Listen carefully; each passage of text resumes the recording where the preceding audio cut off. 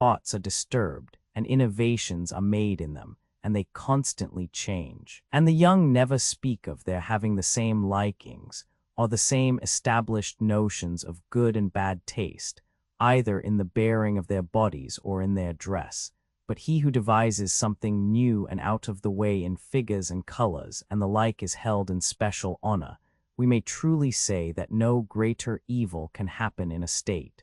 458. For he who changes the spots is secretly changing the manners of the young, and making the old to be dishonored among them, and the new to be honored.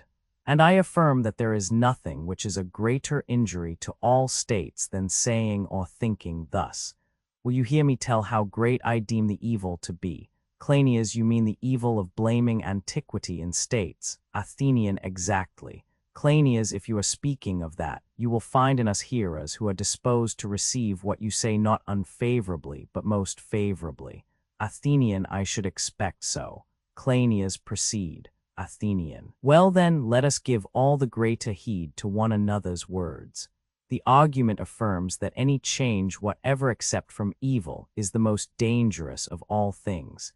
This is true in the case of the seasons and of the winds, in the management of our bodies and the habits of our minds, true of all things except, as I said before, of the bad. He who looks at the constitution of individuals accustomed to eat any sort of meat, or drink any drink, or to do any work which they can get, may see that they are at first disordered by them, but afterwards, as time goes on, their bodies grow adapted to them, and they learn to know and like variety, and have good health and enjoyment of life. And if ever afterwards they are confined again to a superior diet, at first they are troubled with disorders, and with difficulty become habituated to their new food. A similar principle we may imagine to hold good about the minds of men and the natures of their souls. For when they have been brought up in certain laws, which by some divine providence have remained unchanged during long ages, so that no one has any memory or tradition of their ever having been otherwise than they are, then everyone is afraid and ashamed to change that which is established. The legislator must somehow find a way of implanting this reverence for antiquity, and I would propose the following way.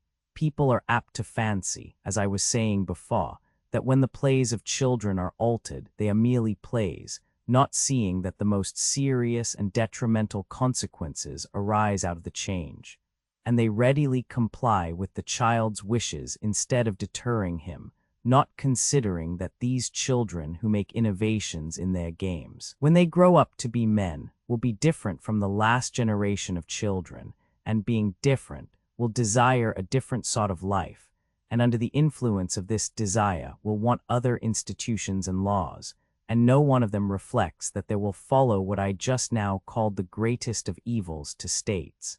Changes in bodily fashions are no such serious evils, but frequent changes in the praise and censure of manners are the greatest of evils, and require the utmost provision. Cleinias, to be sure. Athenian, and now do we still hold to our former assertion, that rhythms and music in general are imitations of good and evil characters in men. 459. What say you? Cleinias, that is the only doctrine which we can admit. Athenian, must we not, then, try in every possible way to prevent our youth from even desiring to imitate new modes either in dance or song? 460. Nor must anyone be allowed to offer them varieties of pleasures. Cleinias, most true. Athenian, can any of us imagine a better mode of effecting this object than that of the Egyptians? Cleinias, what is their method? Athenian, to consecrate every sort of dance or melody. First we should ordain festivals, calculating for the year what they ought to be, and at what time, and in honor of what gods, sons of gods, and heroes they ought to be celebrated, and in the next place what hymns ought to be sung at the several sacrifices, and with what dances the particular festival is to be honored. This has to be arranged at first by certain persons, and when arranged, the whole assembly of the citizens are to offer sacrifices and libations to the Fates and all the other gods, and to consecrate the several odes to gods and heroes. And if anyone offers any other hymns or dances to any one of the gods, the priests and priestesses, acting in concert with the guardians of the law, shall, with the sanction of religion and the law, exclude him, and he who is excluded, if he do not submit, shall be liable all his life long to have a suit of impiety brought against him by anyone who likes. Cleinias very good. Athenian, in the consideration of this subject, let us remember what is due to ourselves. Cleinias, to what are you referring? Athenian, I mean that any young man, and much more any old one, when he sees or hears anything strange or unaccustomed, does not at once run to embrace the paradox, but he stands considering like a person who is at a place where three paths meet and does not very well know his way. He may be alone, or he may be walking with others, and he will say to himself and them, which is the way, and will not move forward until he is satisfied that he is going right. And this is what we must do in the present instance. A strange discussion on the subject of law has arisen, which requires the utmost consideration, and we should not at our age be too ready to speak about such great matters, or be confident that we can say anything certain all in a moment. Cleinias most true. Athenian, then, we will allow time for reflection, and decide when we have given the subject sufficient consideration. But that we may not be hindered from completing the natural arrangement of our laws, let us proceed to the conclusion of them in due order, for very possibly, if God will, the exposition of them, when completed, may throw light on our present perplexity. Cleinias excellent, stranger, let us do as you propose. Athenian, let us then affirm the paradox that strains of music are our laws, nu-omicron iota, and this latter being the name which the ancients gave to lyric songs, 461, they probably would not have very much objected to our proposed application of the word. Someone, either asleep or awake, must have had a dreamy suspicion of their nature. And let our decree be as follows. No one in singing or dancing shall offend against public and consecrated models, and the general fashion among the youth, any more than he would offend against any other law. And he who observes this law shall be blameless, but he who is disobedient, as I was saying, shall be punished by the guardians of the laws and by the priests and priestesses. Suppose that we imagine this to be our law. Cleinias very good. Athenian. Can anyone who makes such laws escape ridicule? Let us see. I think that our only safety will be in first framing certain models for composers. One of these models shall be as follows. If when a sacrifice is going on and the victims are being burnt according to law, if I say, anyone who may be a son or brother, standing by another at the altar and over the victims horribly blasphemes, will not his words inspire despondency and evil omens and forebodings in the mind of his father and of his other kinsmen? Cleinias of course.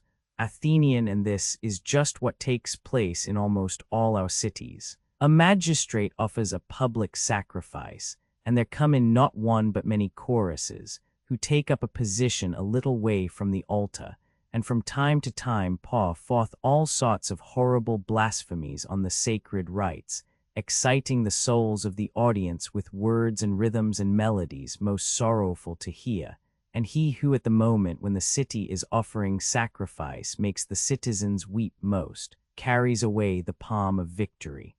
Now, ought we not to forbid such strains as these? And if ever our citizens must hear such lamentations, then on some unblessed and inauspicious day let there be choruses of foreign and hired minstrels, like those hirelings who accompany the departed at funerals with barbarous carrion chants.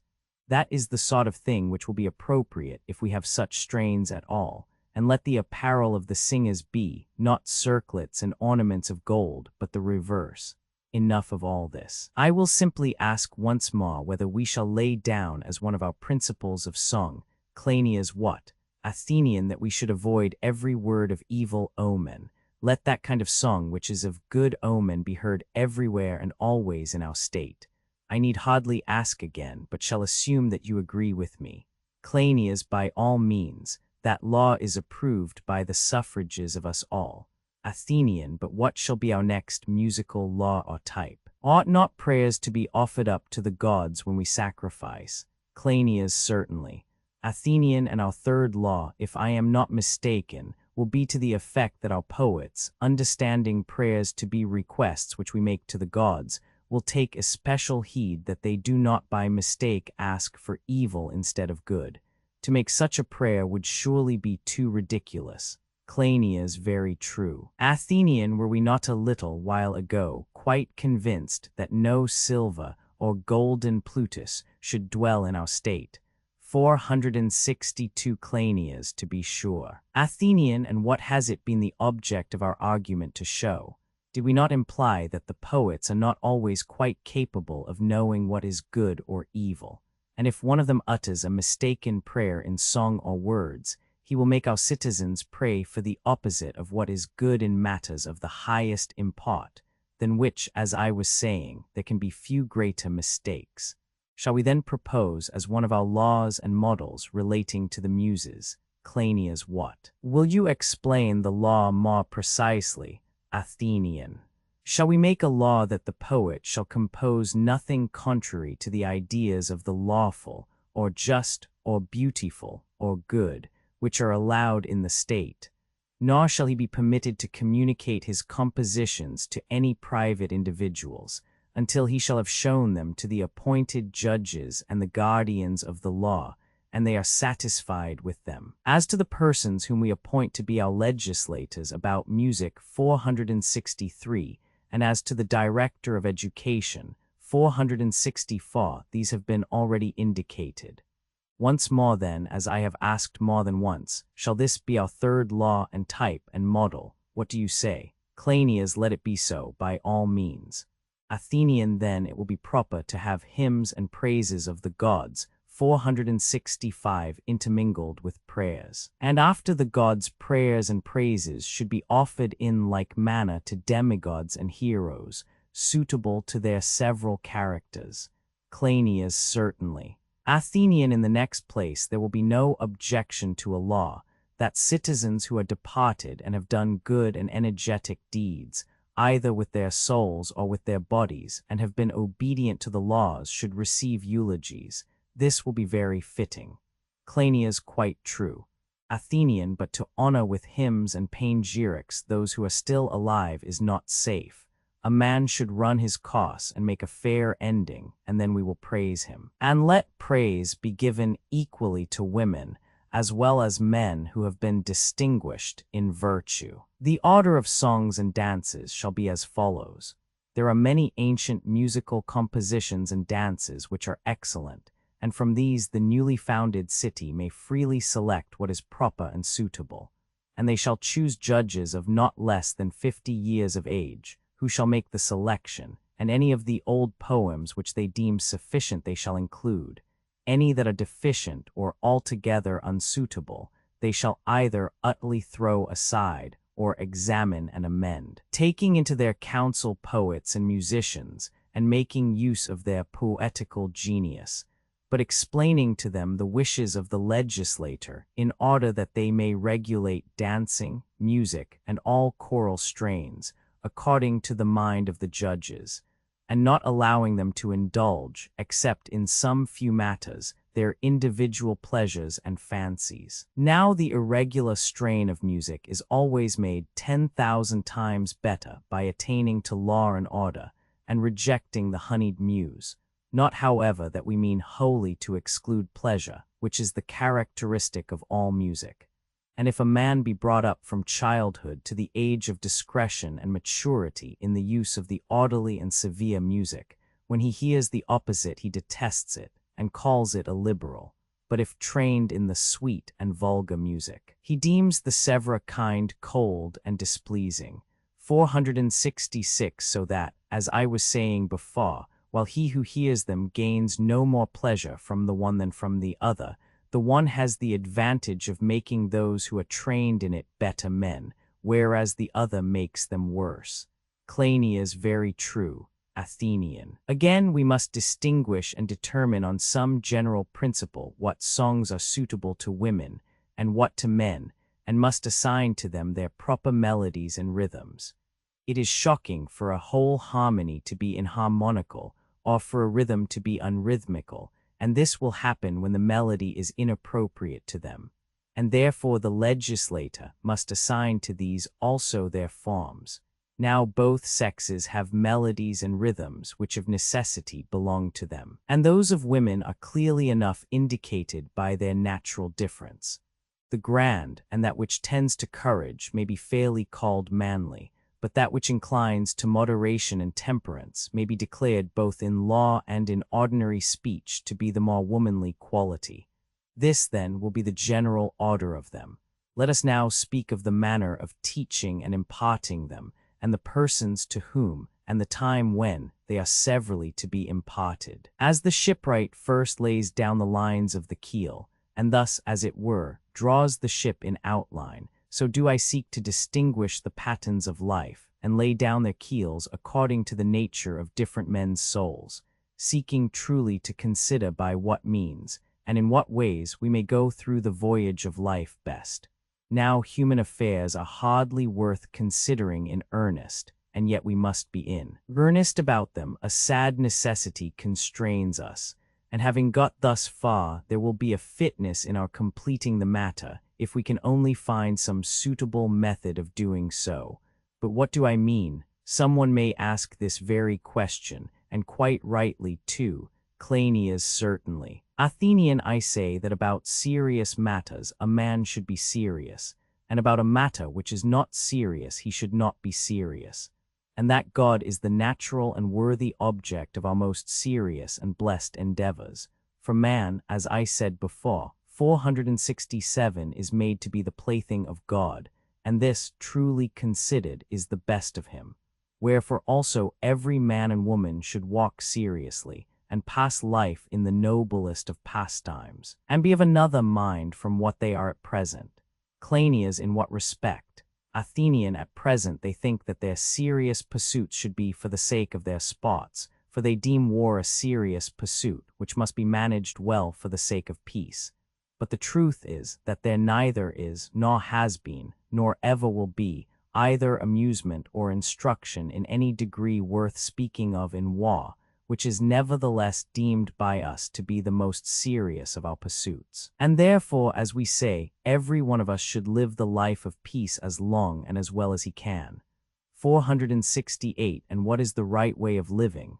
Are we to live in sports always? If so, in what kind of sports? We ought to live sacrificing and singing and dancing, and then a man will be able to propitiate the gods and to defend himself against his enemies and conquer them in battle. The type of song or dance by which he will propitiate them has been described, and the paths along which he is to proceed have been cut for him. He will go forward in the spirit of the poet. 469. Telemachus. Some things thou wilt thyself find in thy heart, but other things God will suggest. For I deem that thou wast not born or brought up without the will of the gods. And this ought to be the view of our alumni. They ought to think that what has been said is enough for them, and that any other things their genius and God will suggest to them. He will tell them to whom, and when, and to what gods severally they are to sacrifice and perform dances, and how they may propitiate the deities, and live according to the appointment of nature, being for the most part puppets, but having some little share of reality. Megillus, you have a low opinion of mankind, stranger. Athenian, nay, Megillus, be not amazed, but forgive me. I was comparing them with the gods, and under that feeling I spoke. Let us grant, if you wish, that the human race is not to be despised, but is worthy of some consideration. Next follow the buildings for gymnasia and schools open to all. These are to be in 3 places in the midst of the city, and outside the city and in the surrounding country, also in 3 places, there shall be schools for horse exercise, and large grounds arranged with a view to archery and the throwing of missiles, at which young men may learn and practice. Of these mention has already been made, 470, and if the mention be not sufficiently explicit, let us speak further of them and embody them in laws. In these several schools let there be dwellings for teachers, who shall be brought from foreign parts by pay, and let them teach those who attend the schools the art of war and the art of music. And the children shall come not only if their parents please, but if they do not please. There shall be compulsory education, as the saying is of all and sundry, as far as this is possible. And the pupils shall be regarded as belonging to the state rather than to their parents. 471. My law would apply to females as well as males. They shall both go through the same exercises.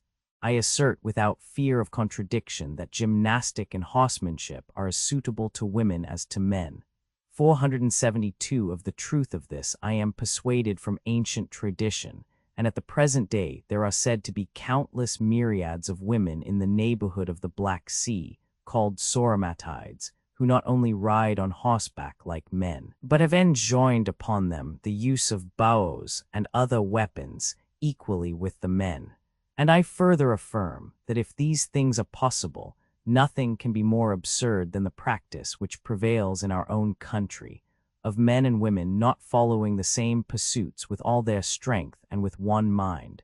For thus the state, instead of being a whole, is reduced to a half, 473, but has the same imposts to pay and the same toils to undergo. And what can be a greater mistake for any legislator to make than this? Cleinias very true. Yet much of what has been asserted by us, stranger, is contrary to the custom of states. Still, in saying that the discourse should be allowed to proceed, and that when the discussion is completed, we should choose what seems best, you spoke very properly. 474, and I now feel compunction for what I have said. Tell me then what you would next wish to say. Athenian. Athenian, and what arrangement of life to be found anywhere is preferable to this community which we are now assigning to them?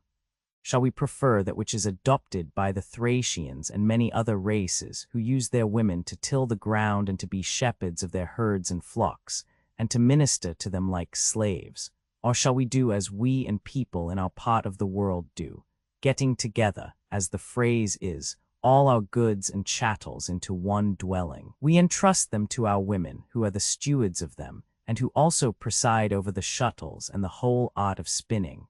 Or shall we take a middle course, as in Lacedaemon, Megillus, letting the girls share in gymnastic and music, while the grown-up women, no longer employed in spinning wool, are hard at work weaving the web of life, which will be no cheap or mean employment, and in the duty of serving and taking care of the household and bringing up the children, in which they will observe a sort of mean, not participating in the toils of war, and if there were any necessity that they should fight for their city and families, unlike the Amazons, they would be unable to take part in archery or any other skilled use of missiles, nor could they, after the example of the goddess, carry shield or spear, or stand up nobly for their country when it was being destroyed, and strike terror into their enemies, if only because they were seen in regular order, living as they do. They would never dare at all to imitate the Sauromatides, who,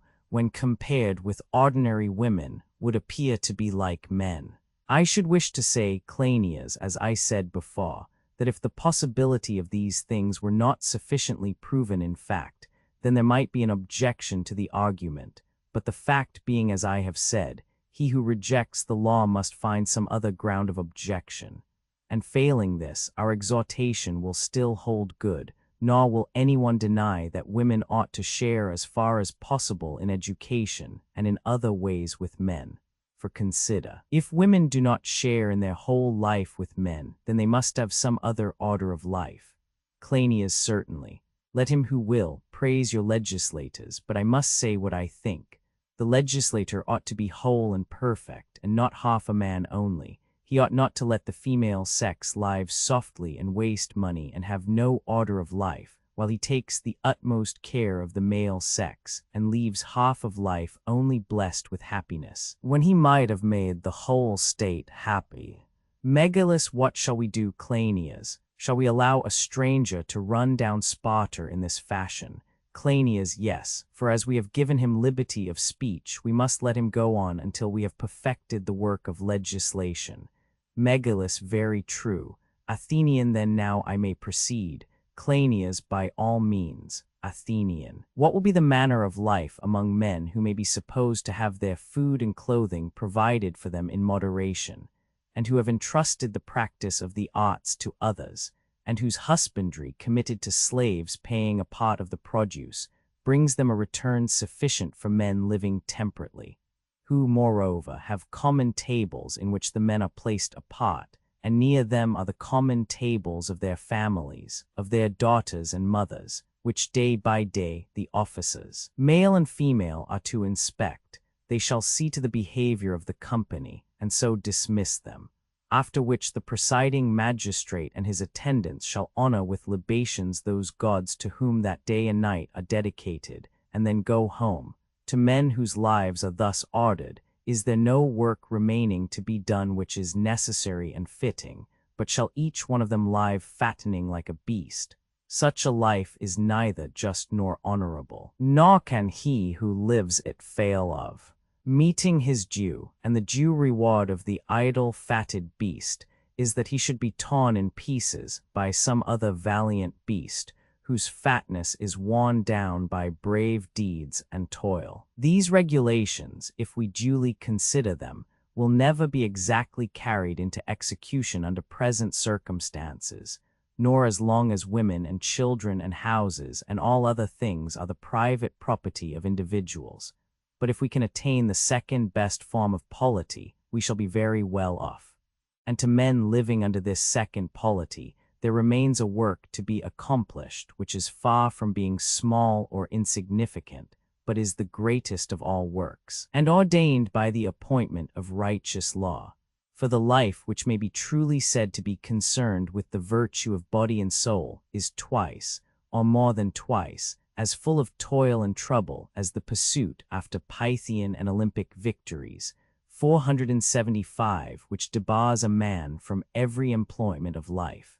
For there ought to be no bywork interfering with the greater work of providing the necessary exercise and nourishment for the body, and instruction and education for the soul. Night and day are not long enough for the accomplishment of their perfection and consummation, and therefore to this end all freemen ought to arrange the way in which they will spend their time during the whole course of the day, from morning till evening, and from evening till the morning of the next sunrise. There may seem to be some impropriety in the legislator determining minutely the numberless details of the management of the house, including such particulars as the duty of wakefulness in those who are to be perpetual watchmen of the whole city. For that any citizen should continue during the whole of any night in sleep, instead of being seen by all his servants, always the first to awake and get up. This, whether the regulation is to be called a law or only a practice, should be deemed base and unworthy of a freeman. Also that the mistress of the house should be awakened by her handmaidens instead of herself first awakening them, is what the slaves, male and female, and the serving boys, and if that were possible, everybody and everything in the house should regard as base. If they rise early, they may all of them do much of their public and of their household business, as magistrates in the city, and masters and mistresses in their private houses, before the sun is up. Much sleep is not required by nature, either for our souls or bodies, or for the actions which they perform. For no one who is asleep is good for anything, any more than if he were dead. But he of us who has the most regard for life and reason keeps awake as long as he can, reserving only so much time for sleep as is expedient for health, and much sleep is not required if the habit of moderation be once rightly formed. Magistrates in states who keep awake at night are terrible to the bad, whether enemies or citizens, and are honored and reverenced by the just and temperate, and are useful to themselves and to the whole state. A night which is passed in such a manner, in addition to all the above-mentioned advantages, infuses a sort of courage into the minds of the citizens.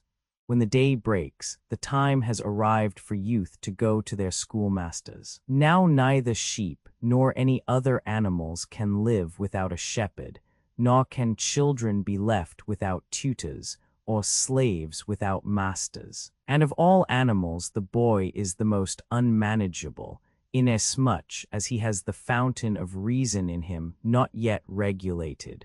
476. He is the most insidious, sharp-witted, and insubordinate of animals. Wherefore he must be bound with many bridles. In the first place, when he gets away from mothers and nurses, he must be under the management of tutors on account of his childishness and foolishness. Then again, being a freeman, he must be controlled by teachers, no matter what they teach, and by studies. But he is also a slave, and in that regard any freeman who comes in his way may punish him and his tutor and his instructor, if any of them does anything wrong. And he who comes across him and does not inflict upon him the punishment which he deserves shall incur the greatest disgrace. And let the guardian of the law, who is the director of education, see to him who, coming in the way of the offenses which we have mentioned, does not chastise them when he ought, or chastises them in a way which he ought not. Let him keep a sharp lookout, and take especial care of the training of our children, directing their natures, and always turning them to good according to the law. But we have not as yet spoken, O illustrious guardian of education, of the manner in which your pupils are to use those strains which are written in prose, although you have been informed what martial strains they are to learn and practice. What relates in the first place to the learning of letters, and secondly to the lyre, and also to calculation, which, as we were saying, 477 is needful for them all to learn, and any other things which are required with a view to war and the management of house and city, and looking to the same object, what is useful in the revolutions of the heavenly bodies, the stars and sun and moon, and the various regulations about these matters which are necessary for the whole state. I am speaking of the arrangements of days in periods of months, and of months in years, which are to be observed, in order that seasons and sacrifices and festivals may have their regular and natural order, and keep the city alive and awake, the gods receiving the honors due to them, and men having a better understanding about them. 478. All these things, O my friend, have not yet been sufficiently declared to you by the legislator. But how can our law sufficiently train the director of education himself? For as yet all has been imperfect, and nothing has been said either clear or satisfactory. Now, as far as possible, the law ought to leave nothing to him, but to explain everything, that he may be an interpreter and tutor to others. About dances and music and choral strains, I have already spoken both as to the character of the selection of them, and the manner in which they are to be amended and consecrated. Attend, then, to what I am now going to say. We were telling you in the first place that you were not sufficiently informed about letters, and the objection was to this effect, that you were never told whether he who was meant to be a respectable citizen should apply himself in detail to that sort of learning, or not apply himself at all. And the same remark holds good of the study of the lyre. But now we say that he ought to attend to them. A fair time for a boy of 10 years old to spend in letters is 3 years. The age of 13 is the proper time for him to begin to handle the lyre, and he may continue at this for another 3 years, neither more nor less, and whether his father or himself like or dislike the study, he is not to be allowed to spend more or less time in learning music than the law allows. And let him who disobeys the law be deprived of those youthful honors of which we shall hereafter speak. 479. Here, however, first of all, what the young ought to learn in the early years of life, and what their instructors ought to teach them.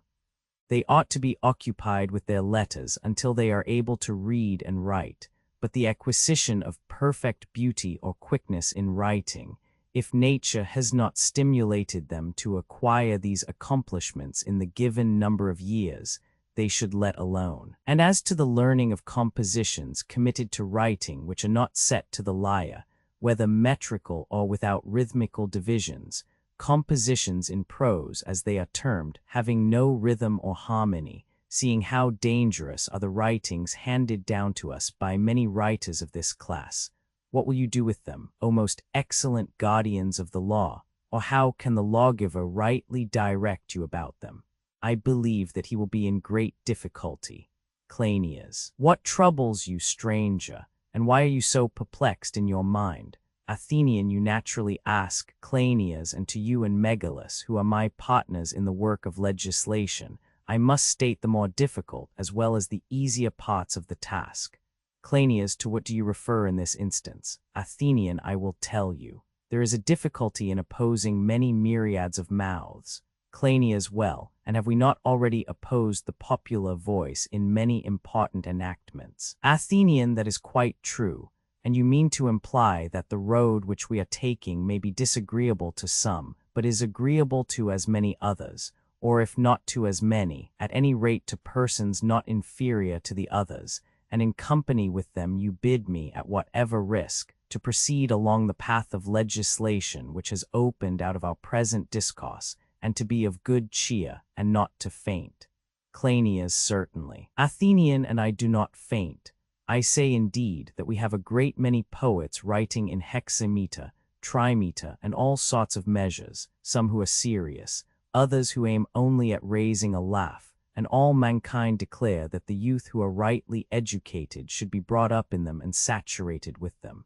Some insist that they should be constantly hearing them read aloud, and always learning them, so as to get by heart entire poets, while others select choice passages and long speeches, and make compendiums of them, saying that these ought to be committed to memory, if a man is to be made good and wise by experience and learning of many things. And you want me now to tell them plainly in what they are right and in what they are wrong. Cleinias, yes, I do. Athenian, but how can I in one word rightly comprehend all of them? I am of opinion, and if I am not mistaken, there is a general agreement that every one of these poets has said many things well and many things the reverse of well. And if this be true, then I do affirm that much learning is dangerous to youth. Cleinias, how would you advise the guardian of the law to act? Athenian, in what respect? Cleinias, I mean to what pattern should he look as his guide in permitting the young to learn some things and forbidding them to learn others? Do not shrink from answering. Athenian, my good Cleinias, I rather think that I am fortunate. Cleinias, how so? Athenian, I think that I am not wholly in want of a pattern, for when I consider the words which we have spoken from early dawn until now, and which, as I believe, have been inspired by heaven, they appear to me to be quite like a poem. When I reflected upon all these words of ours, I naturally felt pleasure, for of all the discourses which I have ever learnt or heard, either in poetry or prose, this seemed to me to be the justest and most suitable for young men to hear. I cannot imagine any better pattern than this which the guardian of the law, who is also the director of education, can have. He cannot do better than advise the teachers to teach the young these words, and any which are of a like nature, if he should happen to find them, either in poetry or prose, or if he come across unwritten discourses akin to ours, he should certainly preserve them, and commit them to writing. And first of all, he shall constrain the teachers themselves to learn and approve them, and any of them who will not, shall not be employed by him, but those whom he finds agreeing in his judgment, he shall make use of, and shall commit to them the instruction and education of youth. And here and on this wise let my fanciful tale about letters and teachers of letters come to an end. Cleinias, I do not think, stranger, that we have wandered out of the proposed limits of the argument, but whether we are right or not in our whole conception, I cannot be very certain. Athenian, the truth, Cleinias, may be expected to become clearer when, as we have often said, we arrive at the end of the whole discussion about laws. Cleinias, yes. Athenian, and now that we have done with the teacher of letters, the teacher of the lyre has to receive orders from us. Cleinias, certainly. Athenian, I think that we have only to recollect our previous discussions, and we shall be able to give suitable regulations touching all this part of instruction and education to the teachers of the lyre. Cleinias, to what do you refer? Athenian, we were saying, if I remember rightly, that the 60-years-old choristers of Dionysus were to be specially quick in their perceptions of rhythm and musical composition, that they might be able to distinguish good and bad imitation. That is to say, the imitation of the good or bad soul when under the influence of passion, rejecting the one and displaying the other in hymns and songs, charming the souls of youth, and inviting them to follow and attain virtue by the way of imitation. 480 Cleinias, very true. Athenian. And with this view, the teacher and the learner ought to use the sounds of the lyre, because its notes are pure, the player who teaches and his pupil rendering note for note in unison. But complexity and variation of notes, when the strings give one sound and the poet or composer of the melody gives another. Also, when they make concords and harmonies in which lesser and greater intervals, slow and quick, or high and low notes, are combined. Or, again, when they make complex variations of rhythms, which they adapt to the notes of the lyre 481, all that sort of thing is not suited to those who have to acquire speedy and useful knowledge of music in 3 years.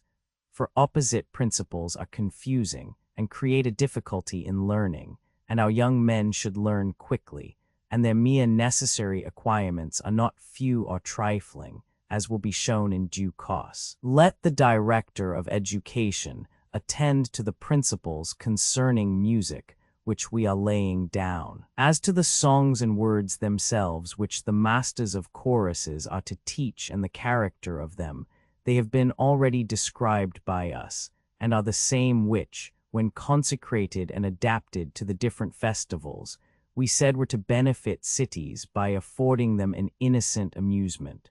482 Cleinias, that again is true. Athenian, then let him who has been elected a director of music, 483, receive these rules from us, as containing the very truth, and may he prosper in his office.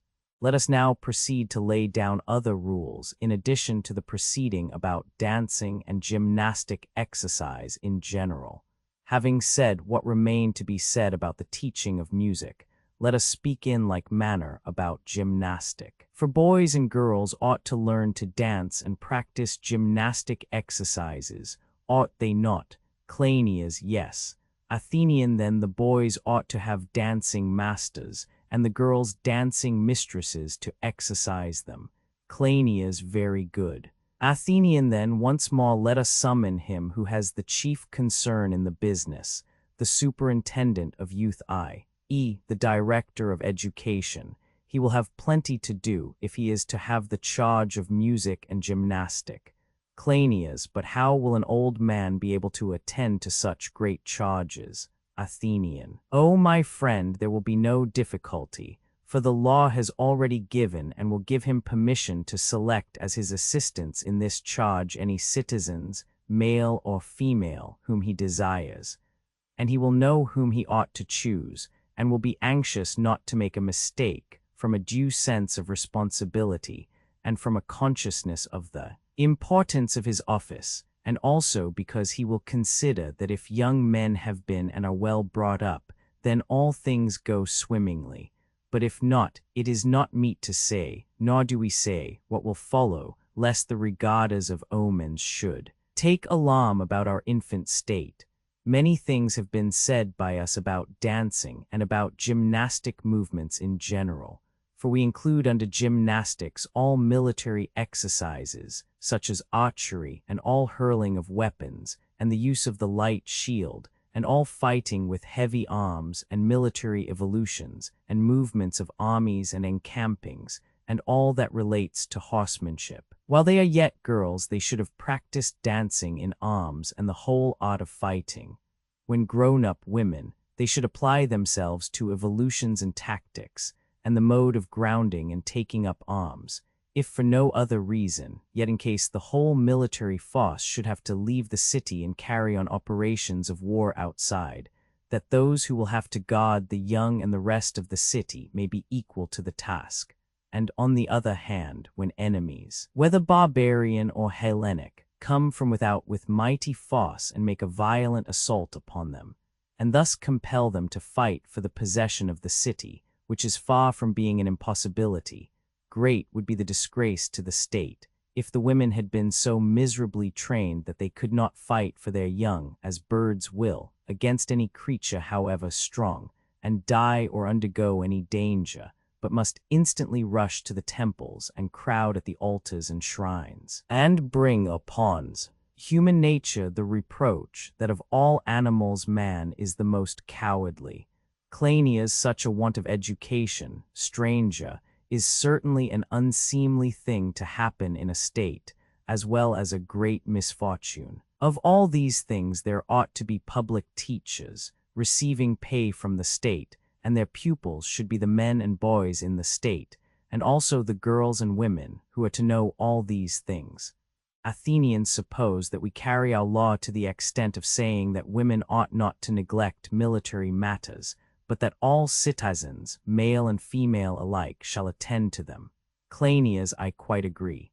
Athenian, of wrestling we have spoken in part, but of what I should call the most important part we have not spoken, and cannot easily speak without showing at the same time by gesture as well as in word what we mean, when word and action combine, and not till then we shall explain clearly what has been said, pointing out that of all movements wrestling is most akin to the military art, and is to be pursued for the sake of this, and not this for the sake of wrestling.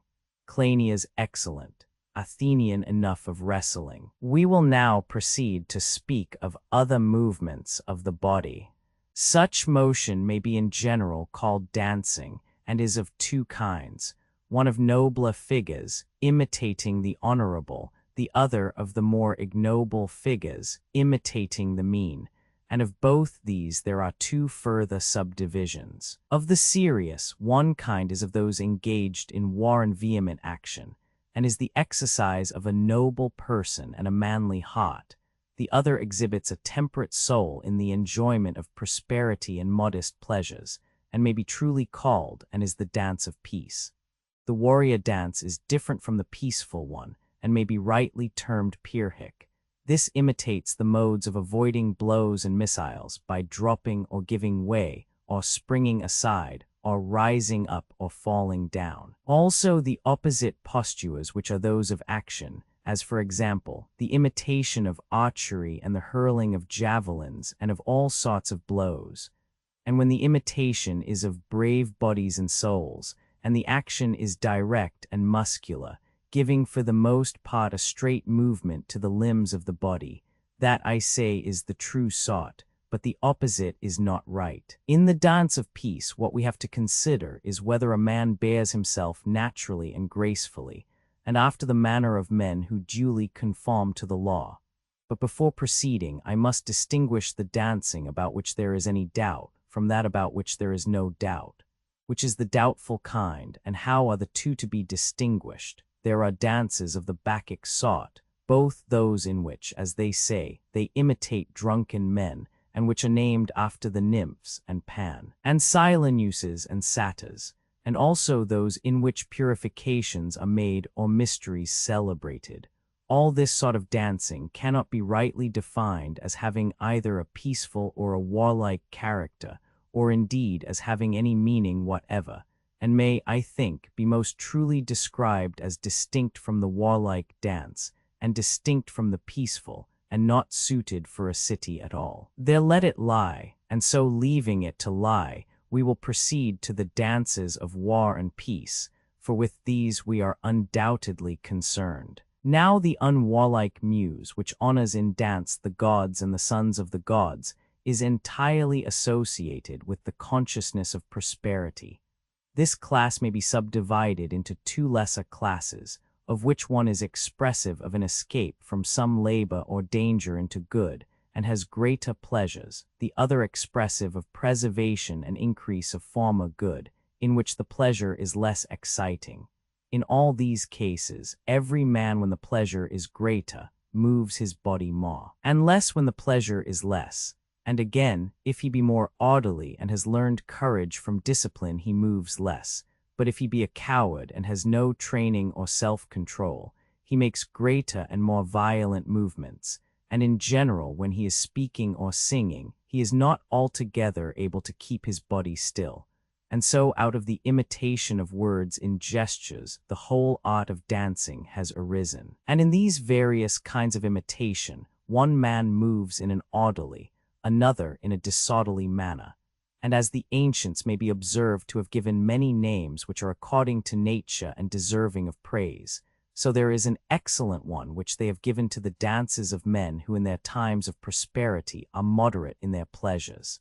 The giver of names, whoever he was, assigned to them a very true and poetical and rational name when he called them emolai, or dances of order, thus establishing two kinds of dances of the nobler sort, the dance of war which he called the pyrrhic, and the dance of peace which he called emolai, or the dance of order, giving to each their appropriate and becoming name. 484. These things the legislator should indicate in general outline, and the guardian of the law should inquire into them and search them out, combining dancing with music, and assigning to the several sacrificial feasts that which is suitable to them. And when he has consecrated all of them in due order, he shall for the future change nothing, whether of dance or song. Thenceforward the city and the citizens shall continue to have the same pleasures, themselves being as far as possible alike, and shall live well and happily. I have described the dances which are appropriate to noble bodies and generous souls. But it is necessary also to consider and know uncomely persons and thoughts, and those which are intended to produce laughter and comedy, and have a comic character in respect of style, song, and dance, and of the imitations which these afford. For serious things cannot be understood without laughable things, nor opposites at all without opposites, if a man is really to have intelligence of either. But he cannot carry out both in action, if he is to have any degree of virtue. And for this very reason he should learn them both, in order that he may not in ignorance do or say anything which is ridiculous and out of place. He should command slaves and hired strangers to imitate such things, but he should never take any serious interest in them himself, nor should any freeman or freewoman be discovered taking pains to learn them. And there should always be some element of novelty in the imitation. Let these then be laid down, both in law and in our discourse, as the regulations of laughable amusements which are generally called comedy. And if any of the serious poets, as they are termed, who write tragedy, come to us and say, O strangers, may we go to your city and country, or may we not, and shall we bring with us our poetry? What is your will about these matters? How shall we answer the divine men? I think that our answer should be as follows. 485 Best of strangers, we will say to them, we also according to our ability are tragic poets, and our tragedy is the best and noblest. For our whole state is an imitation of the best and noblest life, which we affirm to be indeed the very truth of tragedy. You are poets and we are poets, both makers of the same strains, rivals and antagonists in the noblest of dramas, which true law can alone perfect, as our hope is. Do not then suppose that we shall all in a moment allow you to erect your stage in the agora, or introduce the fair voices of your actors, speaking above our own, and permit you to harangue our women and children, and the common people, about our institutions, in language other than our own, and very often the opposite of our own. For a state would be mad which gave you this license, until the magistrates had determined whether your poetry might be recited, and was fit for publication or not. Wherefore, O ye sons and scions of the softer muses, First of all, show your songs to the magistrates, and let them compare them with our own, and if they are the same or better, we will give you a chorus. But if not, then, my friends, we cannot. Let these, then, be the customs ordained by law about all dances and the teaching of them, and let matters relating to slaves be separated from those relating to masters, if you do not object. Cleinias, we can have no hesitation in assenting when you put the matter thus. Athenian. There still remain 3 studies suitable for freemen. Arithmetic is one of them. The measurement of length, surface, and depth is the second, and the third has to do with the revolutions of the stars in relation to one another. Not everyone has need to toil through all these things in a strictly scientific manner, but only a few, and who they ought to be we will hereafter indicate at the end, which will be the proper place. 486. Not to know what is necessary for mankind in general, and what is the truth, is disgraceful to everyone, and yet to enter into these matters minutely is neither easy nor at all possible for everyone. But there is something in them which is necessary and cannot be set aside, and probably he who made the proverb about God originally had this in view when he said that not even God himself can fight against necessity. He meant, if I am not mistaken, divine necessity. For as to the human necessities of which the many speak, when they talk in this manner, nothing can be more ridiculous than such an application of the words. Cleinias, and what necessities of knowledge are there, stranger, which are divine and not human? Athenian, I conceive them to be those of which he who has no use nor any knowledge at all cannot be a god, or demigod, or hero to mankind, or able to take any serious thought or charge of them. And very unlike a divine man would he be, who is unable to count 1, 2, 3, or to distinguish odd and even numbers, 487, or is unable to count at all, or reckon night and day, and who is totally unacquainted with the revolution of the sun and moon and the other stars. There would be great folly in supposing that all these are not necessary parts of knowledge to him who intends to know anything about the highest kinds of knowledge. 488, but which these are, and how many there are of them, and when they are to be learned, and what is to be learned together, and what apart, and the whole correlation of them, must be rightly apprehended first, and these leading the way we may proceed to the other parts of knowledge. For so necessity grounded in nature constrains us, against which we say that no god contends, or ever will contend. Cleinias, I think, stranger, that what you have now said is very true and agreeable to nature. Athenian, yes, Cleinias, that is so, but it is difficult for the legislator to begin with these studies. At a more convenient time we will make regulations for them. Cleinias, you seem, stranger, to be afraid of our habitual ignorance of the subject. There is no reason why that should prevent you from speaking out. Athenian, I certainly am afraid of the difficulties to which you allude, but I am still more afraid of those who apply themselves to this sort of knowledge, and apply themselves badly. For entire ignorance is not so terrible or extreme an evil, and is far from being the greatest of all. Too much cleverness and too much learning, accompanied with an ill bringing up, are far more fatal. 489. Cleinias, true. Athenian, all freemen, I conceive, should learn as much of these branches of knowledge as every child in Egypt is taught when he learns the alphabet. In that country, arithmetical games have been invented for the use of mere children, which they learn as a pleasure and amusement. They have to distribute apples and garlands, using the same number sometimes for a larger and sometimes for a lesser number of persons, and they arrange pugilists and wrestlers as they pair together by lot or remain over, and show how their turns come in natural order.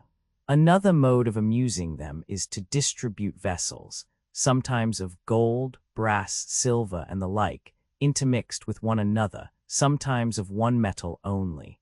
As I was saying, they adapt to their amusement the numbers in common use, and in this way make more intelligible to their pupils the arrangements and movements of armies and expeditions, and in the management of a household they make people more useful to themselves and more wide awake. And again in measurements of things which have length and breadth and depth, they free us from that natural ignorance of all these things which is so ludicrous and disgraceful. 490 Cleinias, what kind of ignorance do you mean? Athenian, O my dear Cleinias, I, like yourself, have late in life heard with amazement of our ignorance in these matters. To me we appear to be more like pigs than men, and I am quite ashamed not only of myself, but of all Hellenes. Cleinias, about what? Say, stranger, what you mean. Athenian, I will, or rather I will show you my meaning by a question, and do you please to answer me. You know, I suppose, what length is. Cleinias, certainly. Athenian, and what breadth is. Cleinias, to be sure. Athenian, and you know that these are two distinct things, and that there is a third thing called depth. Cleinias, of course. Athenian, and do not all these seem to you to be commensurable with themselves? Cleinias, yes. Athenian, that is to say, length is naturally commensurable with length, and breadth with breadth, and depth in like manner with depths. Cleinias, undoubtedly. Athenian, but if some things are commensurable and others wholly incommensurable, and you think that all things are commensurable, what is your position in regard to them? Cleinias, clearly, far from good. Athenian, concerning length and breadth when compared with depth, or breadth and length when compared with one another, are not all the Hellenes agreed that these are commensurable with one another in some way? Cleinias, quite true. Athenian, but if they are absolutely incommensurable, and yet all of us regard them as commensurable, have we not reason to be ashamed of our compatriots, and might we not say to them, O ye best of Hellenes, is not this one of the things of which we were saying that not to know them is disgraceful, and of which to have a bare knowledge only is no great distinction? Cleinias, certainly. Athenian, and there are other things akin to these, in which there spring up other errors of the same family. Cleinias, what are they? Athenian, the natures of commensurable and incommensurable quantities in their relation to one another. A man who is good for anything ought to be able, when he thinks, to distinguish them, and different persons should compete with one another in asking questions, which will be a far better and more graceful way of passing their time than the old man's game of draughts. Cleinias, I dare say, and these pastimes are not so very unlike a game of draughts. Athenian, and these, as I maintain, Cleinias, are the studies which our youth ought to learn, for they are innocent and not difficult. The learning of them will be an amusement, and they will benefit the state. If anyone is of another mind, let him say what he has to say. Cleinias, certainly. Athenian, then, if these studies are such as we maintain, we will include them. If not, they shall be excluded. Cleinias, assuredly. But may we not now, stranger, prescribe these studies as necessary, and so fill up the lacunae of our laws?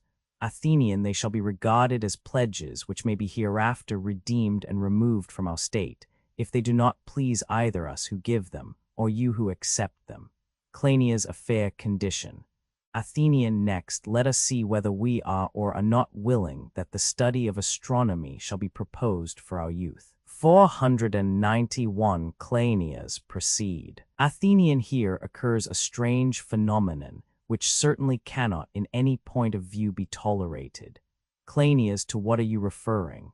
Athenian, men say that we ought not to inquire into the supreme God and the nature of the universe, nor busy ourselves in searching out the causes of things, and that such inquiries are impious, whereas the very opposite is the truth. Cleinias, what do you mean? Athenian, perhaps what I am saying may seem paradoxical, and at variance with the usual language of age. But when anyone has any good and true notion which is for the advantage of the state and in every way acceptable to God, he cannot abstain from expressing it. Cleinias, your words are reasonable enough, but shall we find any good or true notion about the stars? Athenian, my good friends, at this hour all of us Hellenes tell lies, if I may use such an expression, about those great gods, the sun and the moon. Cleinias, lies of what nature? Athenian, we say that they and divers other stars do not keep the same path, and we call them planets or wanderers. Cleinias, very true, stranger, and in the course of my life I have often myself seen the morning star and the evening star and divers others not moving in their accustomed course, but wandering out of their path in all manner of ways, and I have seen the sun and moon doing what we all know that they do.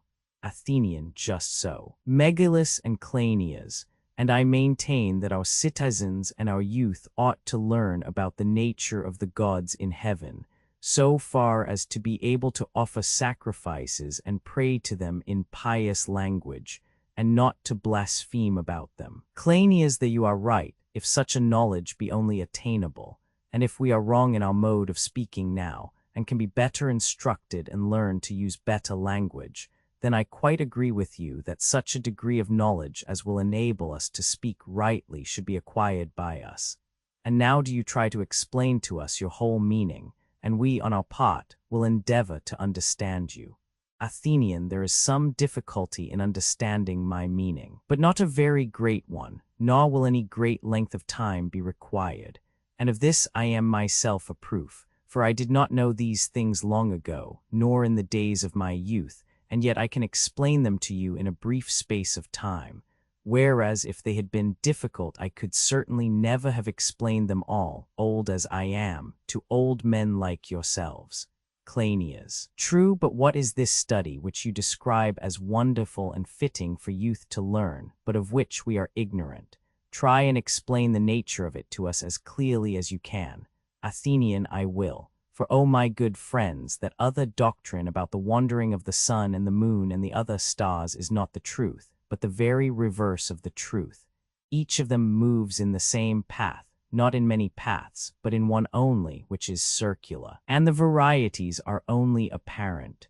Nor are we right in supposing that the swiftest of them is the slowest, nor conversely, that the slowest is the quickest. And if what I say is true, only just imagine that we had a similar notion about horses running at Olympia, or about men who ran in the long course, and that we addressed the swiftest as the slowest and the slowest as the swiftest, and sang the praises of the vanquished as though he were the victor. In that case our praises would not be true, nor very agreeable to the runners, though they be but men. And now, to commit the same error about the gods which would have been ludicrous and erroneous in the case of men, is not that ludicrous and erroneous? Cleinias, worse than ludicrous, I should say. Athenian, at all events, the gods cannot like us to be spreading a false report of them. Cleinias, most true, if such is the fact. Athenian, and if we can show that such is really the fact, then all these matters ought to be learned so far as is necessary for the avoidance of impiety, but if we cannot, they may be let alone, and let this be our decision. Cleinias, very good.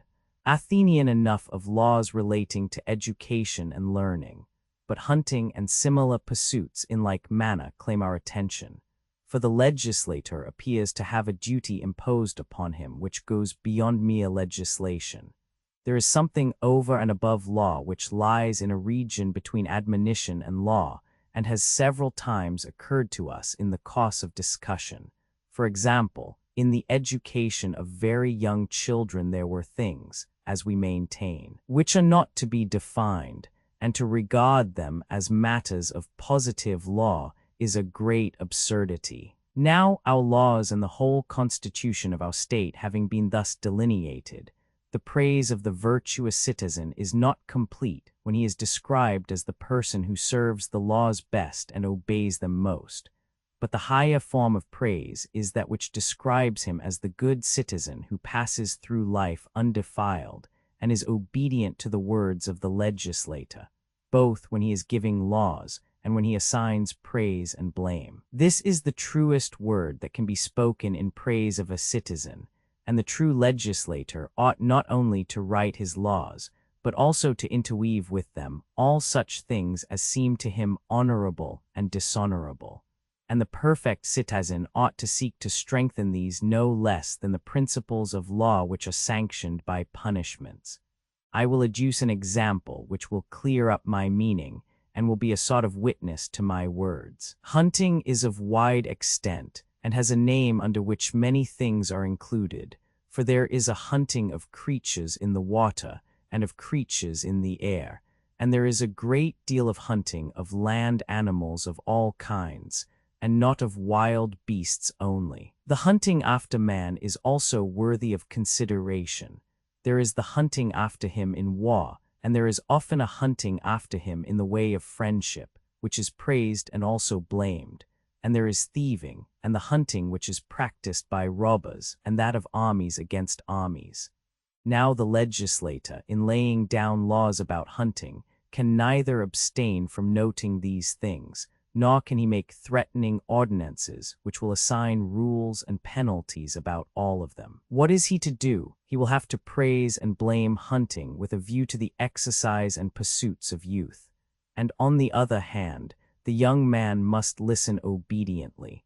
Neither pleasure nor pain should hinder him, and he should regard as his standard of action the praises and injunctions of the legislator, rather than the punishments which he imposes by law. This being premised, there will follow next in order moderate praise and censure of hunting, the praise being assigned to that kind which will make the souls of young men better, and the censure to that which has the opposite effect.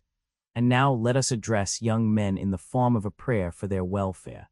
O friends, we will say to them, may no desire or love of hunting in the sea, or of angling, or of catching the creatures in the waters, ever take possession of you, either when you are awake or when you are asleep, by hook or with wheels, which latter is a very lazy contrivance.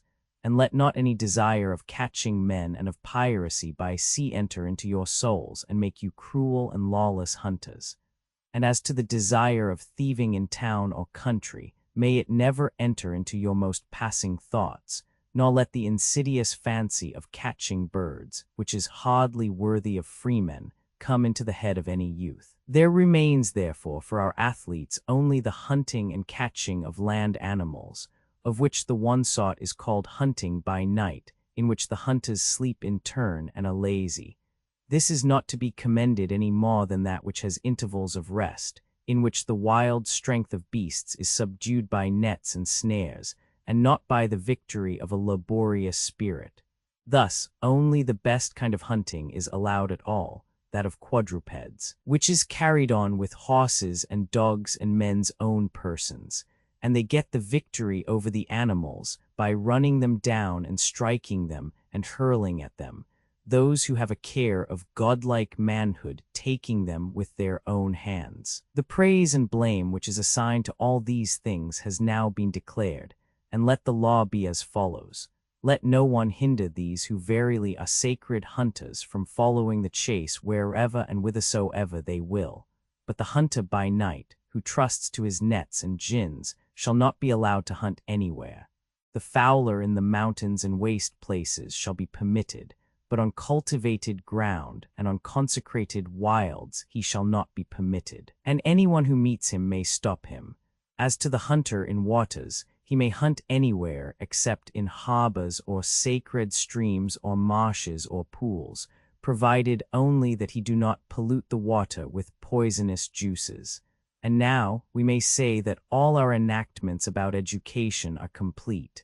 Cleinias very good. Chapter 39. Book Roman 8 Athenian. Next, with the help of the Delphian oracle, we have to institute festivals and make laws about them, and to determine what sacrifices will be for the good of the city, and to what gods they shall be offered.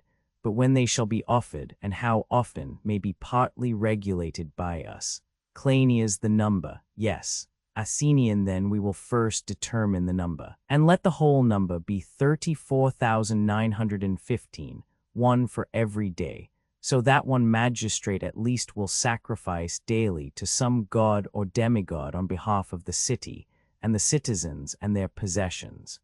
And the interpreters and priests and priestesses and prophets shall meet, and in company with the guardians of the law, ordain those things which the legislator of necessity omits. And I may remark that they are the very persons who ought to take note of what is omitted.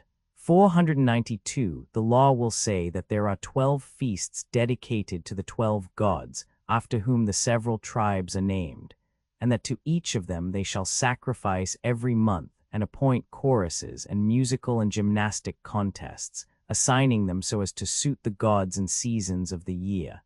And they shall have festivals for women, distinguishing those which ought to be separated from the men's festivals, and those which ought not. Further, they shall not confuse the infernal deities and their rites with the gods who are termed heavenly and their rites, but shall separate them, giving to Plato his own in the 12th month, which is sacred to him, according to the law. To such a deity warlike men should entertain no aversion, but they should honor him as being always the best friend of man. 493. For the connection of soul and body is no way better than the dissolution of them, as I am ready to maintain quite seriously. Moreover, those who would regulate these matters rightly should consider that our city among existing cities has no fellow, either in respect of leisure or command of the necessaries of life, and that like an individual she ought to live happily. And those who would live happily should in the first place do no wrong to one another, and ought not themselves to be wronged by others. To attain the first is not difficult, but there is great difficulty in acquiring the power of not being wronged. No man can be perfectly secure against wrong unless he has become perfectly good, and cities are like individuals in this, for a city if good has a life of peace, but if evil, a life of war within and without. Wherefore the citizens ought to practice war, not in time of war, but rather while they are at peace. And every city which has any sense should take the field at least for one day in every month, and for more if the magistrates think fit, having no regard to winter cold or summer heat. And they should go out en masse, including their wives and their children, when the magistrates determine to lead forth the whole people, or in separate portions when summoned by them. And they should always provide that there should be games and sacrificial feasts, and they should have tournaments, imitating in as lively a manner as they can real battles. And they should distribute prizes of victory and valor to the competitors, passing censures and encomiums on one another according to the characters which they bear in the contests and in their whole life, honoring him who seems to be the best, and blaming him who is the opposite. And let poets celebrate the victors, not however every poet, but only one who in the first place is not less than 50 years of age. Nor should he be one who, although he may have musical and poetical gifts, has never in his life done any noble or illustrious action, but those who are themselves good and also honorable in the state, creators of noble actions, let their poems be sung, even though they be not very musical. And let the judgment of them rest with the instructor of youth. 494, and the other guardians of the laws, who shall give them this privilege, and they alone shall be free to sing, but the rest of the world shall not have this liberty. Nor shall anyone dare to sing a song which has not been approved by the judgment of the guardians of the laws, not even if his strain be sweeter than the songs of Thamyras and Orpheus, but only such poems as have been judged sacred and dedicated to the gods, and such as are the works of good men, in which praise or blame has been awarded, and which have been deemed to fulfill their design fairly. The regulations about war and about liberty of speech in poetry ought to apply equally to men and women. The legislator may be supposed to argue the question in his own mind: who are my citizens for whom I have set in order the city? Are they not competitors in the greatest of all contests? 495, and have they not innumerable rivals? To be sure, will be the natural reply. Well, but if we were training boxers or pancratiasts or any other sort of athletes, would they never meet until the hour of contest arrived? And should we do nothing to prepare ourselves previously by daily practice? Surely, if we were boxers, we should have been learning to fight for many days before, and exercising ourselves in imitating all those blows and wads which we were intending to use in the hour of conflict. and in order that we might come as near to reality as possible. Instead of cestices, we should put on boxing gloves, that the blows and the wads might be practiced by us to the utmost of our power.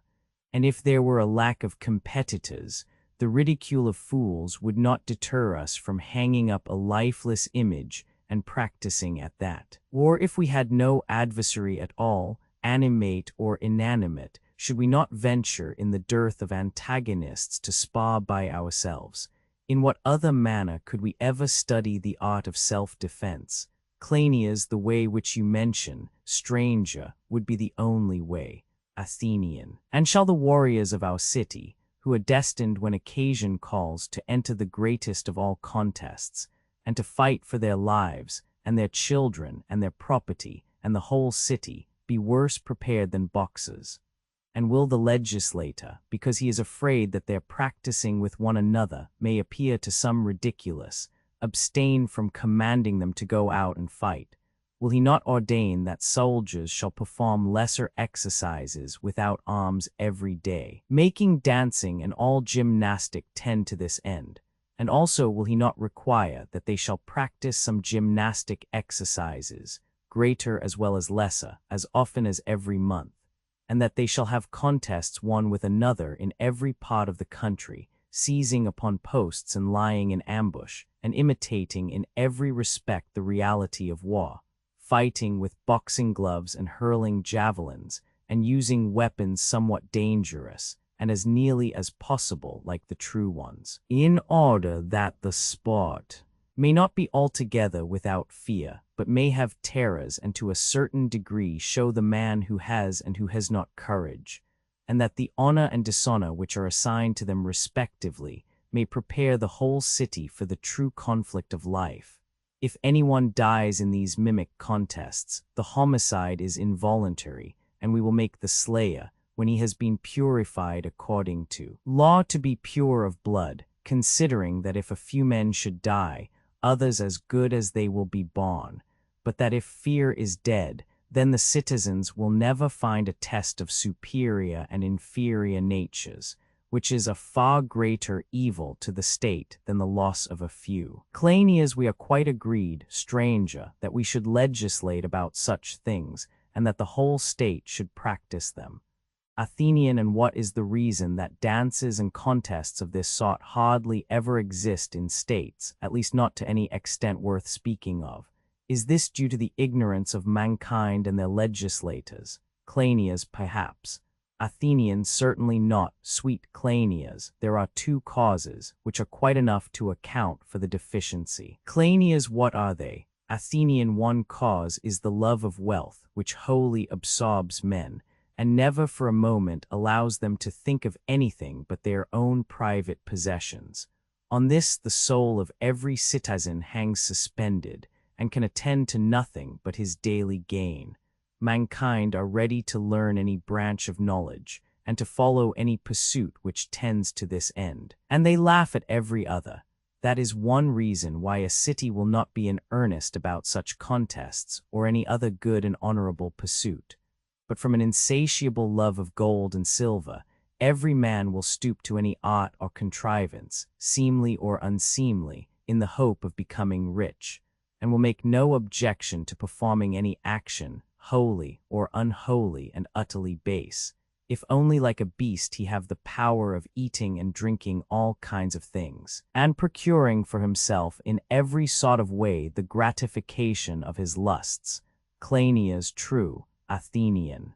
Let this, then, be deemed one of the causes which prevent states from pursuing in an efficient manner the art of war, or any other noble aim, but makes the orderly and temperate part of mankind into merchants, and captains of ships and servants, and converts the valiant sort into thieves and burglars, and robbers of temples, and violent, tyrannical persons, many of whom are not without ability, but they are unfortunate. 496 Cleinias, what do you mean? Athenian, must not they be truly unfortunate, whose souls are compelled to pass through life always hungering? Cleinias, then, that is one cause, stranger, but you spoke of another. Athenian, thank you for reminding me. Cleinias, the insatiable lifelong love of wealth, as you were saying, is one cause which absorbs mankind and prevents them from rightly practicing the arts of war. Granted. And now tell me, what is the other? Athenian, do you imagine that I delay because I am in a perplexity? Cleinias, no, but we think that you are too severe upon the money-loving temper, of which you seem in the present discussion to have a peculiar dislike. Athenian, that is a very fair rebuke, Cleinias. And I will now proceed to the second cause. Cleinias, proceed. Athenian, I say that governments are a cause, democracy, oligarchy, tyranny, concerning which I have often spoken in the previous discourse. 497, or rather governments they are not, for none of them exercises a voluntary rule over voluntary subjects, but they may be truly called states of discord, in which while the government is voluntary, the subjects always obey against their will and have to be coerced, and the ruler fears the subject and will not, if he can help, allow him to become either noble, or rich, or strong, or valiant, or warlike at all. 498. These two are the chief causes of almost all evils, and of the evils of which I have been speaking they are notably the causes. But our state has escaped both of them, for her citizens have the greatest leisure, and they are not subject to one another, and will, I think, be made by these laws the reverse of lovers of money. Such a constitution may be reasonably supposed to be the only one existing which will accept the education which we have described, and the martial pastimes which have been perfected according to our idea. Cleinias, true. Athenian, then next we must remember, about all gymnastic contests, that only the warlike sort of them are to be practiced, and to have prizes of victory, and those which are not military are to be given up. The military sort had better be completely described and established by law, and first let us speak of running and swiftness. Cleinias, very good. Athenian, certainly the most military of all qualities is general activity of body, whether of foot or hand. For escaping or for capturing an enemy, quickness of foot is required, but hand-to-hand conflict and combat need vigor and strength. Cleinias, very true. Athenian, neither of them can attain their greatest efficiency without arms. Cleinias, how can they? Athenian. Then our herald, in accordance with the prevailing practice, will first summon the runner. He will appear armed, for to an unarmed competitor we will not give a prize. And he shall enter first who is to run the single course bearing arms, next he who is to run the double course, third he who is to run the horse course, and fourthly he who is to run the long course. The fifth whom we start shall be the first sent forth in heavy armor, and shall run a course of 60 stadia to some temple of Ares, and we will send forth another, whom we will style the more heavily armed, to run over smoother ground. There remains the archer, and he shall run in the full equipments of an archer a distance of 100 stadia over mountains, and across every sort of country, to a temple of Apollo and Artemis. This shall be the order of the contest, and we will wait for them until they return, and will give a prize to the conqueror in each. Cleinias, very good. Athenian, let us suppose that there are 3 kinds of contests, one of boys, another of beardless youths, and a third of men. For the youths we will fix the length of the contest at 2/3, and for the boys at half of the entire course, whether they contend as archers or as heavy-armed.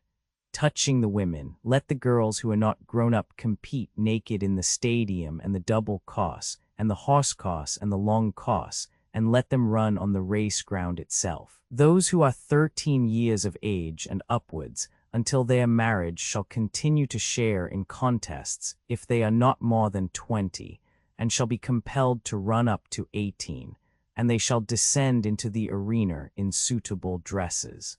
Let these be the regulations about contests in running both for men and women. Respecting contests of strength, instead of wrestling and similar contests of the heavier sort, we will institute conflicts in armor of 1 against 1, and 2 against 2, and so on up to 10 against 10. As to what a man ought not to suffer or do, and to what extent in order to gain the victory, as in wrestling, the masters of the art have laid down what is fair and what is not fair, so in fighting in armor, we ought to call in skillful persons, who shall judge for us and be our assessors in the work of legislation. They shall say who deserves to be victor in combats of this sort, and what he is not to do or have done to him, and in like manner what rule determines who is defeated. And let these ordinances apply to women until they are married as well as to men. The Pancratian shall have a counterpart in a combat of the light-armed. They shall contend with bows and with light shields and with javelins and in the throwing of stones by slings and by hand. And laws shall be made about it, and rewards and prizes given to him who best fulfills the ordinances of the law. Next in order we shall have to legislate about the horse contests. Now we do not need many horses, for they cannot be of much use in a country like Crete, 499, and hence we naturally do not take great pains about the rearing of them or about horse races. There is no one who keeps a chariot among us, and any rivalry in such matters would be altogether out of place. There would be no sense nor any shadow of sense in instituting contests which are not after the manner of our country, and therefore we give our prizes for single horses, for colts who have not yet cast their teeth, and for those who are intermediate, and for the full-grown horses themselves, and thus our equestrian games will accord with the nature of the country. Let them have conflict and rivalry in these matters in accordance with the law. And let the colonels and generals of horse decide together about all courses and about the armed competitors in them. But we have nothing to say to the unarmed either in gymnastic exercises or in these contests. On the other hand, the Cretan bowman or javelin man who fights in armor on horseback is useful, and therefore we may as well place a competition of this sort among our amusements. Women are not to be forced to compete by laws and ordinances, but if from previous training they have acquired the habit and are strong enough and like to take part, let them do so, girls as well as boys, and no blame to them. Thus the competition in gymnastic and the mode of learning it have been described, and we have spoken also of the toils of the contest, and of daily exercises under the superintendence of masters. 500 likewise, what relates to music has been, for the most part, completed. But as to rhapsodes and the like, and the contests of choruses which are to perform at feasts, all this shall be arranged when the months and days and years have been appointed for gods and demigods, whether every 3rd year, or again every 5th year, or in whatever way or manner, the gods may put into men's minds the distribution and order of them. At the same time, we may expect that the musical contests will be celebrated in their turn by the command of the judges and the director of education and the guardians of the law meeting together for this purpose, and themselves becoming legislators of the times and nature and conditions of the choral contests and of dancing in general. What they ought severally to be in language and song, and in the admixture of harmony with rhythm and the dance, has been often declared by the original legislator, and his successors ought to follow him, making the games and sacrifices duly to correspond at fitting times, and appointing public festivals. It is not difficult to determine how these and the like matters may have a regular order, nor, again, will the alteration of them do any great good or harm to the state. There is, however, another matter of great importance and difficulty, concerning which God should legislate, if there were any possibility of obtaining from him an ordinance about it. But seeing that divine aid is not to be had, there appears to be a need of some bold man who specially honors plainness of speech, and will say outright what he thinks best for the city and citizens, ordaining what is good and convenient for the whole state amid the corruptions of human souls, opposing the mightiest lusts, and having no man his helper but himself, standing alone and following reason only. Cleinias. What is this, stranger, that you are saying? For we do not as yet understand your meaning. Athenian. Very likely. I will endeavor to explain myself more clearly. When I came to the subject of education, I beheld young men and maidens holding friendly intercourse with one another, and there naturally arose in my mind a sort of apprehension. I could not help thinking how one is to deal with a city in which youths and maidens are well nurtured and have nothing to do, and are not undergoing the excessive and servile toils which extinguish wantonness, and whose only cares during their whole life are sacrifices and festivals and dances. How, in such a state as this, will they abstain from desires which thrust many a man and woman into perdition, and from which reason, assuming the functions of law, commands them to abstain? The ordinances already made may possibly get the better of most of these desires. The prohibition of excessive wealth is a very considerable gain in the direction of temperance, and the whole education of our youth imposes a law of moderation on them. Moreover, the eye of the rulers is required always to watch over the young, and never to lose sight of them. And these provisions do, as far as human means can effect anything, exercise a regulating influence upon the desires in general. But how can we take precautions against the unnatural loves of either sex, from which innumerable evils have come upon individuals and cities? How shall we devise a remedy and way of escape out of so great a danger? Truly, Cleinias, here is a difficulty. In many ways Crete and Lacedaemon furnish a great help to those who make peculiar laws, but in the matter of love, as we are alone, I must confess that they are quite against us.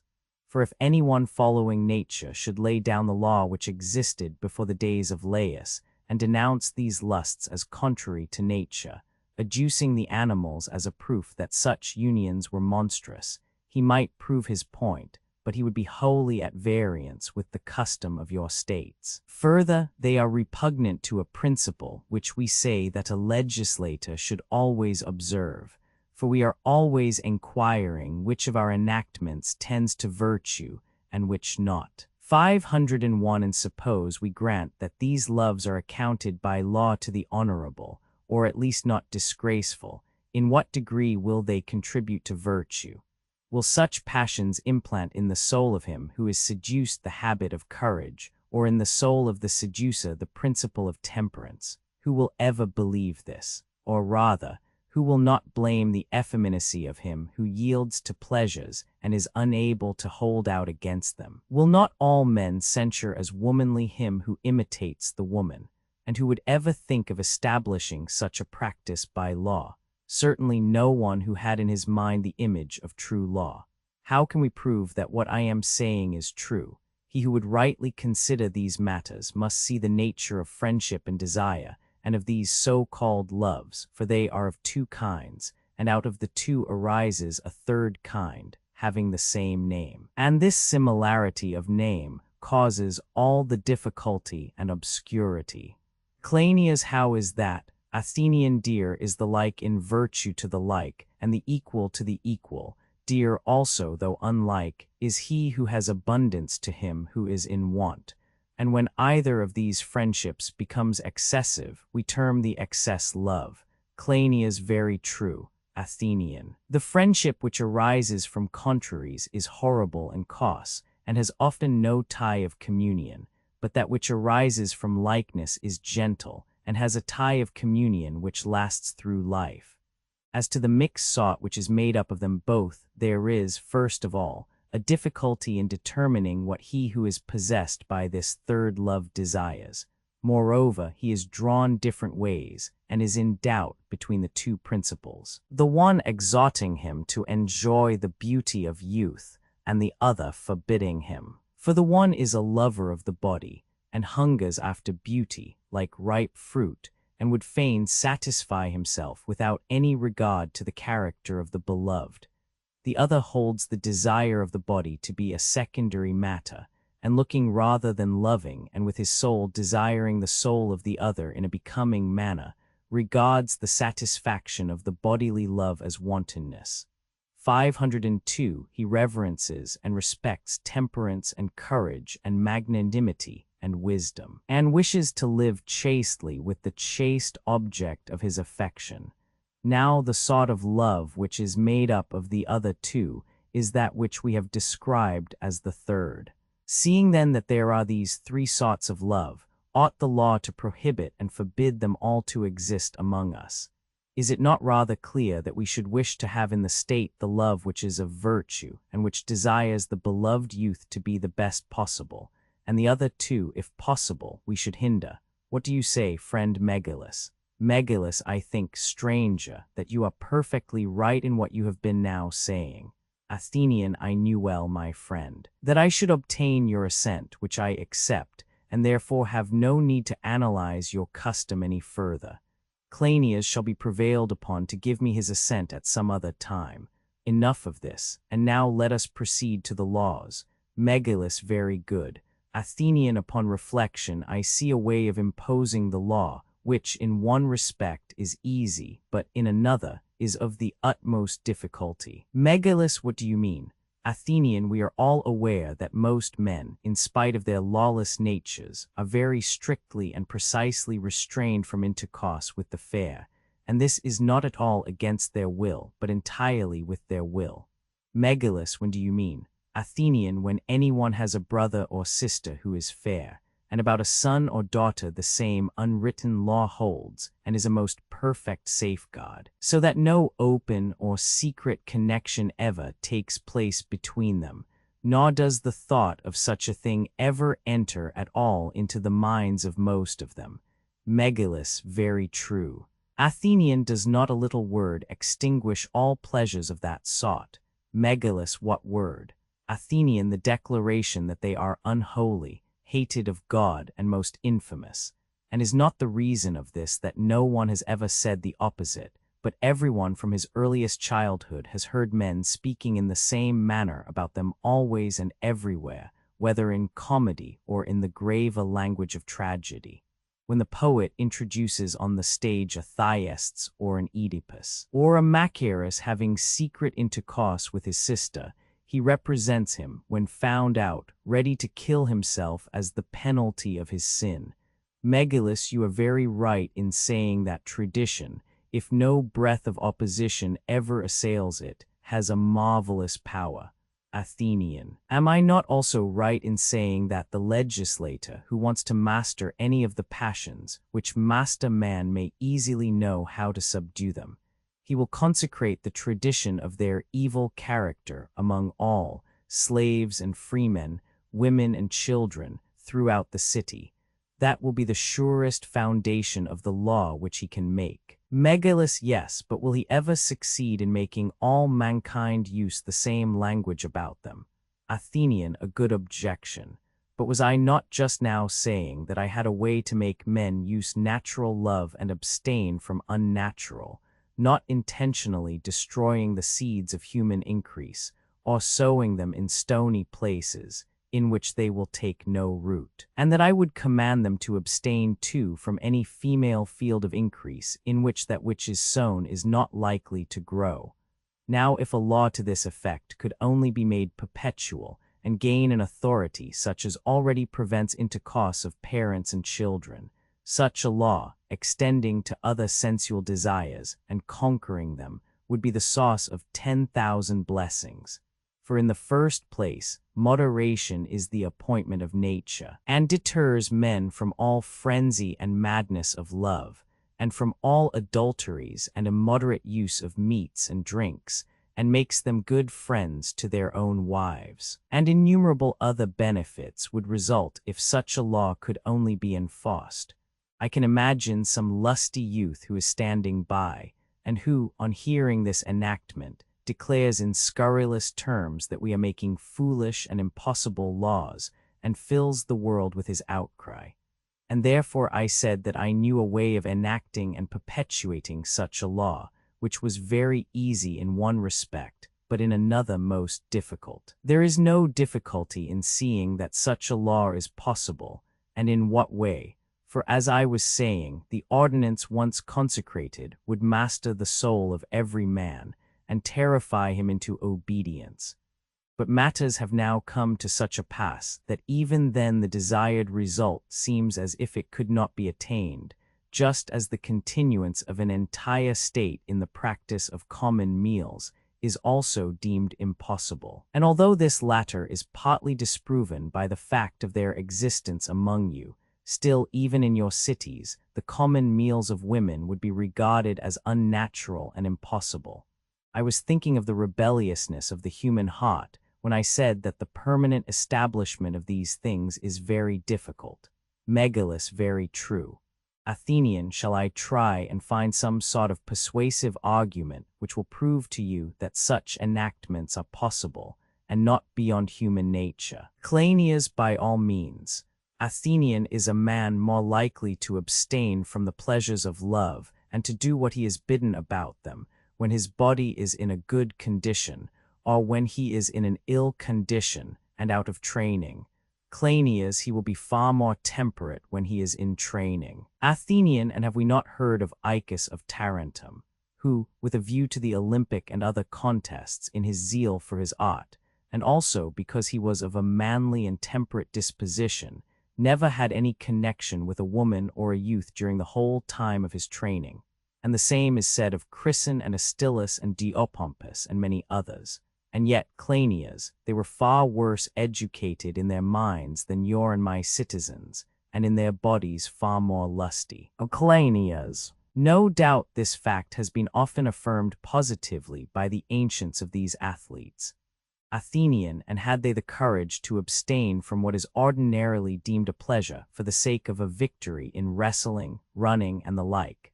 And shall our young men be incapable of a similar endurance for the sake of a much nobler victory, which is the noblest of all, as from their youth upwards we will tell them, charming them, as we hope, into the belief of this by tales and sayings and songs? Cleinias, of what victory are you speaking?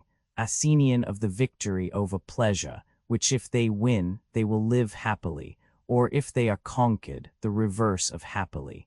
And further, may we not suppose that the fear of impiety will enable them to master that which other inferior people have mastered?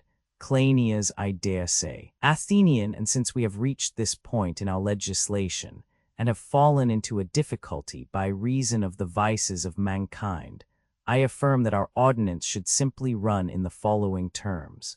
Our citizens ought not to fall below the nature of birds and beasts in general, who are born in great multitudes, and yet remain until the age for procreation virgin and unmarried, but when they have reached the proper time of life are coupled, male and female, and lovingly pair together, and live the rest of their lives in holiness and innocence, abiding firmly in their original compact. Surely, we will say to them, you should be better than the animals. But if they are corrupted by the other Hellenes and the common practice of barbarians, and they see with their eyes and hear with their ears of the so-called free love everywhere prevailing among them, and they themselves are not able to get the better of the temptation, the guardians of the law, exercising the functions of lawgivers, shall devise a second law against them. Cleinias, and what law would you advise them to pass if this one failed? Athenian, clearly, Cleinias, the one which would naturally follow. Cleinias, what is that? Athenian, our citizens should not allow pleasures to strengthen with indulgence, but should by toil divert the aliment and exuberance of them into other parts of the body, and this will happen if no immodesty be allowed in the practice of love. Then they will be ashamed of frequent intercourse, and they will find pleasure, if seldom enjoyed, to be a less imperious mistress. They should not be found out doing anything of the sort. Concealment shall be honorable, and sanctioned by custom, and made law by unwritten prescription. On the other hand, to be detected shall be esteemed dishonorable, but not to abstain wholly. In this way there will be a second legal standard of honorable and dishonorable, involving a second notion of right. 3 principles will comprehend all those corrupt natures whom we call inferior to themselves, and who form but one class, and will compel them not to transgress. Cleinias, what are they? Athenian. The principle of piety, the love of honor, and the desire of beauty, not in the body but in the soul. These are perhaps romantic aspirations, but they are the noblest of aspirations if they could only be realized in all states, and God willing, in the matter of love we may be able to enforce one of two things, either that no one shall venture to touch any person of the freeborn or noble class except his wedded wife, or sow the unconsecrated and bastard seed among harlots, or in barren and unnatural lusts, or at least we may abolish altogether the connection of men with men. And as to women, if any man has to do with any but those who come into his house duly married by sacred rites, whether they be bought or acquired in any other way, and he offends publicly in the face of all mankind, we shall be right in enacting that he be deprived of civic honors and privileges, and be deemed to be, as he truly is, a stranger. Let this law then, whether it is one, or ought rather to be called two, be laid down respecting love in general, and the intercourse of the sexes which arises out of the desires, whether rightly or wrongly indulged. Megillus, I, for my part, stranger, would gladly receive this law. Cleinias shall speak for himself, and tell you what is his opinion. Cleinias, I will, Megillus, when an opportunity offers. At present, I think that we had better allow the stranger to proceed with his laws. Megillus, very good.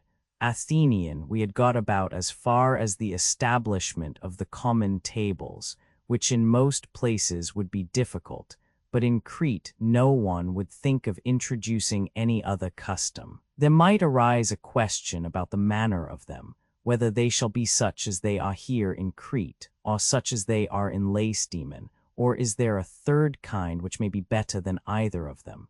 503. The answer to this question might be easily discovered, but the discovery would do no great good, for at present they are very well ordered. Leaving the common tables, we may therefore proceed to the means of providing food. Now, in cities the means of life are gained in many ways and from divers sources, and in general from two sources, whereas our city has only one. For most of the Hellenes obtain their food from sea and land, but our citizens from land only. And this makes the task of the legislator less difficult. Half as many laws will be enough, and much less than half, and they will be of a kind better suited to free men. For he has nothing to do with laws about shipowners and merchants and retailers and innkeepers, and tax collectors and mines and moneylending and compound interest and innumerable other things.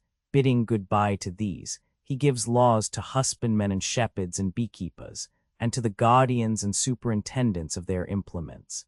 And he has already legislated for greater matters, as for example, respecting marriage and the procreation and nurture of children, and for education and the establishment of offices, and now he must direct his laws to those who provide food and labor in preparing it.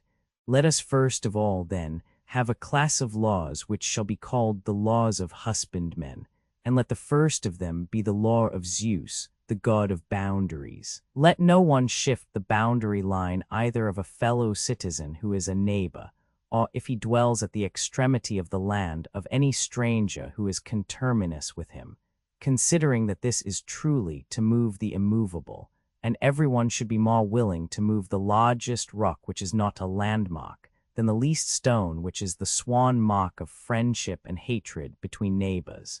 For Zeus, the god of kindred, is the witness of the citizen, and Zeus, the god of strangers, of the stranger, and when aroused, terrible are the wars which they stir up.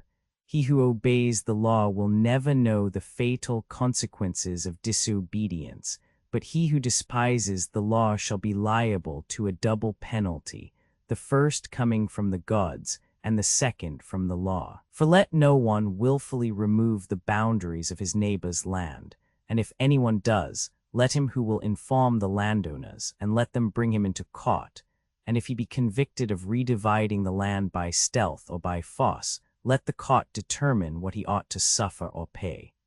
In the next place, many small injuries done by neighbors to one another, through their multiplication, may cause a weight of enmity, and make neighborhood a very disagreeable and bitter thing. Wherefore a man ought to be very careful of committing any offense against his neighbor, and especially of encroaching on his neighbor's land. For any man may easily do harm, but not every man can do good to another.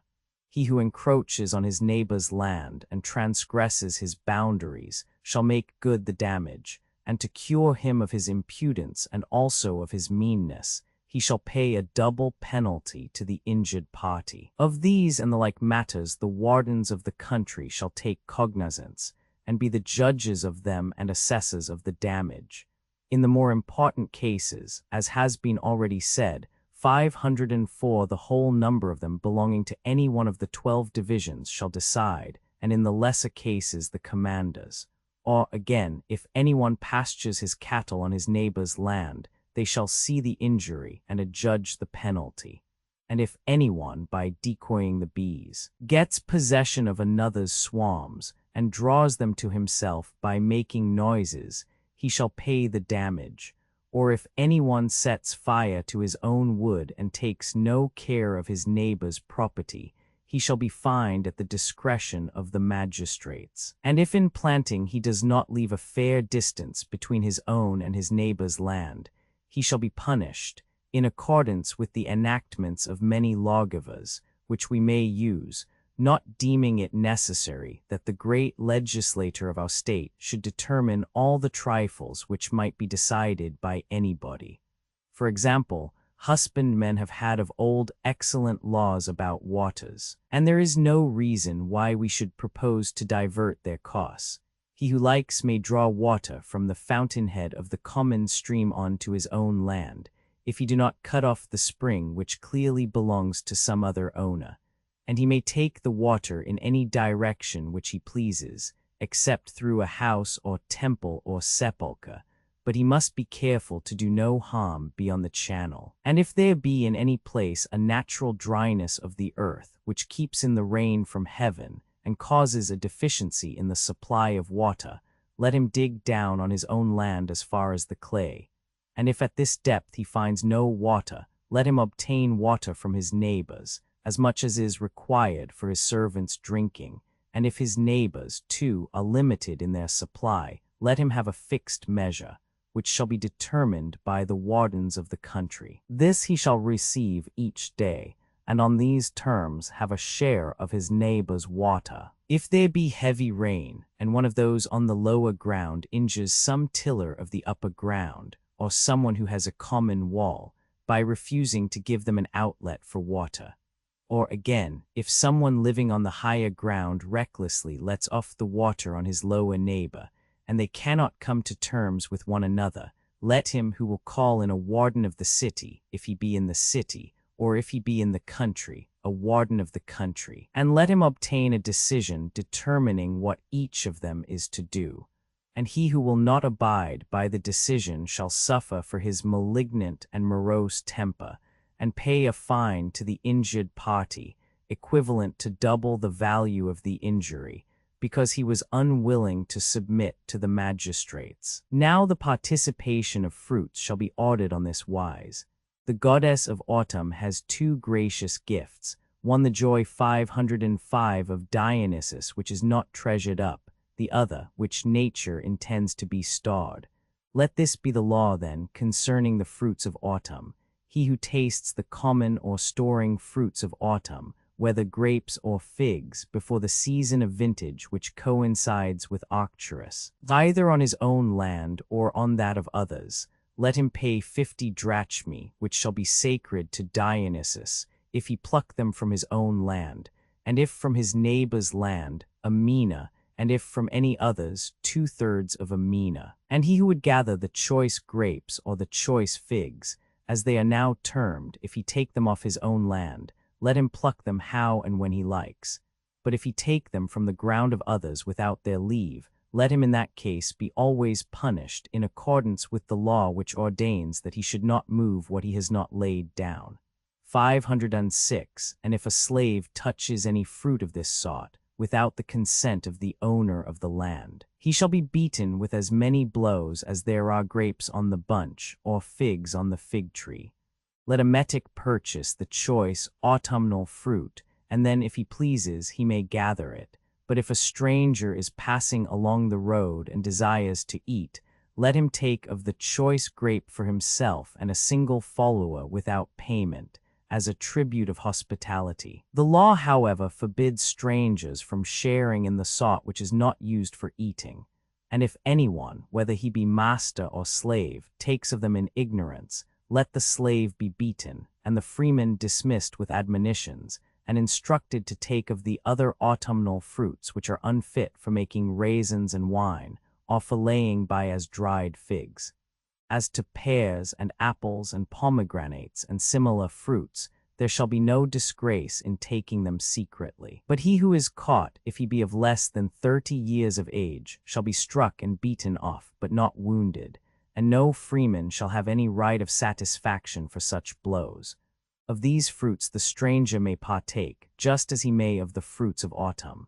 And if an elder, who is more than 30 years of age, eat of them on the spot, let him, like the stranger, be allowed to partake of all such fruits, but he must carry away nothing. If, however, he will not obey the law, let him run the risk of failing in the competition of virtue, in case anyone takes notice of his actions before the judges at the time.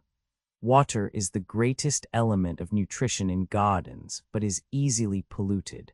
You cannot poison the soil, or the sun, or the air, which are the other elements of nutrition in plants, or divert them, or steal them. But all these things may very likely happen in regard to water, which must therefore be protected by law. And let this be the law: if anyone intentionally pollutes the water of another, whether the water of a spring, or collected in reservoirs, either by poisonous substances, or by digging, or by theft, let the injured party bring the cause before the wardens of the city, and claim in writing the value of the loss. If the accused be found guilty of injuring the water by deleterious substances, let him not only pay damages, but purify the stream or the cistern which contains the water, in such manner as the laws of the Interpreters 507 order the purification to be made by the offender in each case. With respect to the gathering in of the fruits of the soil, let a man, if he pleases, carry his own fruits through any place in which he either does no harm to anyone, or himself gains 3 times as much as his neighbor loses.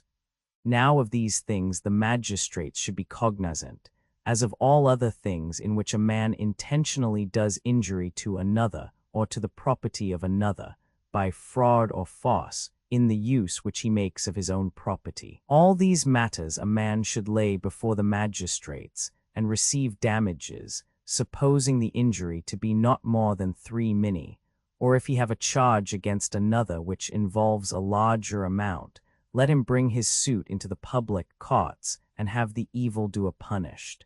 But if any of the magistrates appear to adjudge the penalties which he imposes in an unjust spirit, let him be liable to pay double to the injured party. Anyone may bring the offenses of magistrates, in any particular case, before the public courts.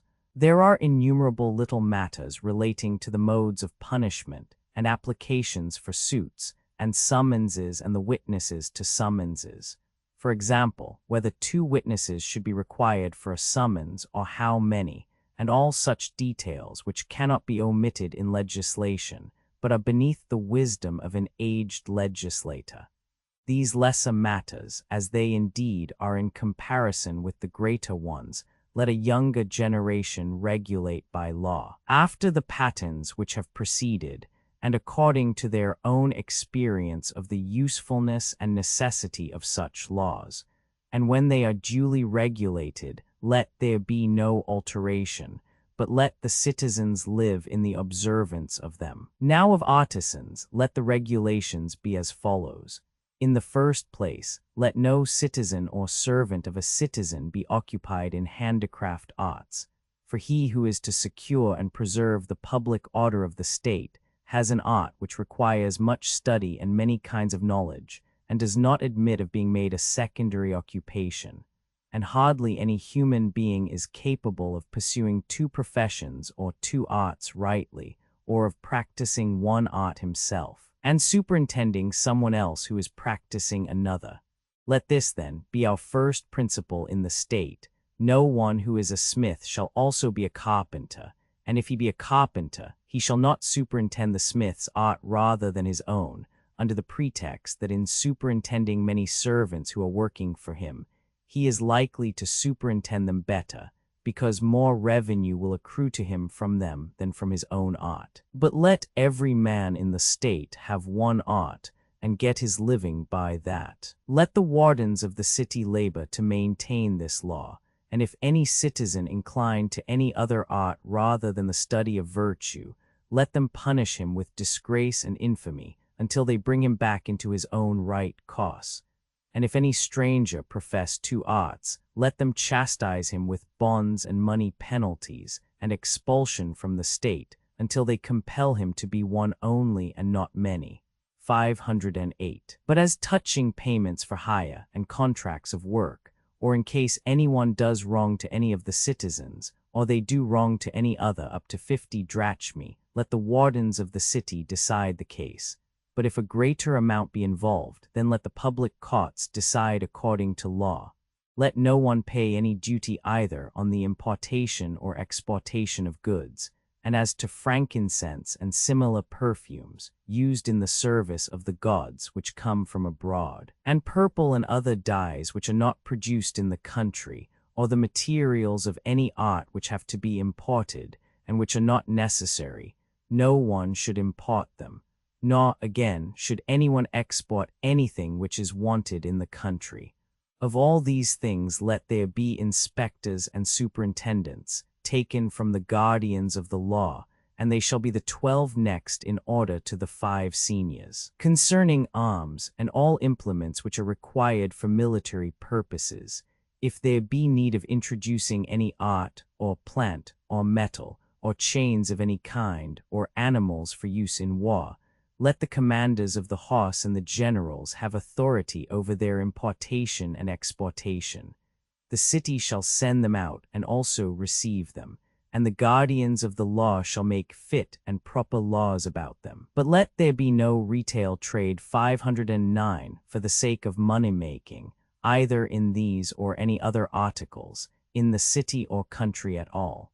With respect to food and the distribution of the produce of the country, the right and proper way seems to be nearly that which is the custom of Crete. 510 for all should be required to distribute the fruits of the soil into 12 parts, and in this way consume them. Let the 12th portion of each, as for instance of wheat and barley, to which the rest of the fruits of the earth shall be added, as well as the animals which are for sale in each of the 12 divisions, be divided in due proportion into 3 parts, 1 part for freemen, another for their servants, and a third for craftsmen and in general for strangers, whether sojourners who may be dwelling in the city, and like other men must live, or those who come on some business which they have with the state, or with some individual. Let only this 3rd part of all necessaries be required to be sold. Out of the other 2/3 no one shall be compelled to sell. And how will they be best distributed? In the first place, we see clearly that the distribution will be of equals in one point of view, and in another point of view of unequals. Cleinias, what do you mean? Athenian, I mean that the earth of necessity produces and nourishes the various articles of food, sometimes better and sometimes worse. Cleinias, of course. Athenian, such being the case, let no one of the 3 portions be greater than either of the other 2, neither that which is assigned to masters or to slaves, nor again that of the stranger, but let the distribution to all be equal and alike, and let every citizen take his 2 portions, and distribute them among slaves and freemen, he having power to determine the quantity and quality.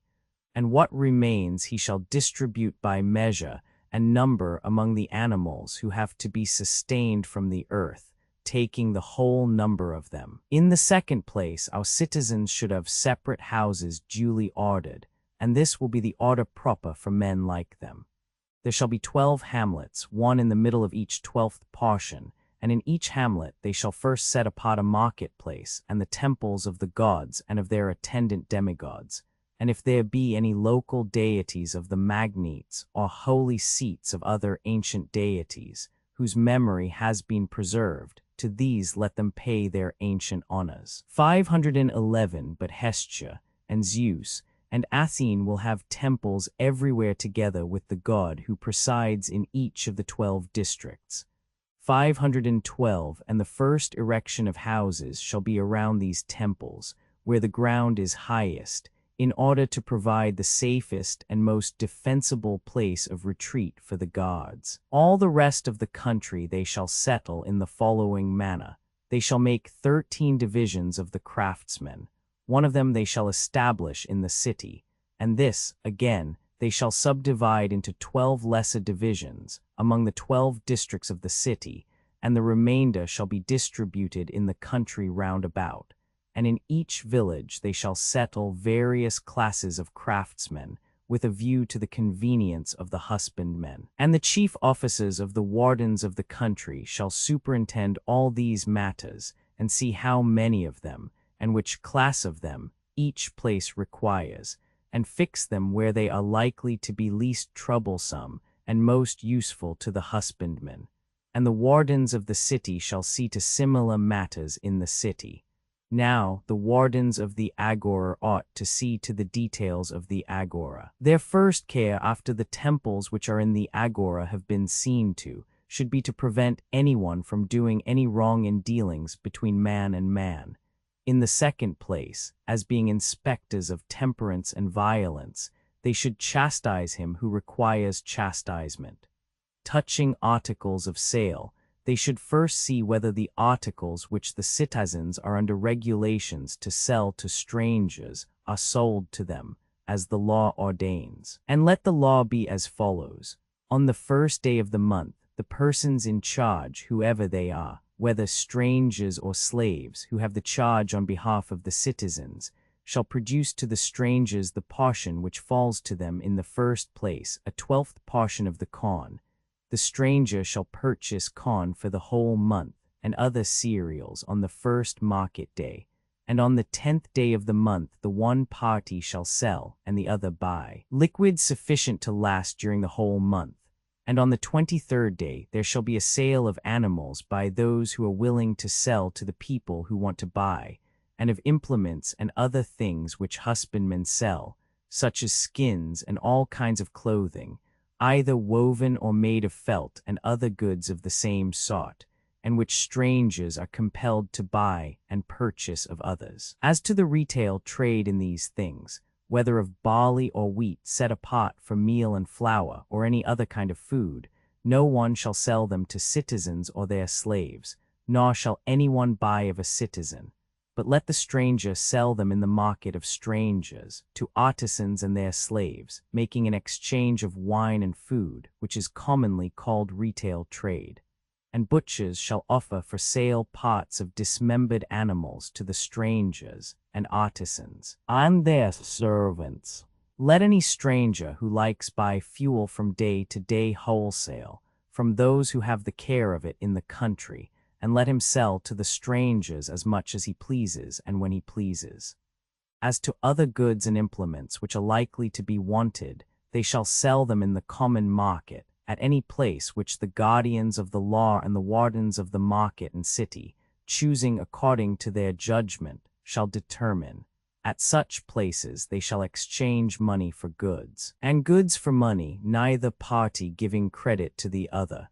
513 And he who gives credit must be satisfied, whether he obtain his money or not, for in such exchanges he will not be protected by law. But whenever property has been bought or sold, greater in quantity or value than is allowed by the law, which has determined within what limits a man may increase and diminish his possessions, let the excess be registered in the books of the guardians of the law, or in case of diminution, let there be an erasure made.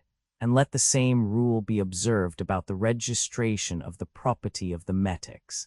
Anyone who likes may come and be a metic on certain conditions. A foreigner, if he likes and is able to settle, may dwell in the land, but he must practice an art, and not abide more than 20 years from the time at which he has registered himself. and he shall pay no sojourner's tax, however small, except good conduct, nor any other tax for buying and selling.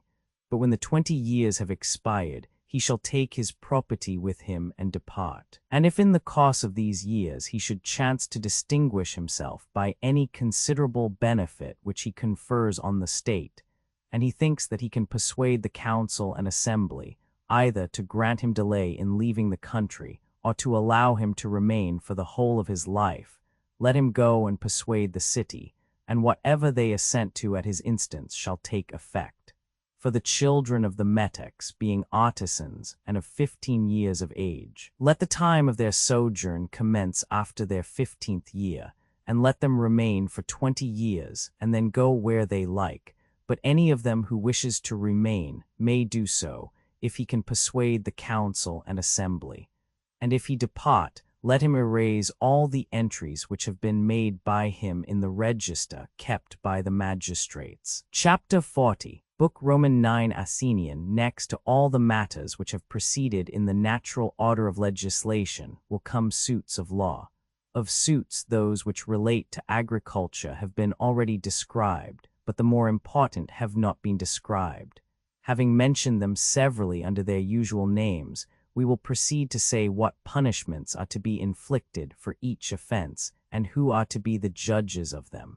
Cleinias very good. Athenian, there is a sense of disgrace in legislating, as we are about to do, for all the details of crime in a state which, as we say, is to be well regulated, and will be perfectly adapted to the practice of virtue. To assume that in such a state there will arise someone who will be guilty of crimes as heinous as any which are ever perpetrated in other states, and that we must legislate for him by anticipation, and threaten and make laws against him if he should arise, in order to deter him and punish his acts under the idea that he will arise. This, as I was saying, is in a manner disgraceful. Yet seeing that we are not like the ancient legislators, who gave laws to heroes and sons of gods, being, according to the popular belief, themselves the offspring of the gods, and legislating for others, who were also the children of divine parents, but that we are only men who are legislating for the sons of men, there is no uncharitableness in apprehending that some one of our citizens may be like a seed which has touched the ox's horn, having a heart so hard that it cannot be softened any more than those seeds can be softened by fire. Among our citizens there may be those who cannot be subdued by all the strength of the laws, and for their sake, though an ungracious task, I will proclaim my first law about the robbing of temples, in case anyone should dare to commit such a crime.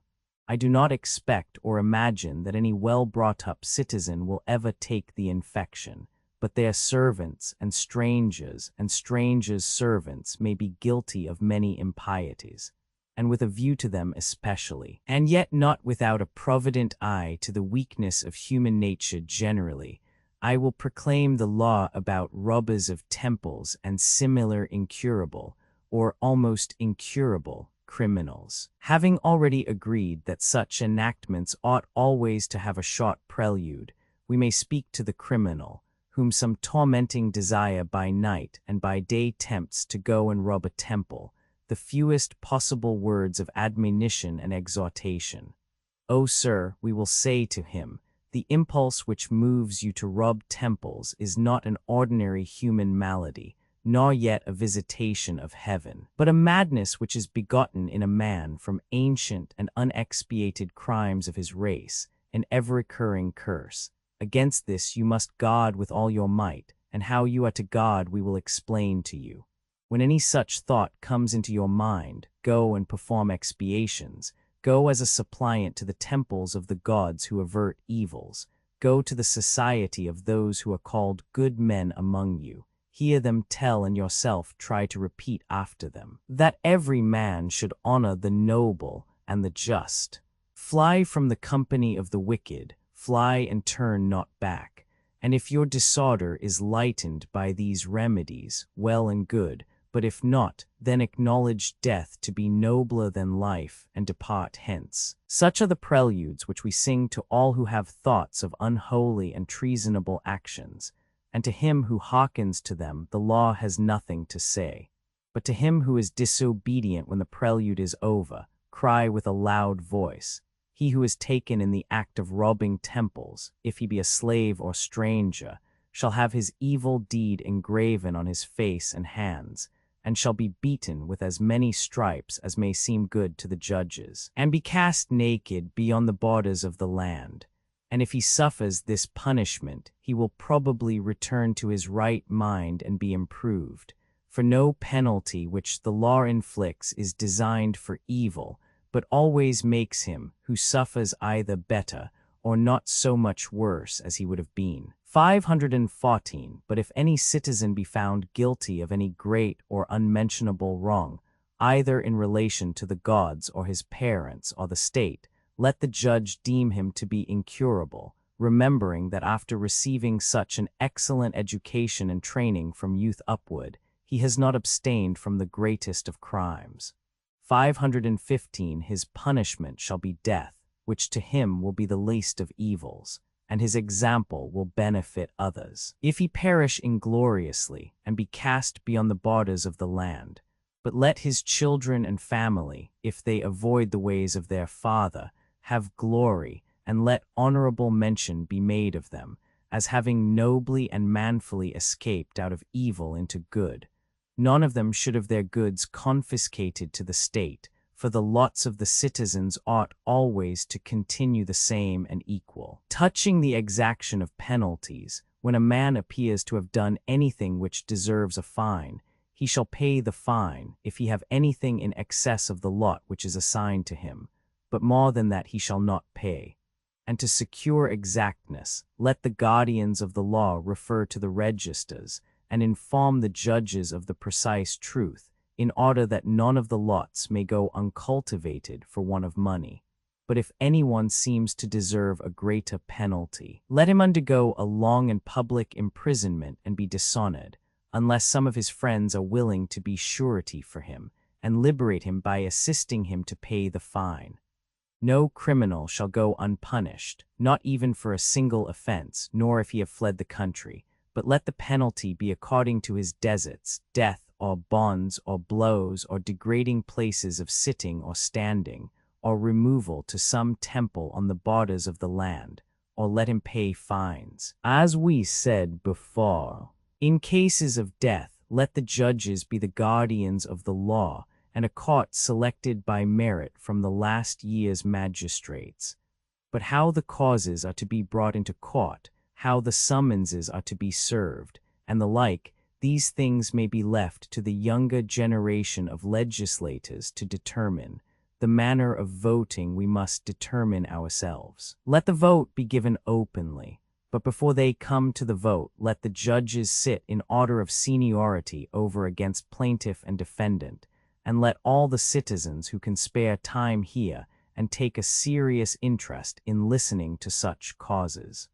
First of all the plaintiff shall make one speech, and then the defendant shall make another, and after the speeches have been made the eldest judge shall begin to examine the parties, and proceed to make an adequate inquiry into what has been said, and after the oldest has spoken, the rest shall proceed in order to examine either party as to what he finds defective in the evidence, whether of statement or omission, and he who has nothing to ask shall hand over the examination to another.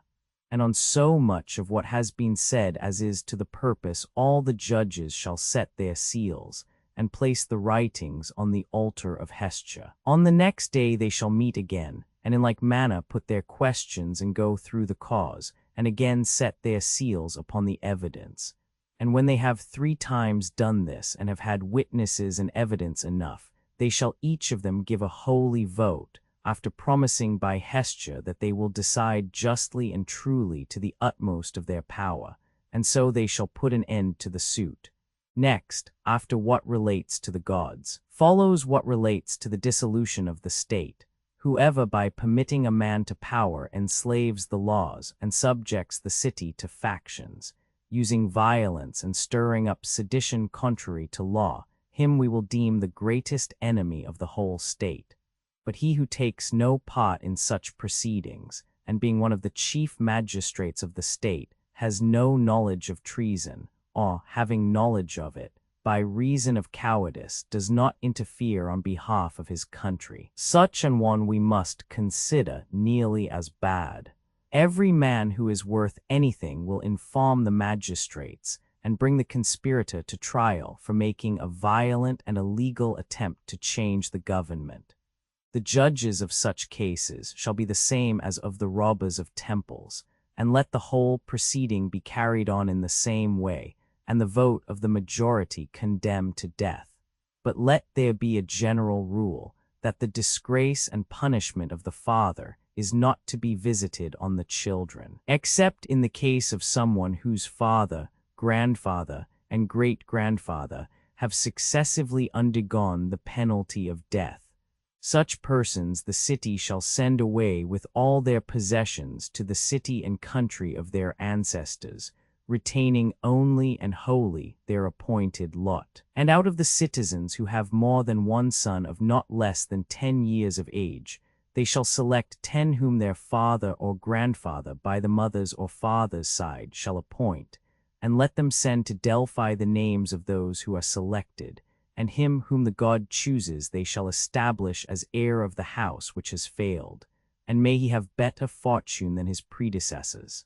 Cleinias very good. Athenian. Once more let there be a third general law respecting the judges who are to give judgment, and the manner of conducting suits against those who are tried on an accusation of treason, and as concerning the remaining or departure of their descendants, there shall be one law for all three, for the traitor and the robber of temples, and the subverter by violence of the laws of the state.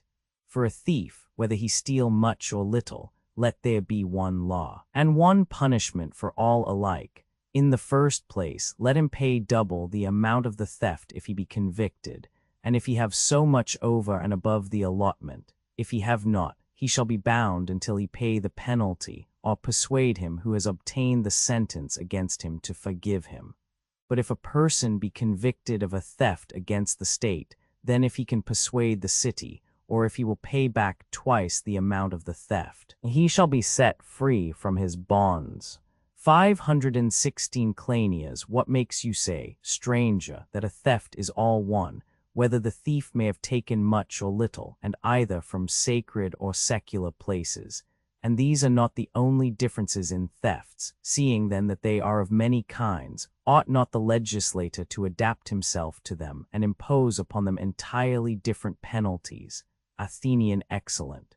I was running on too fast, Cleinias, and you impinged upon me, and brought me to my senses, reminding me of what, indeed, had occurred to my mind already, that legislation was never yet rightly worked out, as I may say in passing. Do you remember the image in which I liken the men for whom laws are now made to slaves who are doctored by slaves? 517. For of this you may be very sure, that if one of those empirical physicians, who practice medicine without science, were to come upon the gentleman physician talking to his gentleman patient, and using the language almost of philosophy, beginning at the beginning of the disease and discoursing about the whole nature of the body, he would burst into a hearty laugh. He would say what most of those who are called doctors always have at their tongue's end. Foolish fellow, he would say, you are not healing the sick man, but you are educating him, and he does not want to be made a doctor, but to get well. Cleinias. And would he not be right? Athenian. Perhaps he would, and he might remark upon us that he who discourses about laws, as we are now doing, is giving the citizens education and not laws. That would be rather a telling observation. Cleinias. Very true. Athenian. But we are fortunate. Cleinias. In what way? Athenian. Inasmuch as we are not compelled to give laws, but we may take into consideration every form of government, and ascertain what is best and what is most needful, and how they may both be carried into execution. And we may also, if we please, at this very moment choose what is best, or, if we prefer, what is most necessary, which shall we do? Cleinias. There is something ridiculous, stranger, in our proposing such an alternative, as if we were legislators, simply bound under some great necessity which cannot be deferred to the morrow. But we, as I may by the grace of heaven affirm, like gatherers of stones or beginners of some composite work, may gather a heap of materials, and out of this, at our leisure, select what is suitable for our projected construction. Let us then suppose ourselves to be at leisure, not of necessity building, but rather like men who are partly providing materials and partly putting them together. And we may truly say that some of our laws, like stones, are already fixed in their places, and others lie at hand. Athenians, certainly in that case, Cleinias, our view of law will be more in accordance with nature. For there is another matter affecting legislators, which I must earnestly entreat you to consider. Cleinias, what is it? Athenian, there are many writings to be found in cities, and among them there are discourses composed by legislators as well as by other persons. Cleinias, to be sure. Athenian, shall we give heed rather to the writings of those others, poets and the like, who either in meter or out of meter have recorded their advice about the conduct of life, and not to the writings of legislators? Or shall we give heed to them above all? Cleinias, yes, to them far above all others. Athenian, and ought the legislator alone among writers to withhold his opinion about the beautiful, the good, and the just, and not to teach what they are, and how they are to be pursued by those who intend to be happy? Cleinias, certainly not. Athenian, and is it disgraceful for Homer and Tyrtaeus and other poets to lay down evil precepts in their writings respecting life and the pursuits of men, but not so disgraceful for Lycurgus and Solon and others who were legislators as well as writers? Is it not true that of all the writings to be found in cities, those which relate to laws, when you unfold and read them, ought to be by far the noblest and the best? And should not other writings either agree with them, or if they disagree, be deemed ridiculous? We should consider whether the laws of states ought not to have the character of loving and wise parents, rather than of tyrants and masters, who command and threaten, and after writing their decrees on walls, go their ways. And whether in discoursing of laws we should not take the gentler view of them which may or may not be attainable. At any rate, we will show our readiness to entertain such a view, and be prepared to undergo whatever may be the results.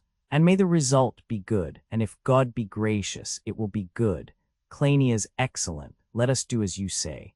Athenian, then, we will now consider accurately, as we proposed, what relates to robbers of temples and all kinds of thefts and offenses in general. And we must not be annoyed if, in the course of legislation, we have enacted some things and have not made up our minds about some others, for as yet we are not legislators, but we may soon be. Let us, if you please, consider these matters. Cleinias, by all means. Athenian, concerning all things honorable and just, let us then endeavor to ascertain how far we are consistent with ourselves, and how far we are inconsistent, and how far the many, from whom at any rate we should profess a desire to differ, agree and disagree among themselves. Cleinias, what are the inconsistencies which you observe in us? Athenian, I will endeavor to explain. If I am not mistaken, we are all agreed that justice and just men and things and actions are all fair, and if a person were to maintain that just men, even when they are deformed in body, are still perfectly beautiful in respect of the excellent justice of their minds, no one would say that there was any inconsistency in this. Cleinias, they would be quite right. Athenian, perhaps. But let us consider further that if all things which are just are fair and honorable, in the term all, we must include just sufferings which are the correlatives of just actions. Cleinias, and what is the inference? Athenian, the inference is that a just action in partaking of the just partakes also in the same degree of the fair and honorable. Cleinias, certainly. Athenian, and must not a suffering which partakes of the just principle be admitted to be in the same degree fair and honorable, if the argument is consistently carried out? Cleinias, true. Athenian, but then if we admit suffering to be just and yet dishonorable, and the term dishonorable is applied to justice. Will not the just and the honorable disagree? Cleinias, what do you mean? Athenian, a thing not difficult to understand. The laws which have been already enacted would seem to announce principles directly opposed to what we are saying. Cleinias, to what? Athenian, we had enacted, if I am not mistaken, that the robber of temples and he who was the enemy of law and order might justly be put to death, and we were proceeding to make divers other enactments of a similar nature. But we stopped short, because we saw that these sufferings are infinite in number and degree, and that they are, at once, the most just and also the most dishonorable of all sufferings. And if this be true, are not the just and the honorable at one time all the same, and at another time in the most diametrical opposition? Cleinias, such appears to be the case. Athenian, in this discordant and inconsistent fashion, does the language of the many rend asunder the honorable and just. Cleinias, very true, stranger. Athenian, then now, Cleinias, let us see how far we ourselves are consistent about these matters. Cleinias, consistent in what? Athenian, I think that I have clearly stated in the former part of the discussion, but if I did not, let me now state. Cleinias, what? Athenian, that all bad men are always involuntarily bad, and from this I must proceed to draw a further inference. Cleinias, what is it? Athenian, that the unjust man may be bad, but that he is bad against his will. Now that an action which is voluntary should be done involuntarily is a contradiction. Wherefore he who maintains that injustice is involuntary will deem that the unjust does injustice involuntarily. I too admit that all men do injustice involuntarily, and if any contentious or disputatious person says that men are unjust against their will, and yet that many do injustice willingly, I do not agree with him. But then how can I avoid being inconsistent with myself, if you, Cleinias, and you, Megillus, say to me, well, stranger, if all this be as you say, how about legislating for the city of the Magnetes? Shall we legislate or not? What do you advise? Certainly we will, I should reply. Then will you determine for them what are voluntary and what are involuntary crimes? And shall we make the punishments greater of voluntary errors and crimes and less for the involuntary? Or shall we make the punishment of all to be alike, under the idea that there is no such thing as voluntary crime? Cleinias, very good, stranger. And what shall we say in answer to these objections? Athenian, that is a very fair question. In the first place, let us, Cleinias, do what? Athenian, let us remember what has been well said by us already, that our ideas of justice are in the highest degree confused and contradictory. Bearing this in mind, let us proceed to ask ourselves once more whether we have discovered a way out of the difficulty. Have we ever determined in what respect these two classes of actions differ from one another? For in all states and by all legislators whatsoever, two kinds of actions have been distinguished, the one voluntary, the other involuntary, and they have legislated about them accordingly. But shall this new word of ours, like an oracle of God, be only spoken and get away without giving any explanation or verification of itself? How can a word not understood be the basis of legislation? Impossible. Before proceeding to legislate, then, we must prove that they are two, and what is the difference between them, that when we impose the penalty upon either, everyone may understand our proposal, and be able in some way to judge whether the penalty is fitly or unfitly inflicted. Cleinias, I agree with you, stranger. For one of two things is certain. Either we must not say that all unjust acts are involuntary, or we must show the meaning and truth of this statement. Athenian, of these two alternatives, the one is quite intolerable. Not to speak what I believe to be the truth would be to me unlawful and unholy. But if acts of injustice cannot be divided into voluntary and involuntary, I must endeavor to find some other distinction between them. Cleinias, very true, stranger. There cannot be two opinions among us upon that point. Athenian, reflect then. There are hurts of various kinds done by the citizens to one another in the intercourse of life, affording plentiful examples both of the voluntary and involuntary. Cleinias, certainly. Athenian, I would not have anyone suppose that all these hurts are injuries, and that these injuries are of two kinds, one voluntary and the other involuntary. For the involuntary hurts of all men are quite as many and as great as the voluntary. 518. And please to consider whether I am right or quite wrong in what I am going to say.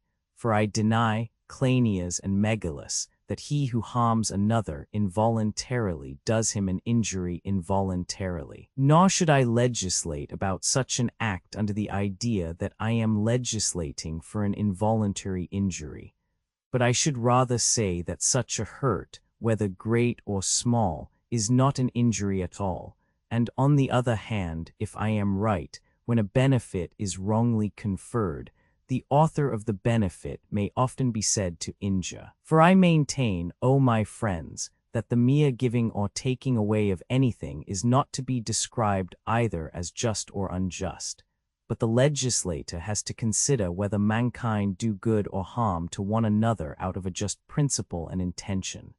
On the distinction between injustice and hurt he must fix his eye, and when there is hurt he must, as far as he can, make the hurt good by law, and save that which is ruined, and raise up that which is fallen, and make that which is dead or wounded whole. And when compensation has been given for injustice, the law must always seek to win over the doers and sufferers of the several hurts from feelings of enmity to those of friendship. Cleinias, very good. Athenian, then, as to unjust hurts and gains also, supposing the injustice to bring gain, of these we may heal as many as are capable of being healed, regarding them as diseases of the soul. And the cure of injustice will take the following direction. Cleinias, what direction? Athenian, when anyone commits any injustice, small or great, the law will admonish and compel him either never at all to do the like again, or never voluntarily, or at any rate in a far less degree, and he must in addition pay for the hurt.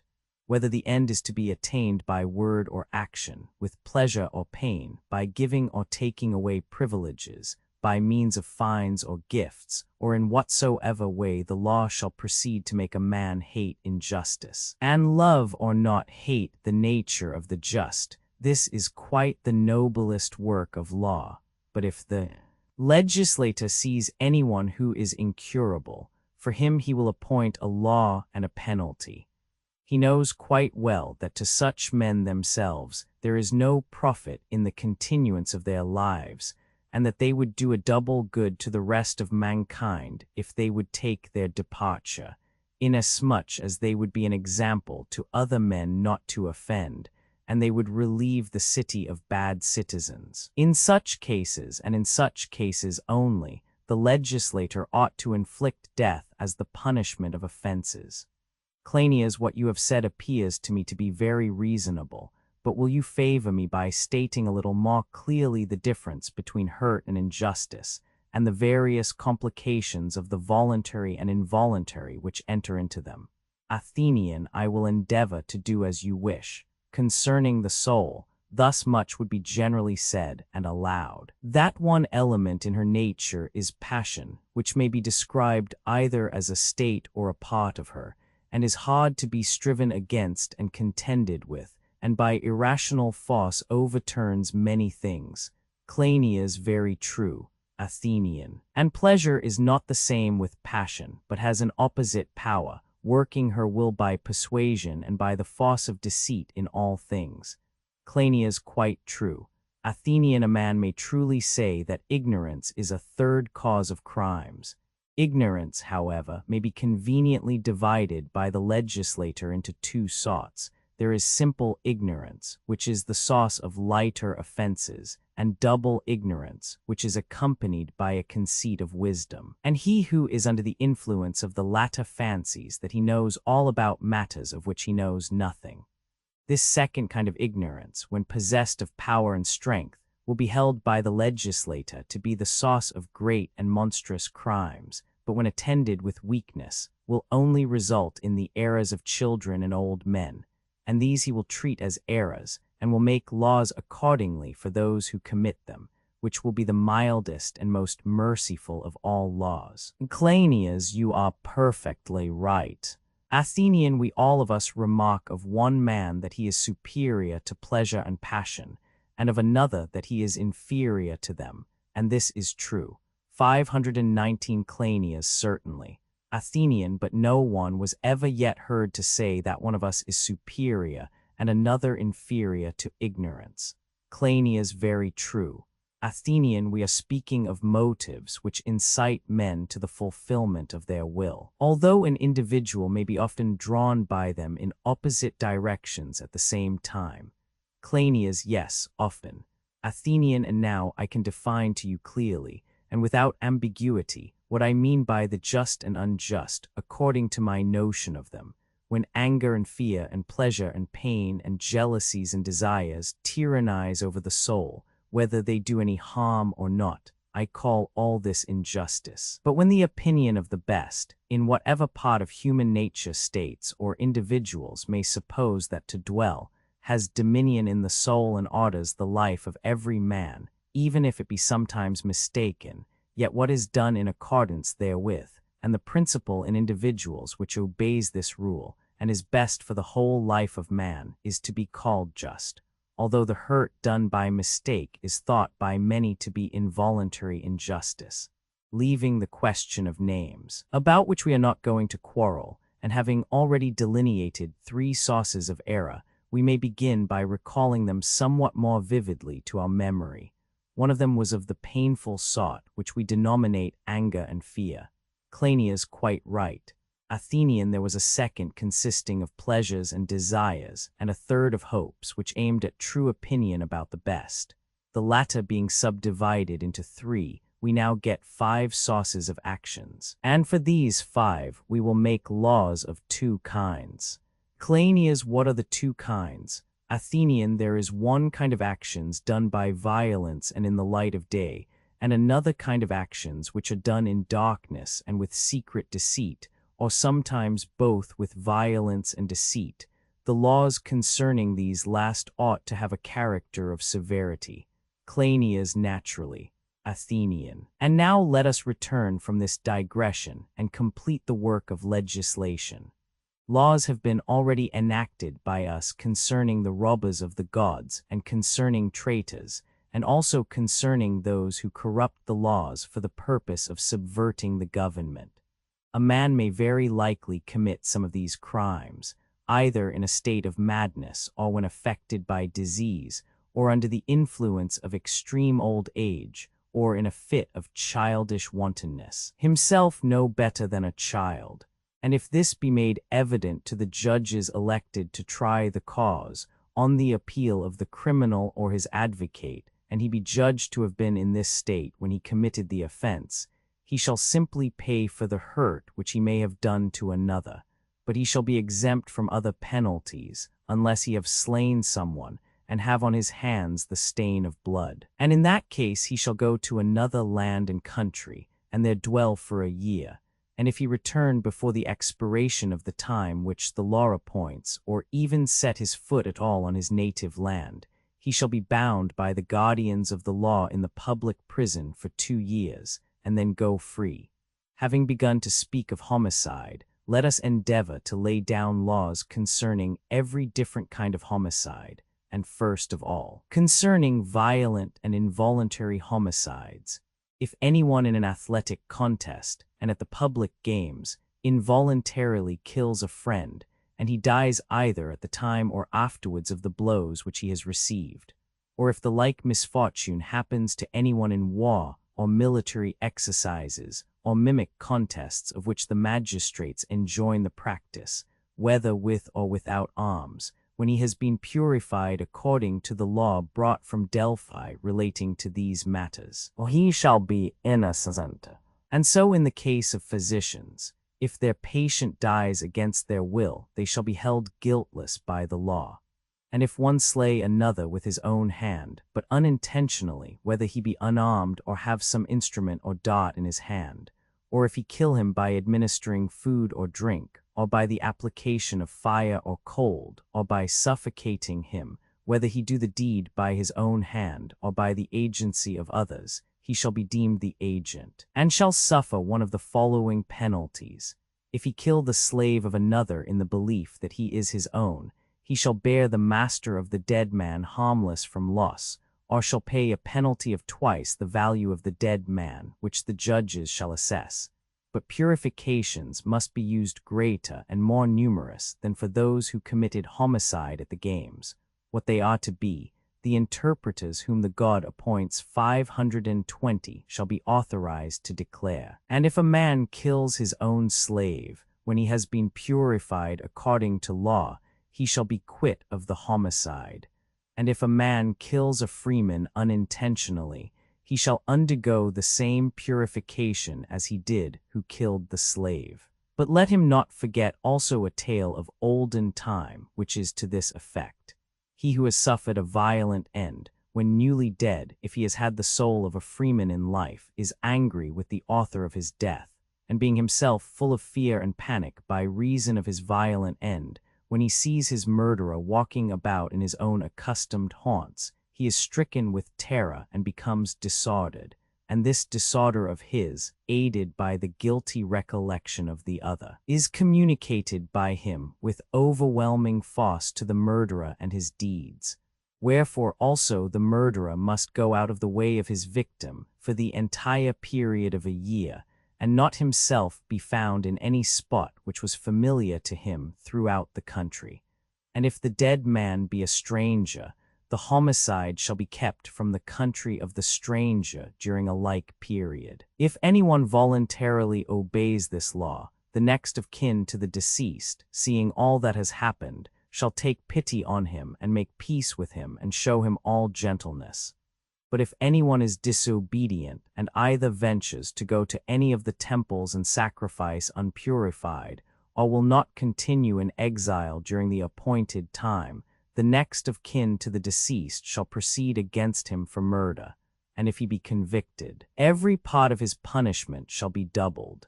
And if the next of kin do not proceed against the perpetrator of the crime, then the pollution shall be deemed to fall upon his own head. The murdered man will fix the guilt upon his kinsman, and he who has a mind to proceed against him may compel him to be absent from his country during 5 years, according to law. If a stranger unintentionally kill a stranger who is dwelling in the city, he who likes shall prosecute the cause according to the same rules. If he be a metic, let him be absent for a year, or if he be an entire stranger, in addition to the purification, whether he have slain a stranger or a metic or a citizen, he shall be banished for life from the country which is in possession of our laws. And if he return contrary to law, let the guardians of the law punish him with death, and let them hand over his property, if he have any, to him who is next of kin to the sufferer.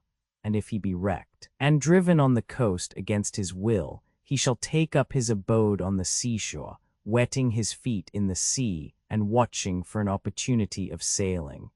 But if he be brought by land, and is not his own master, let the magistrate whom he first comes across in the city release him and send him unharmed over the border. If anyone slays a freeman with his own hand, and the deed be done in passion, in the case of such actions we must begin by making a distinction. For a deed is done from passion either when men suddenly, and without intention to kill, cause the death of another by blows and the like on a momentary impulse, and are sorry for the deed immediately afterwards. Or again, when after having been insulted in deed or word, men pursue revenge and kill a person intentionally, and are not sorry for the act.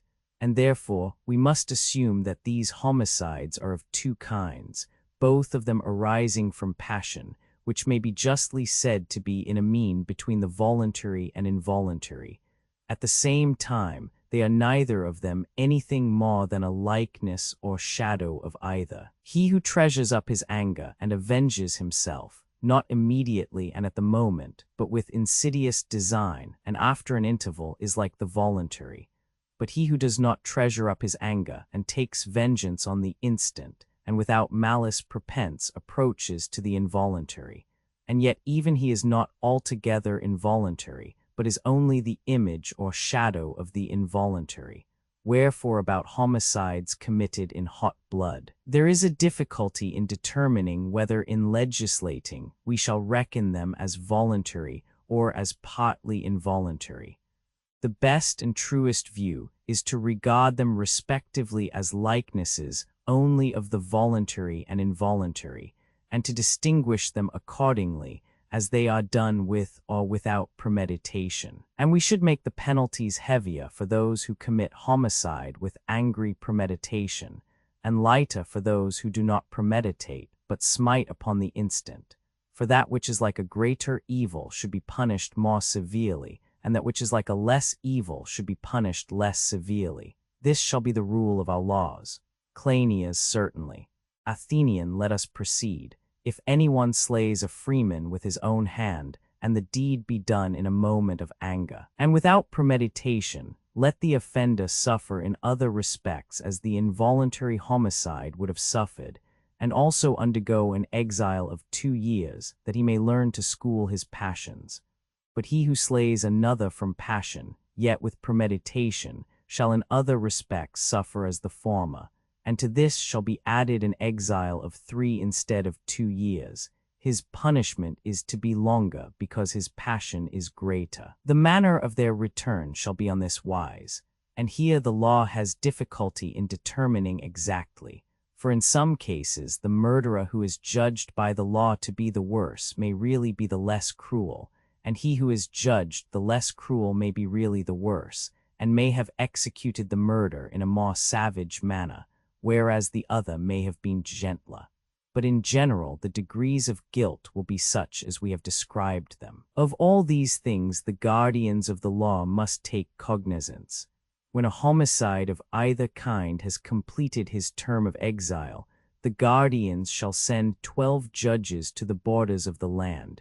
These during the interval shall have informed themselves of the actions of the criminals, and they shall judge respecting their pardon and reception, and the homicides shall abide by their judgment. But if after they have returned home, any one of them in a moment of anger repeats the deed, let him be in exile, and return no more, or if he returns, let him suffer as the stranger was to suffer in a similar case. He who kills his own slave shall undergo a purification, but if he kills the slave of another in anger, he shall pay twice the amount of the loss to his owner. And if any homicide is disobedient to the law, and without purification pollutes the agora, or the games, or the temples, he who pleases may bring to trial the next of kin to the dead man for permitting him, and the murderer with him, and may compel the one to exact, and the other to suffer a double amount of fines and purifications. And the accuser shall himself receive the fine, in accordance with the law. If a slave in a fit of passion kills his master, the kindred of the deceased man may do with the murderer, provided only they do not spare his life, whatever they please, and they will be pure. Or if he kills a freeman who is not his master, the owner shall give up the slave to the relatives of the deceased, and they shall be under an obligation to put him to death, but this may be done in any manner which they please. And if, which is a rare occurrence, but does sometimes happen, a father or a mother in a moment of passion slays a son or daughter by blows or some other violence, the slayer shall undergo the same purification as in other cases, and be exiled during 3 years. But when the exile returns, the wife shall separate from the husband, and the husband from the wife, and they shall never afterwards beget children together, or live under the same roof, or partake of the same sacred rights with those whom they have deprived of a child or of a brother. And he who is impious and disobedient in such a case shall be brought to trial for impiety by anyone who pleases. If in a fit of anger a husband kills his wedded wife, or the wife her husband, the slayer shall undergo the same purification, and the term of exile shall be 3 years. And when he who has committed any such crime returns, let him have no communication in sacred rights with his children, neither let him sit at the same table with them. And the father or son who disobeys shall be liable to be brought to trial for impiety by anyone who pleases. If a brother or a sister in a fit of passion kills a brother or a sister, they shall undergo purification and exile, as was the case with parents who killed their offspring. They shall not come under the same roof, or share in the sacred rights of those whom they have deprived of their brethren, or of their children. And he who is disobedient shall be justly liable to the law concerning impiety, which relates to these matters. If anyone is so violent in his passion against his parents, that in the madness of his anger he dares to kill one of them, if the murdered person before dying freely forgives the murderer, let him undergo the purification which is assigned to those who have been guilty of involuntary homicide, and do as they do, and he shall be pure. But if he be not acquitted, the perpetrator of such a deed shall be amenable to many laws. He shall be amenable to the extreme punishments for assault, and impiety, and robbing of temples, for he has robbed his parent of life. And if a man could be slain more than once, most justly would he who in a fit of passion has slain father or mother undergo many deaths. How can he whom, alone of all men, even in defense of his life, and when about to suffer death at the hands of his parents, no law will allow to kill his father or his mother who are the authors of his being, and whom the legislator will command to endure any extremity rather than do this? How can he, I say, lawfully receive any other punishment?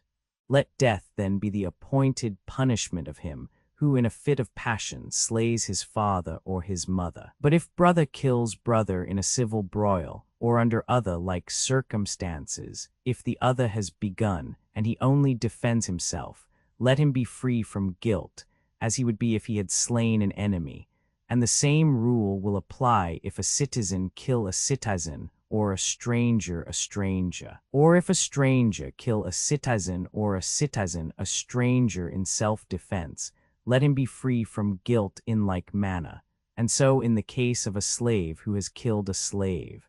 But if a slave have killed a freeman in self-defense, let him be subject to the same law as he who has killed a father, and let the law about the remission of penalties in the case of parricide apply equally to every other remission.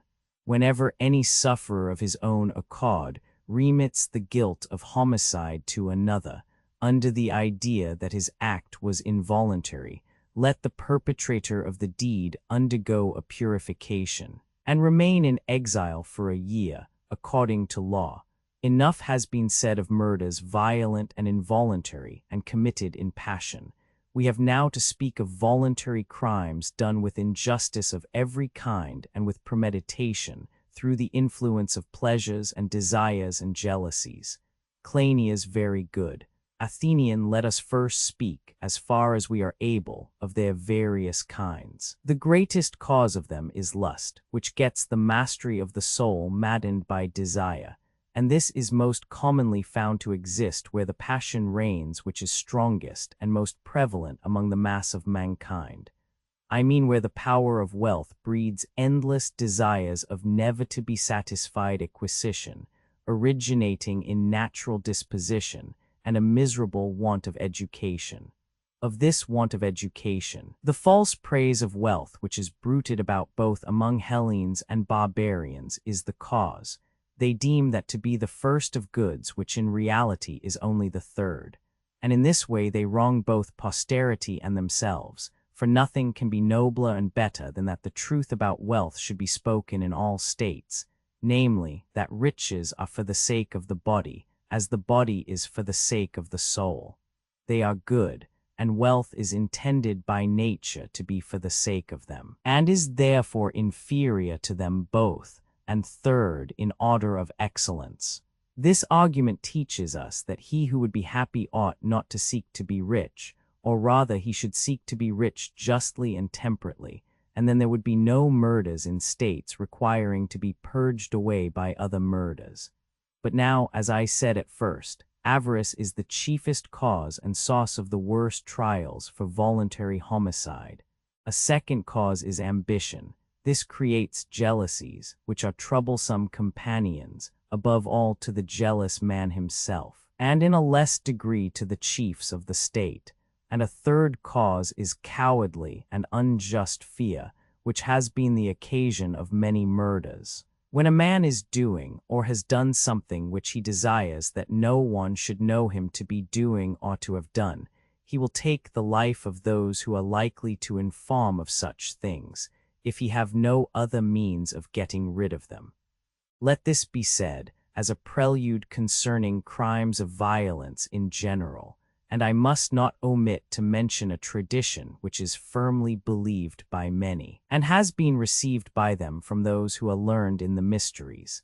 They say that such deeds will be punished in the world below, and also that when the perpetrators return to this world, they will pay the natural penalty which is due to the sufferer, and end their lives in like manner by the hand of another. If he who is about to commit murder believes this, and is made by the mere prelude to dread such a penalty, there is no need to proceed with the proclamation of the law. But if he will not listen, let the following law be declared and registered against him. Whoever shall wrongfully and of design slay with his own hand any of his kinsmen shall in the first place be deprived of legal privileges, and he shall not pollute the temples or the agora or the harbors or any other place of meeting, whether he is forbidden of men or not. For the law, which represents the whole state, forbids him, and always is and will be in the attitude of forbidding him. And if a cousin or nearer relative of the deceased, whether on the male or female side, does not prosecute the homicide when he ought, and have him proclaimed an outlaw, he shall in the first place be involved in the pollution, and incur the hatred of the gods, even as the curse of the law stirs up the voices of men against him. And in the second place, he shall be liable to be prosecuted by anyone who is willing to inflict retribution on behalf of the dead. And he who would avenge a murder shall observe all the precautionary ceremonies of lavation, and any others which the god commands in cases of this kind. Let him have proclamation made, and then go forth and compel the perpetrator to suffer the execution of justice according to the law. Now the legislator may easily show that these things must be accomplished by prayers and sacrifices to certain gods who are concerned with the prevention of murders in states, but who these gods are, and what should be the true manner of instituting such trials with due regard to religion, the guardians of the law, aided by the interpreters and the prophets and the God, shall determine, and when they have determined, let them carry on the prosecution at law. The cause shall have the same judges 521, who are appointed to decide in the case of those who plunder temples. Let him who is convicted be punished with death, and let him not be buried in the country of the murdered man, for this would be shameless as well as impious. But if he fly and will not stand his trial, let him fly forever. Or if he set foot anywhere on any part of the murdered man's country, let any relation of the deceased, or any other citizen who may first happen to meet with him, kill him with impunity, or bind and deliver him to those among the judges of the case who are magistrates, that they may put him to death. And let the prosecutor demand surety of him whom he prosecutes, 3 sureties sufficient in the opinion of the magistrates who try the cause shall be provided by him, and they shall undertake to produce him at the trial. But if he be unwilling or unable to provide sureties, then the magistrates shall take him and keep him in bonds and produce him at the day of trial. If a man do not commit a murder with his own hand, but contrives the death of another, and is the author of the deed in intention and design, and he continues to dwell in the city, having his soul not pure of the guilt of murder, let him be tried in the same way, except in what relates to the sureties. And also, if he be found guilty, his body after execution may have burial in his native land, but in all other respects his case shall be as the former. And whether a stranger shall kill a citizen a stranger, or a slave, there shall be no difference as touching murder by one's own hand or by contrivance, except in the matter of sureties. and these, as has been said, shall be required of the actual murderer only. And he who brings the accusation shall bind them over at the time. If a slave be convicted of slaying a freeman voluntarily, either by his own hand or by contrivance, let the public executioner take him in the direction of the sepulchre, to a place whence he can see the tomb of the dead man, and inflict upon him as many stripes as the person who caught him orders. And if he survive, let him put him to death. And if anyone kills a slave who has done no wrong, because he is afraid that he may inform of some base and evil deeds of his own, or for any similar reason, in such a case let him pay the penalty of murder, as he would have done if he had slain a citizen.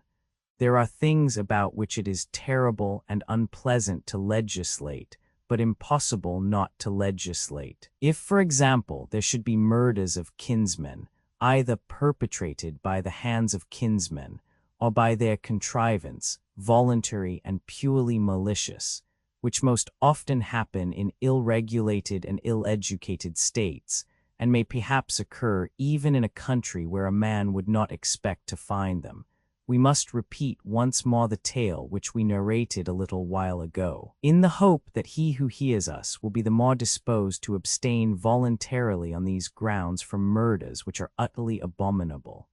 For the myth, or saying, or whatever we ought to call it, 522 has been plainly set forth by priests of old.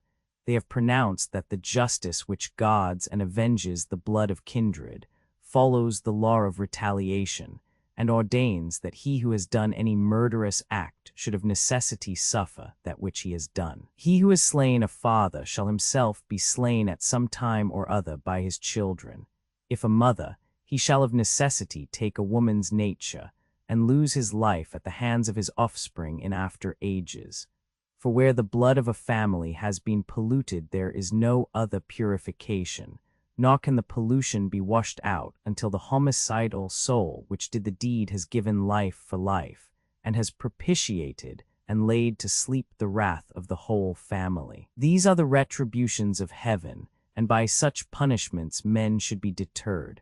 But if they are not deterred, and anyone should be incited by some fatality to deprive his father or mother or brethren or children of life voluntarily and of purpose, for him the earthly lawgiver legislates as follows: there shall be the same proclamations about outlawry, and there shall be the same sureties which have been enacted in the former cases. But in his case, if he be convicted, the servants of the judges and the magistrates shall slay him at an appointed place without the city where 3 ways meet, and there expose his body naked, and each of the magistrates on behalf of the whole city shall take a stone and cast it upon the head of the dead man, and so deliver the city from pollution.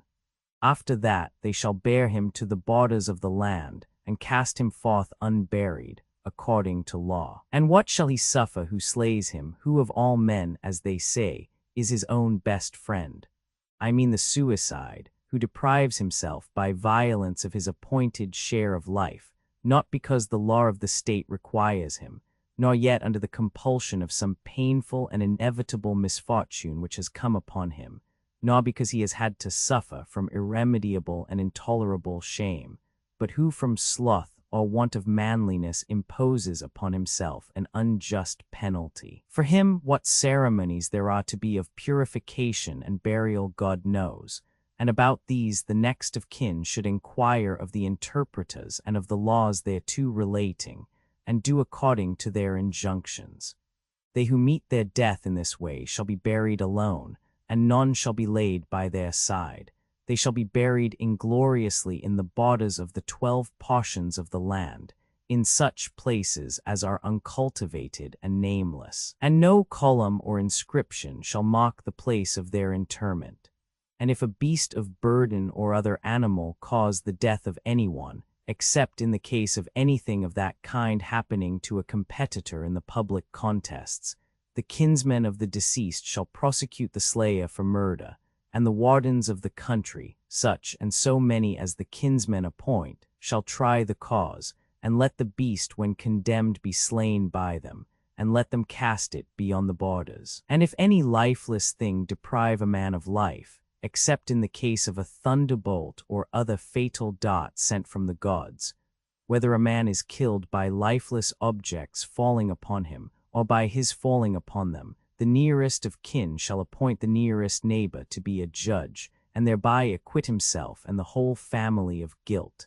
And he shall cast forth the guilty thing beyond the border, as has been said about the animals, if a man is found dead and his murderer be unknown, and after a diligent search cannot be detected, there shall be the same proclamation as in the previous cases, and the same interdict on the murderer. And having proceeded against him, they shall proclaim in the agora by a herald that he who has slain such and such a person and has been convicted of murder shall not set his foot in the temples, nor at all in the country of the murdered man. And if he appears and is discovered, he shall die, and be cast forth unburied beyond the border. Let this one law then be laid down by us about murder, and let cases of this sort be so regarded. And now let us say in what cases and under what circumstances the murderer is rightly free from guilt. If a man catch a thief coming into his house by night to steal, and he take and kill him, or if he slay a footpad in self-defense, he shall be guiltless. And anyone who does violence to a free woman or a youth shall be slain with impunity by the injured person, or by his or her father or brothers or sons. If a man find his wife suffering violence, he may kill the violator and be guiltless in the eye of the law. Or if a person kill another in warding off death from his father or mother or children or brethren or wife who are doing no wrong, he shall assuredly be guiltless. Thus much as to the nurture and education of the living soul of man, having which he can, and without which, if he unfortunately be without them, he cannot live.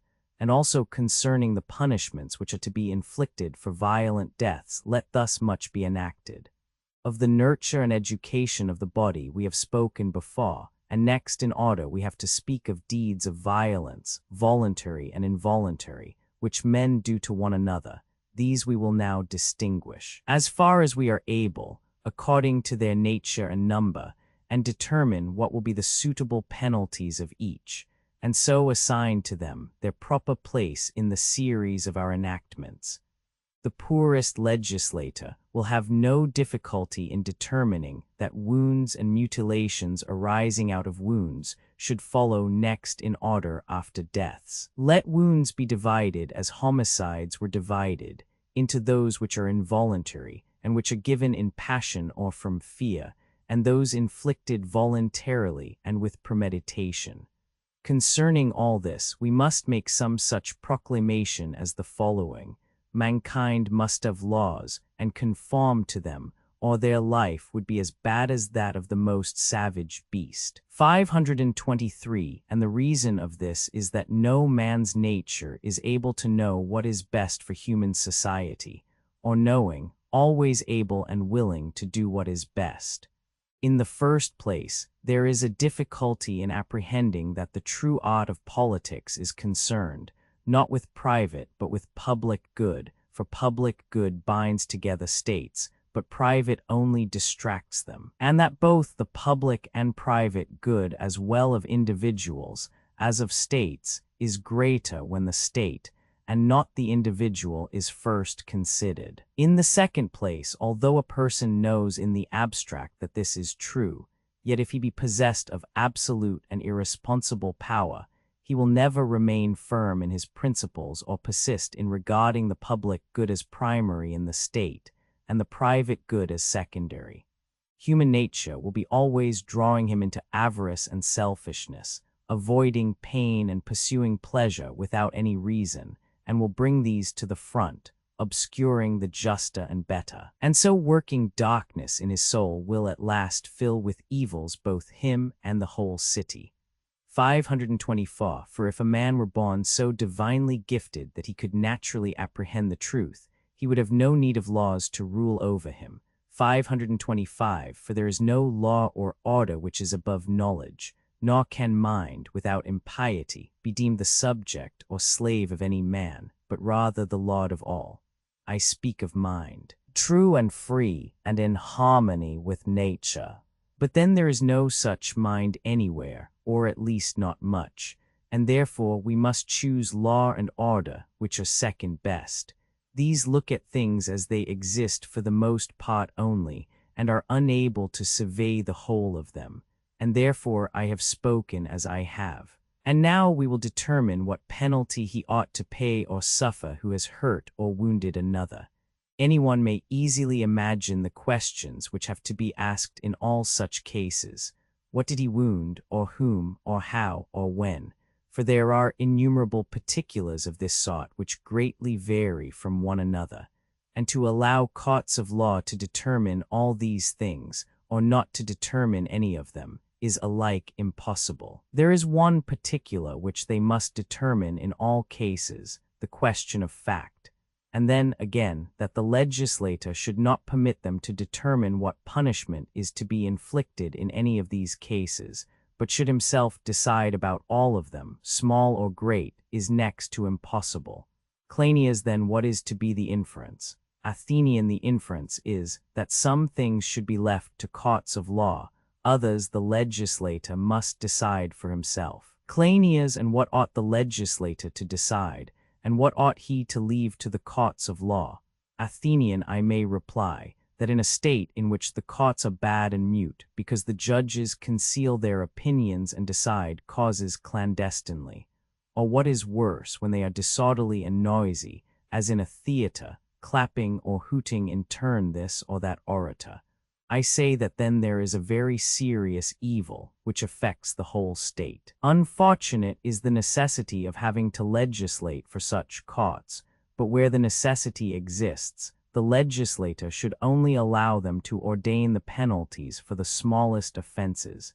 If the state for which he is legislating be of this character, he must take most matters into his own hands and speak distinctly. But when a state has good courts, and the judges are well trained and scrupulously tested, the determination of the penalties or punishments which shall be inflicted on the guilty may fairly and with advantage be left to them. And we are not to be blamed for not legislating concerning all that large class of matters which judges far worse educated than ours would be able to determine, assigning to each offense what is due both to the perpetrator and to the sufferer. We believe those for whom we are legislating to be best able to judge, and therefore to them the greater part may be left. At the same time, as I have often said, 526 we should exhibit to the judges, as we have done, the outline and form of the punishments to be inflicted, and then they will not transgress the just rule. That was an excellent practice, which we observed before, and which now that we are resuming the work of legislation, may with advantage be repeated by us. Let the enactment about wounding be in the following terms. If anyone has a purpose and intention to slay another who is not his enemy, and whom the law does not permit him to slay, and he wounds him, but is unable to kill him, he who had the intent and has wounded him is not to be pitied. He deserves no consideration, but should be regarded as a murderer and be tried for murder, still having respect to the fortune which has in a manner favored him, and to the providence which in pity to him and to the wounded man saved the one from a fatal blow, and the other from an accursed fate and calamity, as a thank-offering to this deity, and in order not to oppose his will.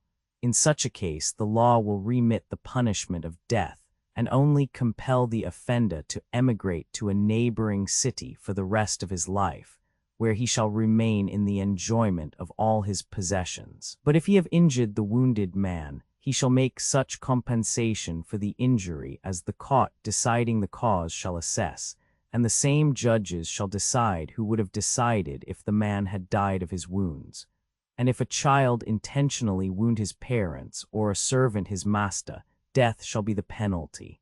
And if a brother or a sister intentionally wound a brother or a sister, and is found guilty, death shall be the penalty. And if any one of the houses be unfortunate, and stained with impiety, and the owner leave no posterity, but dies unmarried, or married and childless, having suffered death as the penalty of murder or some other crime committed against the gods or against his fellow citizens, of which death is the penalty distinctly laid down in the law, or if any of the citizens be in perpetual exile and also childless. That house shall first of all be purified and undergo expiation according to law, and then let the kinsmen of the house, as we were just now saying, and the guardians of the law, meet and consider what family there is in the state which is of the highest repute for virtue and also for good fortune, in which there are a number of sons. From that family let them take one and introduce him to the father and forefathers of the dead man as their son, and for the sake of the omen, let him be called so, that he may be the continuer of their family, the keeper of their hearth, and the minister of their sacred rites with better fortune than his father had. And when they have made this supplication, they shall make him heir according to law, and the offending person they shall leave nameless and childless and portionless when calamities such as these overtake him. And if a husband wound a wife, or a wife a husband, with intent to kill, let him or her undergo perpetual exile. If they have sons or daughters who are still young, the guardians shall take care of their property and have charge of the children as orphans. If their sons are grown up, they shall be under no obligation to support the exiled parent, but they shall possess the property themselves. And if he who meets with such a misfortune has no children, the kindred of the exiled man to the degree of sons of cousins, both on the male and female side, shall meet together, and after taking counsel with the guardians of the law and the priests, shall appoint a 5,040th citizen to be the heir of the house, considering and reasoning that no house of all the 5,040 belongs to the inhabitant or to the whole family, but is the public and private property of the state. Now the state should seek to have its houses as holy and happy as possible. Now the boundaries of some things do not touch one another, but there is a borderland which comes in between, preventing them from touching. And we were saying that actions done from passion are of this nature, and come in between the voluntary and involuntary. If a person be convicted of having inflicted wounds in a passion, in the first place he shall pay twice the amount of the injury, if the wound be curable, or, if incurable, 4 times the amount of the injury. Or if the wound be curable, and at the same time cause great and notable disgrace to the wounded person, he shall pay fourfold.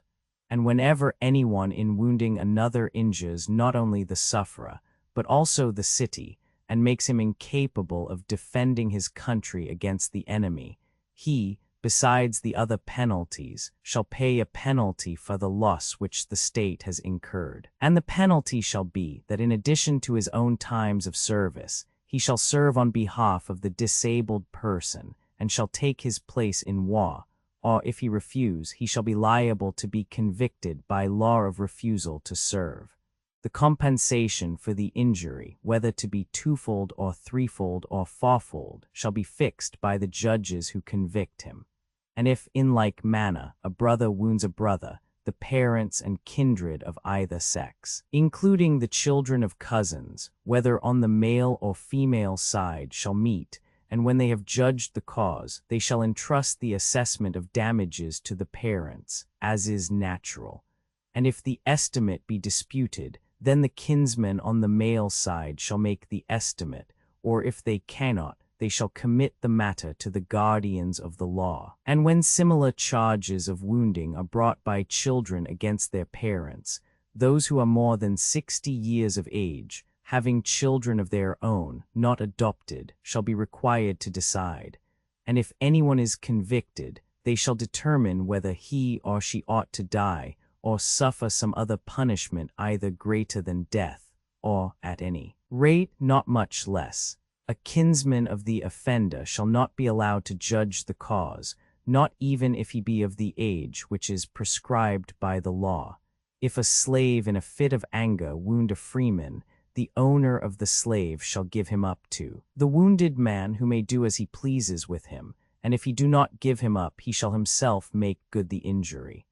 And if anyone says that the slave and the wounded man are conspiring together, let him argue the point, and if he is cast, he shall pay for the wrong 3 times over. But if he gains his case, the freeman who conspired with the slave shall be liable to an action for kidnapping. And if anyone unintentionally wounds another, he shall simply pay for the harm, for no legislator is able to control chance.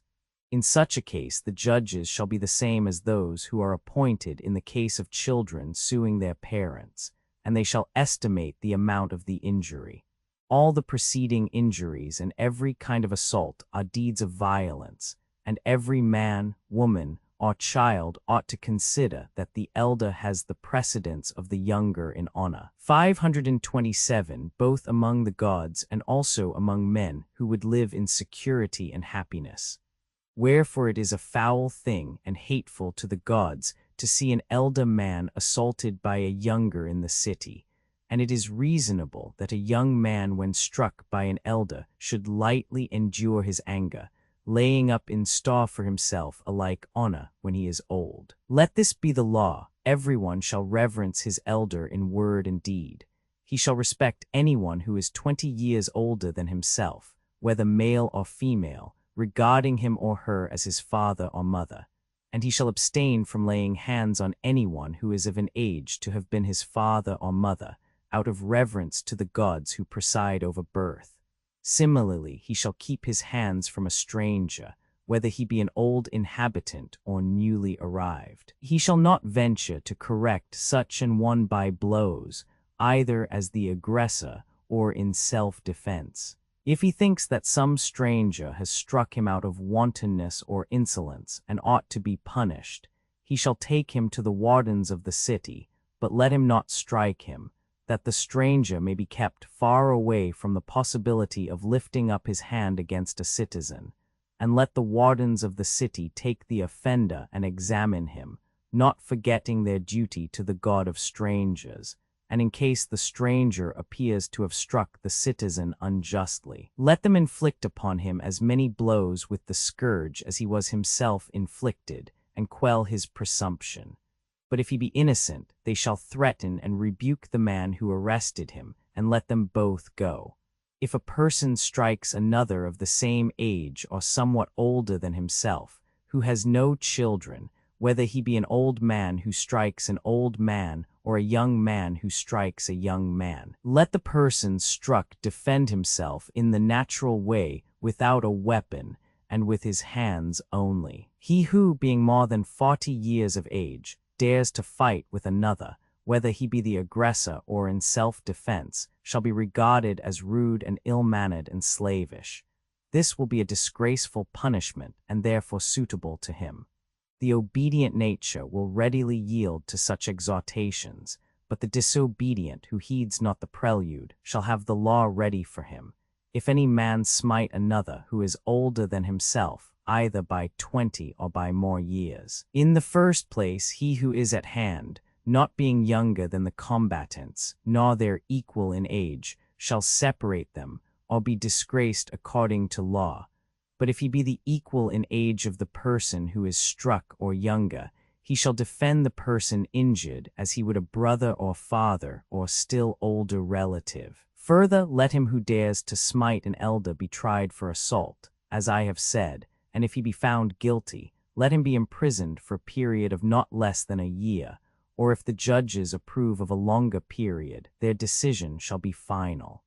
But if a stranger or metic smite one who is older by 20 years or more, the same law shall hold about the bystanders assisting, and he who is found guilty in such a suit, if he be a stranger but not resident, shall be imprisoned during a period of 2 years, and a metic who disobeys the laws shall be imprisoned for 3 years, unless the court assign him a longer term. And let him who was present in any of these cases and did not assist according to law be punished, if he be of the highest class, by paying a fine of a mina, or if he be of the second class, of 50 drachmas, or if of the third class, by a fine of 30 drachmas, or if he be of the fourth class, by a fine of 20 drachmas, and the generals and taxiocs and phyllocs and hippocs shall form the court in such cases. Laws are partly framed for the sake of good men, in order to instruct them how they may live on friendly terms with one another,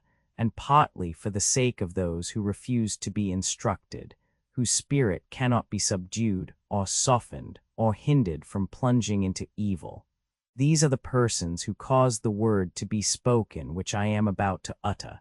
For them the legislator legislates of necessity, and in the hope that there may be no need of his laws. He who shall dare to lay violent hands upon his father or mother, or any still older relative, having no fear either of the wrath of the gods above, or of the punishments that are spoken of in the world below, but transgresses in contempt of ancient and universal traditions, as though he were too wise to believe in them, requires some extreme measure of prevention.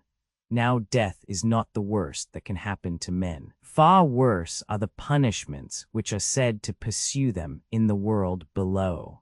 But although they are most true tales, they work on such souls no prevention, for if they had any effect there would be no slayers of mothers, or impious hands lifted up against parents, and therefore the punishments of this world which are inflicted during life ought not in such cases to fall short, if possible, of the terrors of the world below. Let our enactment then be as follows. If a man dare to strike his father or his mother, or their fathers or mothers, he being at the time of sound mind, then let anyone who is at hand come to the rescue, as has been already said, and the metic or stranger who comes to the rescue shall be called to the first place in the games. But if he do not come, he shall suffer the punishment of perpetual exile. He who is not a metic, if he comes to the rescue, shall have praise, and if he do not come, blame. And if a slave come to the rescue, let him be made free, but if he do not come to the rescue, let him receive 100 strokes of the whip, by order of the wardens of the agora, if the occurrence take place in the agora, or if somewhere in the city beyond the limits of the agora, any warden of the city who is in residence shall punish him, or if in the country, then the commanders of the wardens of the country. 528. If those who are near at the time be inhabitants of the same place, whether they be youths or men or women, let them come to the rescue and denounce him as the impious one. And he who does not come to the rescue shall fall under the curse of Zeus, the god of kindred and of ancestors, according to law. And if anyone is found guilty of assaulting a parent, let him in the first place be forever banished from the city into the country, and let him abstain from the temples. And if he do not abstain, the wardens of the country shall punish him with blows or in any way which they please, and if he return he shall be put to death. And if any freeman eat or drink, or have any other sort of intercourse with him, or only meeting him have voluntarily touched him, he shall not enter into any temple, nor into the agora, nor into the city, until he is purified, for he should consider that he has become tainted by a curse. And if he disobeys the law, and pollutes the city and the temples contrary to law, and one of the magistrates sees him and does not indict him, when he gives in his account, this omission shall be a most serious charge. If a slave strike a freeman, whether a stranger or a citizen, let anyone who is present come to the rescue, or pay the penalty already mentioned, and let the bystanders bind him and deliver him up to the injured person, and he receiving him shall put him in chains and inflict on him as many stripes as he pleases. But having punished him, he must surrender him to his master according to law, and not deprive him of his property. Let the law be as follows. The slave who strikes a freeman, not at the command of the magistrates, his owner shall receive bound from the man whom he has stricken, and not release him until the slave has persuaded the man whom he has stricken that he ought to be released. And let there be the same laws about women in relation to women, and about men and women in relation to one another. Chapter 41. Book X Athenian. And now, having spoken of assaults, let us sum up all acts of violence under a single law, which shall be as follows. No one shall take or carry away any of his neighbor's goods, neither shall he use anything which is his neighbor's without the consent of the owner, for these are the offenses which are and have been, and will ever be, the source of all the aforesaid evils. The greatest of them are excesses and insolences of youth, and are offenses against the greatest when they are done against religion, and especially great when in violation of public and holy rights, or of the partly common rights in which tribes and phratries share, and in the second degree great when they are committed against private rights and sepulchres, and in the third degree, not to repeat the acts formerly mentioned, when insults are offered to parents. The fourth kind of violence is when anyone, regardless of the authority of the rulers, takes or carries away or makes use of anything which belongs to them, not having their consent. And the fifth kind is when the violation of the civil rights of an individual demands reparation. There should be a common law embracing all these cases. For we have already said in general terms what shall be the punishment of sacrilege, whether fraudulent or violent, and now we have to determine what is to be the punishment of those who speak or act insolently toward the gods. But first we must give them an admonition which may be in the following terms. No one who in obedience to the laws believed that there were gods ever intentionally did any unholy act or uttered any unlawful word. But he who did must have supposed one of three things, either that they did not exist, which is the first possibility, or secondly, that if they did, they took no care of man, or thirdly, that they were easily appeased and turned aside from their purpose by sacrifices and prayers. Cleinias, what shall we say or do to these persons? Athenian, my good friend, let us first hear the jests which I suspect that they in their superiority will utter against us. Cleinias, what jests? Athenian, they will make some irreverent speech of this sort. O inhabitants of Athens and Sparta and Cenosus, they will reply, in that you speak truly. For some of us deny the very existence of the gods, while others, as you say, are of opinion that they do not care about us, and others that they are turned from their course by gifts. Now we have a right to claim, as you yourself allowed in the matter of laws, that before you are hard upon us and threaten us, you should argue with us and convince us. 529.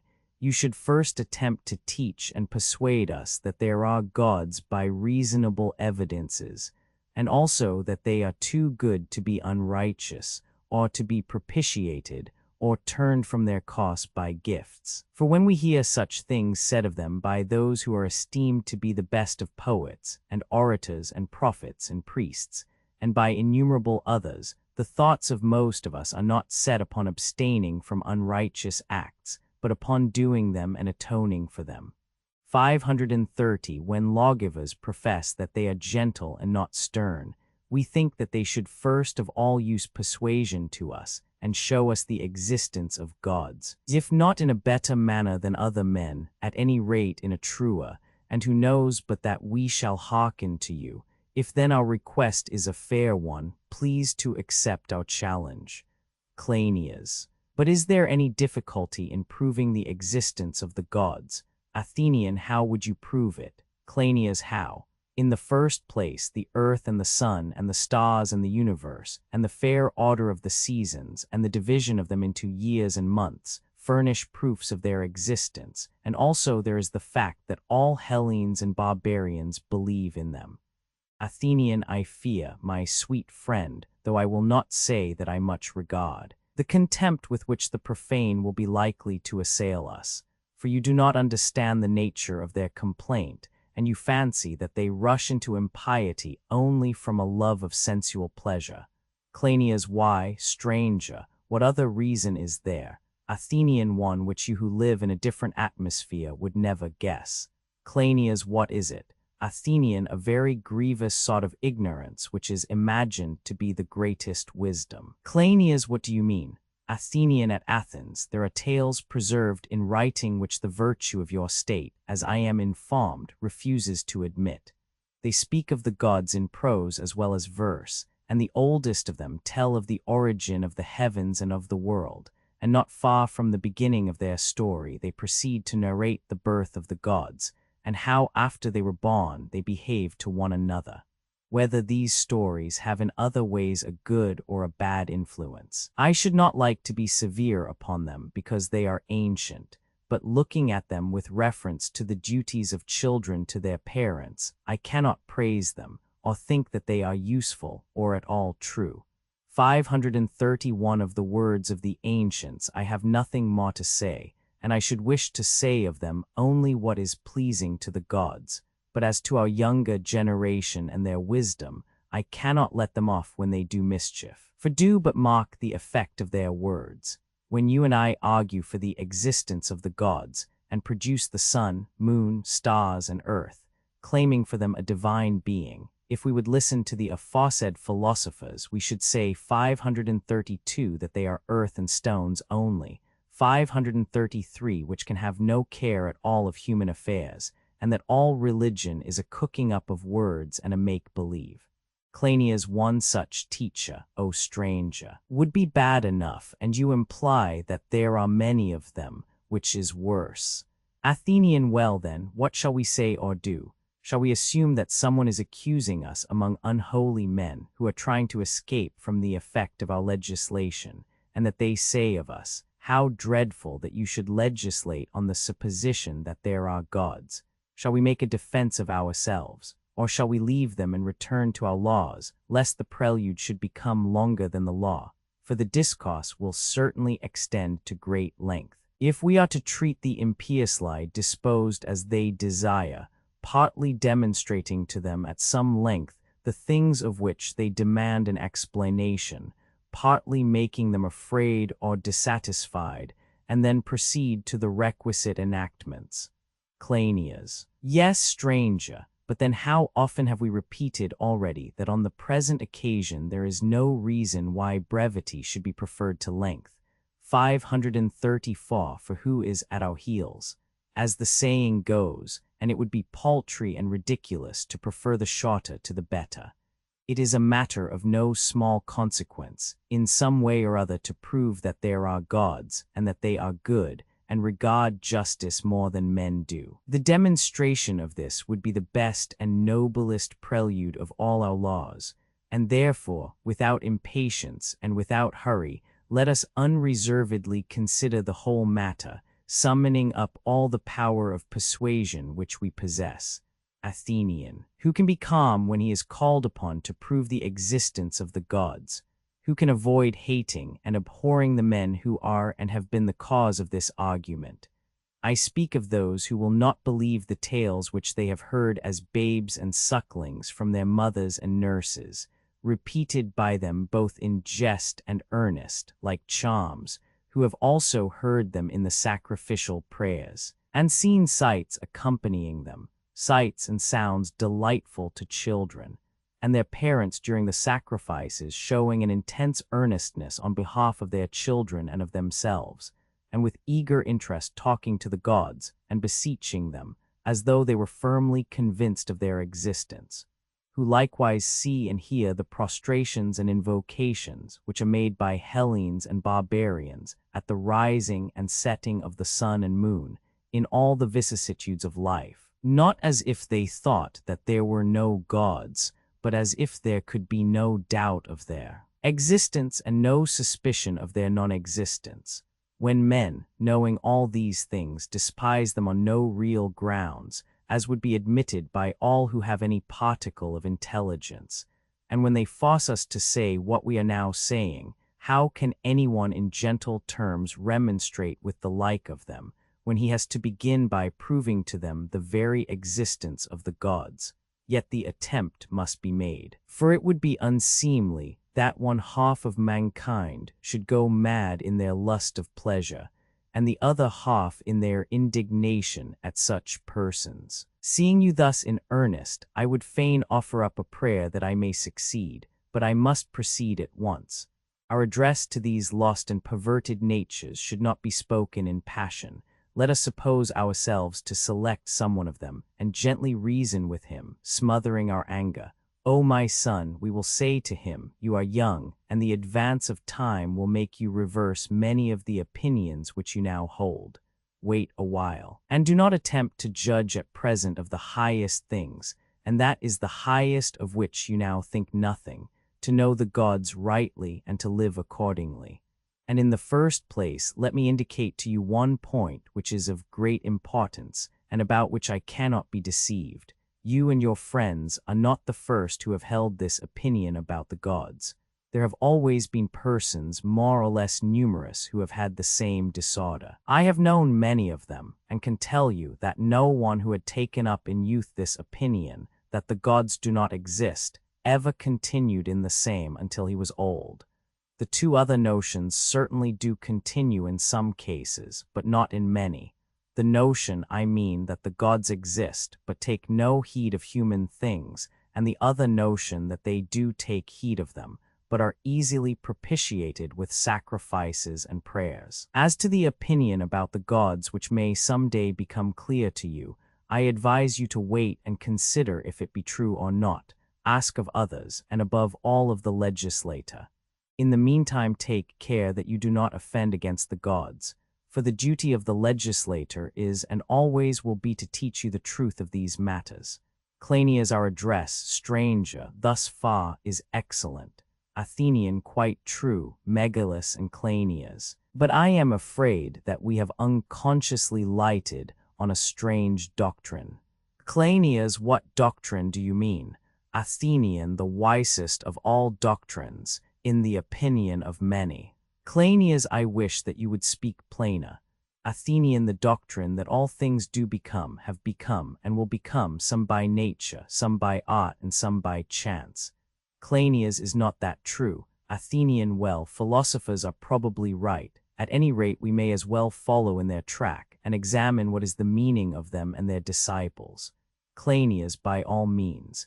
Athenian, they say that the greatest and fairest things are the work of nature and of chance, the lesser of art, which, receiving from nature the greater and primeval creations, molds and fashions all those lesser works which are generally termed artificial. Cleinias, how is that? Athenian, I will explain my meaning still more clearly. They say that fire and water and earth and air all exist by nature and chance, and none of them by art, and that as to the bodies which come next in order, earth and sun and moon and stars, they have been created by means of these absolutely inanimate existences. The elements are severally moved by chance and some inherent force according to certain affinities among them, of hot with cold, or of dry with moist, or of soft with hard, and according to all the other accidental admixtures of opposites which have been formed by necessity. After this fashion and in this manner the whole heaven has been created, and all that is in the heaven, as well as animals and all plants, and all the seasons come from these elements, not by the action of mind, as they say, or of any god or from art, but as I was saying, by nature and chance only. Art sprang up afterwards and out of these, mortal and of mortal birth, and produced in place certain images and very partial imitations of the truth, having an affinity to one another, such as music and painting create and their companion arts. And there are other arts which have a serious purpose, and these cooperate with nature, such, for example, as medicine and husbandry and gymnastic. And they say that politics cooperate with nature, but in a less degree and have more of art. Also that legislation is entirely a work of art, and is based on assumptions which are not true. Cleinias, how do you mean? Athenian, in the first place, my dear friend, these people would say that the gods exist not by nature, but by art and by the laws of states, which are different in different places, according to the agreement of those who make them, and that the honorable is one thing by nature and another thing by law, and that the principles of justice have no existence at all in nature, but that mankind are always disputing about them and altering them, and that the alterations which are made by art and by law have no basis in nature, but are of authority for the moment and at the time at which they are made. These, my friends, are the sayings of wise men, poets, and prose writers, which find a way into the minds of youth. They are told by them that the highest right is might, and in this way the young fall into impieties, under the idea that the gods are not such as the law bids them imagine, and hence arise factions, these philosophers inviting them to lead a true life according to nature, that is, to live in real dominion over others, and not in legal subjection to them. 535 Cleinias, what a dreadful picture, stranger, have you given, and how great is the injury which is thus inflicted on young men to the ruin both of states and families. Athenian. True, Cleinias, but then what should the lawgiver do when this evil is of long standing? Should he only rise up in the state and threaten all mankind, proclaiming that if they will not say and think that the gods are such as the law ordains, and this may be extended generally to the honorable, the just, and to all the highest things, and to all that relates to virtue and vice, and if they will not make their actions conform to the copy which the law gives them, then he who refuses to obey the law shall die, or suffer stripes and bonds, or privation of citizenship, or in some cases be punished by loss of property and exile. Should he not rather, when he is making laws for men, at the same time infuse the spirit of persuasion into his words, and mitigate the severity of them as far as he can?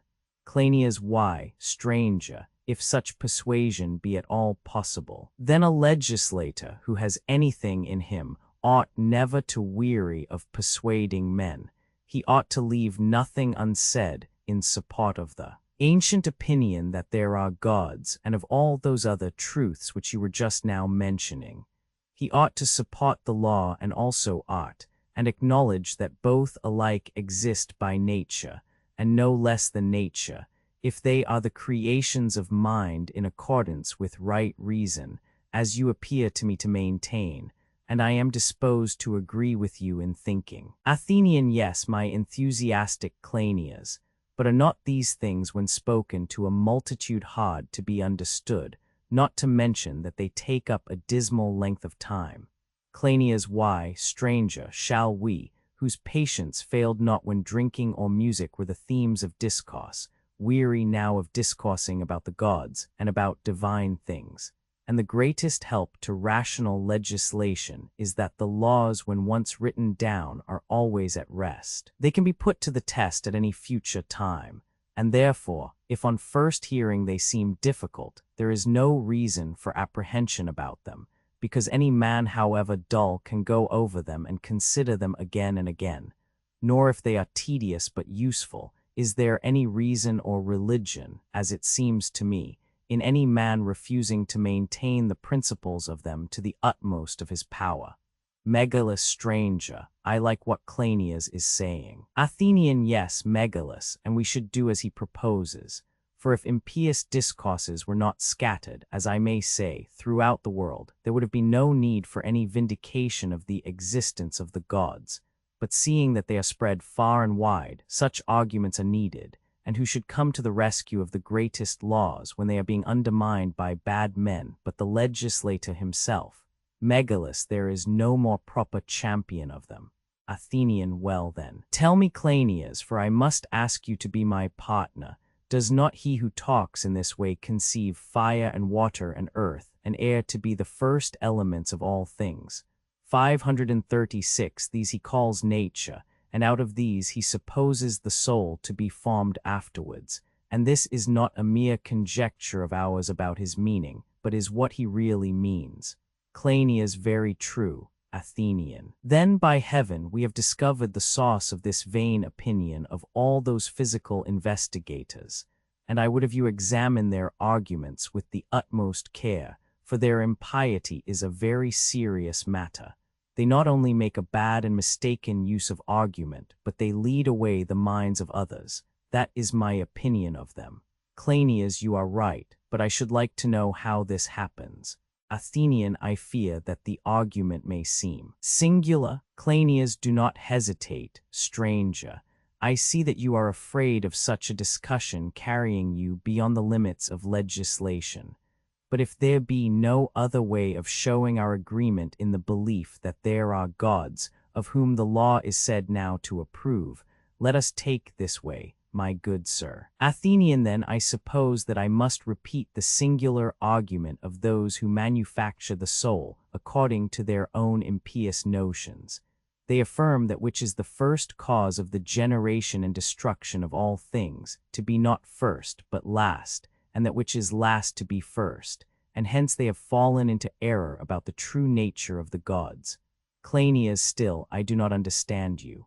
Athenian, nearly all of them, my friends, seem to be ignorant of the nature and power of the soul, especially in what relates to her origin. They do not know that she is among the first of things and before all bodies, and is the chief author of their changes and transpositions. And if this is true, and if the soul is older than the body, must not the things which are of the soul's kindred be of necessity prior to those which appertain to the body? Cleinias, certainly. Athenian then thought and attention and mind and art and law will be prior to that which is hard and soft and heavy and light. And the great and primitive works and actions will be works of art. They will be the first, and after them will come nature and works of nature, which however is a wrong term for men to apply to them. These will follow, and will be under the government of art and mind. Cleinias, but why is the word nature wrong? Athenian, because those who use the term mean to say that nature is the first creative power.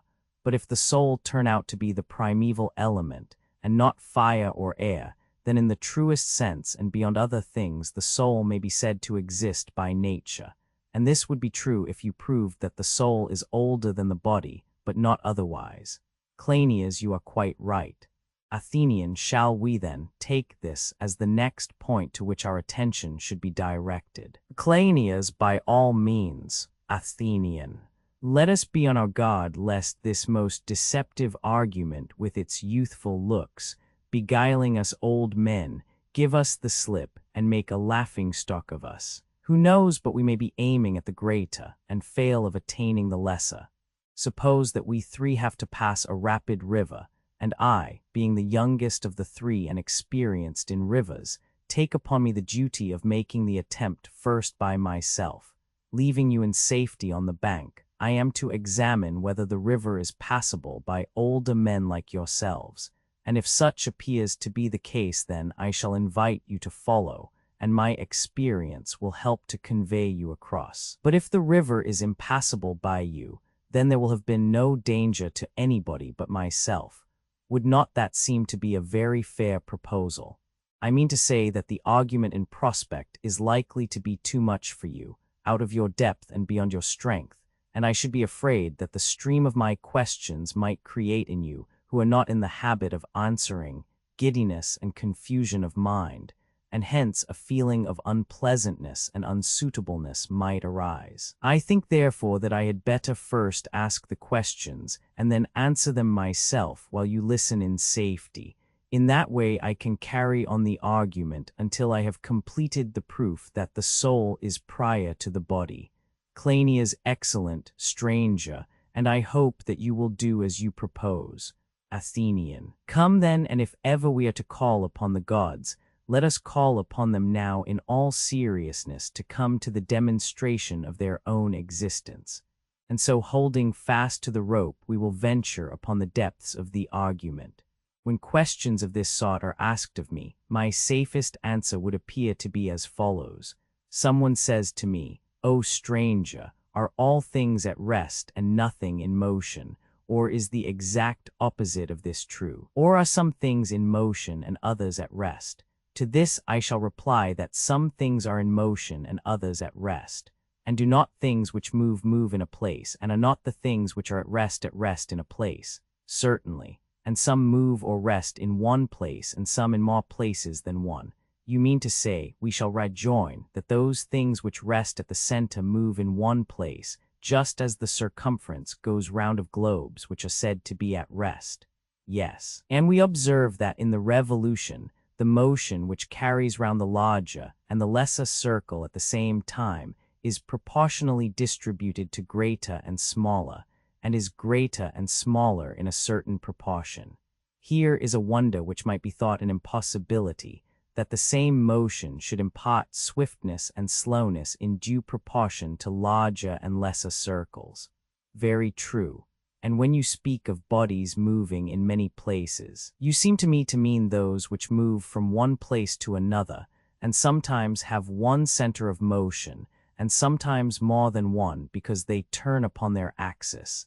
And whenever they meet anything, if it be stationary, they are divided by it. But if they get in the midst between bodies which are approaching and moving towards the same spot from opposite directions, they unite with them.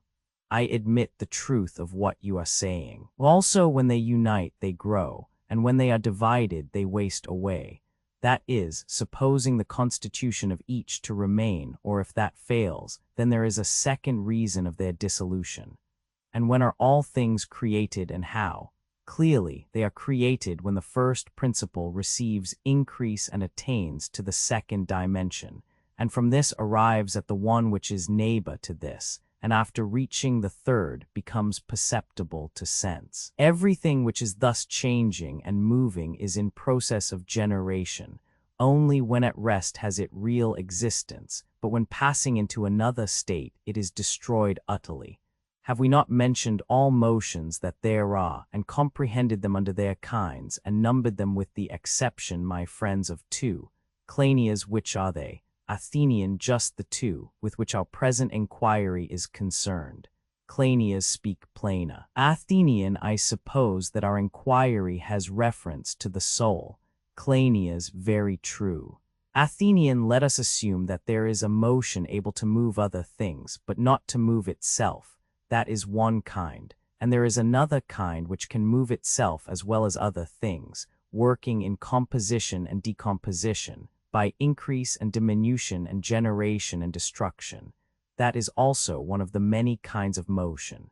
Cleinias, granted. Athenian, and we will assume that which moves other, and is changed by other, to be the ninth, and that which changes itself and others, and is coincident with every action and every passion, and is the true principle of change and motion in all that is, that we shall be inclined to call the 10th. Cleinias, certainly. Athenian, and which of these 10 motions ought we to prefer as being the mightiest and most efficient? Cleinias, I must say that the motion which is able to move itself is 10,000 times superior to all the others. 537. Athenian, very good, but may I make one or two corrections in what I have been saying? Cleinias, what are they? Athenian, when I spoke of the 10th sort of motion, that was not quite correct. Cleinias, what was the error? Athenian, according to the true order, the 10th was really the first in generation and power, then follows the second, which was strangely enough termed the 9th by us.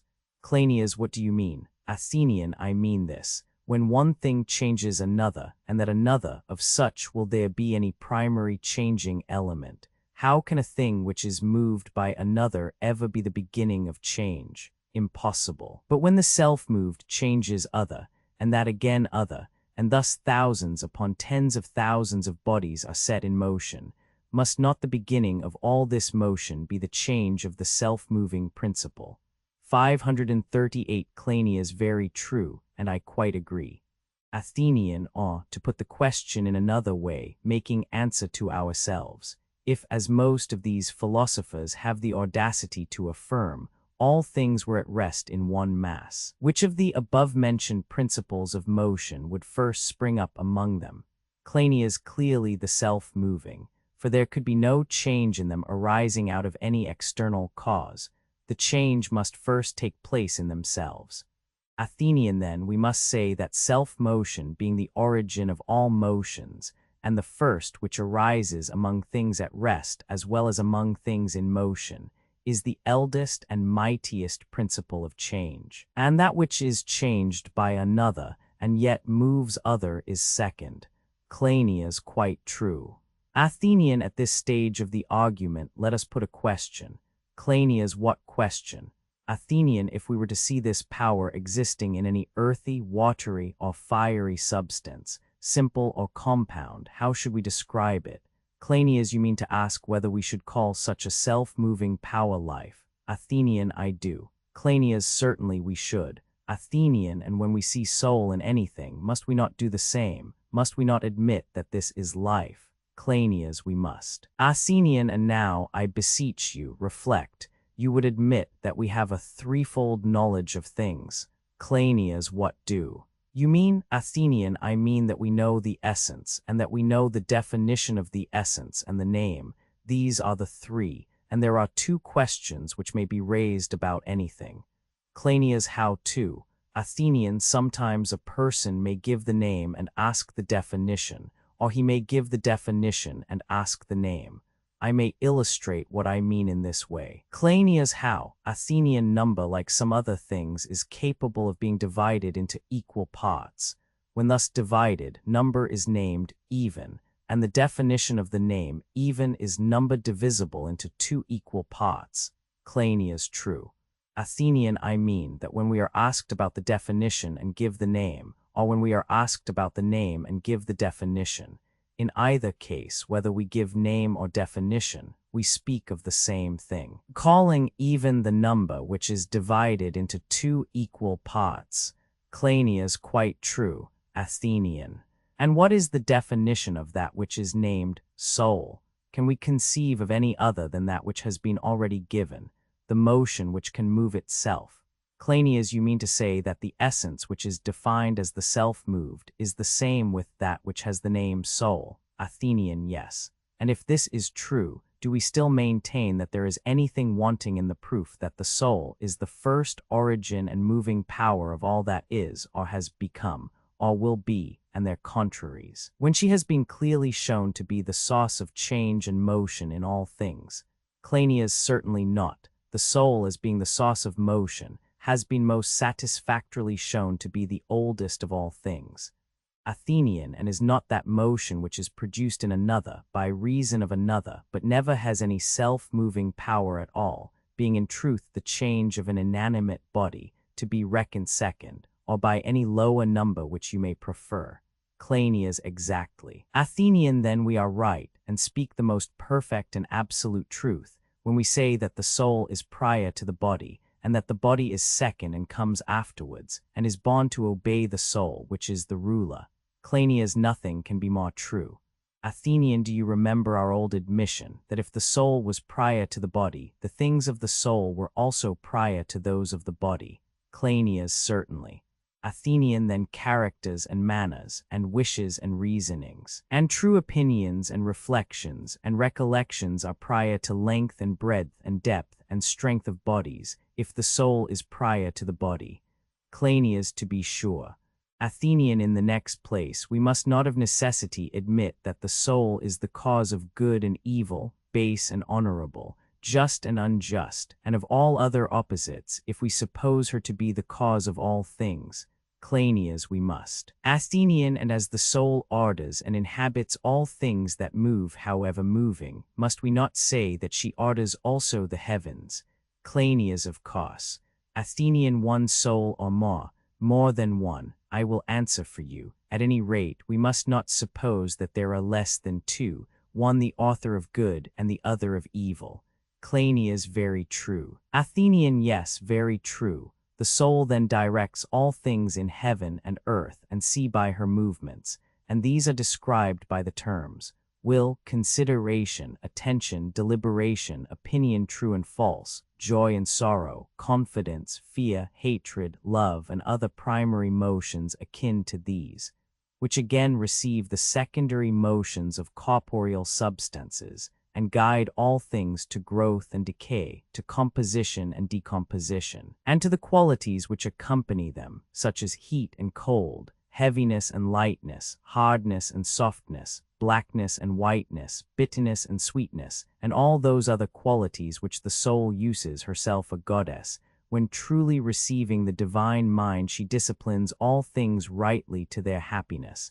But when she is the companion of folly, she does the very contrary of all this. Shall we assume so much, or do we still entertain doubts? Cleinias, there is no room at all for doubt.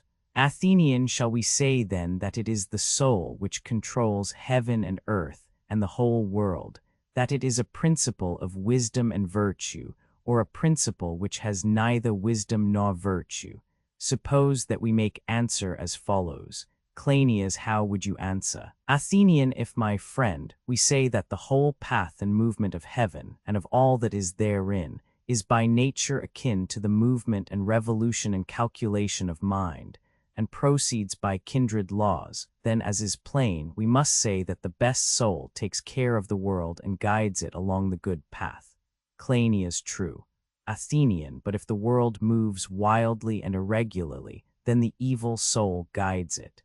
Cleinias true again. Athenian, of what nature is the movement of mind? To this question it is not easy to give an intelligent answer, and therefore I ought to assist you in framing one. Cleinias very good. Athenian, then let us not answer as if we would look straight at the sun, making ourselves darkness at midday 539. I mean as if we were under the impression that we could see with mortal eyes, or know adequately the nature of mind. It will be safer to look at the image only. Cleinias, what do you mean? Athenian, let us select of the 10 motions the one which mind chiefly resembles. This I will bring to your recollection, and will then make the answer on behalf of us all. Cleinias, that will be excellent. Athenian, you will surely remember our saying that all things were either at rest or in motion.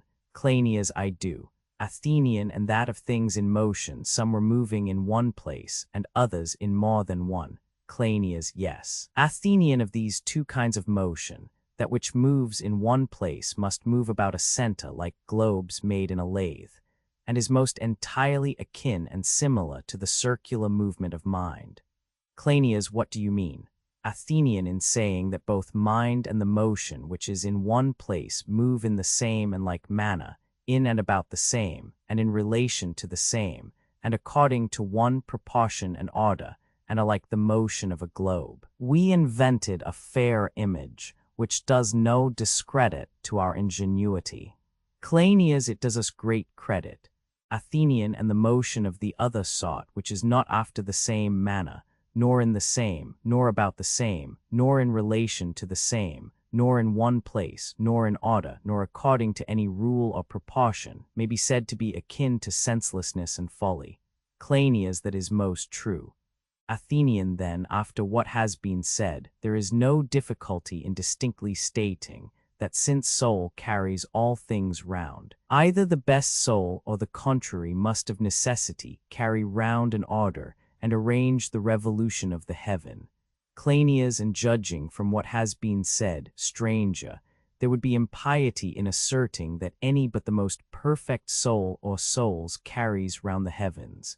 Athenian, you have understood my meaning right well, Cleinias, and now let me ask you another question. Cleinias, what are you going to ask? Athenian, if the soul carries round the sun and moon and the other stars, does she not carry round each individual of them? Cleinias, certainly. Athenian, then of one of them let us speak, and the same argument will apply to all. Cleinias, which will you take? Athenian, everyone sees the body of the sun, but no one sees his soul, nor the soul of any other body living or dead, and yet there is great reason to believe that this nature, unperceived by any of our senses, is circumfused around them all, but is perceived by mind, and therefore by mind and reflection only let us apprehend the following point. Cleinias, what is that? Athenian, if the soul carries round the sun, we shall not be far wrong in supposing one of 3 alternatives. Cleinias, what are they? Athenian, either the soul which moves the sun this way and that, resides within the circular and visible body, like the soul which carries us about every way, or the soul provides herself with an external body of fire or air, as some affirm, and violently propels body by body, or thirdly, she is without such a body, but guides the sun by some extraordinary and wonderful power. Cleinias, yes, certainly. The soul can only order all things in one of these 3 ways. Athenian, and this soul of the sun, which is therefore better than the sun, whether taking the sun about in a chariot to give light to men, or acting from without, or in whatever way, ought by every man to be deemed a god.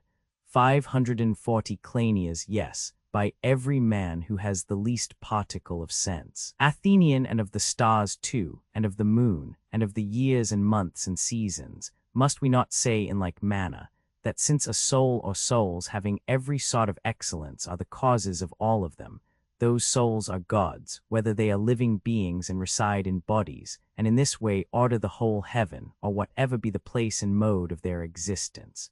And will anyone who admits all this venture to deny that all things are full of gods? Cleinias, no one, stranger, would be such a madman. Athenian, and now, Megillus and Cleinias, let us offer terms to him who has hitherto denied the existence of the gods, and leave him.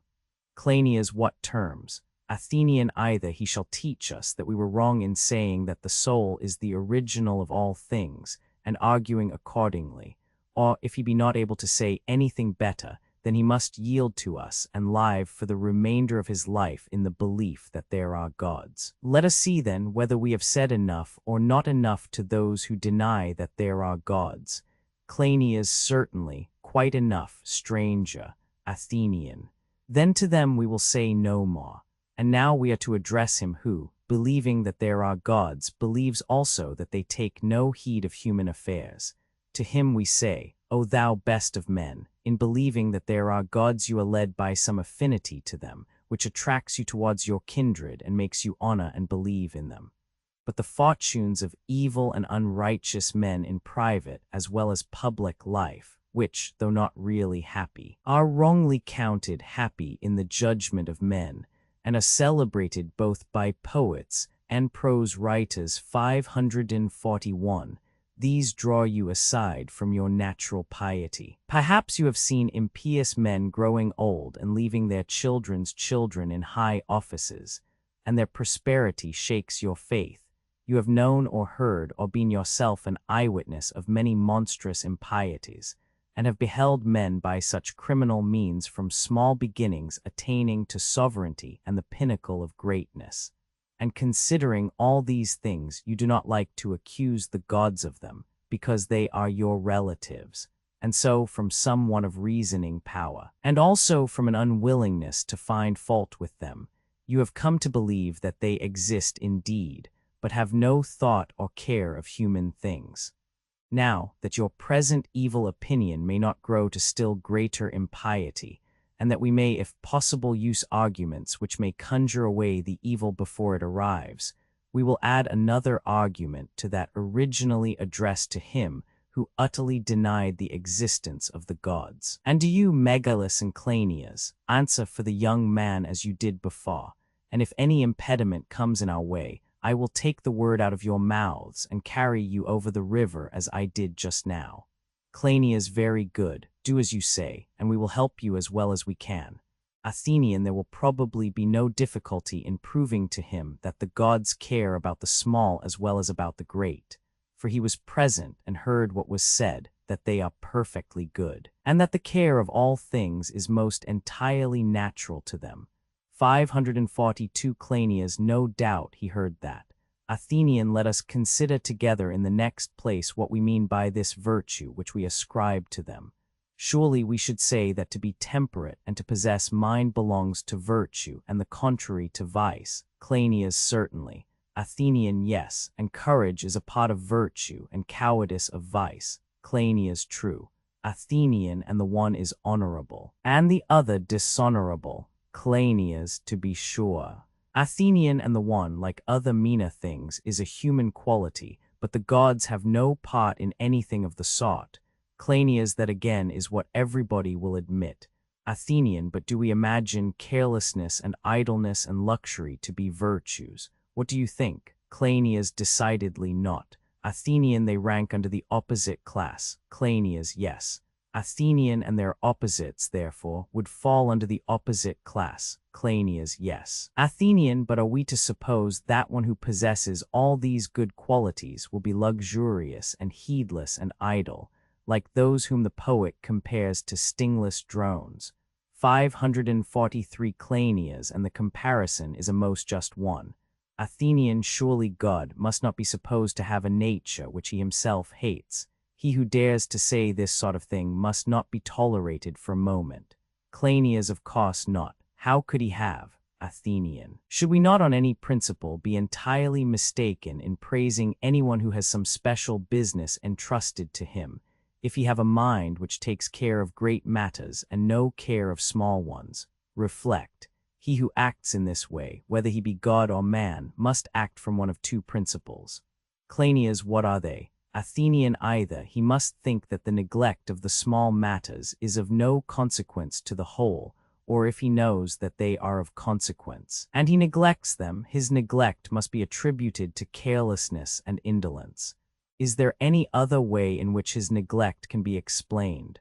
For surely, when it is impossible for him to take care of all, he is not negligent if he fails to attend to these things great or small, which a god or some inferior being might be wanting in strength or capacity to manage.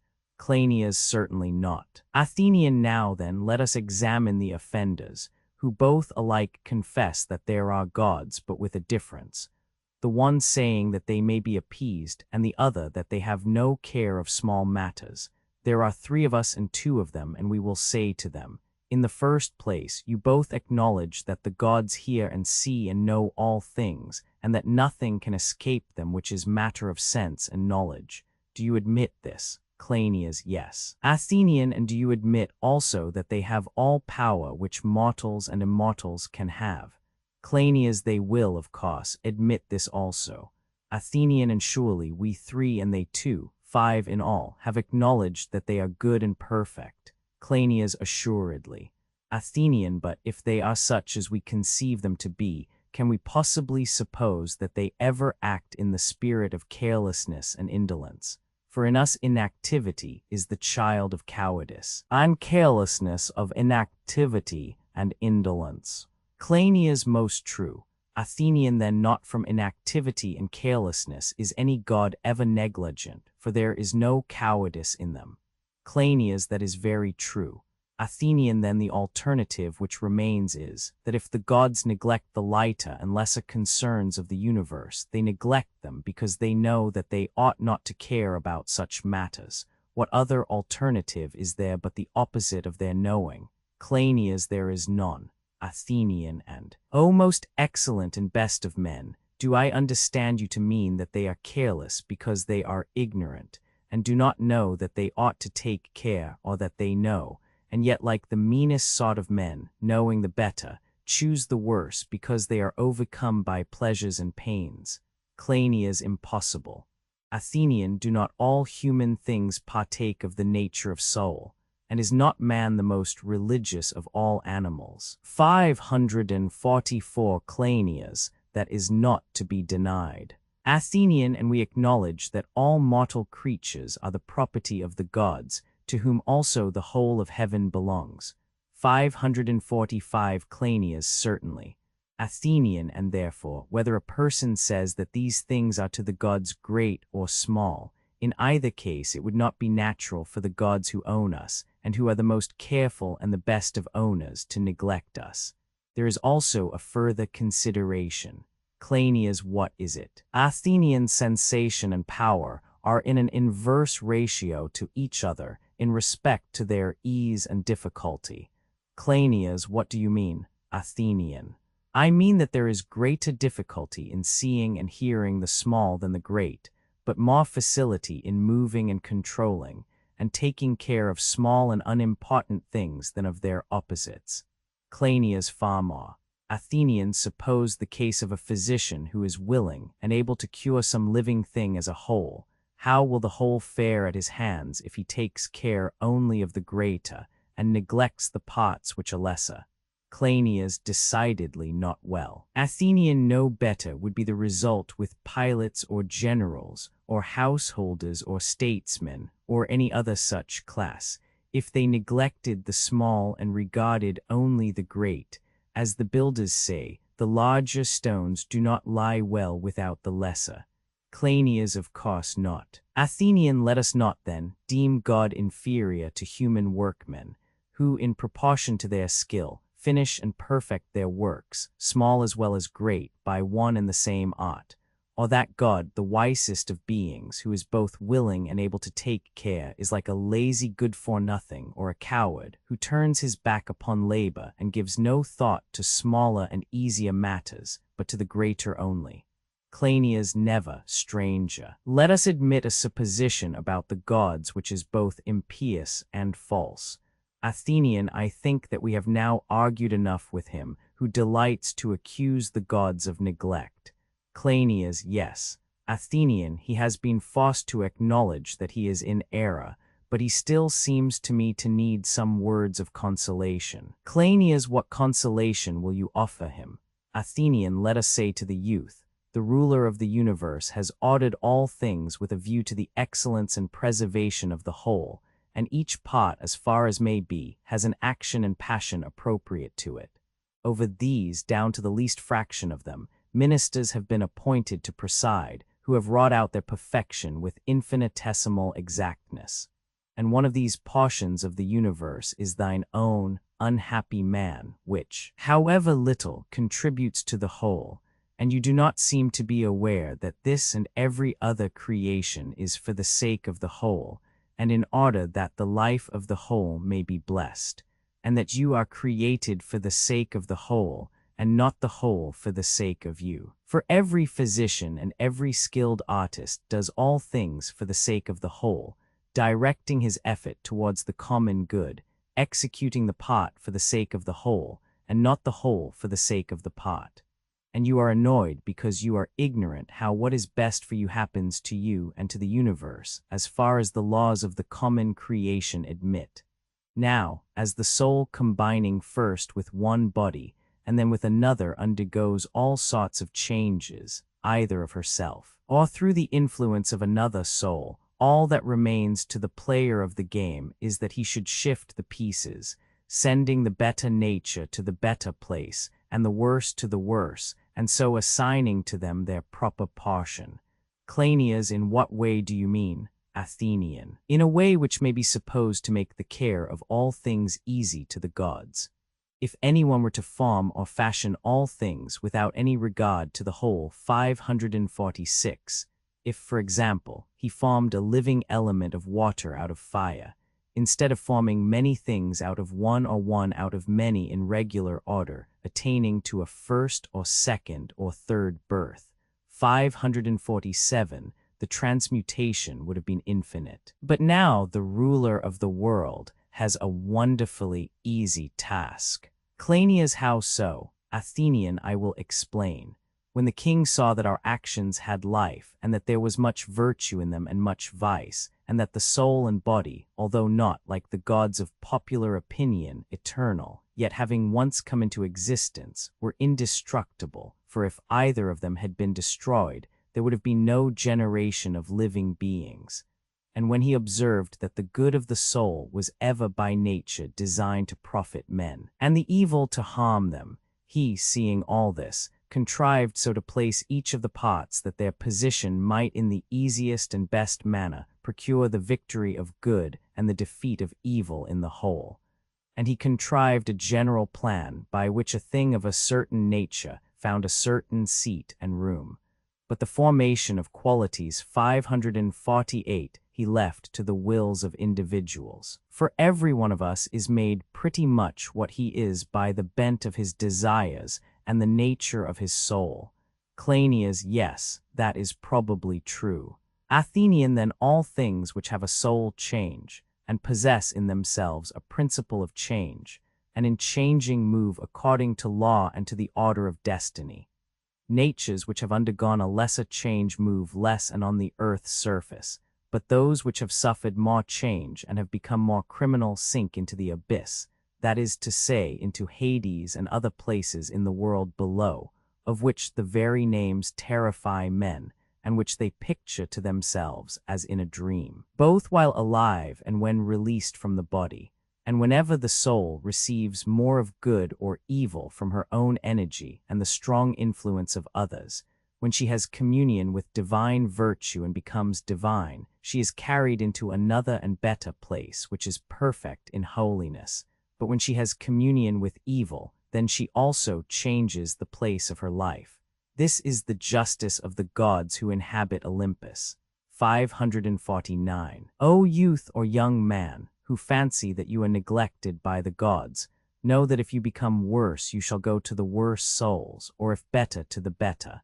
And in every succession of life and death you will do and suffer what like may fitly suffer at the hands of like. This is the justice of heaven, which neither you nor any other unfortunate will ever glory in escaping, and which the ordaining powers have specially ordained. Take good heed thereof, for it will be sure to take heed of you. If you say, I am small and will creep into the depths of the earth, or I am high and will fly up to heaven, you are not so small or so high, but that you shall pay the fitting penalty, either here or in the world below, or in some still more savage place whither you shall be conveyed. This is also the explanation of the fate of those whom you saw, who had done unholy and evil deeds, and from small beginnings had grown great, and you fancied that from being miserable they had become happy. And in their actions, as in a mirror, you seem to see the universal neglect of the gods, not knowing how they make all things work together and contribute to the great whole. And thinkest thou, bold man, that thou needest not to know this? He who knows it not can never form any true idea of the happiness or unhappiness of life, or hold any rational discourse respecting either.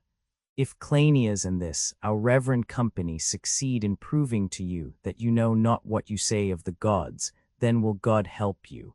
But should you desire to hear more, listen to what we say to the third opponent, if you have any understanding whatsoever. For I think that we have sufficiently proved the existence of the gods, and that they care for men.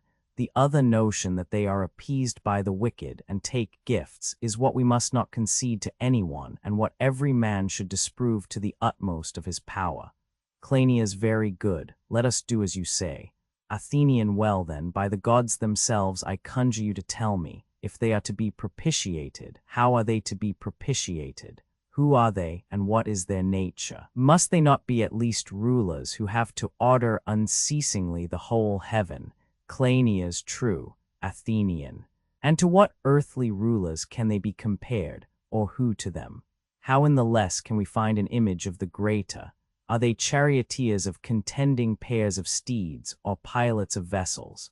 Perhaps they might be compared to the generals of armies, or they might be likened to physicians providing against the diseases which make war upon the body, or to husbandmen observing anxiously the effects of the seasons on the growth of plants, or perhaps to shepherds of flocks. For as we acknowledge the world to be full of many goods and also of evils, and of more evils than goods, there is, as we affirm, an immortal conflict going on among us, which requires marvelous watchfulness.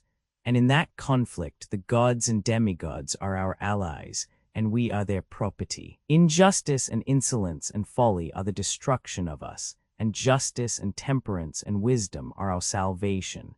And the place of these latter is in the life of the gods, although some vestige of them may occasionally be discerned among mankind. But upon this earth we know that there dwell souls possessing an unjust spirit, 550 who may be compared to brute animals, which fawn upon their keepers, whether dogs or shepherds, or the best and most perfect masters. For they in like manner, as the voices of the wicked declare, prevail by flattery and prayers and incantations, and are allowed to make their gains with impunity. And this sin, which is termed dishonesty, is an evil of the same kind as what is termed disease in living bodies or pestilence in years or seasons of the year, and in cities and governments has another name, which is injustice. Cleinias, quite true. Athenian, what else can he say who declares that the gods are always lenient to the doers of unjust acts, if they divide the spoil with them? As if wolves were to toss a portion of their prey to the dogs, and they, mollified by the gift, suffered them to tear the flocks.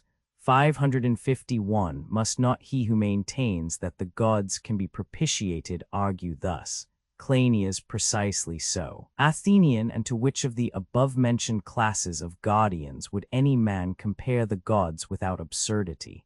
Will he say that they are like pilots, who are themselves turned away from their duty by libations of wine and the savor of fat, and at last overturn both ship and sailors?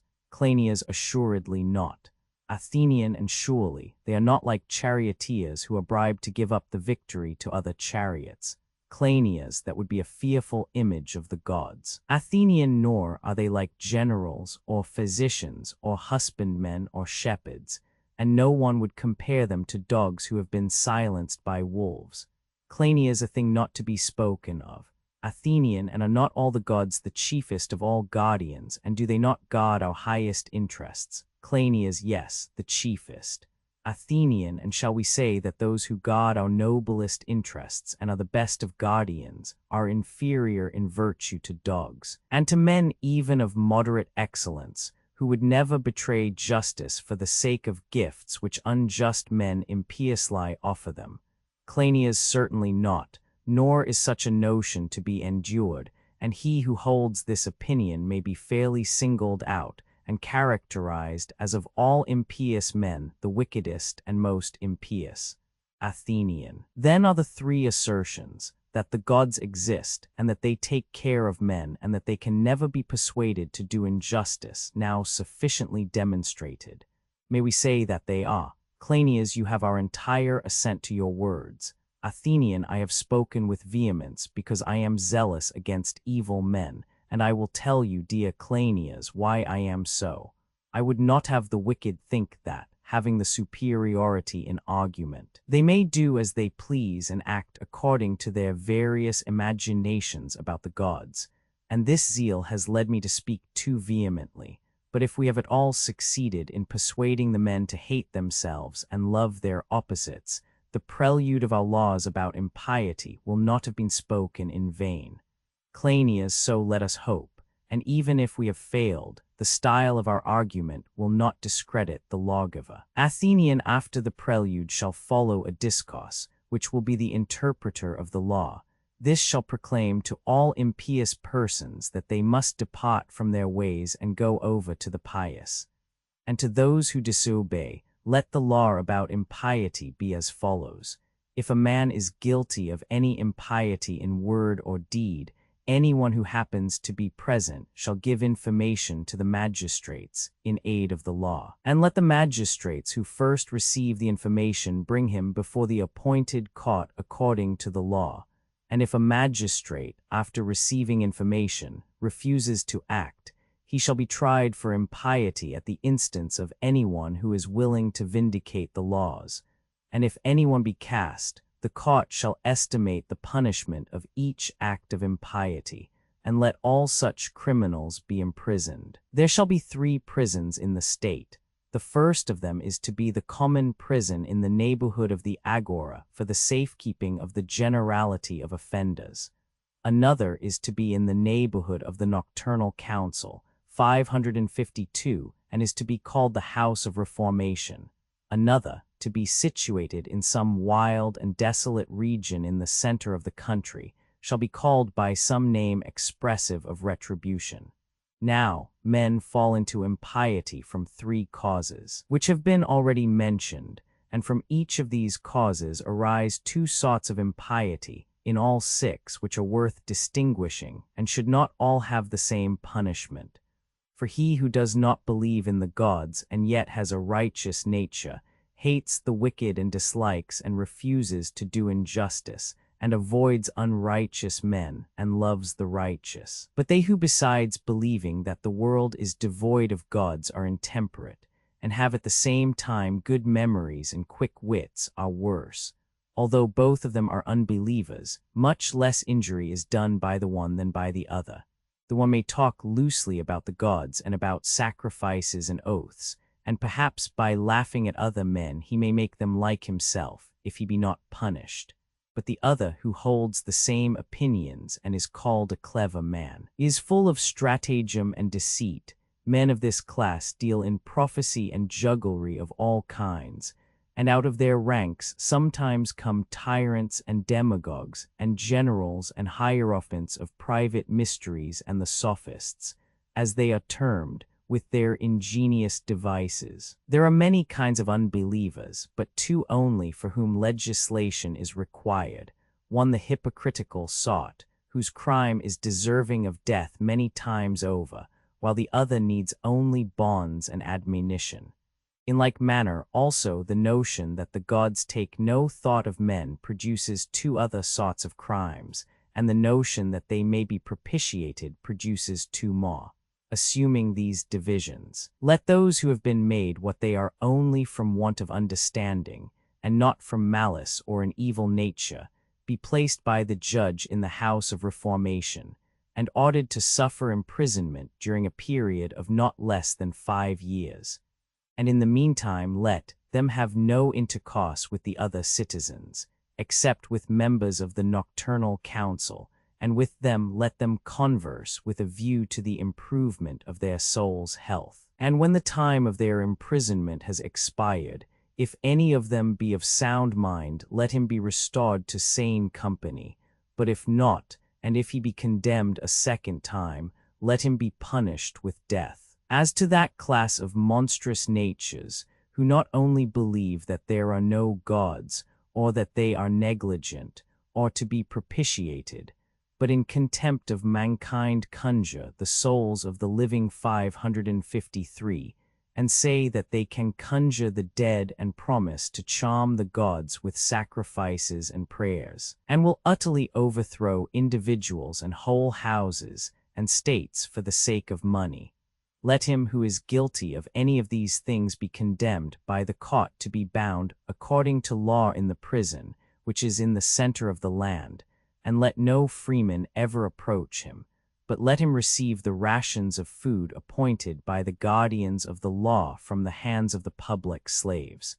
And when he is dead, let him be cast beyond the borders unburied. And if any freeman assist in burying him, let him pay the penalty of impiety to anyone who is willing to bring a suit against him. But if he leaves behind him children who are fit to be citizens, let the guardians of orphans take care of them, just as they would of any other orphans, from the day on which their father is convicted. In all these cases there should be one law, which will make men in general less liable to transgress in word or deed, and less foolish, because they will not be allowed to practice religious rites contrary to law. And let this be the simple form of the law: no man shall have sacred rites in a private house. When he would sacrifice, let him go to the temples and hand over his offerings to the priests and priestesses, who see to the sanctity of such things. And let him pray himself, and let anyone who pleases join with him in prayer. The reason of this is as follows: gods and temples are not easily instituted, and to establish them rightly is the work of a mighty intellect. And women especially, and men too, when they are sick or in danger, or in any sort of difficulty, or again on their receiving any good fortune, have a way of consecrating the occasion, vowing sacrifices, and promising shrines to gods, demigods, and sons of gods. And when they are awakened by terrible apparitions and dreams or remember visions, they find in altars and temples the remedies of them, and will fill every house and village with them, placing them in the open air, or wherever they may have had such visions.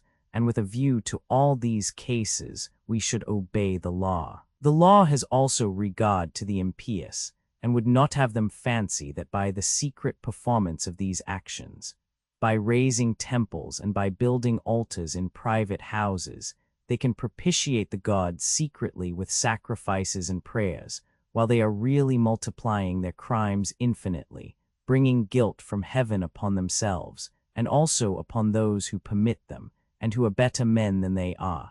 And the consequence is that the whole state reaps the fruit of their impiety, which, in a certain sense, is deserved.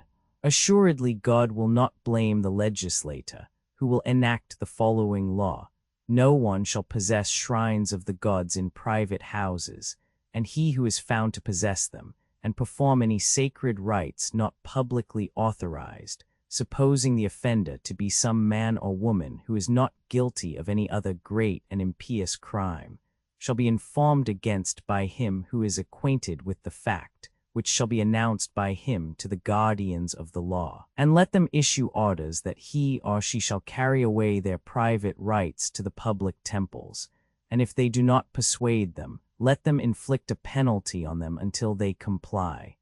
And if a person be proven guilty of impiety, not merely from childish levity, but such as grown-up men may be guilty of, whether he have sacrificed publicly or privately to any gods, let him be punished with death, for his sacrifice is impure. Whether the deed has been done in earnest or only from childish levity, let the guardians of the law determine, before they bring the matter into court and prosecute the offender for impiety. Chapter 42, Book Roman 11 Athenian in the next place, dealings between man and man require to be suitably regulated. The principle of them is very simple. Thou shalt not, if thou canst help, touch that which is mine, or remove the least thing which belongs to me without my consent, and may I be of a sound mind, and do to others as I would that they should do to me. First, let us speak of treasure trove. May I never pray the gods to find the hidden treasure, which another has laid up for himself and his family, he not being one of my ancestors, nor lift, if I should find such a treasure. And may I never have any dealings with those who are called diviners, and who in any way or manner counsel me to take up the deposit entrusted to the earth. For I should not gain so much in the increase of my possessions, if I take up the prize, as I should grow in justice and virtue of soul, if I abstain. And this will be a better possession to me than the other in a better part of myself. For the possession of justice in the soul is preferable to the possession of wealth. And of many things it is well said, move not the immovables, and this may be regarded as one of them. And we shall do well to believe the common tradition which says that such deeds prevent a man from having a family. Now as to him who is careless about having children and regardless of the legislator, taking up that which neither he deposited, nor any ancestor of his, without the consent of the depositor, violating the simplest and noblest of laws, which was the enactment of no mean man. Take not up that which was not laid down by thee. Of him, I say, who despises these two legislators, and takes up, not some small matter which he has not deposited, but perhaps a great heap of treasure, what he ought to suffer at the hands of the gods, God only knows. But I would have the first person who sees him go and tell the wardens of the city, if the occurrence has taken place in the city, or if the occurrence has taken place in the agora, he shall tell the wardens of the agora, or if in the country, he shall tell the wardens of the country and their commanders. 554. When information has been received, the city shall send to Delphi, and whatever the god answers about the money and the remover of the money, that the city shall do in obedience to the oracle. The informer, if he be a freeman, shall have the honor of doing rightly, and he who informs not, the dishonor of doing wrongly. And if he be a slave who gives information, let him be freed, as he ought to be, by the state, which shall give his master the price of him. But if he do not inform, he shall be punished with death. Next in order shall follow a similar law, which shall apply equally to matters great and small. If a man happens to leave behind him some part of his property, whether intentionally or unintentionally, let him who may come upon the left property suffer it to remain, reflecting that such things are under the protection of the goddess of ways, and are dedicated to her by the law. But if anyone defies the law and takes the property home with him, let him, if the thing is of little worth, and the man who takes it a slave, be beaten with many stripes by him who meets him, being a person of not less than 30 years of age. Or if he be a freeman, in addition to being thought a mean person and a despiser of the laws, let him pay 10 times the value of the treasure which he has moved to the laver. And if someone accuses another of having anything which belongs to him, whether little or much, and the other admits that he has this thing, but denies that the property in dispute belongs to the other, if the property be registered with the magistrates according to law, the claimant shall summon the possessor, who shall bring it before the magistrates. And when it is brought into court, if it be registered in the public registers, to which of the litigants it belonged, let him take it and go his way. Or if the property be registered as belonging to someone who is not present, Whoever will offer sufficient surety on behalf of the absent person that he will give it up to him, shall take it away as the representative of the other. But if the property which is deposited be not registered with the magistrates, let it remain until the time of trial with 3 of the eldest of the magistrates. And if it be an animal which is deposited, then he who loses the suit shall pay the magistrates for its keep, and they shall determine the cause within 3 days. Anyone who is of sound mind may arrest his own slave, and do with him whatever he will of such things as are lawful. And he may arrest the runaway slave of any of his friends or kindred, with a view to his safe keeping. And if anyone takes away him who is being carried off as a slave, intending to liberate him, he who is carrying him off shall let him go. But he who takes him away shall give 3 sufficient sureties. And if he give them, and not without giving them, he may take him away. But if he take him away after any other manner, he shall be deemed guilty of violence, and being convicted shall pay as a penalty double the amount of the damages claimed to him who has been deprived of the slave. Any man may also carry off a freedman, if he do not pay respect or sufficient respect to him who freed him. Now the respect shall be, that the freedman go 3 times in the month to the hearth of the person who freed him, and offer to do whatever he ought, so far as he can, and he shall agree to make such a marriage as his former master approves. He shall not be permitted to have more property than he who gave him liberty, and what more he has shall belong to his master. The freedman shall not remain in the state more than 20 years, but like other foreigners, 555 shall go away, taking his entire property with him, unless he has the consent of the magistrates and of his former master to remain. If a freedman or any other stranger has a property greater than the census of the 3rd class, at the expiration of 30 days from the day on which this comes to pass, he shall take that which is his and go his way. And in this case he shall not be allowed to remain any longer by the magistrates. And if anyone disobeys this regulation, and is brought into court and convicted, he shall be punished with death, and his property shall be confiscated.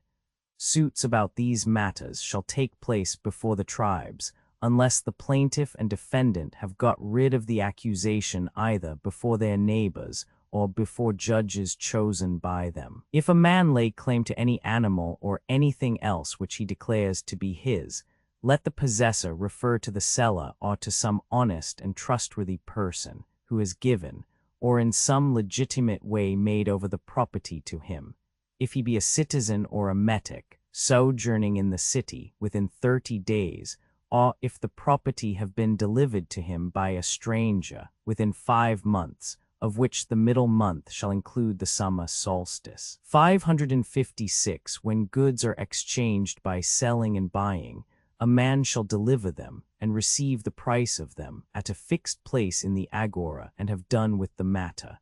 But he shall not buy or sell anywhere else, nor give credit.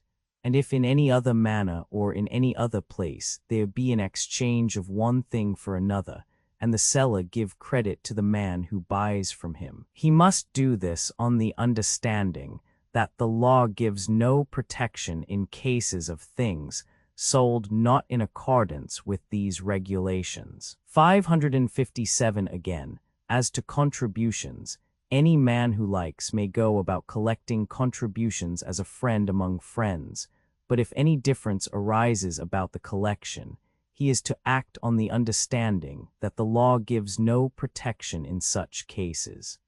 He who sells anything above the value of 50 drachmas shall be required to remain in the city for 10 days, and the purchaser shall be informed of the house of the seller, with a view to the sort of charges which are apt to arise in such cases, and the restitutions which the law allows.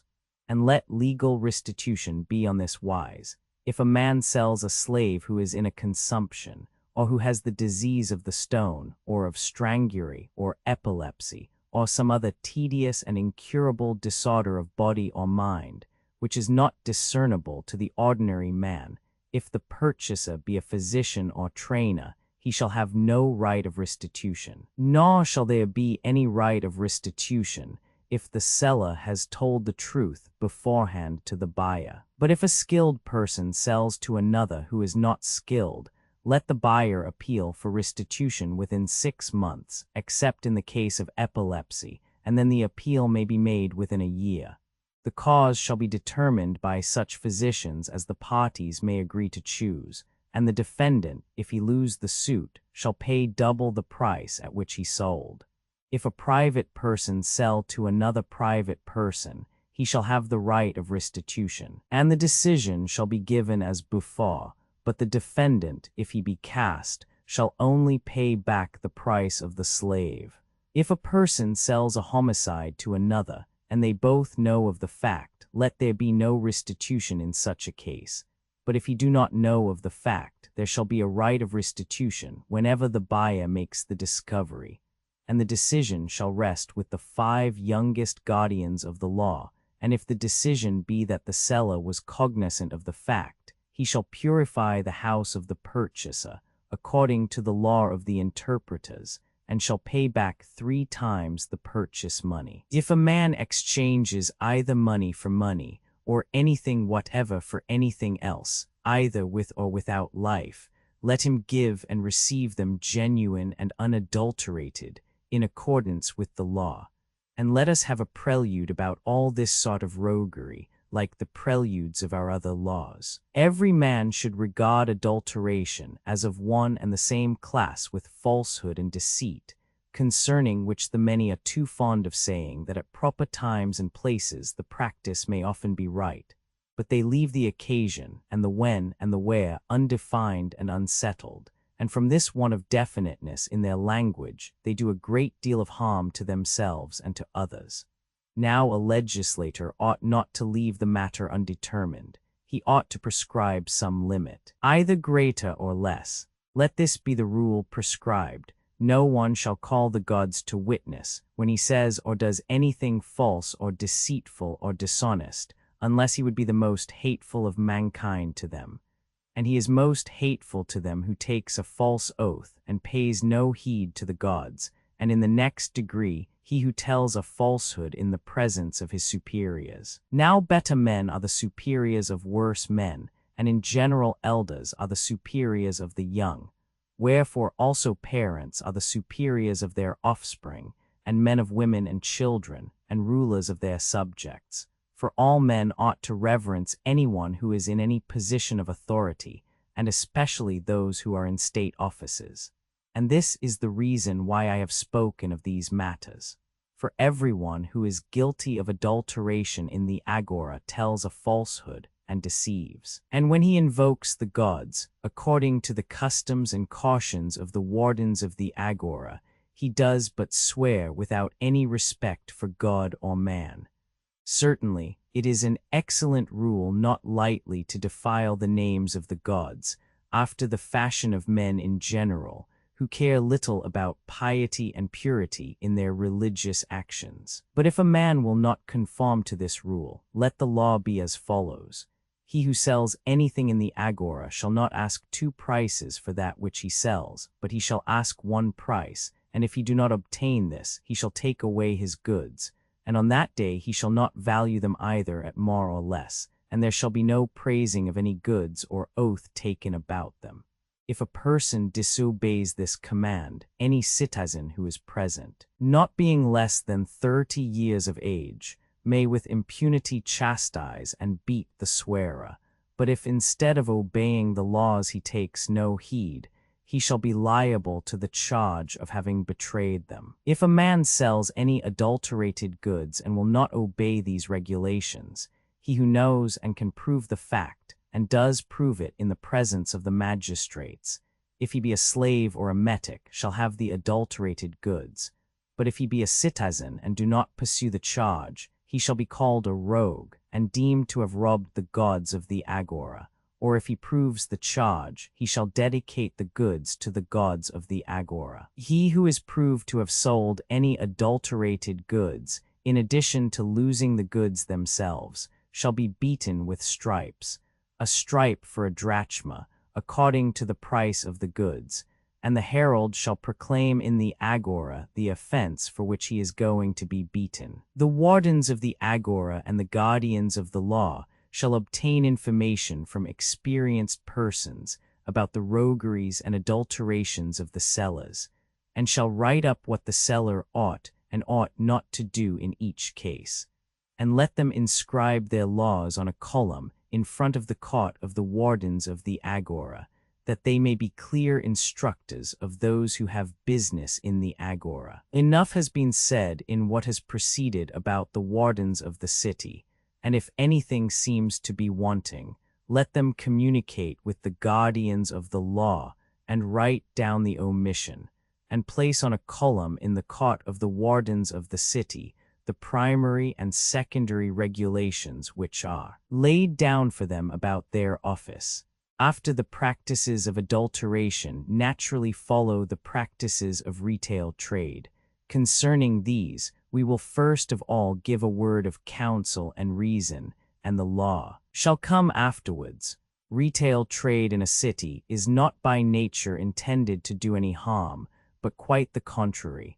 For is not he a benefactor who reduces the inequalities and incommensurabilities of goods to equality and common measure? And this is what the power of money accomplishes, and the merchant may be said to be appointed for this purpose. The hireling and the tavern keeper and many other occupations, some of them more and others less seemly, all alike have this object. They seek to satisfy our needs and equalize our possessions. 558. Let us then endeavor to see what has brought retail trade into ill odor, and wherein lies the dishonor and unseemliness of it, in order that if not entirely, we may yet partially cure the evil by legislation. To effect this is no easy matter, and requires a great deal of virtue. Cleinias, what do you mean? Athenian. Dear Cleinias, the class of men is small. They must have been rarely gifted by nature, and trained by education, who, when assailed by wants and desires, are able to hold out and observe moderation, and when they might make a great deal of money are sober in their wishes, and prefer a moderate to a large gain. But the mass of mankind are the very opposite. Their desires are unbounded, and when they might gain in moderation, they prefer gains without limit. Wherefore all that relates to retail trade and merchandise and the keeping of taverns is denounced and numbered among dishonorable things. For if what I trust may never be and will not be, we were to compel, if I may venture to say a ridiculous thing, the best men everywhere to keep taverns for a time, or carry on retail trade, or do anything of that sort, or if in consequence of some fate or necessity, the best women were compelled to follow similar callings, then we should know how agreeable and pleasant all these things are, and if all such occupations were managed on incorrupt principles, they would be honored as we honor a mother or a nurse. But now that a man goes to desert places and builds houses which can only be reached by long journeys for the sake of retail trade, and receives strangers who are in need at the welcome resting place, and gives them peace and calm when they are tossed by the storm, or cool shade in the heat, and then instead of behaving to them as friends, and showing the duties of hospitality to his guests, treats them as enemies and captives who are at his mercy, and will not release them until they have paid the most unjust, abominable, and extortionate ransom. These are the sort of practices, and foul evils they are, which cast a reproach upon the succor of adversity, and the legislator ought always to be devising a remedy for evils of this nature. There is an ancient saying, which is also a true one: to fight against two opponents is a difficult thing, as is seen in diseases and in many other cases. And in this case also the war is against two enemies, wealth and poverty, one of whom corrupts the soul of man with luxury, while the other drives him by pain into utter shamelessness. What remedy can a city of sense find against this disease? In the first place, they must have as few retail traders as possible, and in the second place, they must assign the occupation to that class of men whose corruption will be the least injury to the state, and in the third place. They must devise some way whereby the followers of these occupations themselves will not readily fall into habits of unbridled shamelessness and meanness. After this preface, let our law run as follows, and may fortune favor us.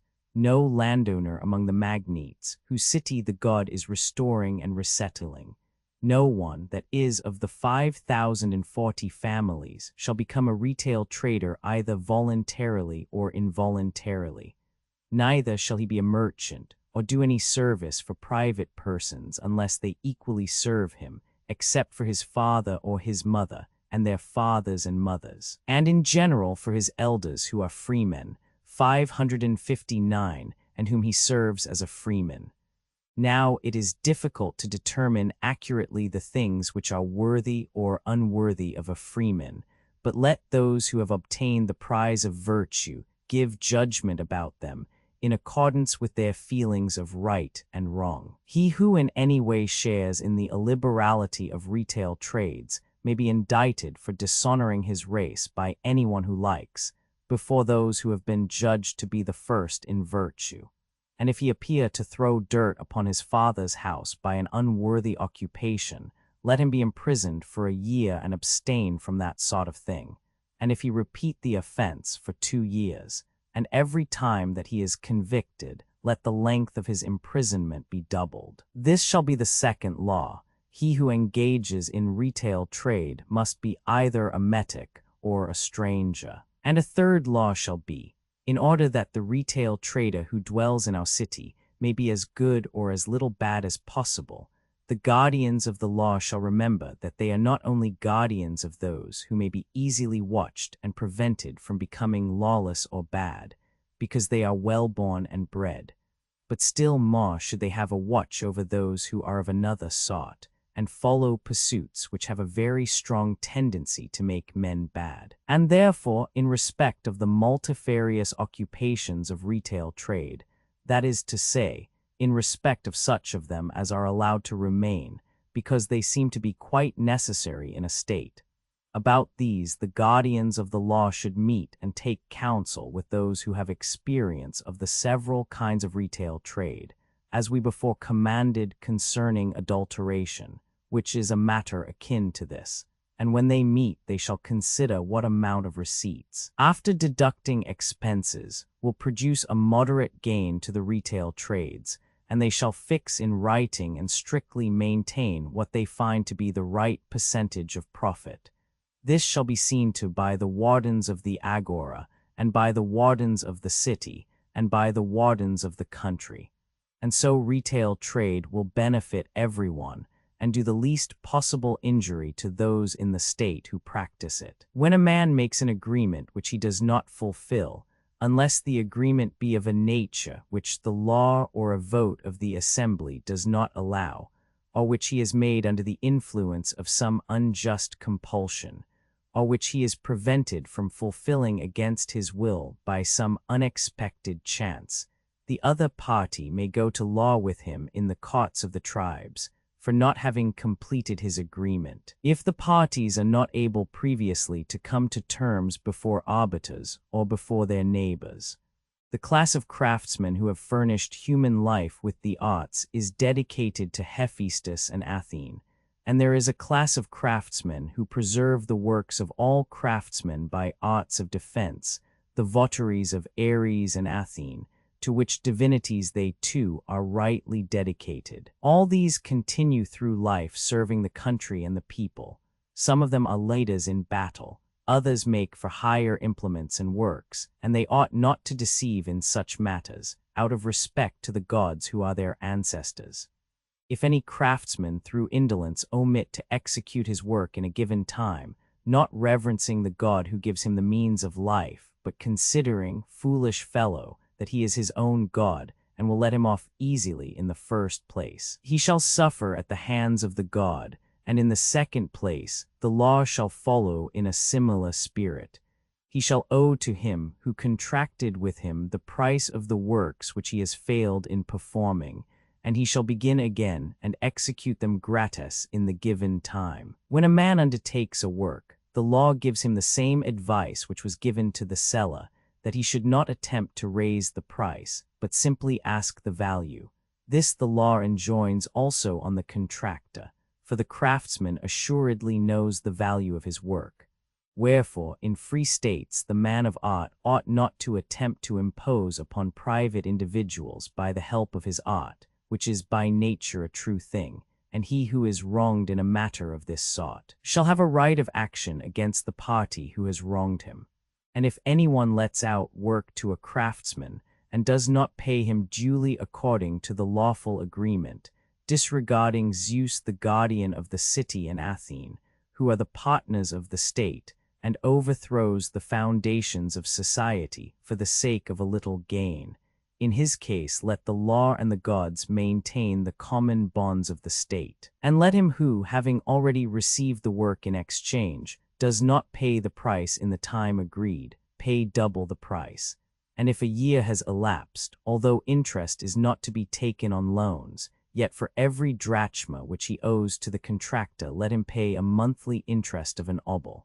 Suits about these matters are to be decided by the courts of the tribes. And by the way, since we have mentioned craftsmen at all, we must not forget that other craft of war, in which generals and tacticians are the craftsmen, who undertake voluntarily or involuntarily the work of our safety, as other craftsmen undertake other public works. If they execute their work well, the law will never tire of praising him who gives them 560 those honors which are the just rewards of the soldier. But if anyone, having already received the benefit of any noble service in war, does not make the due return of honor, the law will blame him. Let this then be the law, having an ingredient of praise, not compelling but advising the great body of the citizens to honor the brave men who are the saviors of the whole state, whether by their courage or by their military skill. They should honor them, I say, in the second place. For the first and highest tribute of respect is to be given to those who are able above other men to honor the words of good legislators. The greater part of the dealings between man and man have been now regulated by us with the exception of those that relate to orphans and the supervision of orphans by their guardians. These follow next in order and must be regulated in some way. But to arrive at them, we must begin with the testamentary wishes of the dying and the case of those who may have happened to die intestate. When I said, Cleinias, that we must regulate them, I had in my mind the difficulty and perplexity in which all such matters are involved. You cannot leave them unregulated, for individuals would make regulations at variance with one another, and repugnant to the laws and habits of the living, and to their own previous habits, if a person were simply allowed to make any will which he pleased, and this were to take effect in whatever state he may have been at the end of his life. For most of us lose our senses in a manner, and feel crushed when we think that we are about to die. Cleinias, what do you mean, stranger? Athenian, O Cleinias, a man when he is about to die is an intractable creature, and is apt to use language which causes a great deal of anxiety and trouble to the legislator. Cleinias, in what way? Athenian, he wants to have the entire control of all his property and will use angry words. Cleinias, such as what? Athenian, O ye gods, he will say, how monstrous that I am not allowed to give or not to give my own to whom I will, less to him who has been bad to me, and more to him who has been good to me, and whose badness and goodness have been tested by me in time of sickness or in old age and in every other sort of fortune. Cleinias, well, stranger, and may he not very fairly say so.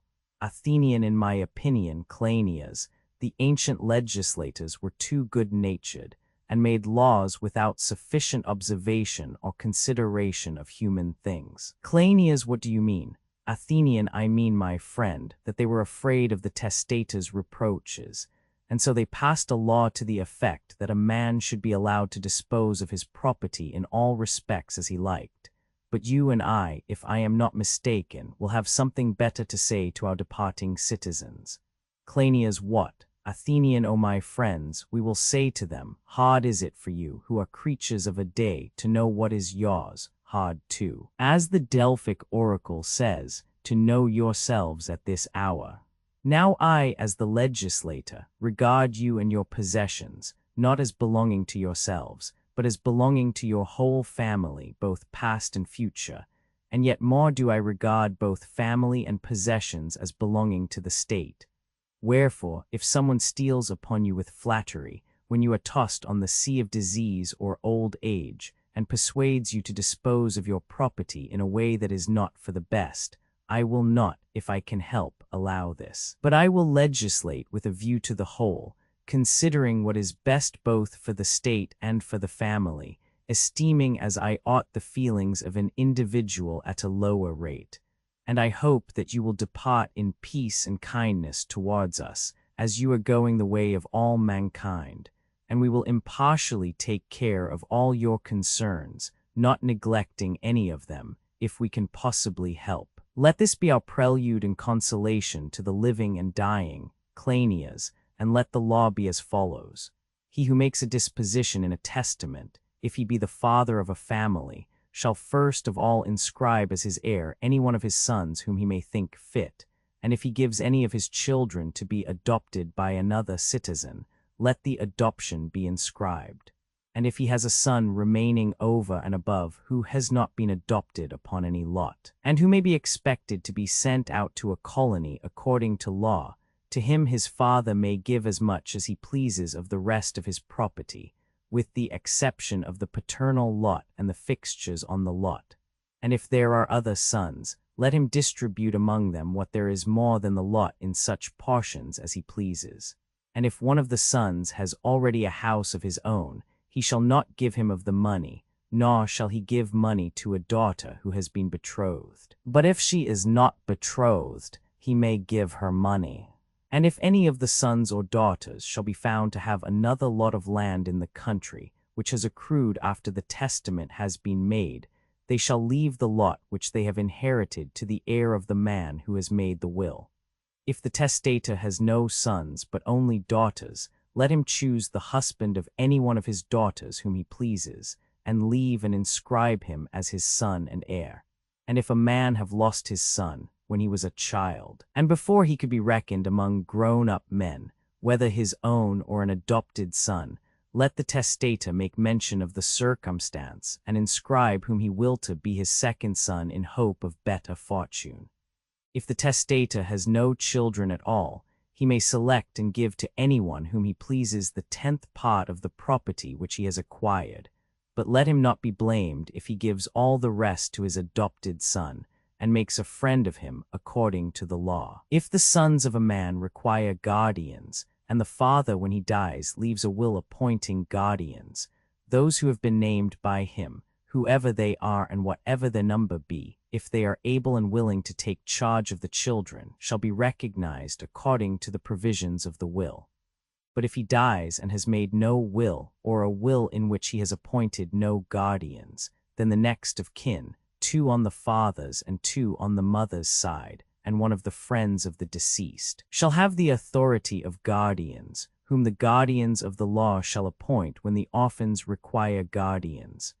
And the 15 eldest guardians of the law shall have the whole care and charge of the orphans, divided into 3s according to seniority, a body of 3 for 1 year, and then another body of 3 for the next year, until the cycle of the 5 periods is complete, and this, as far as possible, is to continue always. If a man dies, having made no will at all, and leaves sons who require the care of guardians, they shall share in the protection which is afforded by these laws. And if a man dying by some unexpected fate leaves daughters behind him, let him pardon the legislator if when he gives them in marriage, he have a regard only to 2 out of 3 conditions, nearness of kin and the preservation of the lot, and omits the 3rd condition, which a father would naturally consider, for he would choose out of all the citizens a son for himself, and a husband for his daughter, with a view to his character and disposition. The father, I say, shall forgive the legislator if he disregards this, which to him is an impossible consideration. Let the law about these matters where practicable be as follows. If a man dies without making a will and leaves behind him daughters, let his brother, being the son of the same father or of the same mother, having no lot, marry the daughter and have the lot of the dead man. And if he have no brother, but only a brother's son, in like manner let them marry, if they be of a suitable age. And if there be not even a brother's son, but only the son of a sister, let them do likewise, and so in the fourth degree, if there be only the testator's father's brother, or in the fifth degree, his father's brother's son, or in the sixth degree, the child of his father's sister. Let kindred be always reckoned in this way. If a person leaves daughters, the relationship shall proceed upwards through brothers and sisters, and brothers and sisters' children, and first the males shall come, and after them the females in the same family.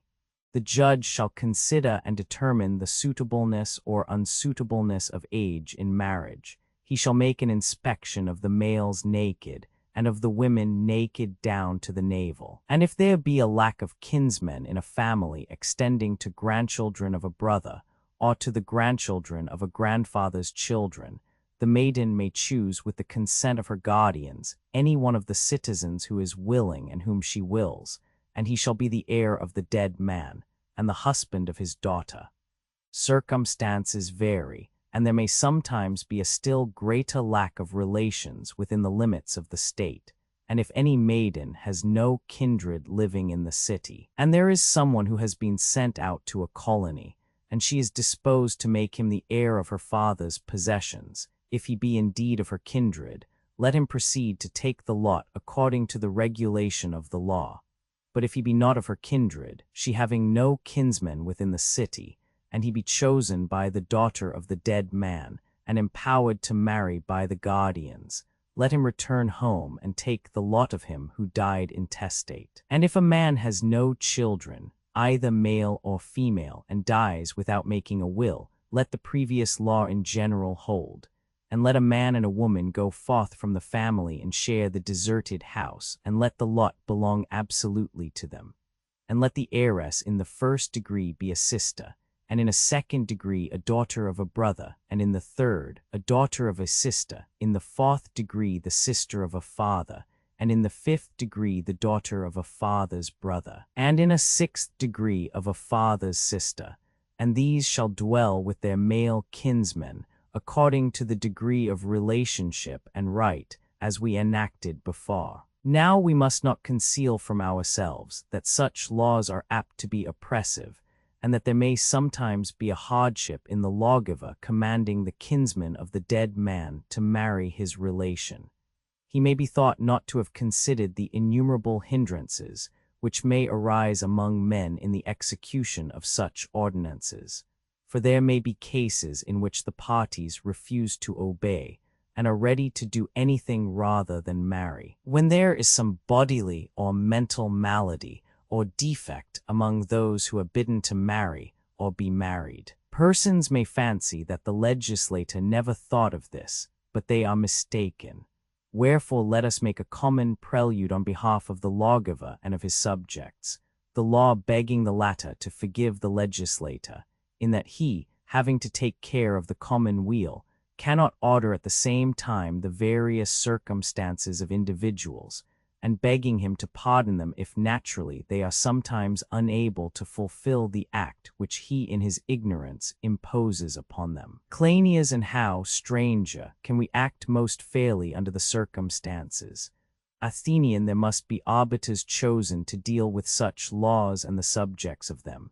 Cleinias, what do you mean? Athenian, I mean to say that a case may occur in which the nephew, having a rich father, will be unwilling to marry the daughter of his uncle. He will have a feeling of pride, and he will wish to look higher. And there are cases in which the legislator will be imposing upon him the greatest calamity, and he will be compelled to disobey the law, if he is required, for example, to take a wife who is mad, or has some other terrible malady of soul or body, such as makes life intolerable to the sufferer. Then let what we are saying concerning these cases be embodied in a law.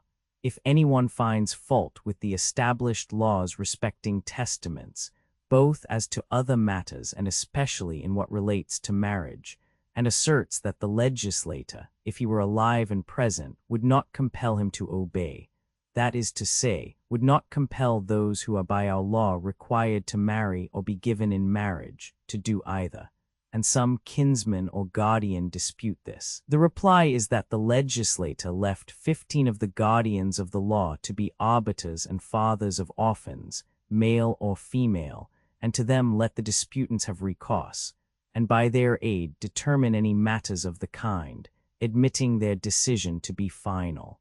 But if anyone thinks that too great power is thus given to the guardians of the law, let him bring his adversaries into the court of the select judges, and there have the points in dispute determined. And he who loses the cause shall have censure and blame from the legislator, which, by a man of sense, is felt to be a penalty far heavier than a great loss of money. Thus will often children have a second birth.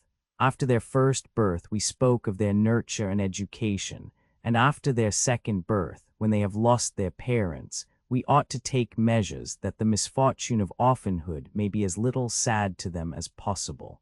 In the first place, we say that the guardians of the law are lawgivers and fathers to them, not inferior to their natural fathers.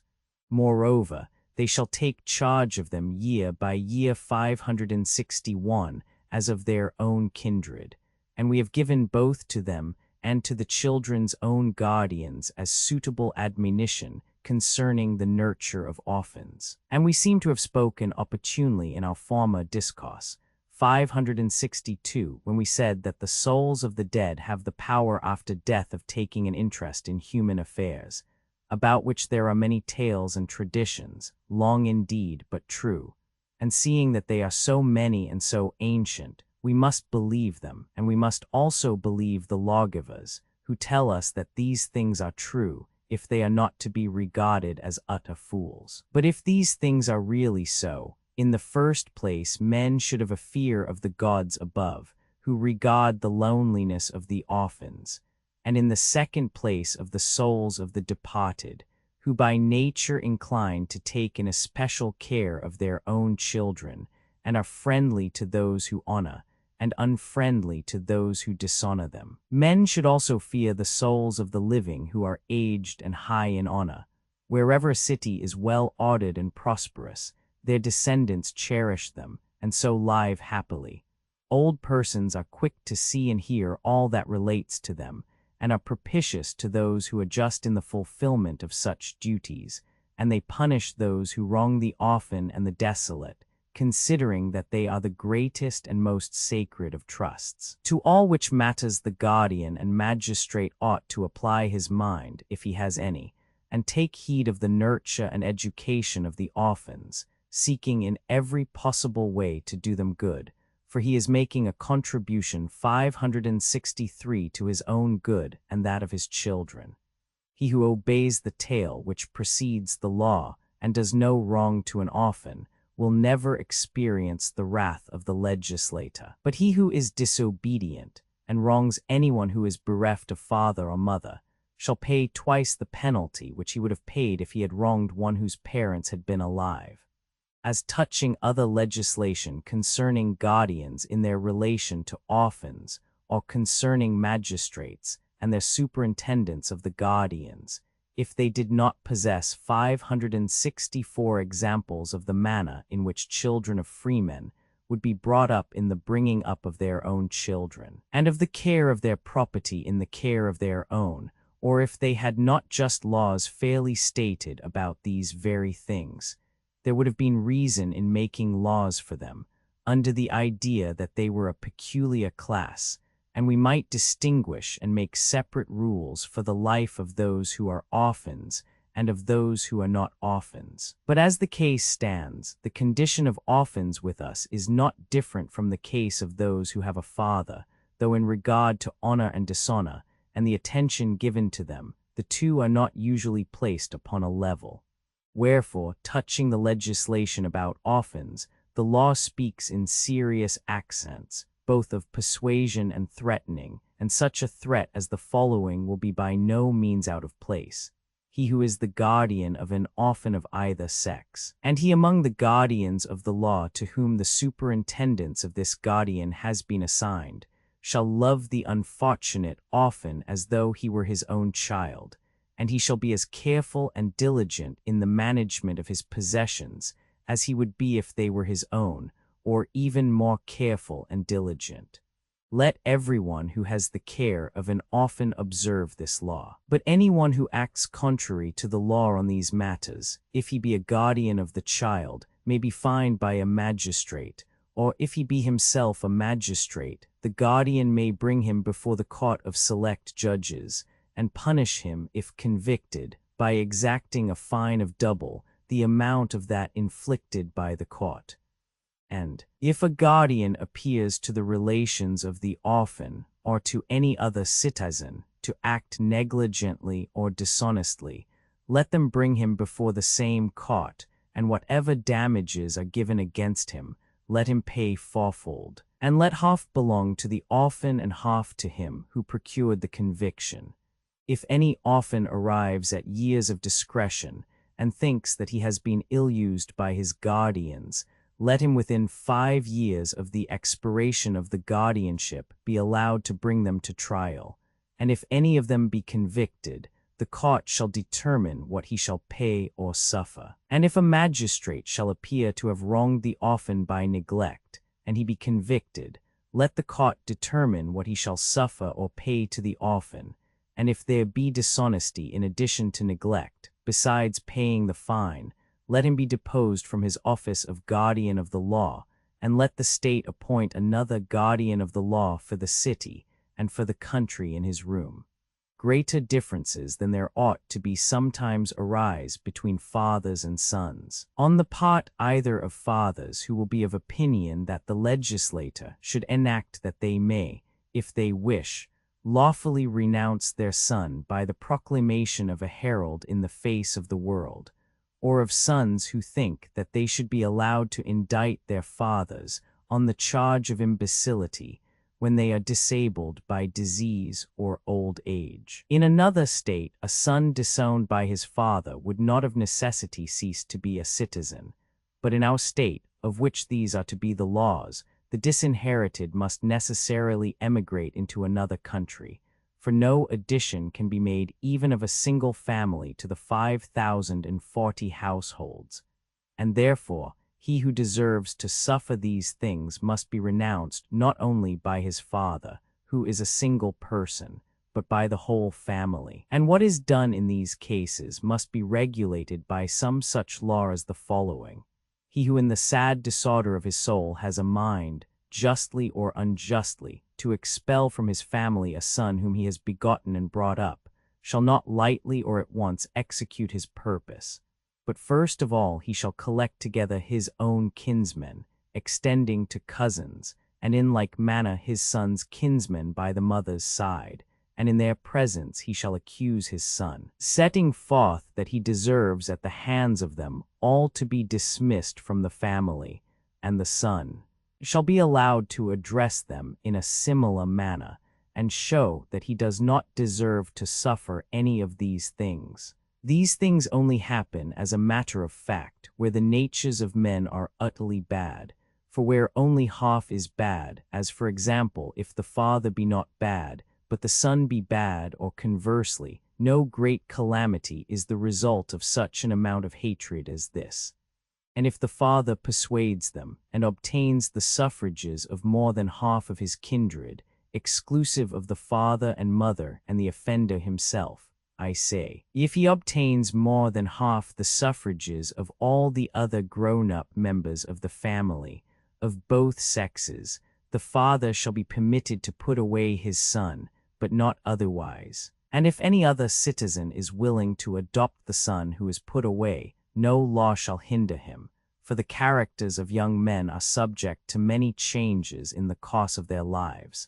And if he has been put away, and in a period of 10 years no one is willing to adopt him, let those who have the care of the superabundant population which is sent out into colonies see to him, in order that he may be suitably provided for in the colony. And if disease or age or harshness of temper, or all these together, makes a man to be more out of his mind than the rest of the world are. But this is not observable, except to those who live with him, and he, being master of his property, is the ruin of the house, and his son doubts and hesitates about indicting his father for insanity. Let the law in that case ordain that he shall first of all go to the eldest guardians of the law, and tell them of his father's misfortune. And they shall duly look into the matter, and take counsel as to whether he shall indict him or not. And if they advise him to proceed, they shall be both his witnesses and his advocates. And if the father is cast, he shall henceforth be incapable of ordering the least particular of his life. Let him be as a child dwelling in the house for the remainder of his days. And if a man and his wife have an unfortunate incompatibility of temper, 10 of the guardians of the law who are impartial, 565, and 10 of the women who regulate marriages, 566, shall look to the matter, and if they are able to reconcile them, they shall be formally reconciled. But if their souls are too much tossed with passion, they shall endeavor to find other partners. Now they are not likely to have very gentle tempers, and therefore we must endeavor to associate with them deeper and softer natures. Those who have no children, or only a few at the time of their separation, should choose their new partners with a view to the procreation of children. But those who have a sufficient number of children should separate and marry again, in order that they may have someone to grow old with, and that the pair may take care of one another in age. If a woman dies, leaving children, male or female, the law will advise rather than compel the husband to bring up the children without introducing into the house a stepmother. But if he have no children, then he shall be compelled to marry, until he has begotten a sufficient number of sons to his family and to the state. And if a man dies leaving a sufficient number of children, the mother of his children shall remain with them and bring them up. But if she appears to be too young to live virtuously without a husband, let her relations communicate with the women who superintend marriage, and let both together do what they think best in these matters. If there is a lack of children, let the choice be made with a view to having them.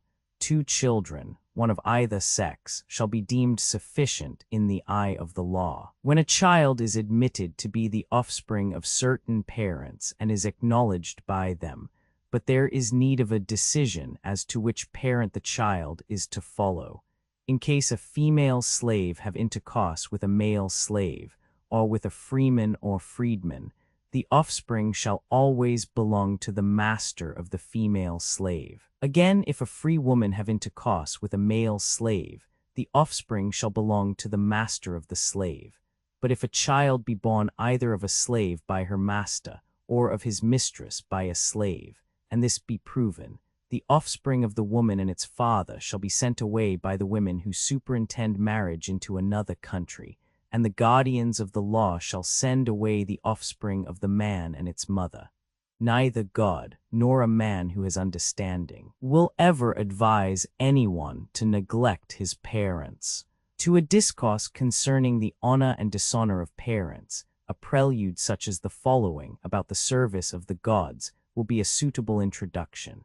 There are ancient customs about the gods which are universal, and they are of 2 kinds. Some of the gods we see with our eyes and we honor them. Of others we honor the images, raising statues of them which we adore. And though they are lifeless, yet we imagine that the living gods have a good will and gratitude to us on this account. Now if a man has a father or mother, or their fathers or mothers treasured up in his house stricken in years, let him consider that no statue can be more potent to grant his requests than they are, who are sitting at his hearth, if only he knows how to show true service to them. Cleinias, and what do you call the true mode of service? Athenian, I will tell you, O my friend, for such things are worth listening to. Cleinias, proceed. Athenian Oedipus, as tradition says, when dishonored by his sons, invoked on them curses which everyone declares to have been heard and ratified by the gods, and Amintor in his wrath invoked curses on his son Phoenix, and Theseus upon Hippolytus, and innumerable others have also called down wrath upon their children, whence it is clear that the gods listen to the imprecations of parents. For the curses of parents are, as they ought to be, mighty against their children as no others are. And shall we suppose that the prayers of a father or mother who is specially dishonored by his or her children are heard by the gods in accordance with nature, and that if a parent is honored by them, and in the gladness of his heart earnestly entreats the gods in his prayers to do them good, he is not equally heard, and that they do not minister to his request? If not, they would be very unjust ministers of good, and that we affirm to be contrary to their nature. Cleinias, certainly. Athenian, may we not think, as I was saying just now, that we can possess no image which is more honored by the gods than that of a father or grandfather, or of a mother stricken in years, whom when a man honors, the heart of the god rejoices, and he is ready to answer their prayers. And truly the figure of an ancestor is a wonderful thing, far higher than that of a lifeless image. For the living, when they are honored by us, join in our prayers, and when they are dishonored, they utter imprecations against us, but lifeless objects do neither. And therefore, if a man makes a right use of his father and grandfather and other aged relations, he will have images which above all others will win him the favor of the gods. Cleinias, excellent. Athenian. Every man of any understanding fears and respects the prayers of parents, knowing well that many times and to many persons they have been accomplished. Now these things being thus ordered by nature, good men think it a blessing from heaven if their parents live to old age and reach the utmost limit of human life, or if taken away before their time they are deeply regretted by them. But to bad men parents are always a cause of terror. Wherefore let every man honor with every sort of lawful honor his own parents, agreeably to what has now been said. But if this prelude be an unmeaning sound in the ears of anyone, let the law follow, which may be rightly imposed in these terms.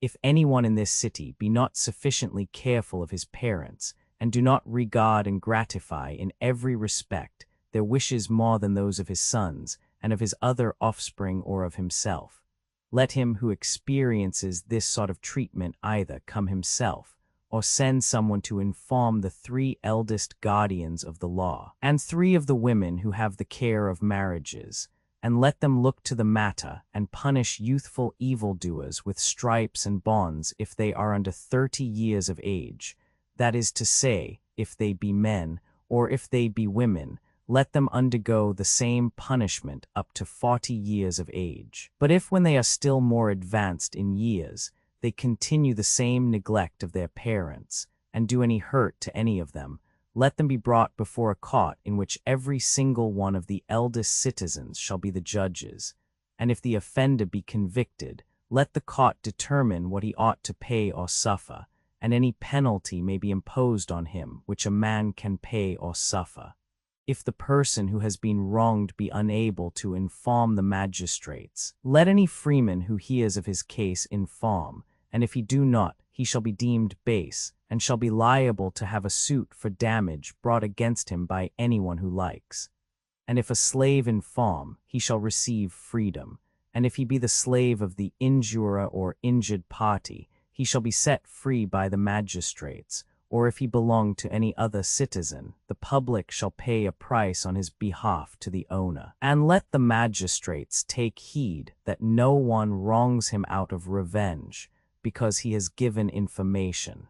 Cases in which one man injures another by poisons, and which prove fatal, have been already discussed. 567, but about other cases in which a person intentionally and of malice harms another with meats or drinks or ointments, nothing has as yet been determined. For there are 2 kinds of poisons used among men, which cannot clearly be distinguished. There is the kind just now explicitly mentioned, which injures bodies by the use of other bodies according to a natural law. There is also another kind which persuades the more daring class that they can do injury by sorceries, and incantations and magic knots, as they are termed, and makes others believe that they above all persons are injured by the powers of the magician.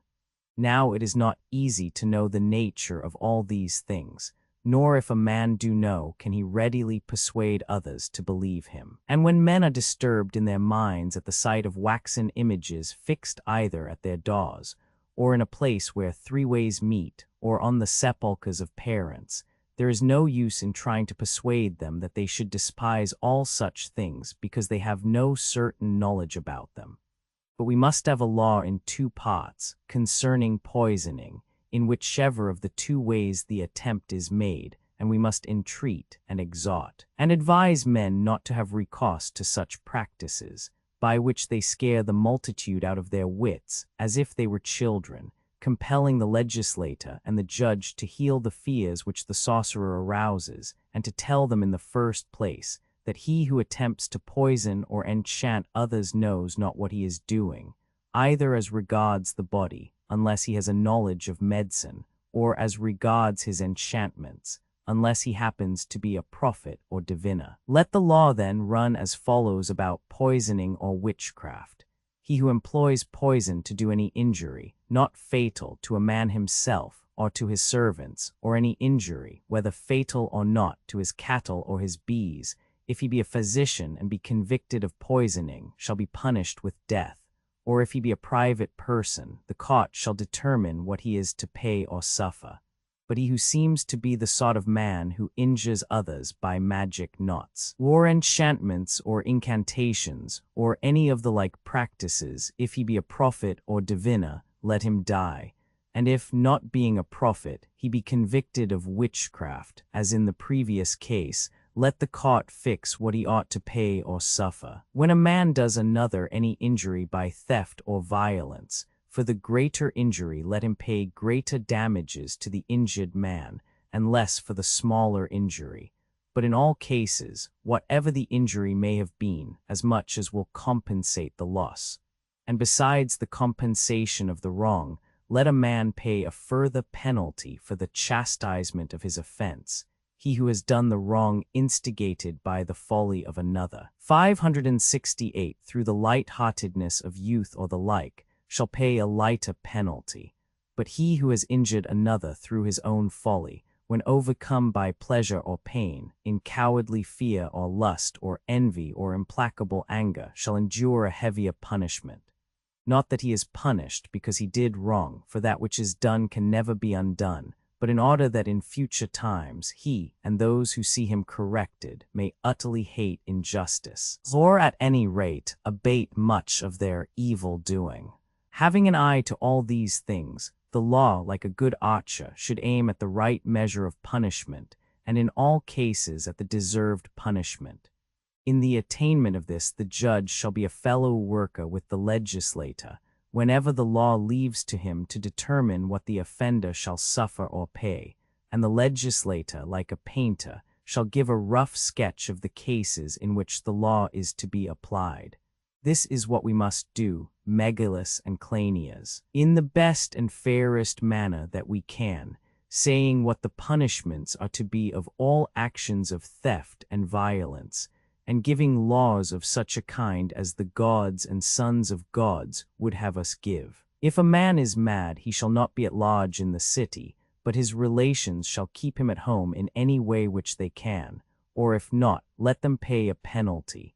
He who is of the highest class shall pay a penalty of 100 drachmas, whether he be a slave or a freeman whom he neglects, and he of the second class shall pay 4/5 of a mina, and he of the third class 3/5, and he of the fourth class 2/5.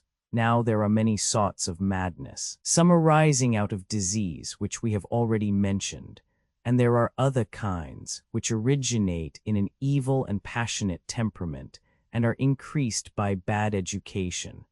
Out of a slight quarrel, this class of madmen will often raise a storm of abuse against one another, and nothing of that sort ought to be allowed to occur in a well-ordered state. Let this then be the law about abuse, which shall relate to all cases. No one shall speak evil of another, and when a man disputes with another, he shall teach and learn of the disputant and the company, but he shall abstain from evil speaking.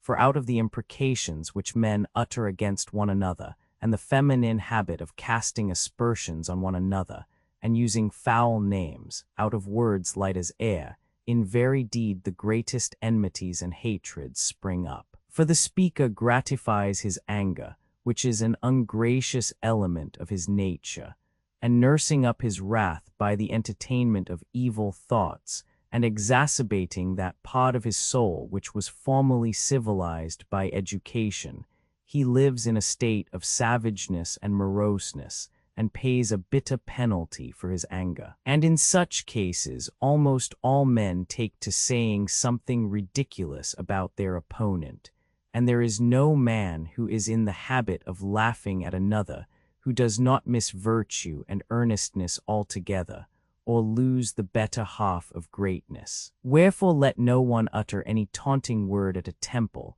or at the public sacrifices, or at the games, or in the agora, or in a court of justice, or in any public assembly.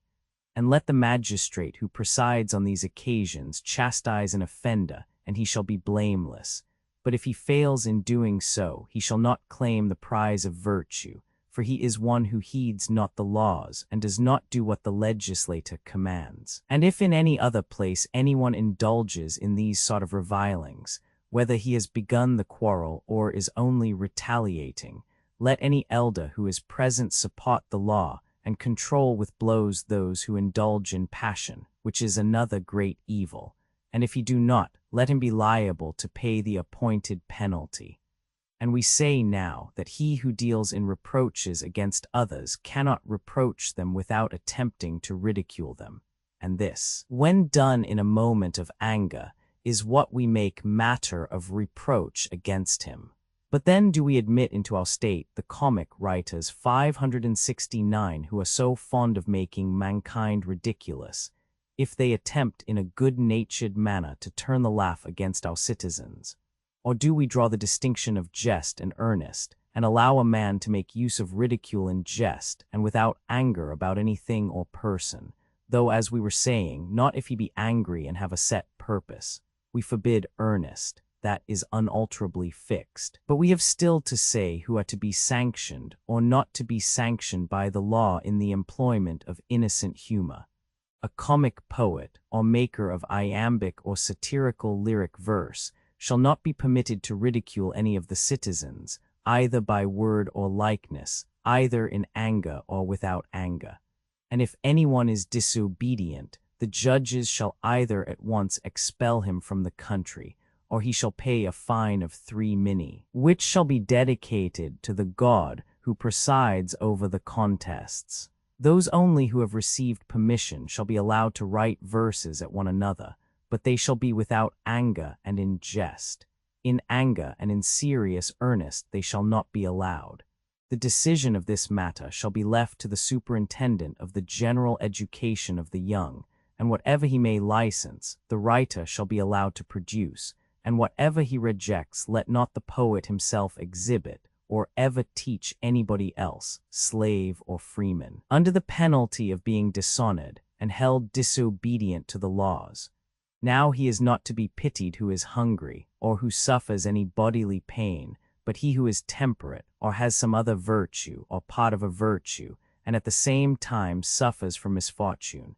It would be an extraordinary thing if such an one, whether slave or freeman, were utterly forsaken and fell into the extremes of poverty in any tolerably well-ordered city or government. Wherefore the legislator may safely make a law applicable to such cases in the following terms: let there be no beggars in our state, and if anybody begs, seeking to pick up a livelihood by unavailing prayers, let the wardens of the agora turn him out of the agora, and the wardens of the city out of the city, and the wardens of the country send him out of any other parts of the land across the border, in order that the land may be cleared of this sort of animal. If a slave of either sex injure anything, which is not his or her own, through inexperience or some improper practice, and the person who suffers damage be not himself in part to blame, the master of the slave who has done the harm shall either make full satisfaction, or give up the slave who has done the injury. But if the master argue that the charge has arisen by collusion between the injured party and the injurer, with the view of obtaining the slave, let him sue the person who says that he has been injured for malpractices. And if he gain a conviction, let him receive double the value which the court fixes as the price of the slave. And if he lose his suit, let him make amends for the injury and give up the slave. And if a beast of burden or horse or dog or any other animal injure the property of a neighbor, the owner shall in like manner pay for the injury. If any man refuses to be a witness, he who wants him shall summon him, and he who is summoned shall come to the trial. And if he knows and is willing to bear witness, let him bear witness. But if he says he does not know, let him swear by the three divinities Zeus and Apollo and Themis that he does not, and have no more to do with the cause. And he who is summoned to give witness and does not answer to his summoner shall be liable for the harm which ensues according to law. And if a person calls up as a witness anyone who is acting as a judge, let him give his witness, but he shall not afterwards vote in the cause. A free woman may give her witness and plead, if she be more than 40 years of age, and may bring an action if she have no husband. But if her husband be alive, she shall only be allowed to bear witness. A slave of either sex and a child shall be allowed to give evidence and to plead, but only in cases of murder, and they must produce sufficient sureties that they will certainly remain until the trial, in case they should be charged with false witness. And either of the parties in a cause may bring an accusation of perjury against witnesses, touching their evidence in whole or in part, if he asserts that such evidence has been given. But the accusation must be brought previous to the final decision of the cause. The magistrates shall preserve the accusations of false witness, and have them kept under the seal of both parties, and produce them on the day when the trial for false witness takes place. If a man be twice convicted of false witness, he shall not be required, and if thrice, he shall not be allowed to bear witness. And if he dare to witness after he has been convicted 3 times, let anyone who pleases inform against him to the magistrates, and let the magistrates hand him over to the court, and if he be convicted, he shall be punished with death. And in any case in which the evidence is rightly found to be false, and yet to have given the victory to him who wins the suit, and more than half the witnesses are condemned, the decision which was gained by these means shall be rescinded, and there shall be a discussion and a decision as to whether the suit was determined by that false evidence or not, and in whichever way the decision may be given, the previous suit shall be determined accordingly. There are many noble things in human life, but to most of them attach evils which are fated to corrupt and spoil them. Is not justice noble, which has been the civilizer of humanity? How then can the advocate of justice be other than noble? And yet upon this profession, which is presented to us under the fair name of art, has come an evil reputation. 570 in the first place. We are told that by ingenious pleas and the help of an advocate the law enables a man to win a particular cause, whether just or unjust, and that both the art and the power of speech which is thereby imparted are at the service of him who is willing to pay for them. Now in our state this so-called art, whether really an art 571 or only an experience and practice destitute of any art, ought if possible never to come into existence, or if existing among us should listen to the request of the legislator and go away into another land, and not speak contrary to justice. If the offenders obey, we say no more, but for those who disobey, the voice of the law is as follows. If anyone thinks that he will pervert the power of justice in the minds of the judges, and unseasonably litigate or advocate, let anyone who likes indict him for malpractices of law and dishonest advocacy, and let him be judged in the court of select judges. And if he be convicted, let the court determine whether he may be supposed to act from a love of money or from contentiousness. And if he is supposed to act from contentiousness, the court shall fix a time during which he shall not be allowed to institute or plead a cause, and if he is supposed to act as he does from love of money, in case he be a stranger, he shall leave the country, and never return under penalty of death.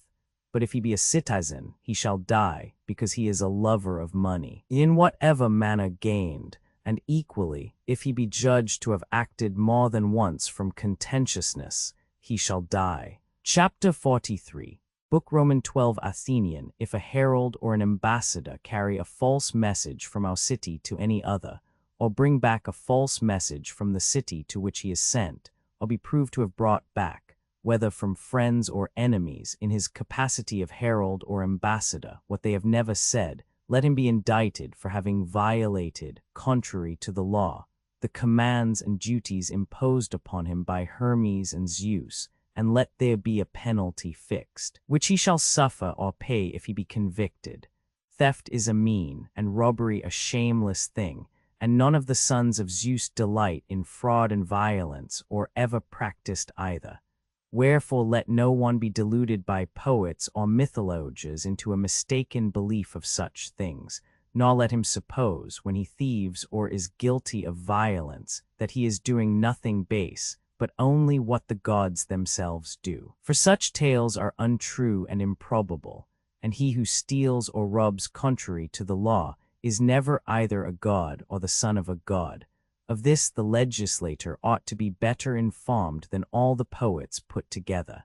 572. Happy is he, and may he be forever happy, who is persuaded and listens to our words.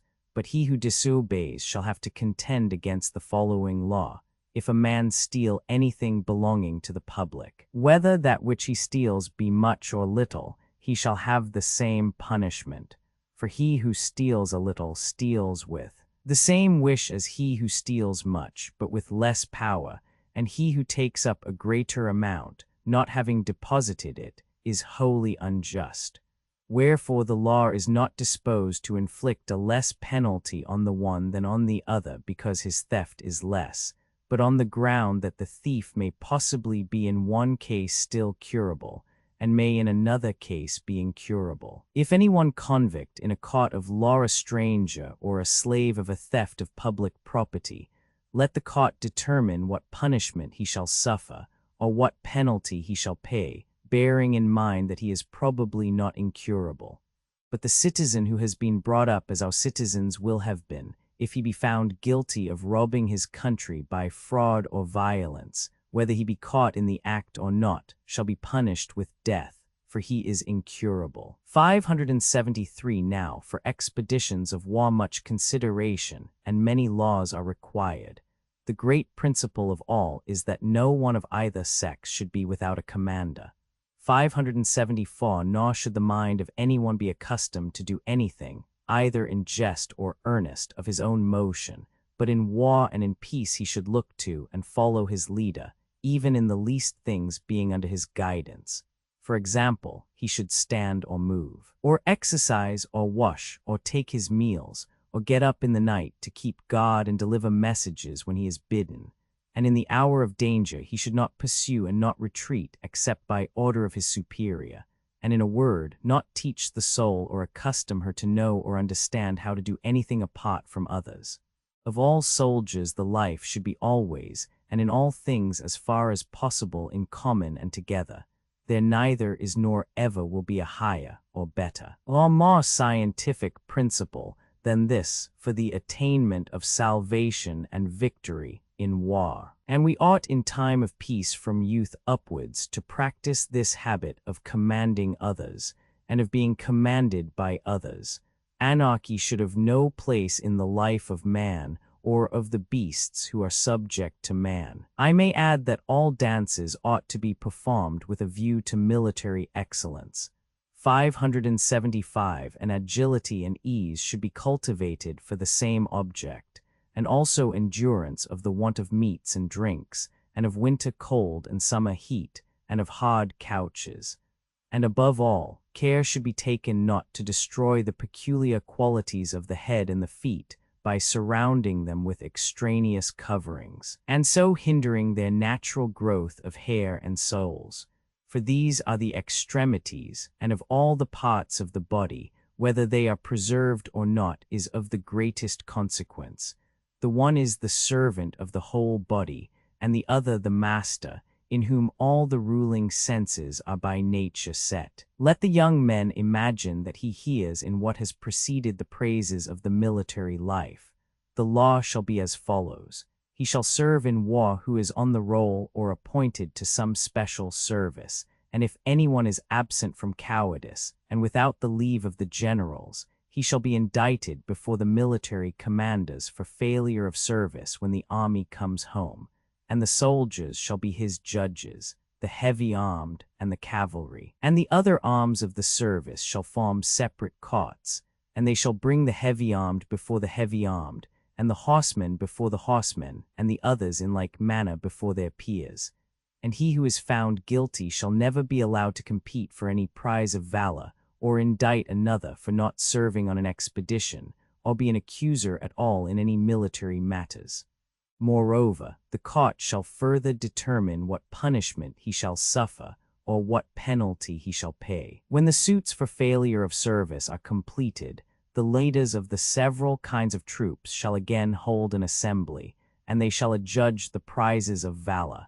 And he who likes searching for judgment in his own branch of the service, saying nothing about any former expedition, nor producing any proof or witnesses to confirm his statement, but speaking only of the present occasion. The crown of victory shall be an olive wreath which the victor shall offer up at the temple of any war god whom he likes, adding an inscription for a testimony to last during life, that such an one has received the first, the second, or the third prize.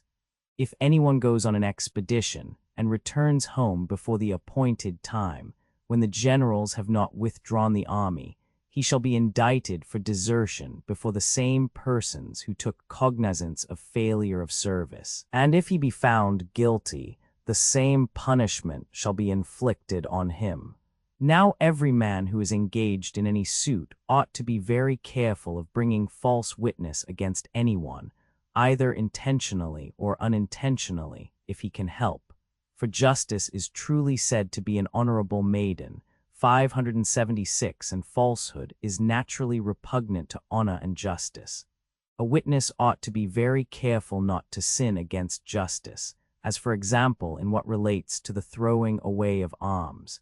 He must distinguish the throwing them away when necessary, and not make that a reproach, or bring an action against some innocent person on that account. To make the distinction may be difficult, but still, the law must attempt to define the different kinds in some way. Let me endeavor to explain my meaning by an ancient tale. If Patroclus had been brought to the tent still alive but without his arms, and this has happened to innumerable persons, the original arms, which the poet says were presented to Peleus by the gods as a nuptial gift when he married Thetis, remaining in the hands of Hector, then the base spirits of that day might have reproached the son of Menoetius with having cast away his arms. Again, there is the case of those who have been thrown down precipices and lost their arms, and of those who at sea and in stormy places have been suddenly overwhelmed by floods of water, and there are numberless things of this kind which one might adduce by way of extenuation, and with the view of justifying a misfortune which is easily misrepresented. We must, therefore, endeavor to divide to the best of our power the greater and more serious evil from the lesser, and a distinction may be drawn in the use of terms of reproach. A man does not always deserve to be called the thrower away of his shield. He may be only the loser of his arms. For there is a great, or rather absolute difference between him who is deprived of his arms by a sufficient force, and him who voluntarily lets his shield go. Let the law then be as follows. If a person having arms is overtaken by the enemy and does not turn round and defend himself, but lets them go voluntarily or throws them away, choosing a base life and a swift escape rather than a courageous and noble and blessed death, in such a case of the throwing away of arms let justice be done, but the judge need take no note of the case just now mentioned. For the bad men ought always to be punished, in the hope that he may be improved, but not the unfortunate, for there is no advantage in that. And what shall be the punishment suited to him who has thrown away his weapons of defense? Tradition says that Caeneus, the Thessalian, was changed by a god from a woman into a man, but the converse miracle cannot now be wrought, or no punishment would be more proper than that the man who throws away his shield should be changed into a woman. 577. This, however, is impossible, and therefore let us make a law as nearly like this as we can, that he who loves his life too well shall be in no danger for the remainder of his days, but shall live forever under the stigma of cowardice. And let the law be in the following terms. When a man is found guilty of disgracefully throwing away his arms in war, no general or military officer shall allow him to serve as a soldier, or give him any place at all in the ranks of soldiers. And the officer who gives the coward any place shall suffer a penalty which the public examiner shall exact of him. And if he be of the highest class, he shall pay 1,000 drachmae, or if he be of the second class, 5 minae, or if he be of the third, 3 minae, or if he be of the fourth class, 1 mina.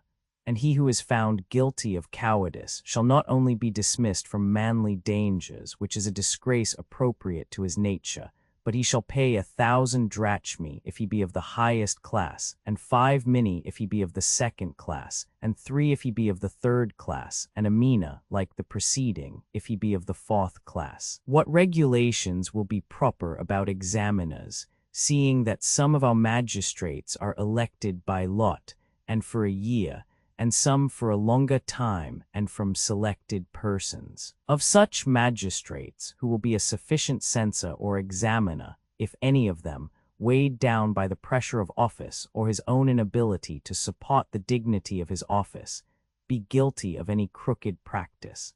It is by no means easy to find a magistrate who excels other magistrates in virtue, but still we must endeavor to discover some censor or examiner who is more than man. For the truth is that there are many elements of dissolution in a state, as there are also in a ship or in an animal. They all have their cords and girders and sinews, one nature diffused in many places and called by many names, and the office of examiner is a most important element in the preservation and dissolution of states. For if the examiners are better than the magistrates, and their duty is fulfilled justly and without blame, then the whole state and country flourishes and is happy. But if the examination of the magistrates is carried on in a wrong way, then, by the relaxation of that justice which is the uniting principle of all constitutions, every power in the state is rent asunder from every other. They no longer incline in the same direction, but fill the city with faction, and make many cities out of one, 578, and soon bring all to destruction. Wherefore the examiners ought to be admirable in every sort of virtue. Let us invent a mode of creating them, which shall be as follows. Every year after the summer solstice, the whole city shall meet in the common precincts of Helios and Apollo, and shall present to the god 3 men out of their own number in the manner following. Each citizen shall select, not himself, but some other citizen whom he deems in every way the best, and who is not less than 50 years of age. And out of the selected persons who have the greatest number of votes, they shall make a further selection until they reduce them to 1/2, if they are an even number. But if they are not an even number, they shall subtract the one who has the smallest number of votes, and make them an even number, and then leave the half which have the greater number of votes. And if 2 persons have an equal number of votes, and thus increase the number beyond 1/2, they shall withdraw the younger of the 2 and do away the excess. And then including all the rest they shall again vote, until there are left 3 having an unequal number of votes. But if all the 3 or 2 out of the 3 have equal votes, let them commit the election to good fate and fortune, and separate off by lot the first, and the second, and the third. These they shall crown with an olive wreath and give them the prize of excellence, at the same time proclaiming to all the world that the city of the Magnates, by the providence of the gods, is again preserved, and presents to the sun and to Apollo her 3 best men as firstfruits, to be a common offering to them, according to the ancient law, as long as their lives answer to the judgment formed of them. And these shall appoint in their first year 12 examiners, to continue until each has completed 75 years, to whom 3 shall afterwards be added yearly. And let these divide all the magistracies into 12 parts, and prove the holders of them by every sort of test to which a freeman may be subjected. And let them live while they hold office in the precinct of Helios and Apollo, in which they were chosen. And let each one form a judgment of some things individually, and of others in company with his colleagues. And let him place a writing in the agora about each magistracy, and what the magistrate ought to suffer or pay, according to the decision of the examiners. And if a magistrate does not admit that he has been justly judged, let him bring the examiners before the select judges, and if he be acquitted by their decision, let him, if he will, accuse the examiners themselves. If, however, he be convicted and have been condemned to death by the examiners, let him die, and of course he can only die once. But any other penalties which admit of being doubled, let him suffer twice over. And now let us pass under review the examiners themselves. What will their examination be, and how conducted? During the life of these men, whom the whole state counts worthy of the rewards of virtue, they shall have the first seat at all public assemblies, and at all Hellenic sacrifices and sacred missions, and other public and holy ceremonies in which they share. The chiefs of each sacred mission shall be selected from them, and they only of all the citizens shall be adorned with a crown of laurel. They shall all be priests of Apollo and Helios, and one of them, who is judged first of the priests created in that year, shall be high priest, and they shall write up his name in each year to be a measure of time as long as the city lasts. And after their death they shall be laid out and carried to the grave, and entombed in a manner different from the other citizens. They shall be decked in a robe all of white, and there shall be no crying or lamentation over them. But a chorus of 15 maidens and another of boys shall stand around the bier on either side, hymning the praises of the departed priests in alternate responses, declaring their blessedness in song all day long. And at dawn 100 of the youths who practice gymnastic exercises, and whom the relations of the departed shall choose, shall carry the bier to the sepulchre. The young men marching first, dressed in the garb of warriors, the cavalry with their horses, the heavy-armed with their arms, and the others in like manner. And boys near the bier and in front of it shall sing their national hymn, and maidens shall follow behind, and with them the women who have passed the age of childbearing. Next, although they are interdicted from other burials, let priests and priestesses follow, unless the Pythian oracle forbid them, for this burial is free from pollution. The place of burial shall be an oblong vaulted chamber underground, constructed of tufa, which will last forever, having stone couches placed side by side. And here they will lay the blessed person, and cover the sepulchre with a circular mound of earth and plant a grove of trees around on every side but one. And on that side the sepulchre shall be allowed to extend forever, and a new mound will not be required. Every year they shall have contests in music and gymnastics, and in horsemanship in honor of the dead. These are the honors which shall be given to those who at the examination are found blameless. But if any of them, trusting to the scrutiny being over, should, after the judgment has been given, manifest the wickedness of human nature, let the law ordain that he who pleases shall indict him, and let the cause be tried in the following manner. In the first place, the court shall be composed of the guardians of the law, and to them the surviving examiners shall be added, as well as the court of select judges. And let the pursuer lay his indictment in this form.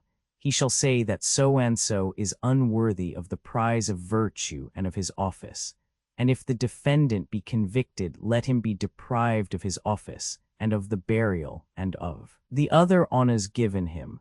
But if the prosecutor do not obtain the fifth part of the votes, let him, if he be of the first class, pay 12 minae, and 8 if he be of the second class, and 6 if he be of the third class, and 2 minae if he be of the fourth class. But now that a certain portion of mankind do not believe at all in the existence of the gods, and others imagine that they have no care of us, and the opinion of most men, and of the worst men, is that in return for a small sacrifice and a few flattering words they will be their accomplices in purloining large sums and save them from many terrible punishments, the way of Rhadamanthus is no longer suited to the needs of justice. For as the opinions of men about the gods are changed, the laws should also be changed. In the granting of suits, a rational legislation ought to do away with the oaths of the parties on either side. He who obtains leave to bring an action should write down the charges, but should not add an oath, and the defendant in like manner should give his denial to the magistrates in writing, and not swear, for it is a dreadful thing to know, when many lawsuits are going on in a state, that almost half the people who meet one another quite unconcernedly at the public meals and in other companies and relations of private life are perjured. The so-called decision of Rhadamanthus is worthy of all admiration. He knew that the men of his own time believed and had no doubt that there were gods, which was a reasonable belief in those days, because most men were the sons of gods, 579, and according to tradition he was one himself. He appears to have thought that he ought to commit judgment to no man, but to the gods only, and in this way suits were simply and speedily decided by him. For he made the two parties take an oath respecting the points in dispute, and so got rid of the matter speedily and safely. Let the law then be as follows. A judge who is about to give judgment shall take an oath, and he who is choosing magistrates for the state shall either vote on oath or with a voting tablet which he brings from a temple.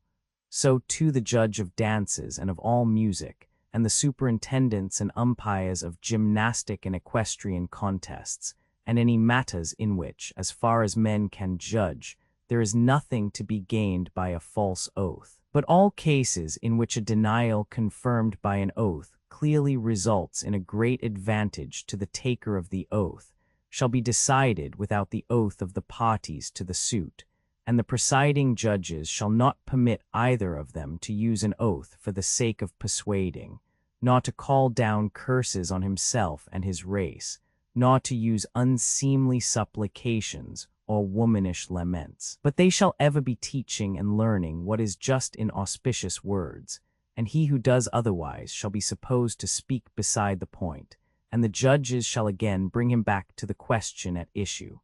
On the other hand, strangers in their dealings with strangers shall as at present have power to give and receive oaths, for they will not often grow old in the city, or leave a fry of young ones like themselves to be the sons and heirs of the land. As to the initiation of private suits, let the manner of deciding causes between all citizens be the same as in cases in which any freeman is disobedient to the state in minor matters, of which the penalty is not stripes, imprisonment, or death, but as regards attendance at choruses or processions or other shows, and as regards public services, whether the celebration of sacrifice in peace or the payment of contributions in war. In all these cases, first comes the necessity of providing a remedy for the loss, and by those who will not obey, there shall be security given to the officers whom the city and the law empower to exact the sum due, and if they forfeit their security, let the goods which they have pledged be sold, and the money given to the city. But if they ought to pay a larger sum, the several magistrates shall impose upon the disobedient a suitable penalty, and bring them before the court, until they are willing to do what they are ordered. Now a state which makes money from the cultivation of the soil only, and has no foreign trade, must consider what it will do about the emigration of its own people to other countries and the reception of strangers from elsewhere. About these matters, the legislator has to consider, and he will begin by trying to persuade men as far as he can. The intercourse of cities with one another is apt to create a confusion of manners. Strangers are always suggesting novelties to strangers. 580. When states are well governed by good laws, the mixture causes the greatest possible injury. But seeing that most cities are the reverse of well-ordered, the confusion which arises in them from the reception of strangers, and from the citizens themselves rushing off into other cities, when anyone either young or old desires to travel anywhere abroad at whatever time, is of no consequence. On the other hand, the refusal of states to receive others, and for their own citizens never to go to other places, is an utter impossibility, and to the rest of the world is likely to appear ruthless and uncivilized. It is a practice adopted by people who use harsh words, such as xenalasia or banishment of strangers, and who have harsh and morose ways, as men think. And to be thought or not to be thought well of by the rest of the world is no light matter. For the many are not so far wrong in their judgment of who are bad and who are good, as they are removed from the nature of virtue in themselves. Even bad men have a divine instinct which guesses rightly, and very many who are utterly depraved form correct notions and judgments of the differences between the good and bad. And the generality of cities are quite right in exhorting us to value a good reputation in the world, for there is no truth greater and more important than this, that he who is really good, I am speaking of the men who would be perfect, seeks for reputation with, but not without, the reality of goodness. And our Cretan colony ought also to acquire the fairest and noblest reputation for virtue from other men, and there is every reason to expect that, if the reality answers to the idea, she will be one of the few well-ordered cities which the sun and the other gods behold. Wherefore, in the matter of journeys to other countries and the reception of strangers, we enact as follows. In the first place, let no one be allowed to go anywhere at all into a foreign country who is less than 40 years of age, and no one shall go in a private capacity, but only in some public one, as a herald, or on an embassy, or on a sacred mission. Going abroad on an expedition or in war is not to be included among travels of the class authorized by the state. To Apollo at Delphi, and to Zeus at Olympia, and to Nemea, and to the Isthmus, citizens should be sent to take part in the sacrifices and games there dedicated to the gods, and they should send as many as possible, and the best and fairest that can be found, and they will make the city renowned at holy meetings in time of peace, procuring a glory which shall be the converse of that which is gained in war. And when they come home, they shall teach the young that the institutions of other states are inferior to their own. And they shall send spectators of another sort, if they have the consent of the guardians, being such citizens as desire to look a little more at leisure at the doings of other men, and these no law shall hinder. For a city which has no experience of good and bad men or intercourse with them can never be thoroughly and perfectly civilized, nor, again, can the citizens of a city properly observe the laws by habit only, and without an intelligent understanding of them. 581.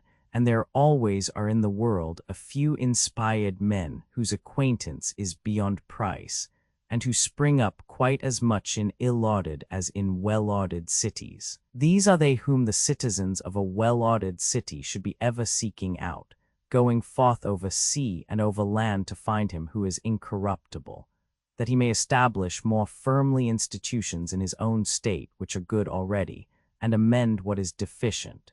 For without this examination and inquiry, a city will never continue perfect any more than if the examination is ill conducted. Cleinias, how can we have an examination and also a good one? Athenian. In this way, in the first place, our spectator shall be of not less than 50 years of age. He must be a man of reputation, especially in war, if he is to exhibit to other cities a model of the guardians of the law.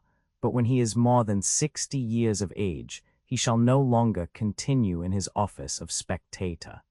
And when he is carried on his inspection during as many out of the 10 years of his office as he pleases, on his return home let him go to the assembly of those who review the laws. This shall be a mixed body of young and old men, who shall be required to meet daily between the hour of dawn and the rising of the sun. They shall consist in the first place of the priests who have obtained the rewards of virtue, 582, and in the second place of guardians of the law, the 10 eldest being chosen. The general superintendent of education shall also be a member, as well as the last appointed as those who have been released from the office. And each of them shall take with him as his companion a young man, whomsoever he chooses, between the ages of 30 and 40. These shall be always holding conversation and discourse about the laws of their own city, or about any specially good ones which they may hear to be existing elsewhere. Also about kinds of knowledge which may appear to be of use, and will throw light upon the examination, or of which the want will make the subject of laws dark and uncertain to them. Any knowledge of this sort which the elders approve, the younger men shall learn with all diligence, and if any one of those who have been invited appear to be unworthy, the whole assembly shall blame him who invited him. The rest of the city shall watch over those among the young men who distinguish themselves, having an eye upon them, and especially honoring them if they succeed, but dishonoring them above the rest if they turn out to be inferior. This is the assembly to which he who has visited the institutions of other men, on his return home, shall straightway go. And if he have discovered anyone who has anything to say about the enactment of laws or education or nurture, or if he have himself made any observations, let him communicate his discoveries to the whole assembly. And if he be seen to have come home neither better nor worse, let him be praised at any rate for his enthusiasm. And if he be much better, let him be praised so much the more. And not only while he lives, but after his death let the assembly honor him with fitting honors. But if on his return home he appear to have been corrupted, pretending to be wise when he is not, let him hold no communication with anyone, whether young or old, and if he will hearken to the rulers, then he shall be permitted to live as a private individual. But if he will not, let him die, if he be convicted in a court of law of interfering about education and the laws. And if he deserve to be indicted, and none of the magistrates indict him, let that be counted as a disgrace to them when the rewards of virtue are decided. Let such be the character of the person who goes abroad, and let him go abroad under these conditions. In the next place, the stranger who comes from abroad should be received in a friendly spirit. Now there are 4 kinds of strangers of whom we must make some mention. The first is he who comes and stays throughout the summer. 583 This class are like birds of passage, taking wing in pursuit of commerce, and flying over the sea to other cities. While the season lasts, he shall be received in marketplaces and harbors and public buildings, near the city but outside, 584 by those magistrates who are appointed to superintend these matters, and they shall take care that a stranger, whoever he be, duly receives justice, but he shall not be allowed to make any innovation. They shall hold the intercourse with him which is necessary, and this shall be as little as possible. The second kind is just a spectator who comes to see with his eyes and hear with his ears the festivals of the Muses. Such ought to have entertainment provided them at the temples by hospitable persons, and the priests and ministers of the temples should see and attend to them. But they should not remain more than a reasonable time. Let them see and hear that for the sake of which they came, and then go away, neither having suffered nor done any harm. The priests shall be their judges. If any of them receive or do any wrong up to the sum of 50 drachmae, but if any greater charge be brought, in such cases the suit shall come before the wardens of the agora. The third kind of stranger is he who comes on some public business from another land, and is to be received with public honors. He is to be received only by the generals and commanders of horse and foot, and the host by whom he is entertained, in conjunction with the praetains. He shall have the sole charge of what concerns him. There is a fourth class of persons answering to our spectators, who come from another land to look at ours. In the first place, such visits will be rare, and the visitor should be at least 50 years of age. He may possibly be wanting to see something that is rich and rare in other states, or himself to show something in like manner to another city. Let such an one, then, go unbidden to the doors of the wise and rich, being one of them himself. Let him go, for example, to the house of the superintendent of education, confident that he is a fitting guest of such a host, or let him go to the house of some of those who have gained the prize of virtue and hold discourse with them, both learning from them and also teaching them. And when he has seen and heard all, he shall depart, as a friend taking leave of friends, and be honored by them with gifts and suitable tributes of respect. These are the customs, according to which our city should receive all strangers of either sex who come from other countries, and should send forth her own citizens, showing respect to Zeus, the god of hospitality, not forbidding strangers at meals and sacrifices, as is the manner which prevails among the children of the Nile, nor driving them away by savage proclamations. 585. When a man becomes surety, let him give the security in a distinct form, acknowledging the whole transaction in a written document, and in the presence of not less than 3 witnesses if the sum be under 1,000 drachmae, and of not less than 5 witnesses if the sum be above 1,000 drachmae. The agent of a dishonest or untrustworthy seller shall himself be responsible. Both the agent and the principal shall be equally liable. If a person wishes to find anything in the house of another, he shall enter naked, or wearing only a short tunic and without a girdle, having first taken an oath by the customary gods that he expects to find it there. He shall then make his search, and the other shall throw open his house and allow him to search things both sealed and unsealed. And if a person will not allow the searcher to make his search, he who is prevented shall go to law with him, estimating the value of the goods after which he is searching. And if the other be convicted, he shall pay twice the value of the article. If the master be absent from home, the dwellers in the house shall let him search the unsealed property, and on the sealed property the searcher shall set another seal, and shall appoint anyone whom he likes to guard them during 5 days. And if the master of the house be absent during a longer time, he shall take with him the wardens of the city, and so make his search, opening the sealed property as well as the unsealed, and then, together with the members of the family and the wardens of the city, he shall seal them up again as they were before. There shall be a limit of time in the case of disputed things, and he who has had possession of them during a certain time shall no longer be liable to be disturbed. As to houses and lands, there can be no dispute in this state of ours.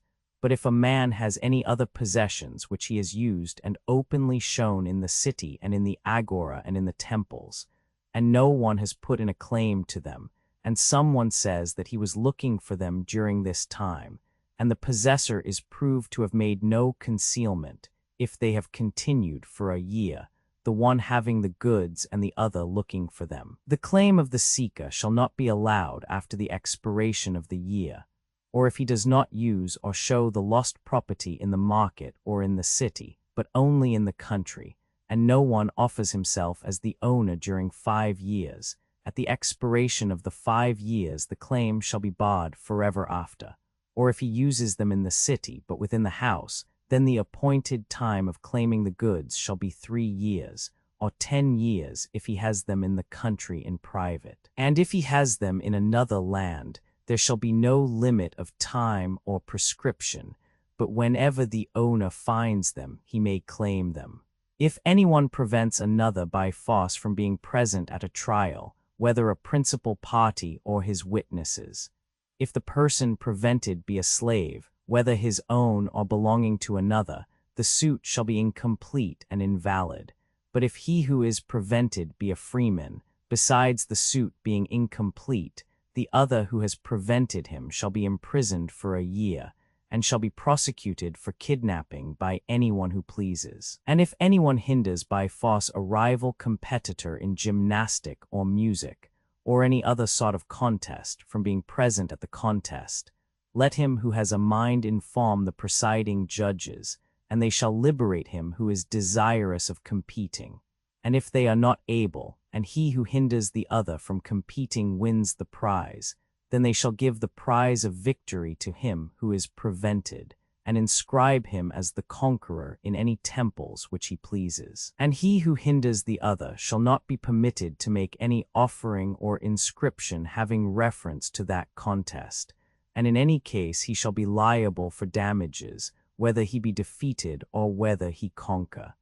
If anyone knowingly receives anything which has been stolen, he shall undergo the same punishment as the thief, and if a man receives an exile, he shall be punished with death. Every man should regard the friend and enemy of the state as his own friend and enemy, and if anyone makes peace or war with another on his own account, and without the authority of the state, he, like the receiver of the exile, shall undergo the penalty of death. And if any fraction of the city declare war or peace against any, the generals shall indict the authors of this proceeding, and if they are convicted, death shall be the penalty. Those who serve their country ought to serve without receiving gifts, and there ought to be no excusing or approving the saying, men should receive gifts as the reward of good, but not of evil deeds. For to know which we are doing and to stand fast by our knowledge is no easy matter. The safest course is to obey the law which says, do no service for a bribe, and let him who disobeys, if he be convicted, simply die. With a view to taxation, for various reasons, every man ought to have had his property valued, and the tribesmen should likewise bring a register of the yearly produce to the wardens of the country, that in this way there may be two valuations, and the public officers may use annually whichever on consideration they deem the best, whether they prefer to take a certain portion of the whole value or of the annual revenue, after subtracting what is paid to the common tables. Touching offerings to the gods, a moderate man should observe moderation in what he offers. Now the land and the hearth of the house of all men is sacred to all gods, wherefore let no man dedicate them a second time to the gods. Gold and silver, whether possessed by private persons or in temples, are in other cities provocative of envy, and ivory, the product of a dead body, is not a proper offering. Brass and iron, again, are instruments of war. But of wood let a man bring what offering he likes, provided it be a single block, and in like manner of stone, to the public temples. Of woven work let him not offer more than one woman can execute in a month. White is a color suitable to the gods, especially in woven works, but dyes should only be used for the adornments of war. The most divine of gifts are birds and images, and they should be such as one painter can execute in a single day. And let all other offerings follow a similar rule. Now that the whole city has been divided into parts of which the nature and number have been described, and laws have been given about all the most important contracts as far as this was possible, the next thing will be to have justice done. The first of the courts shall consist of elected judges, who shall be chosen by the plaintiff and the defendant in common. These shall be called arbiters rather than judges. And in the second court there shall be judges of the villages and tribes corresponding to the 12-fold division of the land. And before these the litigants shall go to contend for greater damages, if the suit be not decided before the first judges. The defendant, if he be defeated the second time, shall pay a fifth more than the damages mentioned in the indictment. And if he find fault with his judges and would try a third time, let him carry the suit before the select judges. And if he be again defeated, let him pay the whole of the damages and half as much again. And the plaintiff, if when defeated before the first judges he persist in going on to the second, shall if he wins receive in addition to the damages a fifth part more, and if defeated he shall pay a like sum. But if he is not satisfied with the previous decision, and will insist on proceeding to a third court, then if he win he shall receive from the defendant the amount of the damages, and, as I said before, half as much again, and the plaintiff, if he lose, shall pay half of the damages claimed. Now the assignment by lot of judges to courts and the completion of the number of them, and the appointment of servants to the different magistrates, and the times at which the several causes should be heard, and the votings and delays, and all the things that necessarily concern suits, and the order of causes, and the time in which answers have to be put in, and parties are to appear. Of these and other things akin to these we have indeed already spoken. 586. But there is no harm in repeating what is right twice or thrice. All lesser and easier matters which the elder legislator has omitted may be supplied by the younger one. Private courts will be sufficiently regulated in this way, and the public and state courts, and those which the magistrates must use in the administration of their several offices, exist in many other states. Many very respectable institutions of this sort have been framed by good men, and from them the guardians of the law may by reflection derive what is necessary for the order of our new state, considering and correcting them, and bringing them to the test of experience, until every detail appears to be satisfactorily determined, and then putting the final seal upon them, and making them irreversible, they shall use them forever afterwards. As to what relates to the silence of judges and the abstinence from words of evil omen and the reverse, and the different notions of the just and good and honorable which exist in our own as compared with other states, they have been partly mentioned already, and another part of them will be mentioned hereafter as we draw near the end. To all these matters, he who would be an equal judge shall justly look, and he shall possess writings about them, that he may learn them. For of all kinds of knowledge, the knowledge of good laws has the greatest power of improving the learner. Otherwise there would be no meaning in the divine and admirable law, possessing a name akin to mind, nu omicron letter 1 fe6 sigma, nu omicron sigma, and of all other words, such as the praises and censures of individuals which occur in poetry and also in prose, whether written down or uttered in daily conversation, whether men dispute about them in the spirit of contention or weakly assent to them, as is often the case. Of all these the one sure test is the writings of the legislator.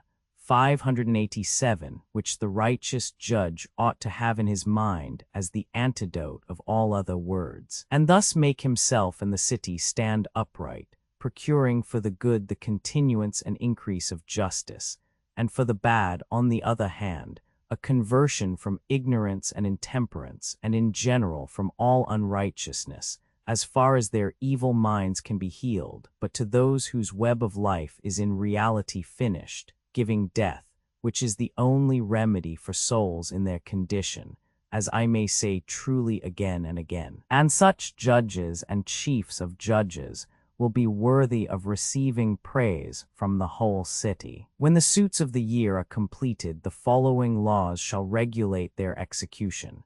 In the first place, the judge shall assign to the party who wins the suit the whole property of him who loses, with the exception of mere necessaries. 588, and the assignment shall be made through the herald immediately after each decision in the hearing of the judges, and when the month arrives following the month in which the courts are sitting. Unless the gainer of the suit has been previously satisfied, the court shall follow up the case, and hand over to the winner the goods of the loser.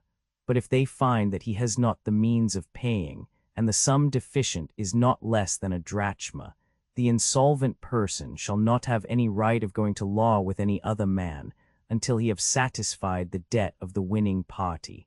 but other persons shall still have the right of bringing suits against him. And if anyone after he is condemned refuses to acknowledge the authority which condemned him, let the magistrates who are thus deprived of their authority bring him before the court of the guardians of the law, and if he be cast, let him be punished with death, as a subverter of the whole state and of the laws. Thus a man is born and brought up, and after this manner he begets and brings up his own children, and has his share of dealings with other men, and suffers if he has done wrong to anyone, and receives satisfaction if he has been wronged. And so at length in due time he grows old under the protection of the laws, and his end comes in the order of nature. Concerning the dead of either sex, the religious ceremonies which may fittingly be performed, whether appertaining to the gods of the underworld or of this, shall be decided by the interpreters with absolute authority. Their sepulchres are not to be in places which are fit for cultivation, and there shall be no monuments in such spots, either large or small, but they shall occupy that part of the country which is naturally adapted for receiving and concealing the bodies of the dead, with as little hurt as possible to the living. No man, living or dead, shall deprive the living of the sustenance which the earth, their foster parent, is naturally inclined to provide for them. And let not the mound be piled higher than would be the work of 5 men completed in 5 days.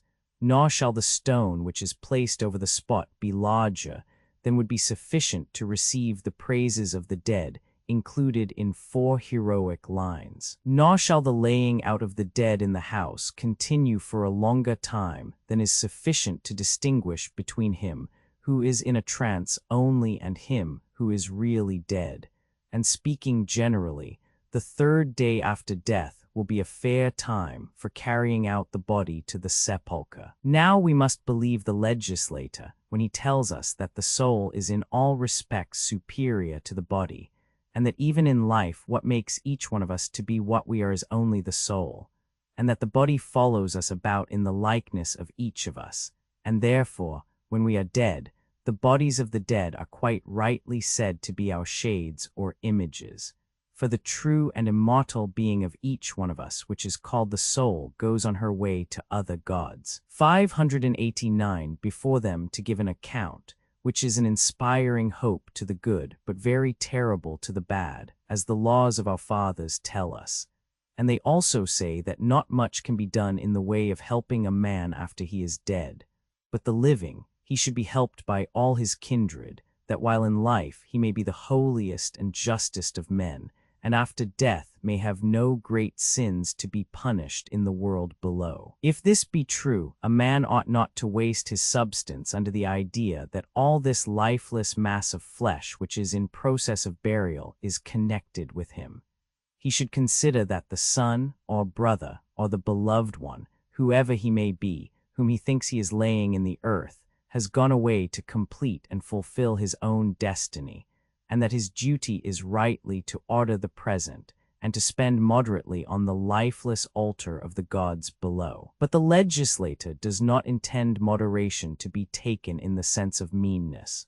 590 Let the law, then, be as follows.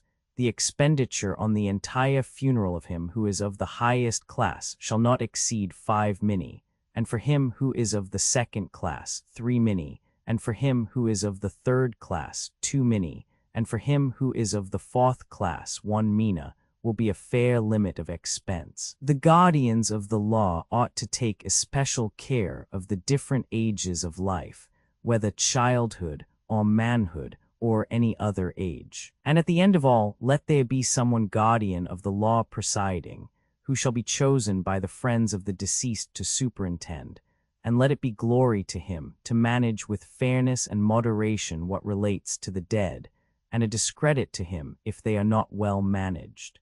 Let the laying out and other ceremonies be in accordance with custom, but to the statesman who adopts custom as his law we must give way in certain particulars. It would be monstrous, for example, that he should command any man to weep or abstain from weeping over the dead, but he may forbid cries of lamentation, and not allow the voice of the mourner to be heard outside the house.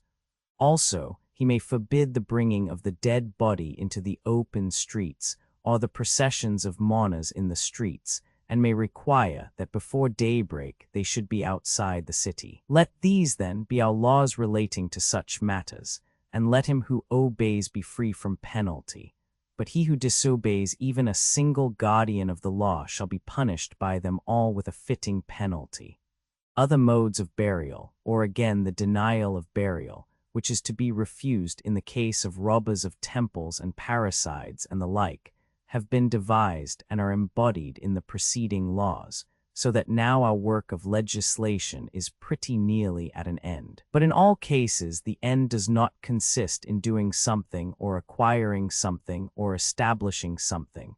The end will be attained and finally accomplished when we have provided for the perfect and lasting continuance of our institutions.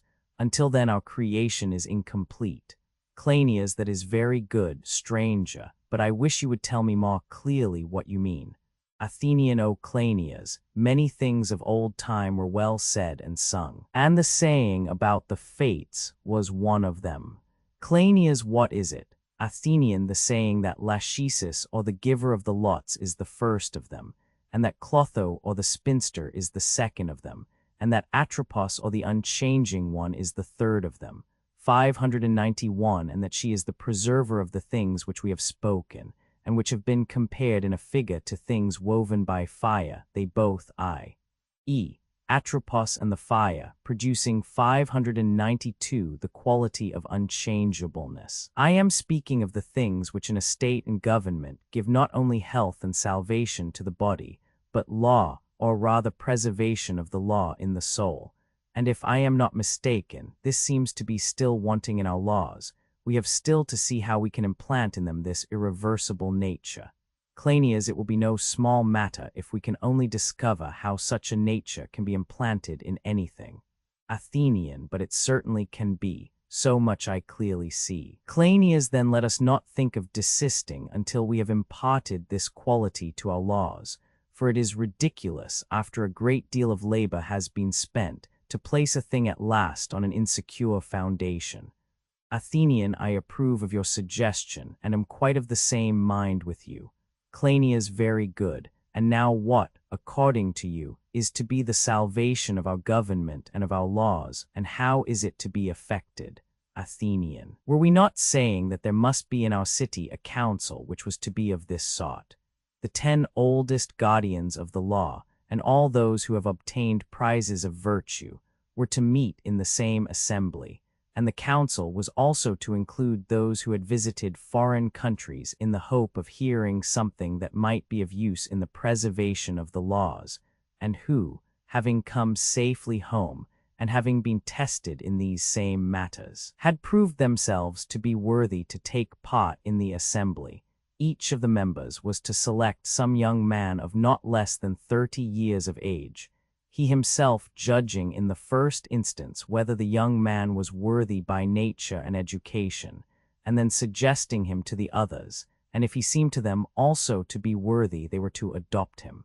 But if not, the decision at which they arrived was to be kept a secret from the citizens at large, and more especially from the rejected candidates. The meeting of the council was to be held early in the morning, when everybody was most at leisure from all other business, whether public or private. Was not something of this sort said by us before? Cleinias, true.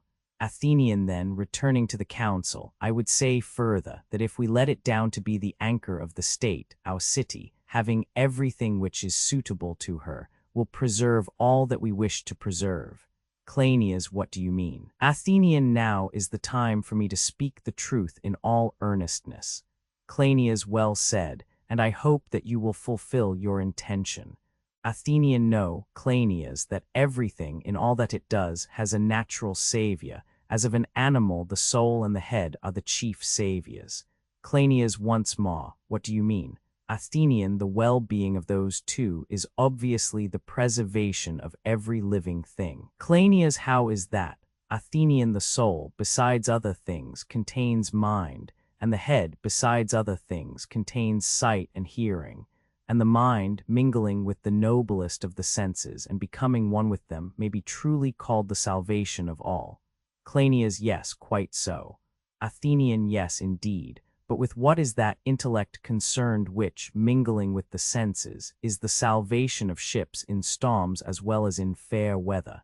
In a ship, when the pilot and the sailors unite their perceptions with the piloting mind, do they not save both themselves and their craft? Cleinias, very true. Athenian, we do not want many illustrations about such matters. What aim would the general of an army, or what aim would a physician propose to himself, if he were seeking to attain salvation? Cleinias, very good. Athenian, does not the general aim at victory and superiority in war, and do not the physician and his assistants aim at producing health in the body? Cleinias, certainly.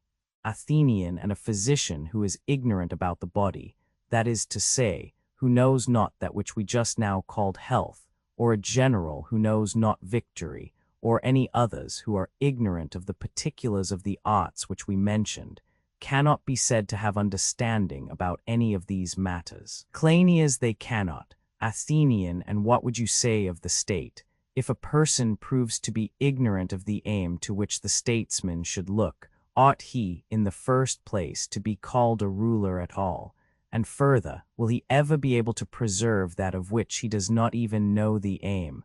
Cleinias, impossible. Athenian, and therefore, if our settlement of the country is to be perfect, we ought to have some institution, which, as I was saying, will tell what is the aim of the state, and will inform us how we are to attain this, and what law or what man will advise us to that end. Any state which has no such institution is likely to be devoid of mind and sense, and in all her actions will proceed by mere chance. Cleinias, very true. Athenian, in which, then, of the parts or institutions of the state is any such guardian power to be found? Can we say? Cleinias, I am not quite certain, stranger, but I have a suspicion that you are referring to the assembly which you just now said was to meet at night. Athenian, you understand me perfectly, Cleinias, and we must assume, as the argument implies, that this council possesses all virtue, and the beginning of virtue is not to make mistakes by guessing many things, but to look steadily at one thing, and on this to fix all our aims. Cleinias, quite true. Athenian, then, now we shall see why there is nothing wonderful in states going astray. The reason is that their legislators have such different aims, nor is there anything wonderful in some laying down as their rule of justice, that certain individuals should bear rule in the state, whether they be good or bad, and others that the citizens should be rich, not caring whether they are the slaves of other men or not. The tendency of others, again, is towards freedom. And some legislate with a view to two things at once. They want to be at the same time free and the lords of other states. But the wisest men, as they deem themselves to be, look to all these and similar aims, and there is no one of them which they exclusively honor, and to which they would have all things look. Cleinias, then, stranger, our former assertion will hold, for we were saying that laws generally should look to one thing only, and this, as we admitted, was rightly said to be virtue. Well, Athenian, yes. Cleinias, and we said that virtue was of four kinds. Athenian, quite true. Cleinias, in that mind, was the leader of the four, and that to her the three other virtues and all other things ought to have regard. Athenian, you follow me capitally. Cleinias, and I would ask you to follow me to the end, for we have already said that the mind of the pilot, the mind of the physician, and of the general look to that one thing to which they ought to look. And now we may turn to mind political, of which, as of a human creature, we will ask a question. O wonderful being, and to what are you looking? The physician is able to tell his single aim in life, but you, the superior, as you declare yourself to be of all intelligent beings, when you are asked, are not able to tell. Can you, Megillus, and you, Cleinias, say distinctly what is the aim of mind political, in return for the many explanations of things which I have given you? Cleinias, we cannot, stranger. Athenian, well, but ought we not to desire to see it, and to see where it is to be found? Cleinias, for example, where? Athenian, for example, we were saying that there are 4 kinds of virtue, and as there are 4 of them, each of them must be one. Cleinias, certainly. Athenian, and further, all 4 of them we call one, for we say that courage is virtue and that prudence is virtue, and the same of the 2 others, as if they were in reality not many but one, that is virtue. Cleinias, quite so. Athenian. There is no difficulty in seeing in what way the 2 differ from one another, and have received 2 names, and so of the rest. But there is more difficulty in explaining why we call these 2 and the rest of them by the single name of virtue. Cleinias, how do you mean? Athenian, I have no difficulty in explaining what I mean.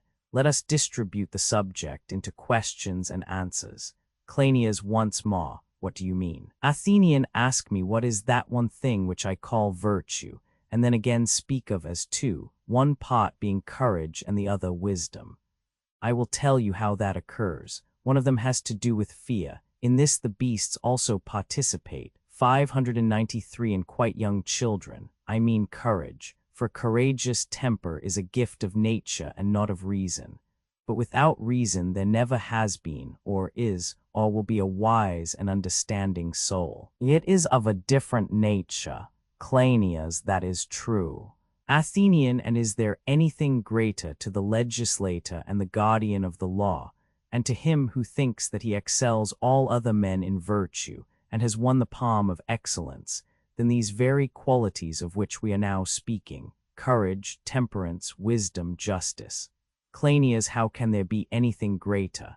Athenian, and ought not the interpreters, the teachers, the lawgivers, the guardians of the other citizens, to excel the rest of mankind, and perfectly to show him who desires to learn and know, or whose evil actions require to be punished and reproved, what is the nature of virtue and vice? Or shall some poet who has found his way into the city, or some chance person who pretends to be an instructor of youth, show himself to be better than him who has won the prize for every virtue? And can we wonder that when the guardians are not adequate in speech or action, and have no adequate knowledge of virtue, the city, being unguarded, should experience the common fate of cities? In our day, Cleinias, wonder, no. Athenian, I have now told you in what way the 2 are different, and do you in return tell me in what way they are one and the same. Suppose that I ask you in what way the 4 are one, and when you have answered me, you will have a right to ask of me in return in what way they are 4, and then let us proceed to inquire whether in the case of things which have a name and also a definition to them, true knowledge consists in knowing the name only and not the definition. Can he who is good for anything be ignorant of all this without discredit where great and glorious truths are concerned? Cleinias, I suppose not. Athenian, well then, must we do as we said, or can we give our guardians a more precise knowledge of virtue in speech and action than the many have? Or is there any way in which our city can be made to resemble the head and senses of rational beings, because possessing such a guardian power? Cleinias, what, stranger, is the drift of your comparison? Athenian, do we not see that the city is the trunk, and are not the younger guardians who are chosen for their natural gifts, placed in the head of the state, having their souls all full of eyes with which they look about the whole city? They keep watch and hand over their perceptions to the memory, and inform the elders of all that happens in the city, and those whom we compared to the mind, because they have many wise thoughts, that is to say, the old men take counsel, and making use of the younger men as their ministers, and advising with them. In this way both together truly preserve the whole state. Shall this or some other be the order of our state? Are all our citizens to be equal in acquirements, or shall there be special persons among them who have received a more careful training and education? Cleinias, that they should be equal, my good sir, is impossible. Athenian, then we ought to proceed to some more exact training than any which has preceded. Well, Cleinias, certainly. Athenian, and must not that of which we are in need be the one to which we were just now alluding? Cleinias, very true. Athenian, did we not say that the workman or guardian, if he be perfect in every respect, ought not only to be able to see the many aims, but he should press onward to the one, 594 This he should know, and knowing, order all things with a view to it. Cleinias true. Athenian. And can anyone have a more exact way of considering or contemplating anything than the being able to look at one idea gathered from many different things? Cleinias perhaps not. Athenian not perhaps not, but certainly not, my good sir, is the right answer. There never has been a truer method than this discovered by any man. Cleinias, I bow to your authority. Stranger, let us proceed in the way which you propose. Athenian, then, as would appear, we must compel the guardians of our divine state to perceive, in the first place, what that principle is which is the same in all the four, the same, as we affirm, in courage and in temperance, and in justice and in prudence, and which, being one, we call as we ought by the single name of virtue. To this, my friends, we will, if you please, hold fast, and not let go until we have sufficiently explained what that is to which we are to look. Whether to be regarded as one, or as a whole, or as both, or in whatever way, are we likely ever to be in a virtuous condition, if we cannot tell whether virtue is many, or four, or one? Certainly, if we take counsel among ourselves, we shall in some way contrive that this principle has a place amongst us. But if you have made up your mind that we should let the matter alone, we will. Cleinias, we must not, stranger. By the God of strangers, I swear that we must not, for in our opinion you speak most truly, but we should like to know how you will accomplish your purpose. Athenian, wait a little before you ask, and let us first of all be quite agreed with one another that the purpose has to be accomplished. Cleinias, certainly, it ought to be, if it can be. Athenian, well, and about the good and the honorable, are we to take the same view? Are our guardians only to know that each of them is many, or also how and in what way they are one? Cleinias, they must consider also in what sense they are one. Athenian, and are they to consider only, and to be unable to set forth what they think? Cleinias, certainly not. That would be the state of a slave. Athenian, and may not the same be said of all good things, that the true guardians of the laws ought to know the truth about them, and to be able to interpret them in words, and carry them out in action, judging of what is and of what is not well according to nature? Cleinias, certainly. Athenian, is not the knowledge of the gods which we have set forth with so much zeal one of the noblest sorts of knowledge, to know that they are, and know how great is their power as far as in man lies? We do indeed excuse the mass of the citizens, who only follow the voice of the laws, but we refuse to admit as guardians any who do not labor to obtain every possible evidence that there is respecting the gods. Our city is forbidden and not allowed to choose as a guardian of the law, or to place in the select order of virtue him who is not an inspired man, and has not labored at these things. Cleinias, it is certainly just as you say, that he who is indolent about such matters or incapable should be rejected, and that things honorable should be put away from him. Athenian, are we assured that there are two things which lead men to believe in the gods, as we have already stated? Cleinias, what are they? Athenian, one is the argument about the soul, which has been already mentioned, that it is the eldest and most divine of all things, to which motion attaining generation gives perpetual existence. 595. The other was an argument from the order of the motion of the stars, and of all things under the dominion of the mind which ordered the universe. 596. If a man look upon the world not lightly or ignorantly, there was never anyone so godless who did not experience an effect opposite to that which the many imagine. For they think that those who handle these matters by the help of astronomy and the accompanying arts of demonstration may become godless, because they see, as far as they can see, things happening by necessity, and not by an intelligent will accomplishing good. Cleinias, but what is the fact? Athenian, just the opposite, as I said, of the opinion which once prevailed among men, that the sun and stars are without soul. Even in those days men wondered about them, and that which is now ascertained was then conjectured by some who had a more exact knowledge of them, that if they had been things without soul, and had no mind, they could never have moved with numerical exactness so wonderful. And even at that time, some ventured to hazard the conjecture that mind was the orderer of the universe. But these same persons again mistaking the nature of the soul, which they conceived to be younger and not older than the body, once more overturned the world, or rather, I should say, themselves. For the bodies which they saw moving in heaven all appeared to be full of stones and earth and many other lifeless substances, and to these they assigned the causes of all things.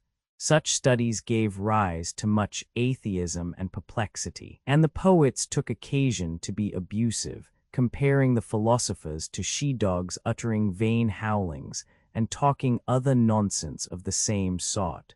But now, as I said, the case is reversed. 597 Cleinias. How so? Athenian. No man can be a true worshipper of the gods who does not know these two principles, that the soul is the eldest of all things which are born, and is immortal and rules over all bodies.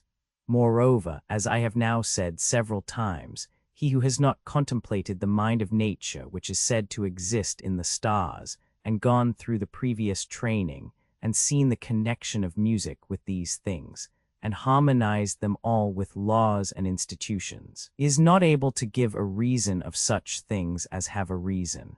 598. And he who is unable to acquire this in addition to the ordinary virtues of a citizen can hardly be a good ruler of a whole state, but he should be the subordinate of other rulers. Wherefore, Cleinias and Megillus, let us consider whether we may not add to all the other laws which we have discussed this further one, that the nocturnal assembly of the magistrates, which has also shared in the whole scheme of education proposed by us, shall be a god set according to law for the salvation of the state. Shall we propose this? Cleinias, certainly, my good friend, we will if the thing is in any degree possible. Athenian, let us make a common effort to gain such an object. For I too will gladly share in the attempt. Of these matters I have had much experience, and have often considered them, and I dare say that I shall be able to find others who will also help. Cleinias, I agree, stranger, that we should proceed along the road in which God is guiding us, and how we can proceed rightly has now to be investigated and explained. Athenian, O Megillus and Cleinias, about these matters we cannot legislate further until the council is constituted. When that is done, then we will determine what authority they shall have of their own, but the explanation of how this is all to be ordered would only be given rightly in a long discourse. Cleinias, what do you mean, and what new thing is this? Athenian, in the first place, a list would have to be made out of those who by their ages and studies and dispositions and habits are well fitted for the duty of a guardian. In the next place, it will not be easy for them to discover themselves what they ought to learn, or become the disciple of one who has already made the discovery. Furthermore, to write down the times at which, and during which, they ought to receive the several kinds of instruction would be a vain thing. For the learners themselves do not know what is learned to advantage until the knowledge which is the result of learning has found a place in the soul of each. And so these details, although they could not be truly said to be secret, might be said to be incapable of being stated beforehand, because when stated they would have no meaning. Cleinias, what then are we to do, stranger, under these circumstances? Athenian. As the proverb says, the answer is no secret, but open to all of us. We must risk the whole on the chance of throwing, as they say, thrice six or thrice ace, and I am willing to share with you the danger by stating and explaining to you my views about education and nurture, which is the question coming to the surface again. The danger is not a slight or ordinary one, and I would advise you, Cleinias in particular, to see to the matter. For if you order rightly the city of the Magnetes, or whatever name God may give it, you will obtain the greatest glory, or at any rate you will be thought the most courageous of men in the estimation of posterity. Dear companions, if this our divine assembly can only be established, to them we will hand over the city. None of the present company of legislators, as I may call them, would hesitate about that. And the state will be perfected and become a waking reality, which a little while ago we attempted to create as a dream 599, and an idea only, mingling together reason and mind in one image, in the hope that our citizens might be duly mingled and rightly educated, and being educated and dwelling in the citadel of the land, might become perfect guardians, such as we have never seen in all our previous life, by reason of the saving virtue which is in them. Megalus Dioclenias, after all that has been said, either we must detain the stranger, and by supplications and in all manner of ways make him share in the foundation of the city, or we must give up the undertaking. Cleinias, very true, Megalus, and you must join with me in detaining him. Megalus, I will. Appendix, Appendix, Appendix I. It seems impossible to separate by any exact line the genuine writings of Plato from the spurious. The only external evidence to them which is of much value is that of Aristotle, for the Alexandrian catalogues of a century later include manifest forgeries. Even the value of the Aristotelian authority is a good deal impaired by the uncertainty concerning the date and authorship of the writings which are ascribed to him. And several of the citations of Aristotle omit the name of Plato, and some of them omit the name of the dialogue from which they are taken. Prior, however, to the inquiry about the writings of a particular author, general considerations which equally affect all evidence to the genuineness of ancient writings are the following. Shorter works are more likely to have been forged, or to have received an erroneous designation than longer ones, and some kinds of composition, such as epistles or panegyrical orations, are more liable to suspicion than others. Those, again, which have a taste of sophistry in them, or the ring of a later age, or the slighter character of a rhetorical exercise, or in which a motive or some affinity to spurious writings can be detected, or which seem to have originated in a name or statement really occurring in some classical author, are also of doubtful credit, while there is no instance of any ancient writing proved to be a forgery, which combines excellence with length. A really great and original writer would have no object in fathering his works on Plato, and to the forger or imitator, the literary hack of Alexandria and Athens, the gods did not grant originality or genius. Further, in attempting to balance the evidence for and against a Platonic dialogue, we must not forget that the form of the Platonic writing was common to several of his contemporaries. Aeschines, Euclid, Phaedo, Antisthenes, and in the next generation Aristotle, are all said to have composed dialogues, and mistakes of names are very likely to have occurred. Greek literature in the 3rd century before Christ was almost as voluminous as our own, and without the safeguards of regular publication, or printing, or binding, or even of distinct titles. An unknown writing was naturally attributed to a known writer whose works bore the same character, and the name once appended easily obtained authority. A tendency may also be observed to blend the works and opinions of the master with those of his scholars. To a later Platonist, the difference between Plato and his imitators was not so perceptible as to ourselves. The memorabilia of Xenophon and the dialogues of Plato are but a part of a considerable Socratic literature which has passed away, and we must consider how we should regard the question of the genuineness of a particular writing, if this lost literature had been preserved to us. These considerations lead us to adopt the following criteria of genuineness. 1. That is most certainly Plato's, which Aristotle attributes to him by name, which, 2, is of considerable length, of 3, great excellence, and also 4, in harmony with the general spirit of the Platonic writings. But the testimony of Aristotle cannot always be distinguished from that of a later age, see above, and has various degrees of importance. Those writings which he cites without mentioning Plato under their own names, e.g. the Hippias, the Funeral Oration, the Phaedo, etc., have an inferior degree of evidence in their favor.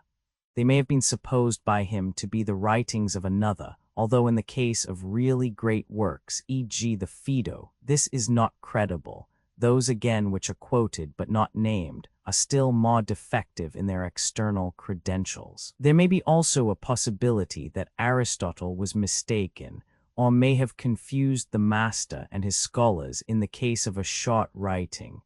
But this is inconceivable about a more important work, e.g. the Laws, especially when we remember that he was living at Athens and a frequenter of the groves of the Academy during the last 20 years of Plato's life. Nor must we forget that in all his numerous citations from the Platonic writings, he never attributes any passage found in the extant dialogues to anyone but Plato.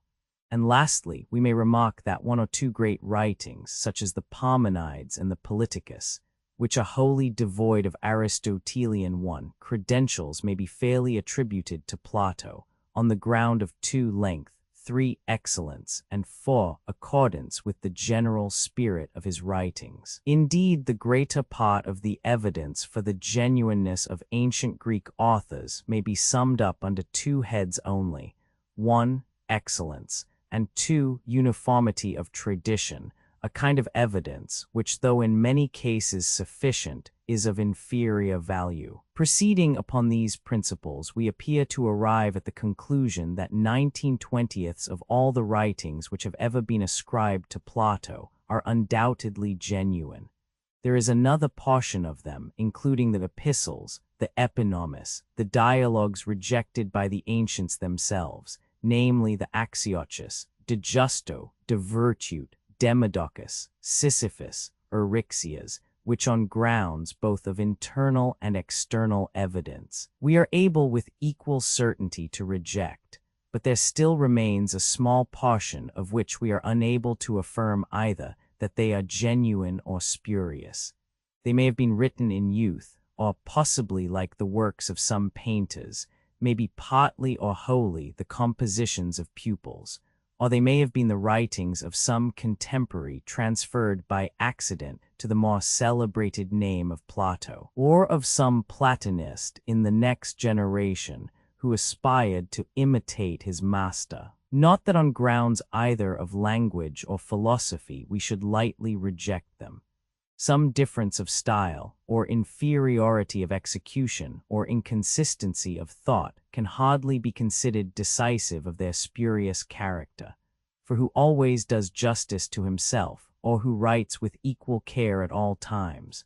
Certainly not Plato, who exhibits the greatest differences in dramatic power, in the formation of sentences, and in the use of words. If his earlier writings are compared with his later ones, say the Protagoras or Phaedrus with the Laws, or who can be expected to think in the same manner during a period of authorship extending over above 50 years, in an age of great intellectual activity, as well as of political and literary transition?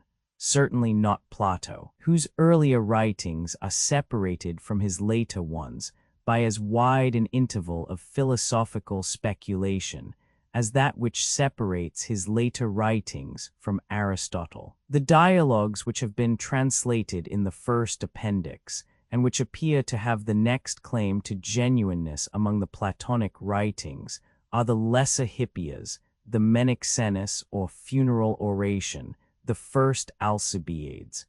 Of these, the Lesser Hippias and the Funeral Oration are cited by Aristotle, the first in the Metaphysics, Roman 4:29, 5, the latter in the Rhetoric, Roman 3:14, 11.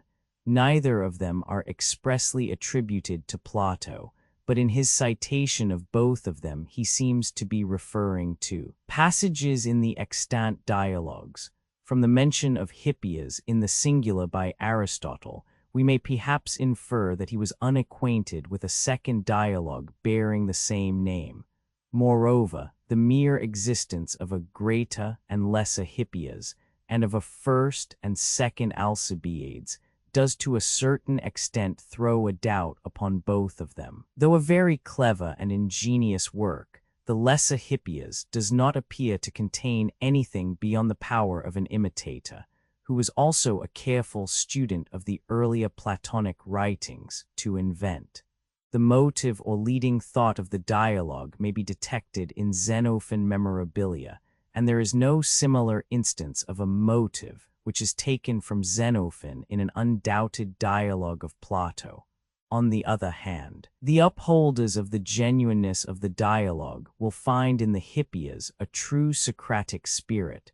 They will compare the ion as being akin both in subject and treatment. They will urge the authority of Aristotle, and they will detect in the treatment of the sophist, in the satirical reasoning upon Homer, in the reductio ad absurdum of the doctrine that vice is ignorance, traces of a Platonic authorship. In reference to the last point, we are doubtful, as in some of the other dialogues, whether the author is asserting or overthrowing the paradox of Socrates, or merely following the argument whither the wind blows. That no conclusion is arrived at is also in accordance with the character of the earlier dialogues. The resemblances or imitations of the Gorgias, Protagoras, and Euthydemus, which have been observed in the Hippias, cannot with certainty be adduced on either side of the argument. On the whole, more may be said in favor of the genuineness of the Hippias than against it. The Menexenus, or funeral oration, is cited by Aristotle, and is interesting as supplying an example of the manner in which the orators praised the Athenians among the Athenians, falsifying persons and dates, and casting a veil over the gloomier events of Athenian history. It exhibits an acquaintance with the funeral oration of Thucydides, and was, perhaps, intended to rival that great work. If genuine, the proper place of the Menexenus would be at the end of the Phaedrus. The satirical opening and the concluding words bear a great resemblance to the earlier dialogues.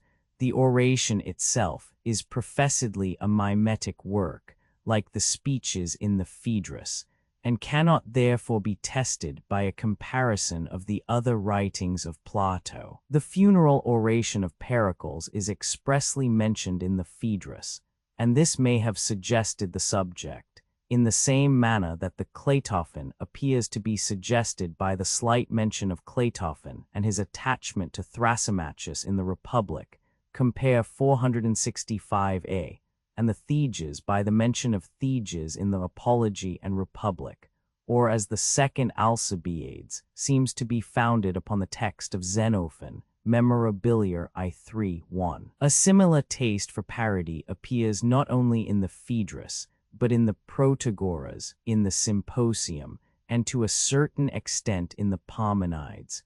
To these two doubtful writings of Plato I have added the first Alcibiades, which, of all the disputed dialogues of Plato, has the greatest merit, and is somewhat longer than any of them, though not verified by the testimony of Aristotle, and in many respects at variance with the Symposium, in the description of the relations of Socrates and Alcibiades. Like the Lesser Hippias and the Menexenus, it is to be compared to the earlier writings of Plato.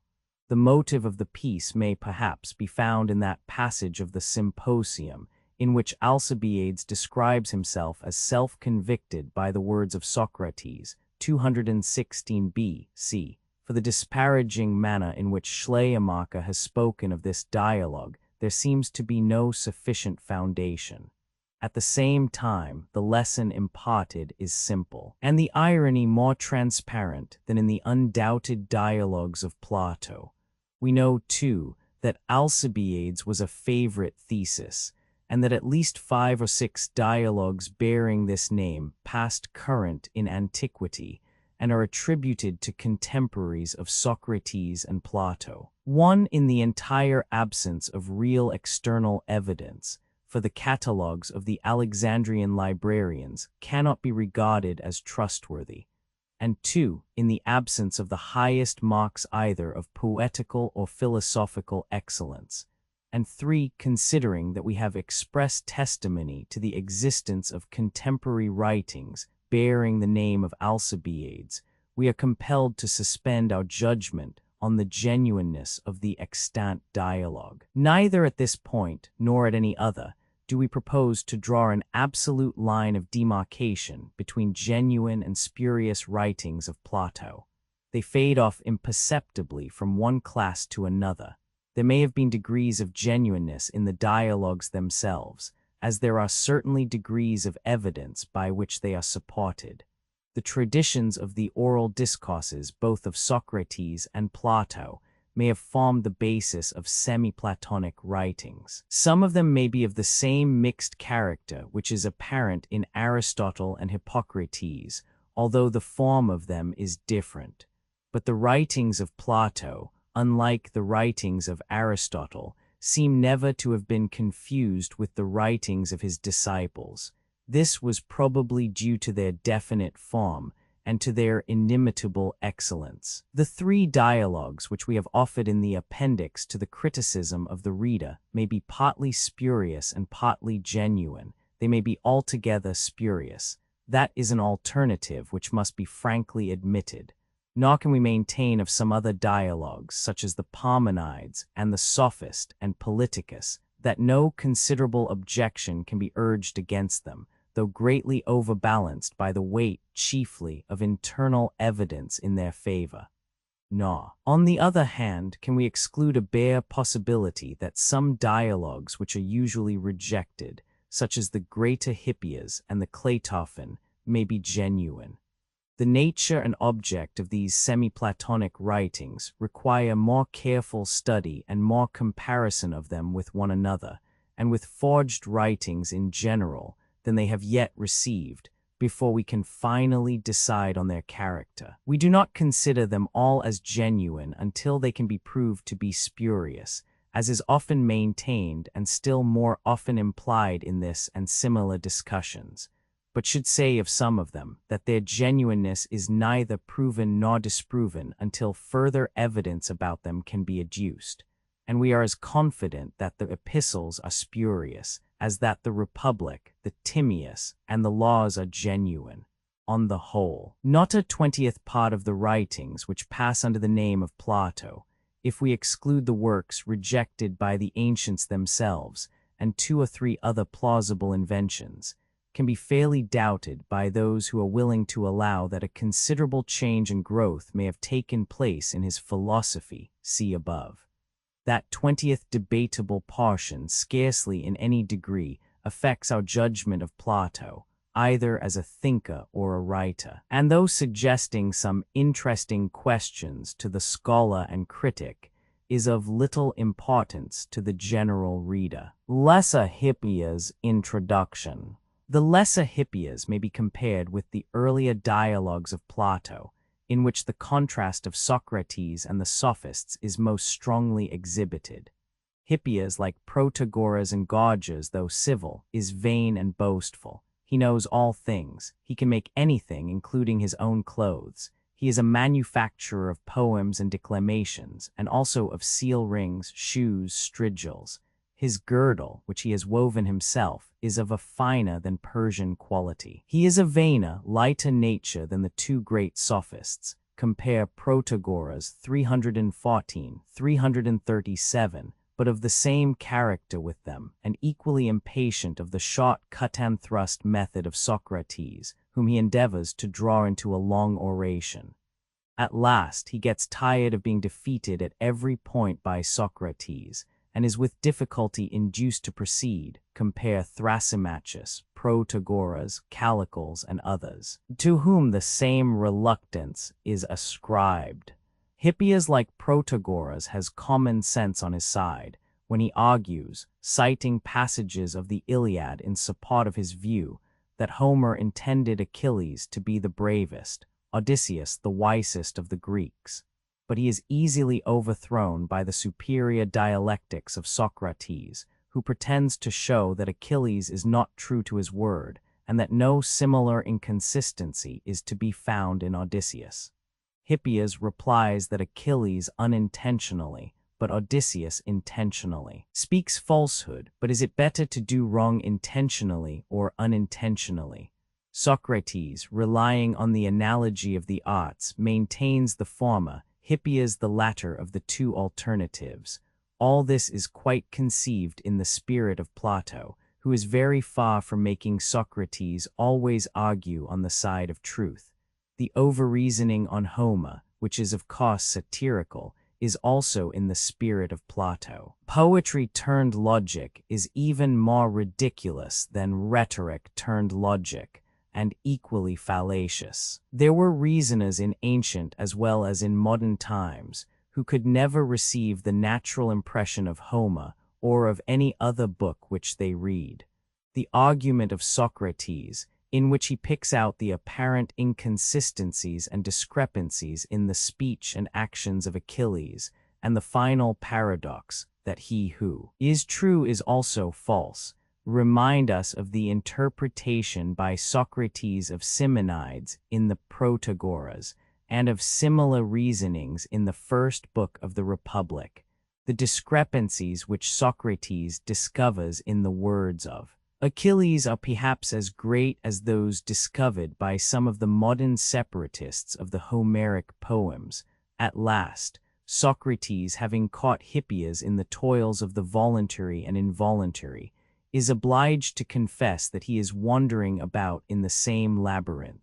He makes the reflection on himself which others would make upon him. Compare Protagoras, sub fin. He does not wonder that he should be in a difficulty, but he wonders at Hippias, and he becomes sensible of the gravity of the situation, when ordinary men like himself can no longer go to the wise and be taught by them. It may be remarked as bearing on the genuineness of this dialogue, 1. That the manners of the speakers are less subtle and refined than in the other dialogues of Plato. 2. That the sophistry of Socrates is more palpable and unblushing, and also more unmeaning. 3. That many turns of thought and style are found in it which appear also in the other dialogues. Whether resemblances of this kind tell in favor of or against the genuineness of an ancient writing is an important question which will have to be answered differently in different cases. For that a writer may repeat himself is as true as that a forger may imitate, and Plato elsewhere, either of set purpose or from forgetfulness, is full of repetitions.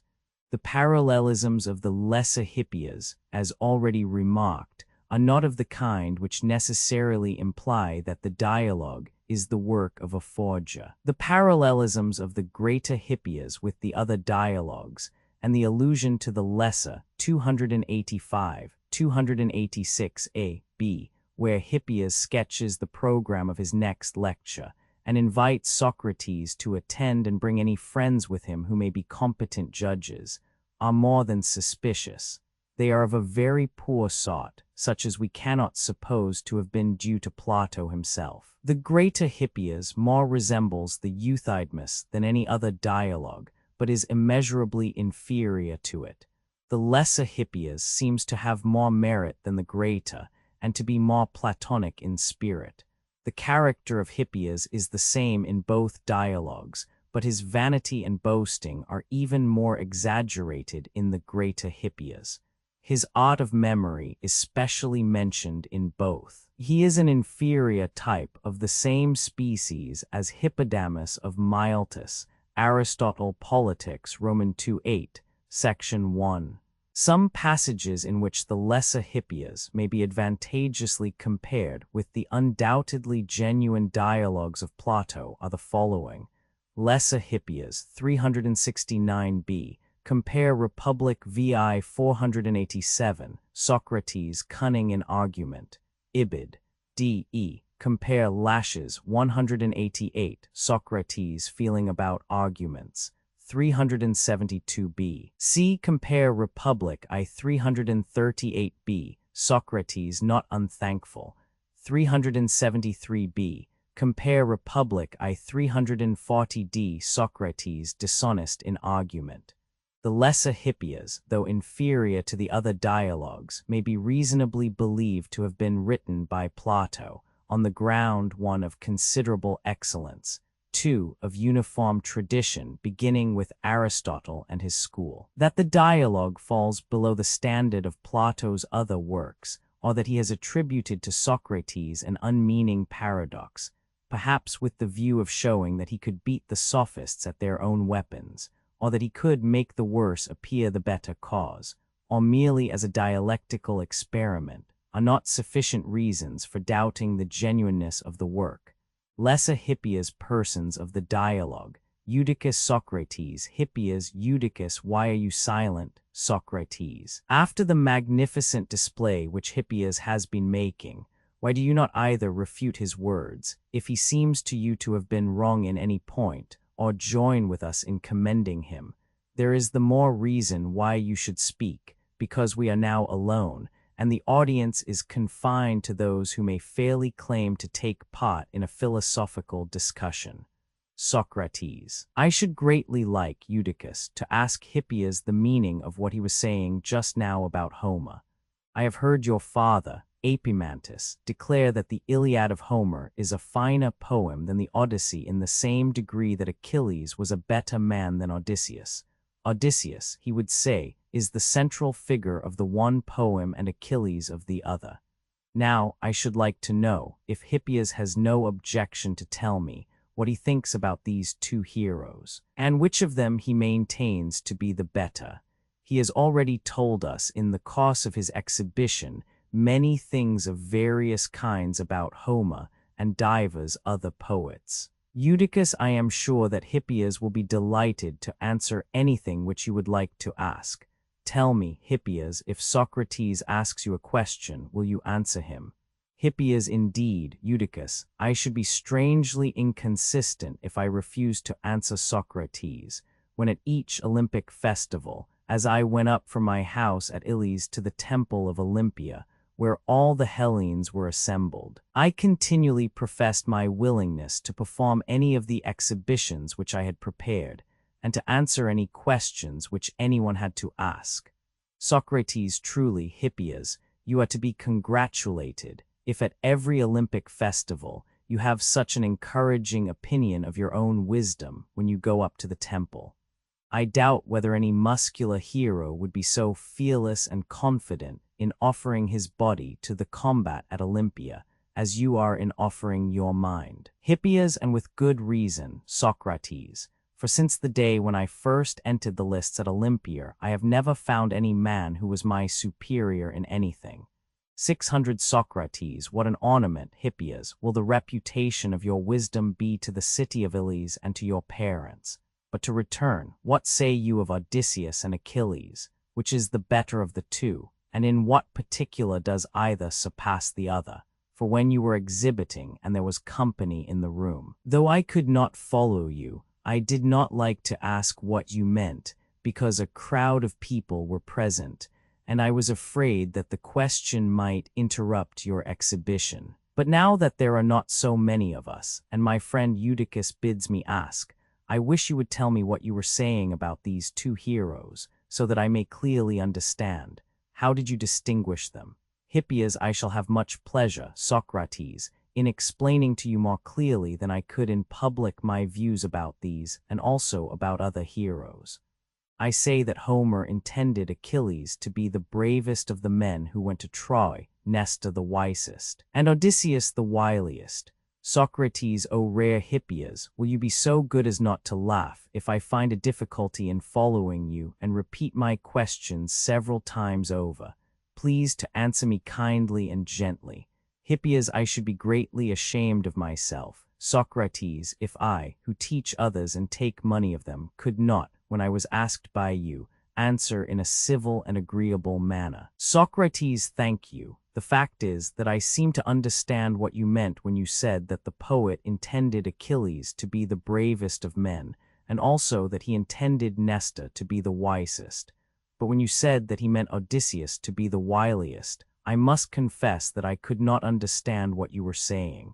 Will you tell me, and then I shall perhaps understand you better? Has not Homer made Achilles wily? Hippias. Certainly not, Socrates. He is the most straightforward of mankind, and when Homer introduces them talking with one another in the passage called the Prayers, Achilles is supposed by the poet to say to Odysseus, "Son of Laertes, sprung from heaven, crafty Odysseus, I will speak out plainly the word which I intend to carry out in act, and which will, I believe, be accomplished.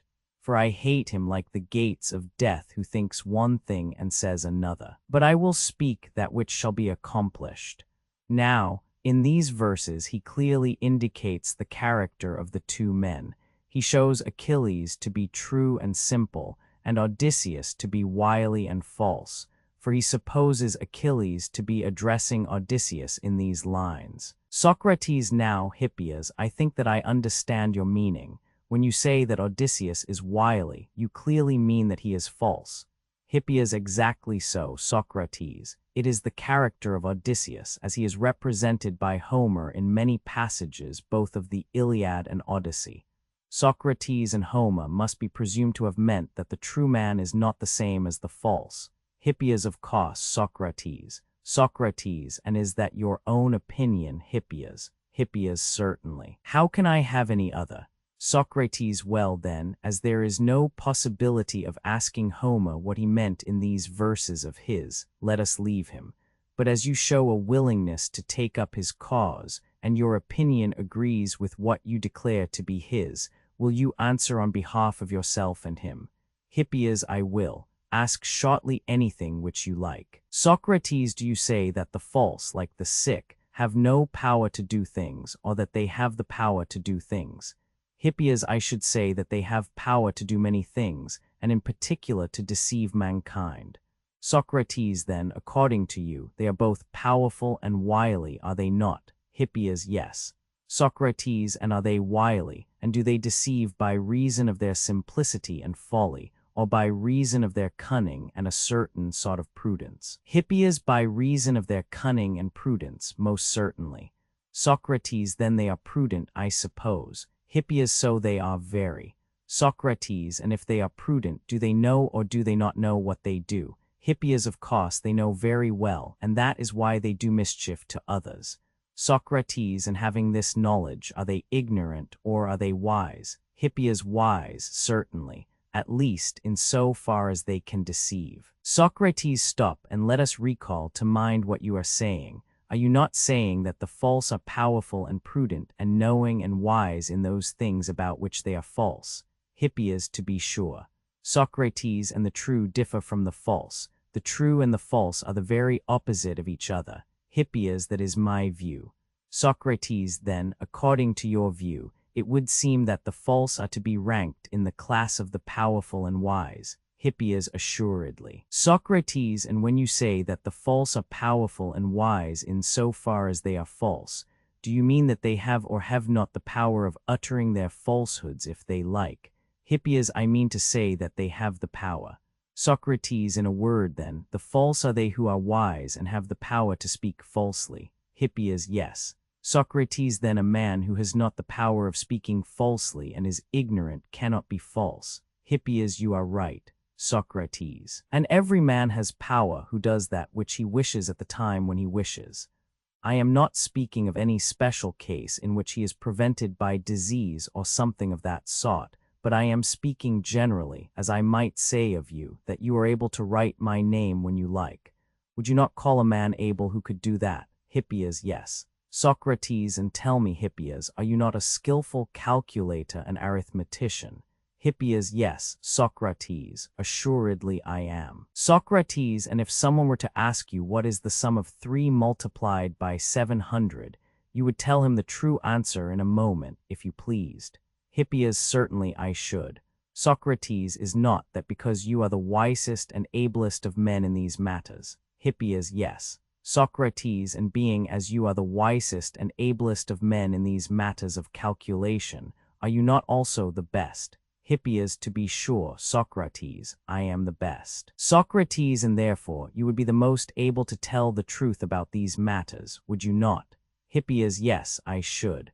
Socrates, and could you speak falsehoods about them equally well? I must beg, Hippias, that you will answer me with the same frankness and magnanimity which has hitherto characterized you.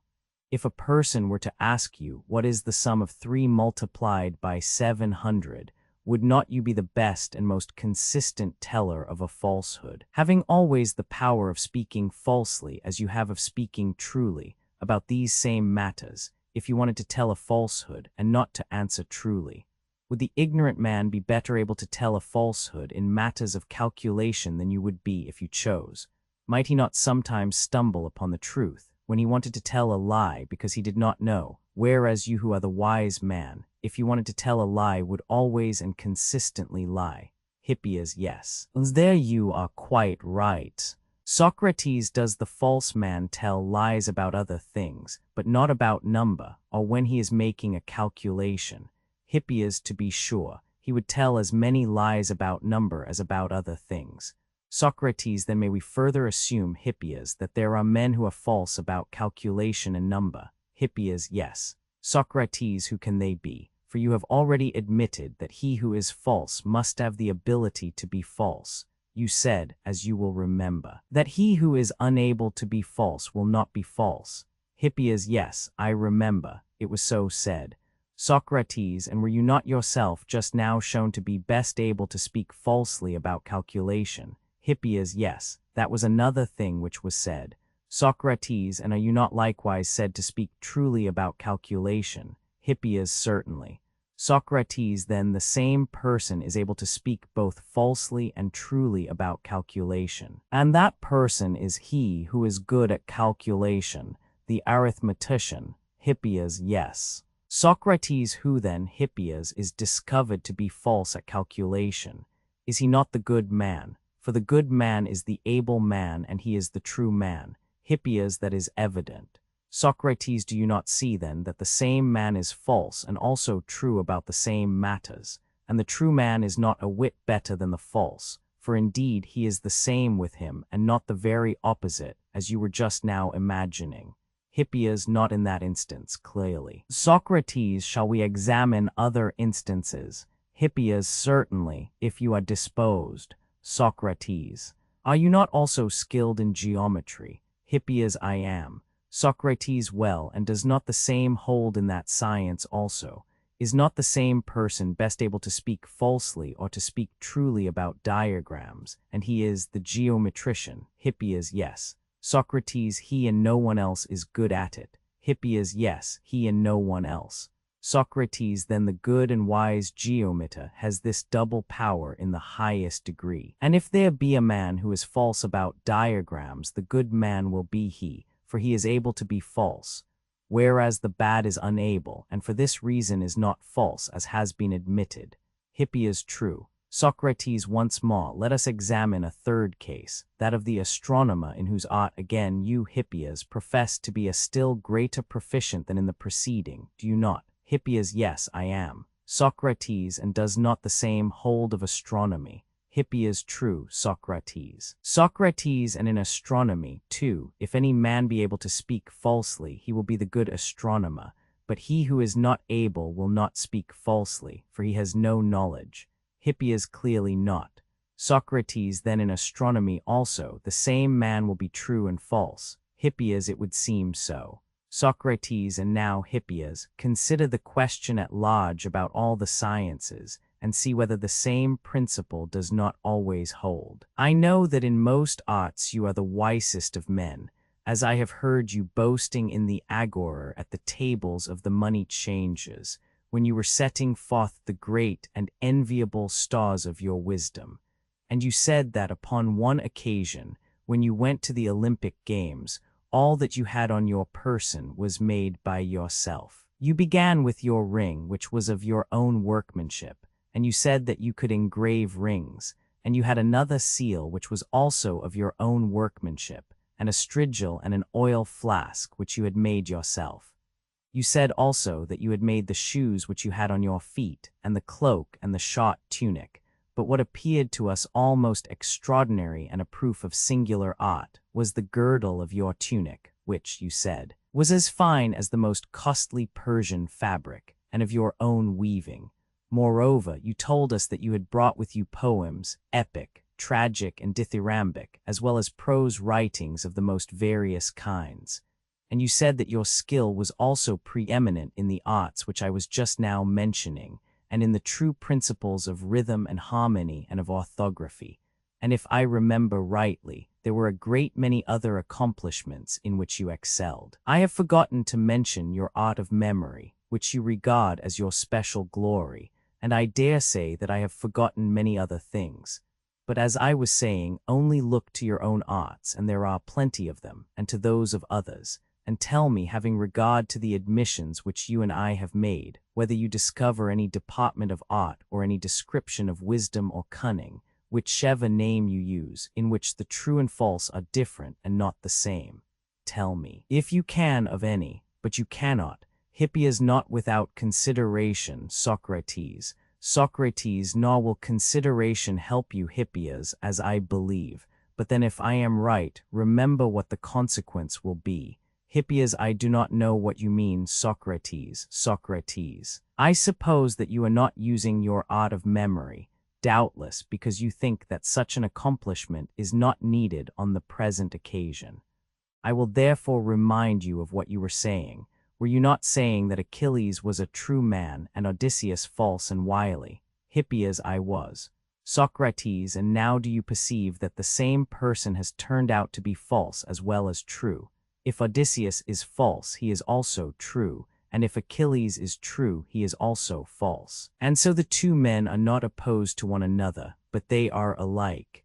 Hippias, O Socrates, you are always weaving the meshes of an argument, selecting the most difficult point and fastening upon details instead of grappling with the matter in hand as a whole. Come now, and I will demonstrate to you, if you will allow me, by many satisfactory proofs, that Homer has made Achilles a better man than Odysseus, and a truthful man too, and that he has made the other crafty, and a teller of many untruths, and inferior to Achilles. And then, if you please, you shall make a speech on the other side, in order to prove that Odysseus is the better man, and this may be compared to mine, and then the company will know which of us is the better speaker. Socrates, O Hippias, I do not doubt that you are wiser than I am, but I have a way, when anybody else says anything, of giving close attention to him, especially if the speaker appears to me to be a wise man. Having a desire to understand, I question him, and I examine and analyze and put together what he says, in order that I may understand. But if the speaker appears to me to be a poor hand, I do not interrogate him or trouble myself about him, and you may know by this who they are whom I deem to be wise men, for you will see that when I am talking with a wise man, I am very attentive to what he says, and I ask questions of him in order that I may learn and be improved by him. And I could not help remarking while you were speaking that when you recited the verses in which Achilles, as you argued, attacks Odysseus as a deceiver, that you must be strangely mistaken, because Odysseus, the man of wiles, is never found to tell a lie, but Achilles is found to be wily on your own showing. At any rate, he speaks falsely, for first he utters these words, which you just now repeated. He is hateful to me even as the gates of death, who thinks one thing and says another. And then he says, a little while afterwards, he will not be persuaded by Odysseus and Agamemnon, neither will he remain at Troy. But says he, tomorrow, when I have offered sacrifices to Zeus and all the gods, having loaded my ships well, I will drag them down into the deep. And then you shall see, if you have a mind, and if such things are a care to you, early in the morning my ship sailing over the fishy Hellespont, and my men eagerly plying the oar, and if the illustrious shaker of the earth gives me a good voyage, on the third day I shall reach the fertile Phthia. And before that, when he was reviling Agamemnon, he said, and now to Phthia I will go, since to return home in the beaked ships is far better. Nor am I inclined to stay here in dishonor, and amass wealth and riches for you. But although on that occasion, in the presence of the whole army, he spoke after this fashion, and on the other occasion to his companions, he appears never to have made any preparation or attempt to draw down the ships, as if he had the least intention of sailing home, so nobly regardless was he of the truth. Now I, Hippias, originally asked you the question, because I was in doubt as to which of the two heroes was intended by the poet to be the best, and because I thought that both of them were the best, and that it would be difficult to decide which was the better of them, not only in respect of truth and falsehood, but of virtue generally, for even in this matter of speaking the truth they are much upon a par. Hippias, there you are wrong, Socrates, for in so far as Achilles speaks falsely, the falsehood is obviously unintentional. He is compelled against his will to remain and rescue the army in their misfortune. But when Odysseus speaks falsely, he is voluntarily and intentionally false. Socrates, you, sweet Hippias, like Odysseus, are a deceiver yourself. Hippias, certainly not, Socrates. What makes you say so? Socrates, because you say that Achilles does not speak falsely from design, when he is not only a deceiver, but besides being a braggart, in Homer's description of him is so cunning, and so far superior to Odysseus in lying and pretending, that he dares to contradict himself, and Odysseus does not find him out. At any rate, he does not appear to say anything to him which would imply that he perceived his falsehood. Hippias, what do you mean, Socrates? Socrates, did you not observe that afterwards, when he is speaking to Odysseus, he says that he will sail away with the early dawn, but to Ajax he tells quite a different story. Hippias, where is that? Socrates, where he says, I will not think about bloody war until the son of warlike Priam, illustrious Hector, comes to the tents and ships of the Myrmidons, slaughtering the Argives and burning the ships with fire. And about my tent and dark ship, I suspect that Hector, although eager for the battle, will nevertheless stay his hand. Now do you really think, Hippias, that the son of Thetis, who had been the pupil of the sage Charon, had such a bad memory, or would have carried the art of lying to such an extent, when he had been assailing Laius in the most violent terms only the instant before, as to say to Odysseus that he would sail away, and to Ajax that he would remain, and that he was not rather practicing upon the simplicity of Odysseus, whom he regarded as an ancient, and thinking that he would get the better of him by his own cunning and falsehood? Hippias, no, I do not agree with you, Socrates, but I believe that Achilles is induced to say one thing to Ajax and another to Odysseus in the innocence of his heart, whereas Odysseus, whether he speaks falsely or truly, speaks always with a purpose. Socrates, then Odysseus would appear after all to be better than Achilles. Hippias, certainly not, Socrates. Socrates, why were not the voluntary liars only just now shown to be better than the involuntary? Hippias. And how, Socrates, can those who intentionally err, and voluntarily and designedly commit iniquities, be better than those who err and do wrong involuntarily? Surely there is a great excuse to be made for a man telling a falsehood, or doing an injury or any sort of harm to another in ignorance. And the laws are obviously far more severe on those who lie or do evil voluntarily than on those who do evil involuntarily. Socrates, you see, Hippias, as I have already told you, how pertinacious I am in asking questions of wise men, and I think that this is the only good point about me, for I am full of defects, and always getting wrong in some way or other. My deficiency is proved to me by the fact that when I meet one of you who are famous for wisdom, and to whose wisdom all the Hellenes are witnesses, I am found out to know nothing. For speaking generally, I hardly ever have the same opinion about anything which you have, and what proof of ignorance can be greater than to differ from wise men? But I have one singular good quality, which is my salvation. I am not ashamed to learn, and I ask and inquire, and am very grateful to those who answer me, and never fail to give them my grateful thanks. And when I learn a thing, I never deny my teacher, or pretend that the lesson is a discovery of my own. But I praise his wisdom, and proclaim what I have learned from him. And now I cannot agree in what you are saying, but I strongly disagree.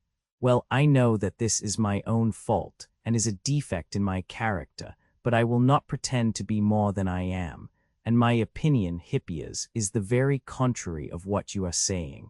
For I maintain that those who hurt or injure mankind and speak falsely and deceive and err voluntarily are better far than those who do wrong involuntarily. Sometimes, however, I am of the opposite opinion, for I am all abroad in my ideas about this matter, a condition obviously occasioned by ignorance.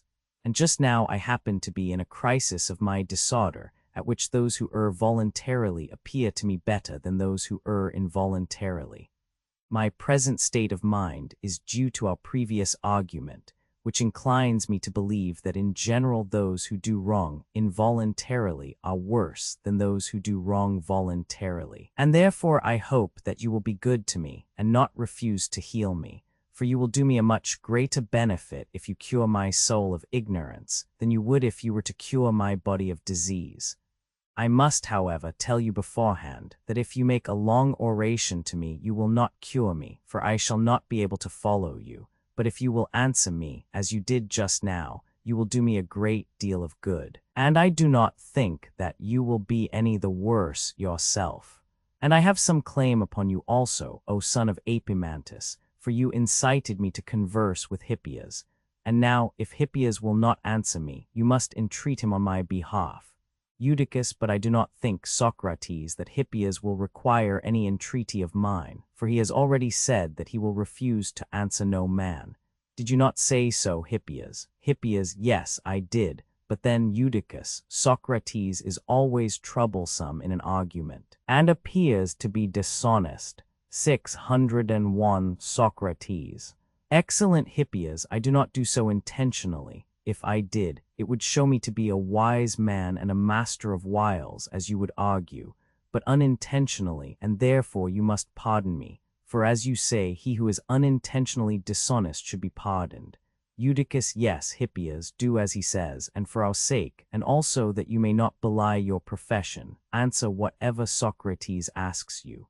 Hippias, I will answer, as you request me. And do you ask whatever you like? Socrates, I am very desirous, Hippias, of examining this question as to which are the better, those who err voluntarily or involuntarily.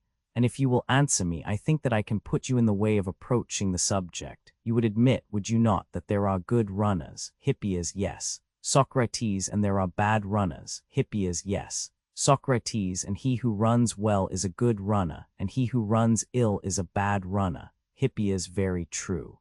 Socrates, and he who runs slowly runs ill, and he who runs quickly runs well. Hippias, yes. Socrates, then in a race, and in running, swiftness is a good, and slowness is an evil quality. Hippias, to be sure. Socrates, which of the two then is a better runner? He who runs slowly voluntarily, or he who runs slowly involuntarily? Hippias, he who runs slowly voluntarily. Socrates, and is not running a species of doing? Hippias, certainly. Socrates, and if a species of doing, a species of action? Hippias, yes. Socrates, then he who runs badly does a bad and dishonorable action in a race? Hippias, yes. A bad action, certainly. Socrates, and he who runs slowly runs badly? Hippias, yes. Socrates, then the good runner does this bad and disgraceful action voluntarily, and the bad involuntarily? Hippias, that is to be inferred. Socrates, then he who involuntarily does evil actions is worse in a race than he who does them voluntarily? Hippias, yes, in a race. Socrates, well, but at a wrestling match, which is the better wrestler, he who falls voluntarily or involuntarily? Hippias, he who falls voluntarily, doubtless. Socrates, and is it worse or more dishonorable at a wrestling match, to fall or to throw another? Hippias, to fall. Socrates, then, at a wrestling match, he who voluntarily does base and dishonorable actions is a better wrestler than he who does them involuntarily? Hippias, that appears to be the truth. Socrates, and what would you say of any other bodily exercise? Is not he who is better made able to do both that which is strong and that which is weak, that which is fair and that which is foul? So that when he does bad actions with the body, He who is better made does them voluntarily, and he who is worse made does them involuntarily. Hippias, yes, that appears to be true about strength. Socrates, and what do you say about grace, Hippias? Is not he who is better made able to assume evil and disgraceful figures and postures voluntarily, as he who is worse made assumes them involuntarily? Hippias, true. Socrates, then voluntary ungracefulness comes from excellence of the bodily frame, and involuntary from the defect of the bodily frame. Hippias, true. Socrates, and what would you say of an unmusical voice? Would you prefer the voice which is voluntarily or involuntarily out of tune? Hippias, that which is voluntarily out of tune. Socrates, the involuntary is the worse of the two. Hippias, yes. Socrates, and would you choose to possess goods or evils? Hippias, goods. Socrates, and would you rather have feet which are voluntarily or involuntarily lame? Hippias, feet which are voluntarily lame. Socrates, but is not lameness a defect or deformity? Hippias, yes. Socrates, and is not blinking a defect in the eyes? Hippias, yes. Socrates, and would you rather always have eyes with which you might voluntarily blink and not see, or with which you might involuntarily blink? Hippias, I would rather have eyes which voluntarily blink. Socrates, then in your own case you deem that which voluntarily acts ill better than that which involuntarily acts ill? Hippias, yes, certainly, in cases such as you mention. Socrates, and does not the same hold of ears, nostrils, mouth, and of all the senses? Those which involuntarily act ill are not to be desired as being defective, and those which voluntarily act ill are to be desired as being good. Hippias, I agree. Socrates, and what would you say of instruments? Which are the better sort of instruments to have to do with? Those with which a man acts ill voluntarily or involuntarily? For example, had a man better have a rudder with which he will steer ill voluntarily or involuntarily? Hippias, he had better have a rudder with which he will steer ill voluntarily. Socrates, and does not the same hold of the bow and the lyre, the flute and all other things? Hippias, very true. Socrates, and would you rather have a horse of such a temper that you may ride him ill voluntarily or involuntarily? Hippias, I would rather have a horse which I could ride ill voluntarily. Socrates, that would be the better horse. Hippias, yes. Socrates, then with a horse of better temper, vicious actions would be produced voluntarily, and with a horse of bad temper involuntarily? Hippias, certainly. Socrates, and that would be true of a dog or of any other animal? Hippias, yes. Socrates, and is it better to possess the mind of an archer who voluntarily or involuntarily misses the mark? Hippias, of him who voluntarily misses. Socrates, this would be the better mind for the purposes of archery? Hippias, yes. Socrates, then the mind which involuntarily errs is worse than the mind which errs voluntarily? Hippias, yes, certainly, in the use of the bow. Socrates, and what would you say of the art of medicine? Has not the mind which voluntarily works harm to the body? More of the healing art? Hippias, yes. Socrates, then in the art of medicine the voluntary is better than the involuntary? Hippias, yes. Socrates, well, and in lute playing and in flute playing and in all arts and sciences, is not that mind the better which voluntarily does what is evil and dishonorable and goes wrong, and is not the worse that which does so involuntarily? Hippias, that is evident. Socrates, and what would you say of the characters of slaves? Should we not prefer to have those who voluntarily do wrong and make mistakes, and are they not better in their mistakes than those who commit them involuntarily? Hippias, yes. Socrates, and should we not desire to have our own minds in the best state possible? Hippias, yes. Socrates, and will our minds be better if they do wrong and make mistakes voluntarily or involuntarily? Hippias, oh, Socrates, it would be a monstrous thing to say that those who do wrong voluntarily are better than those who do wrong involuntarily. Socrates, and yet that appears to be the only inference. Hippias, I do not think so. Socrates, but I imagined, Hippias, that you did. Please to answer once more. Is not justice a power or knowledge or both? Must not justice at all events be one of these? Hippias, yes. Socrates, but if justice is a power of the soul, then the soul which has the greater power is also the more just. For that which has the greater power, my good friend, has been proved by us to be the better. Hippias, yes, that has been proved. Socrates, and if justice is knowledge, then the wiser will be the juster soul, and the more ignorant the more unjust. Hippias, yes. Socrates, but if justice be power as well as knowledge, then will not the soul which has both knowledge and power be the more just, and that which is the more ignorant be the more unjust? Must it not be so? Hippias, clearly. Socrates, and is not the soul which has the greater power and wisdom also better, and better able to do both good and evil in every action? Hippias, certainly. Socrates, the soul, then, which acts ill, acts voluntarily by power and art, and these either one or both of them are elements of justice. Hippias, that seems to be true. Socrates, and to do injustice is to do ill, and not to do injustice is to do well. Hippias, yes. Socrates, and will not the better and abler soul, when it does wrong, do wrong voluntarily, and the bad soul involuntarily? Hippias, clearly. Socrates, and the good man is he who has the good soul, and the bad man is he who has the bad. Hippias, yes.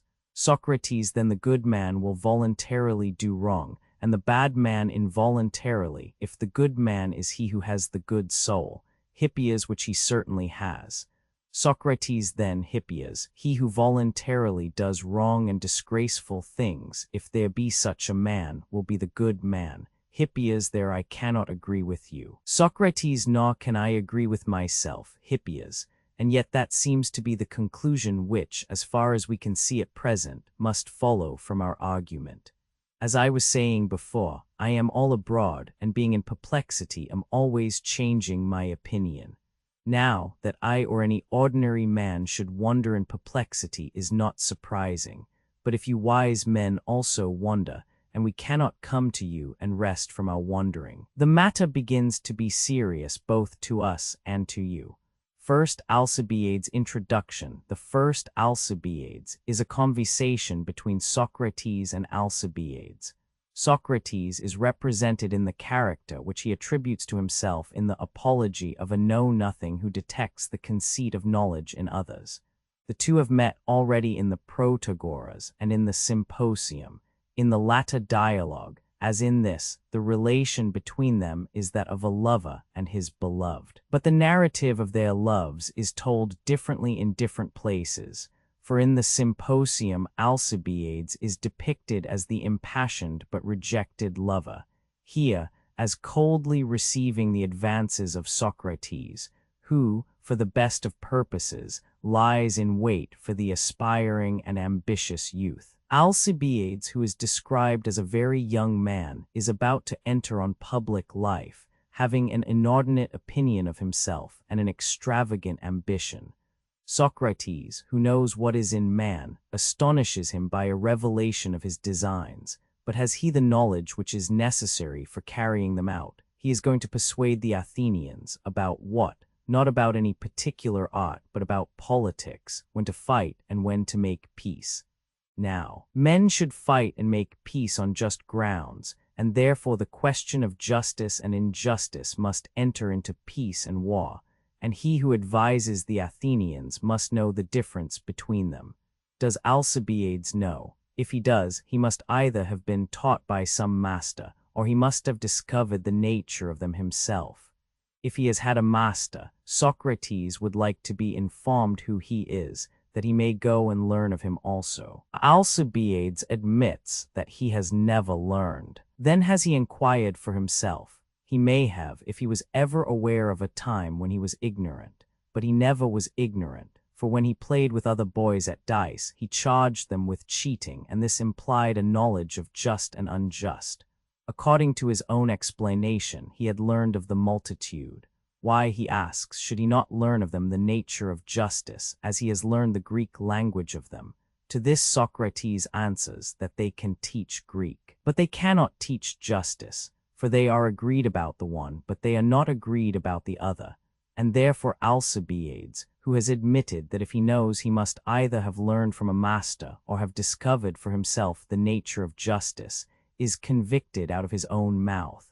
Alcibiades rejoins that the Athenians debate not about what is just, but about what is expedient, and he asserts that the two principles of justice and expediency are opposed. Socrates, by a series of questions, compels him to admit that the just and the expedient coincide.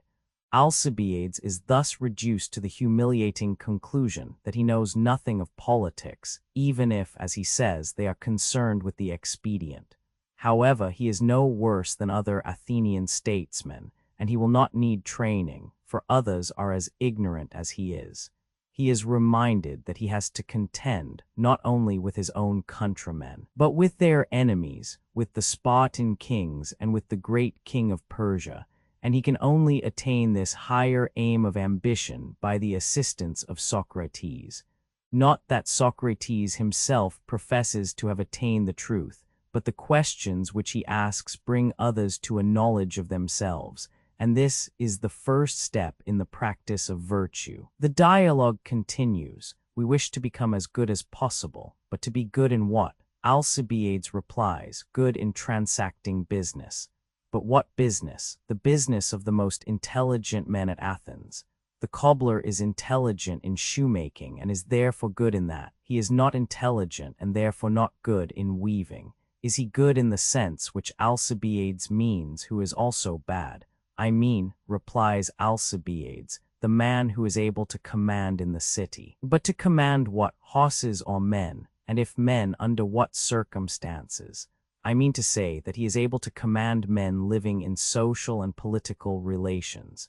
And what is their aim? The better preservation of the city. But when is a city better? When there is unanimity, such as exists between husband and wife.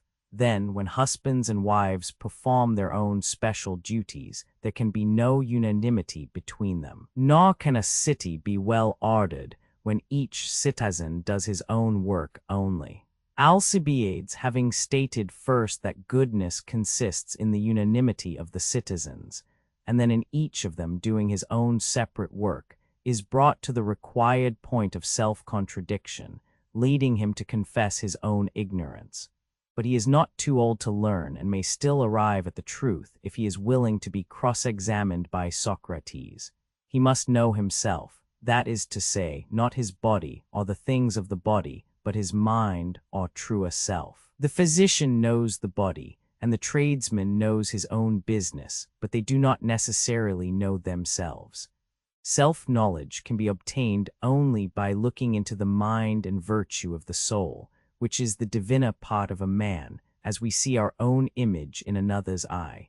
And if we do not know ourselves, we cannot know what belongs to ourselves or belongs to others, and are unfit to take a part in political affairs. Both for the sake of the individual and of the state, we ought to aim at justice and temperance, not at wealth or power. The evil and unjust should have no power. They should be the slaves of better men than themselves. None but the virtuous are deserving of freedom. And are you, Alcibiades, a freeman? I feel that I am not, but I hope, Socrates, that by your aid I may become free, and from this day forward I will never leave you. The Alcibiades has several points of resemblance to the undoubted dialogues of Plato. The process of interrogation is of the same kind with that which Socrates practices upon the youthful Cleinias in the Euthydemus, and he characteristically attributes to Alcibiades the answers which he has elicited from him. The definition of good is narrowed by successive questions, and virtue is shown to be identical with knowledge. Here, as elsewhere, Socrates awakens the consciousness not of sin, but of ignorance. Self-humiliation is the first step to knowledge, even of the commonest things. No man knows how ignorant he is, and no man can arrive at virtue and wisdom who has not once in his life, at least, been convicted of error. The process by which the soul is elevated is not unlike that which religious writers describe under the name of conversion. if we substitute the sense of ignorance for the consciousness of sin. In some respects, the dialogue differs from any other Platonic composition. The aim is more directly ethical and hortatory.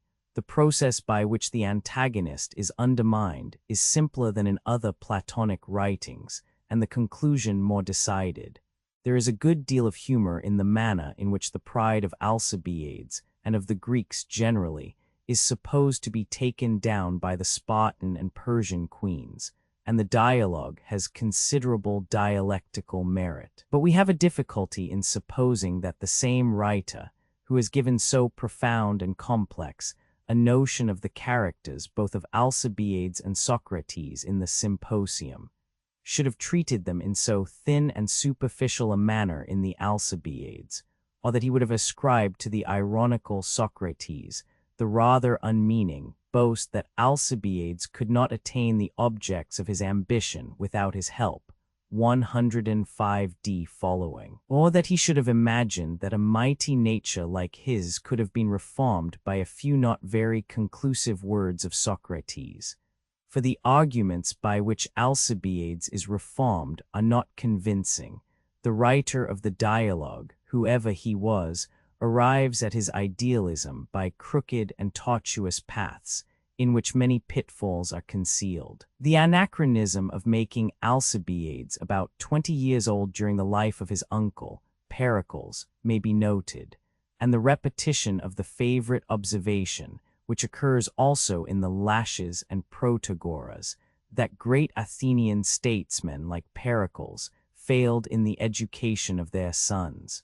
There is none of the undoubted dialogues of Plato in which there is so little dramatic verisimilitude. First, Alcibiades' persons of the dialogue, Alcibiades Socrates. I dare say that you may be surprised to find, O son of Cleinias, that I, who am your first lover, not having spoken to you for many years, when the rest of the world were wearying you with their attentions, am the last of your lovers who still speaks to you. The cause of my silence has been that I was hindered by a power more than human, of which I will some day explain to you the nature. This impediment has now been removed. I therefore here present myself before you, and I greatly hope that no similar hindrance will again occur.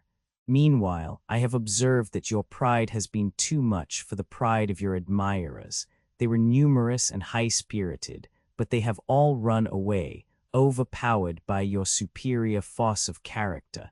Not one of them remains, and I want you to understand the reason why you have been too much for them. You think that you have no need of them or of any other man, for you have great possessions and lack nothing, beginning with the body and ending with the soul.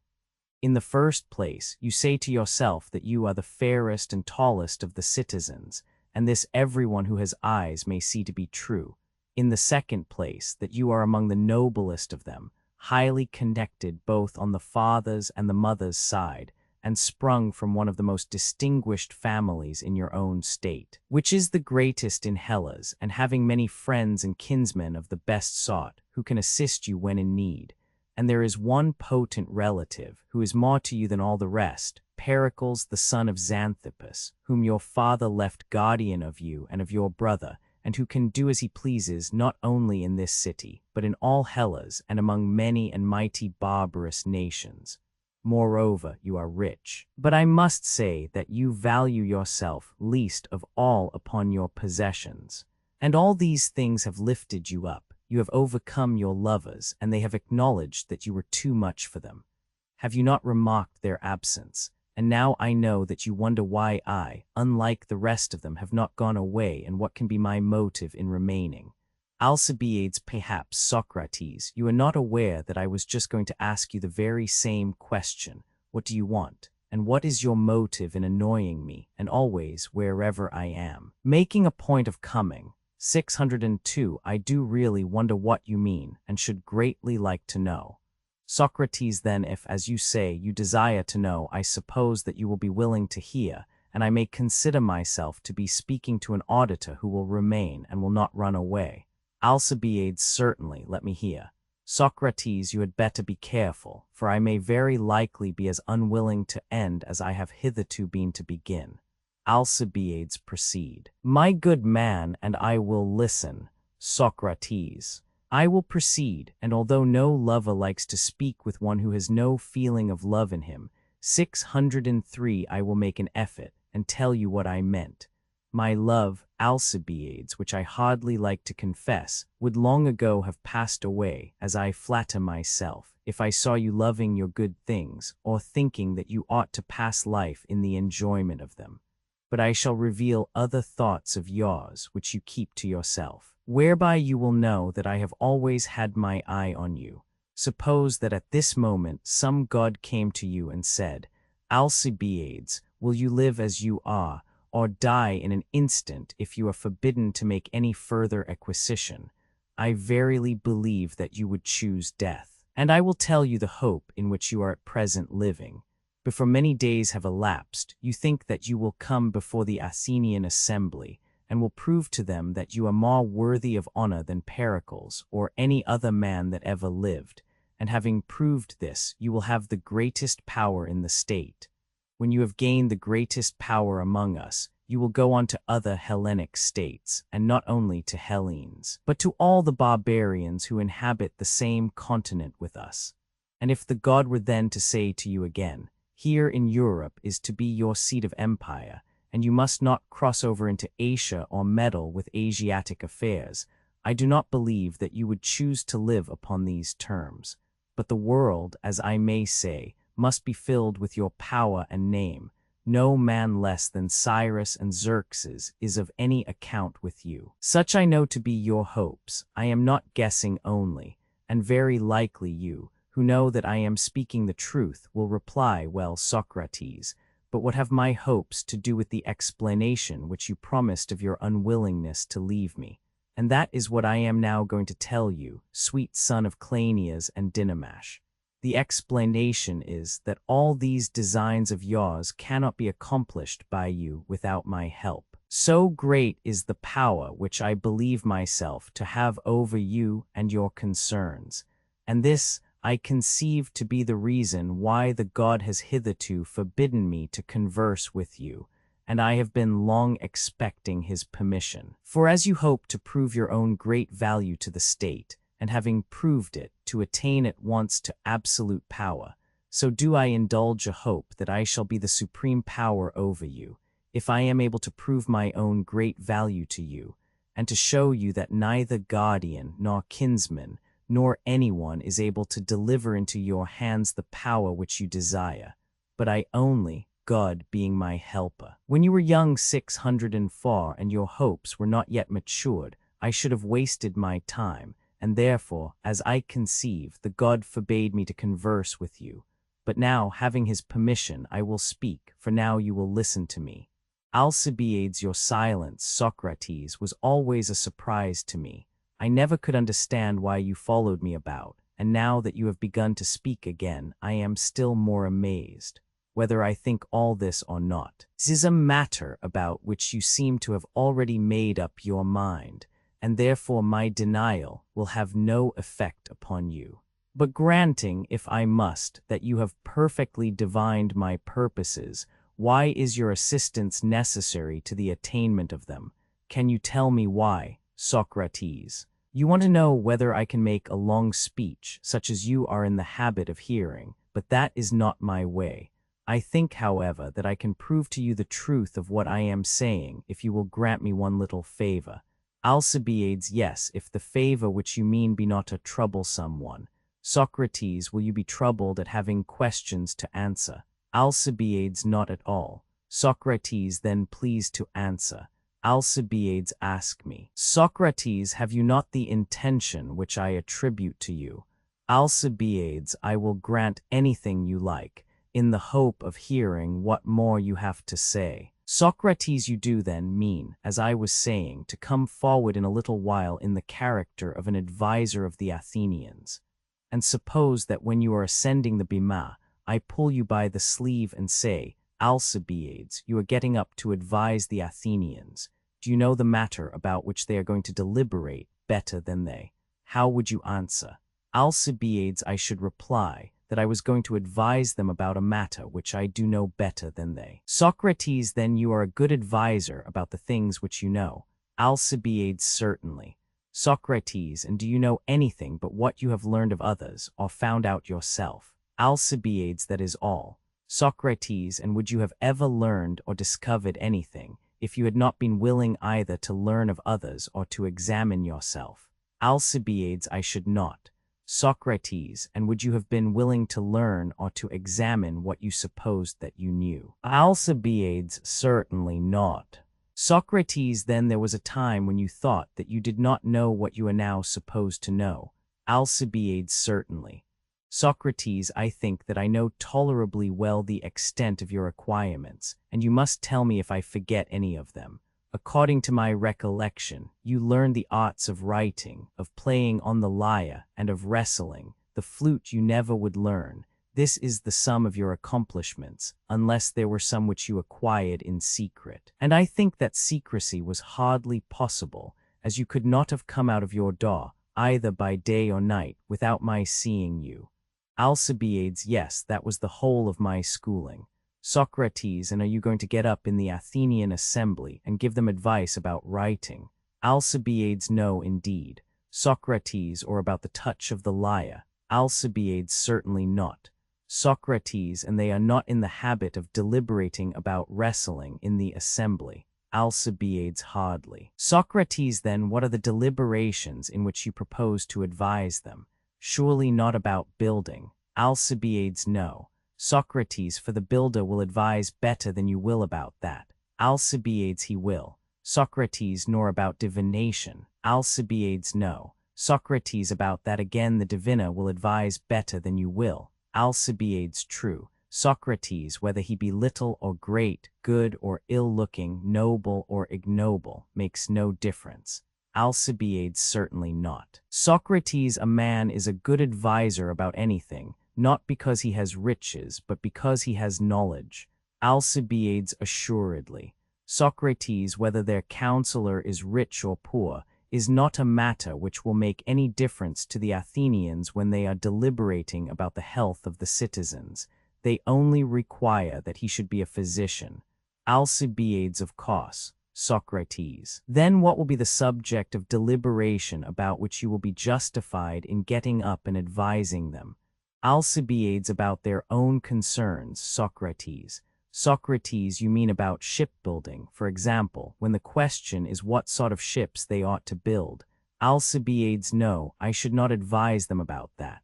Socrates, I suppose, because you do not understand shipbuilding. Is that the reason? Alcibiades, it is. Socrates, then about what concerns of theirs will you advise them?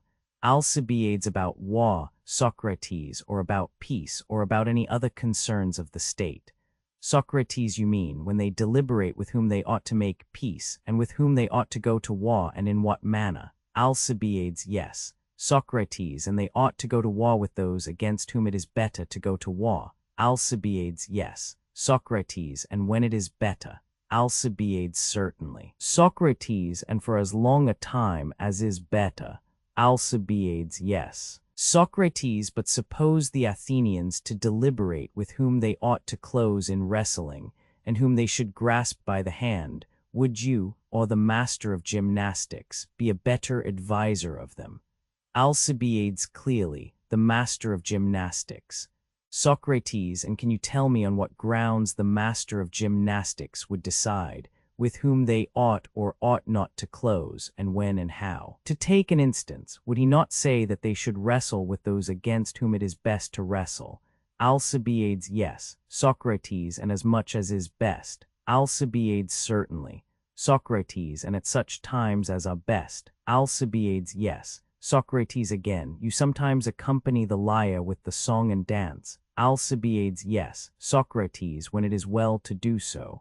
Alcibiades, yes. Socrates, and as much as is well. Alcibiades, just so. Socrates, and as you speak of an excellence or art of the best in wrestling, and of an excellence in playing the lyre, I wish you would tell me what this latter is.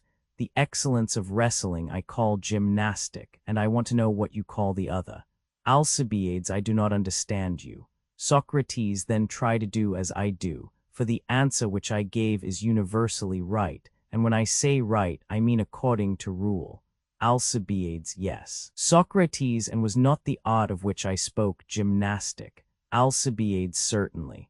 Socrates, and I called the excellence in wrestling gymnastic. Alcibiades, you did. Socrates, and I was right. Alcibiades, I think that you were. Socrates, well now, for you should learn to argue prettily.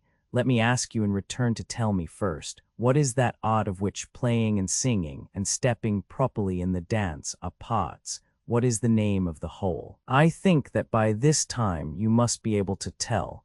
Alcibiades, indeed I cannot. Socrates, then let me put the matter in another way. What do you call the goddesses who are the patronesses of art? Alcibiades, the muses, do you mean, Socrates? Socrates, yes, I do. And what is the name of the art which is called after them?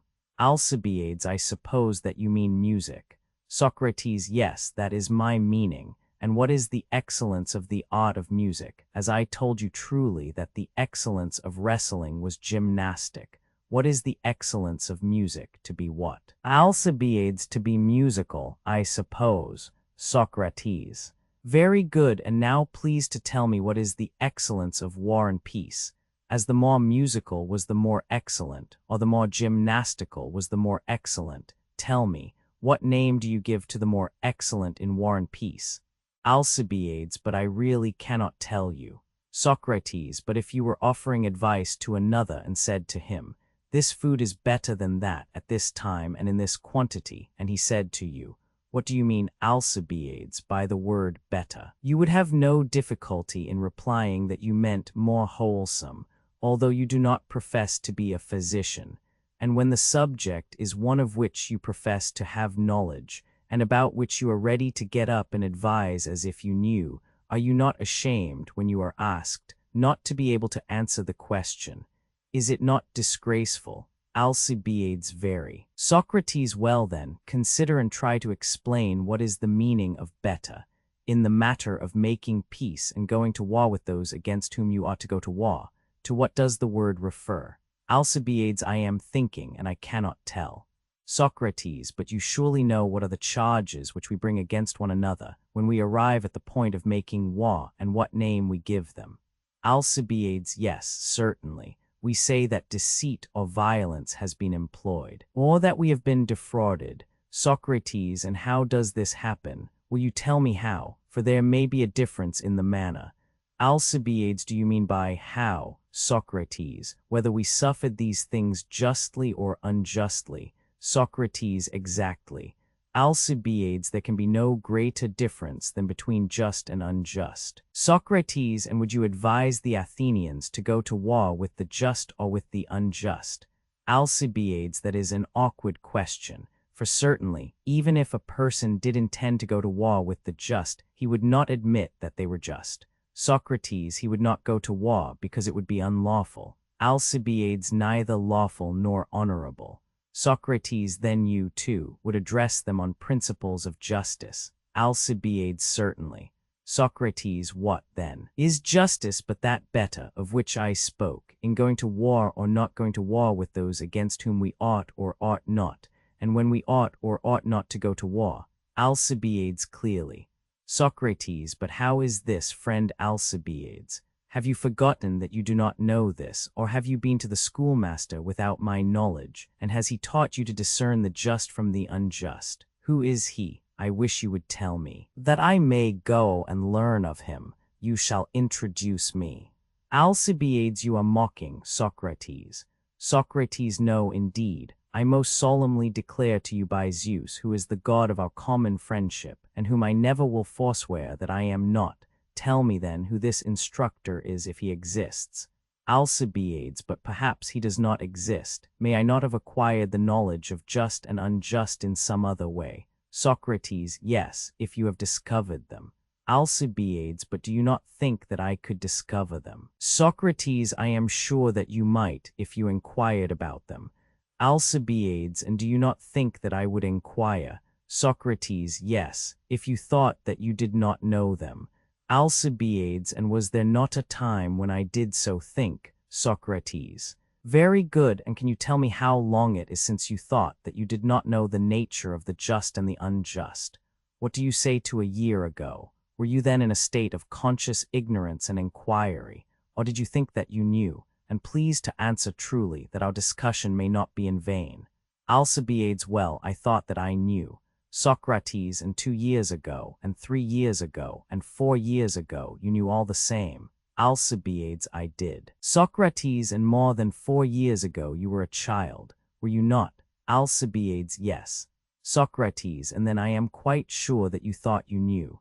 Alcibiades, why are you so sure? Socrates, because I often heard you when a child in your teacher's house or elsewhere playing at dice or some other game with the boys, not hesitating at all about the nature of the just and unjust, but very confident, crying and shouting that one of the boys was a rogue and a cheat, and had been cheating. Is it not true? Alcibiades, but what was I to do, Socrates, when anybody cheated me? Socrates, and how can you say, what was I to do, if at the time you did not know whether you were wronged or not? Alcibiades, to be sure I knew. I was quite aware that I was being cheated. Socrates, then you suppose yourself, even when a child, to have known the nature of just and unjust? Alcibiades, certainly, and I did know then. Socrates, and when did you discover them? Not surely at the time when you thought that you knew them. Alcibiades, certainly not. Socrates, and when did you think that you were ignorant? If you consider, you will find that there never was such a time. Alcibiades, really, Socrates, I cannot say. Socrates, then you did not learn them by discovering them. Alcibiades, clearly not. Socrates, but just before you said that you did not know them by learning. Now, if you have neither discovered nor learned them, how and whence do you come to know them? Alcibiades, I suppose that I was mistaken in saying that I knew them through my own discovery of them, whereas in truth I learned them in the same way that other people learn. Socrates, so you said before, and I must again ask, of whom? Do tell me. Alcibiades, of the many. Socrates, do you take refuge in them? I cannot say much for your teachers. Alcibiades, why are they not able to teach? Socrates, they could not teach you how to play at draughts, which you would acknowledge, would you not, to be a much smaller matter than justice? Alcibiades, yes. Socrates, and can they teach the better who are unable to teach the worse? Alcibiades, I think that they can. At any rate, they can teach many far better things than to play at draughts. Socrates, what things? Alcibiades, why, for example, I learned to speak Greek of them, and I cannot say who was my teacher, or to whom I am to attribute my knowledge of Greek, if not to those good-for-nothing teachers, as you call them. Socrates, why, yes, my friend, and the many are good enough teachers of Greek, and some of their instructions in that line may be justly praised. Alcibiades, why is that? Socrates, why? Because they have the qualities which good teachers ought to have. Alcibiades, what qualities? Socrates, why? You know that knowledge is the first qualification of any teacher. Alcibiades, certainly. Socrates, and if they know, they must agree together and not differ. Alcibiades, yes. Socrates. And would you say that they knew the things about which they differ? Alcibiades, no. Socrates, then how can they teach them? Alcibiades, they cannot. Socrates, well, but do you imagine that the many would differ about the nature of wood and stone? Are they not agreed if you ask them what they are? And do they not run to fetch the same thing when they want a piece of wood or a stone? And so in similar cases, which I suspect to be pretty nearly all that you mean by speaking Greek. Alcibiades, true. Socrates, these, as we were saying, are matters about which they are agreed with one another and with themselves. Both individuals and states use the same words about them. They do not use some one word and some another. Alcibiades, they do not. Socrates, then they may be expected to be good teachers of these things. Alcibiades, yes. Socrates, and if we want to instruct anyone in them, we shall be right in sending him to be taught by our friends the many. Alcibiades, very true. Socrates, but if we wanted further to know not only which are men and which are horses, but which men or horses have powers of running, would the many still be able to inform us? Alcibiades, certainly not. Socrates, and you have a sufficient proof that they do not know these things and are not the best teachers of them, inasmuch as they are never agreed about them. Alcibiades, yes. Socrates, and suppose that we wanted to know not only what men are like, but what healthy or diseased men are like, would the many be able to teach us? Alcibiades, they would not. Socrates, and you would have a proof that they were bad teachers of these matters, if you saw them at variance. Alcibiades, I should. Socrates, well, but are the many agreed with themselves, or with one another, about the justice or injustice of men and things? Alcibiades, assuredly not. Socrates. Socrates, there is no subject about which they are more at variance. Alcibiades, none. Socrates, I do not suppose that you ever saw or heard of men quarreling over the principles of health and disease to such an extent as to go to war and kill one another for the sake of them. Alcibiades, no indeed. Socrates, but of the quarrels about justice and injustice, even if you have never seen them, you have certainly heard from many people, including Homer, for you have heard of the Iliad and Odyssey. Alcibiades, to be sure. Socrates. Socrates, a difference of just and unjust is the argument of those poems. Alcibiades, true. Socrates, which difference caused all the wars and deaths of Trojans and Achaeans, and the deaths of the suitors of Penelope in their quarrel with Odysseus. Alcibiades, very true. Socrates, and when the Athenians and Lacedaemonians and Boeotians fell at Tanagra, and afterwards in the battle of Chaeronea, at which your father Cleinias met his end. The question was one of justice. This was the sole cause of the battles and of their deaths. Alcibiades, very true. Socrates, but can they be said to understand that about which they are quarreling to the death? Alcibiades, clearly not. Socrates, and yet those whom you thus allow to be ignorant are the teachers to whom you are appealing. Alcibiades, very true. Socrates, but how are you ever likely to know the nature of justice and injustice, about which you are so perplexed, if you have neither learned them of others nor discovered them yourself? Alcibiades, from what you say, I suppose not. Socrates. See again how inaccurately you speak. Alcibiades. Alcibiades, in what respect? Socrates, in saying that I say so. Alcibiades, why did you not say that I know nothing of the just and unjust? Socrates, no, I did not. Alcibiades, did I then? Socrates, yes. Alcibiades, how was that? Socrates, let me explain. Suppose I were to ask you which is the greater number, 2 or 1, you would reply 2.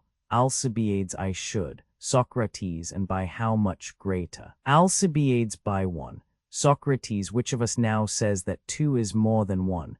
Alcibiades, I do. Socrates, did not I ask, and you answer the question? Alcibiades, yes. Socrates, then who is speaking? I who put the question, or you who answer me? Alcibiades, I am. Socrates, or suppose that I ask, and you tell me the letters which make up the name Socrates, which of us is the speaker?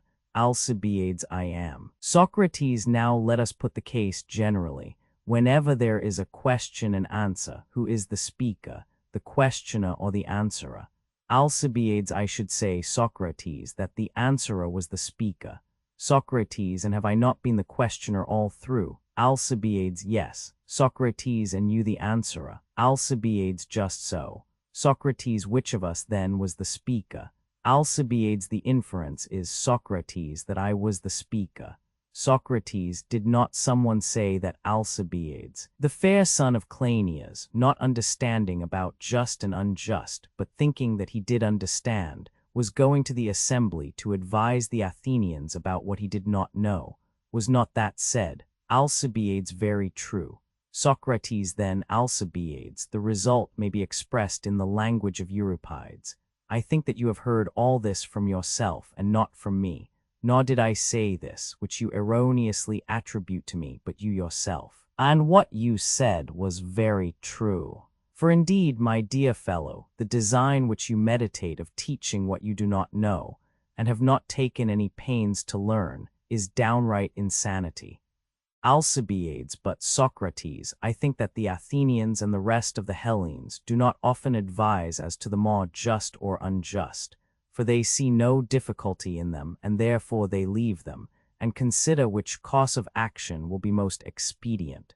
for there is a difference between justice and expediency. Many persons have done great wrong and profited by their injustice. Others have done rightly and come to no good. Socrates, well, but granting that the just and the expedient are ever so much opposed, you surely do not imagine that you know what is expedient for mankind, or why a thing is expedient. Alcibiades, why not, Socrates? But I am not going to be asked again from whom I learned, or when I made the discovery. Socrates, what a way you have! When you make a mistake which might be refuted by a previous argument, you insist on having a new and different refutation. The old argument is a worn-out garment which you will no longer put on, but someone must produce another which is clean and new. Now I shall disregard this move of yours, and shall ask over again, where did you learn, and how do you know the nature of the expedient, and who is your teacher? All this I comprehend in a single question, and now you will manifestly be in the old difficulty, and will not be able to show that you know the expedient, either because you learned or because you discovered it yourself. But as I perceive that you are dainty, and dislike the taste of a stale argument, I will inquire no further into your knowledge of what is expedient or what is not expedient for the Athenian people, and simply request you to say why you do not explain whether justice and expediency are the same or different. And if you like, you may examine me as I have examined you, or, if you would rather, you may carry on the discussion by yourself. Alcibiades, but I am not certain, Socrates, whether I shall be able to discuss the matter with you. Socrates, then imagine, my dear fellow, that I am the Demus and the Ecclesia, for in the Ecclesia, too, you will have to persuade men individually. Alcibiades, yes. Socrates, and is not the same person able to persuade one individual singly and many individuals of the things which he knows? The grammarian, for example, can persuade one, and he can persuade many about letters. Alcibiades, true. Socrates, and about number, will not the same person persuade one and persuade many?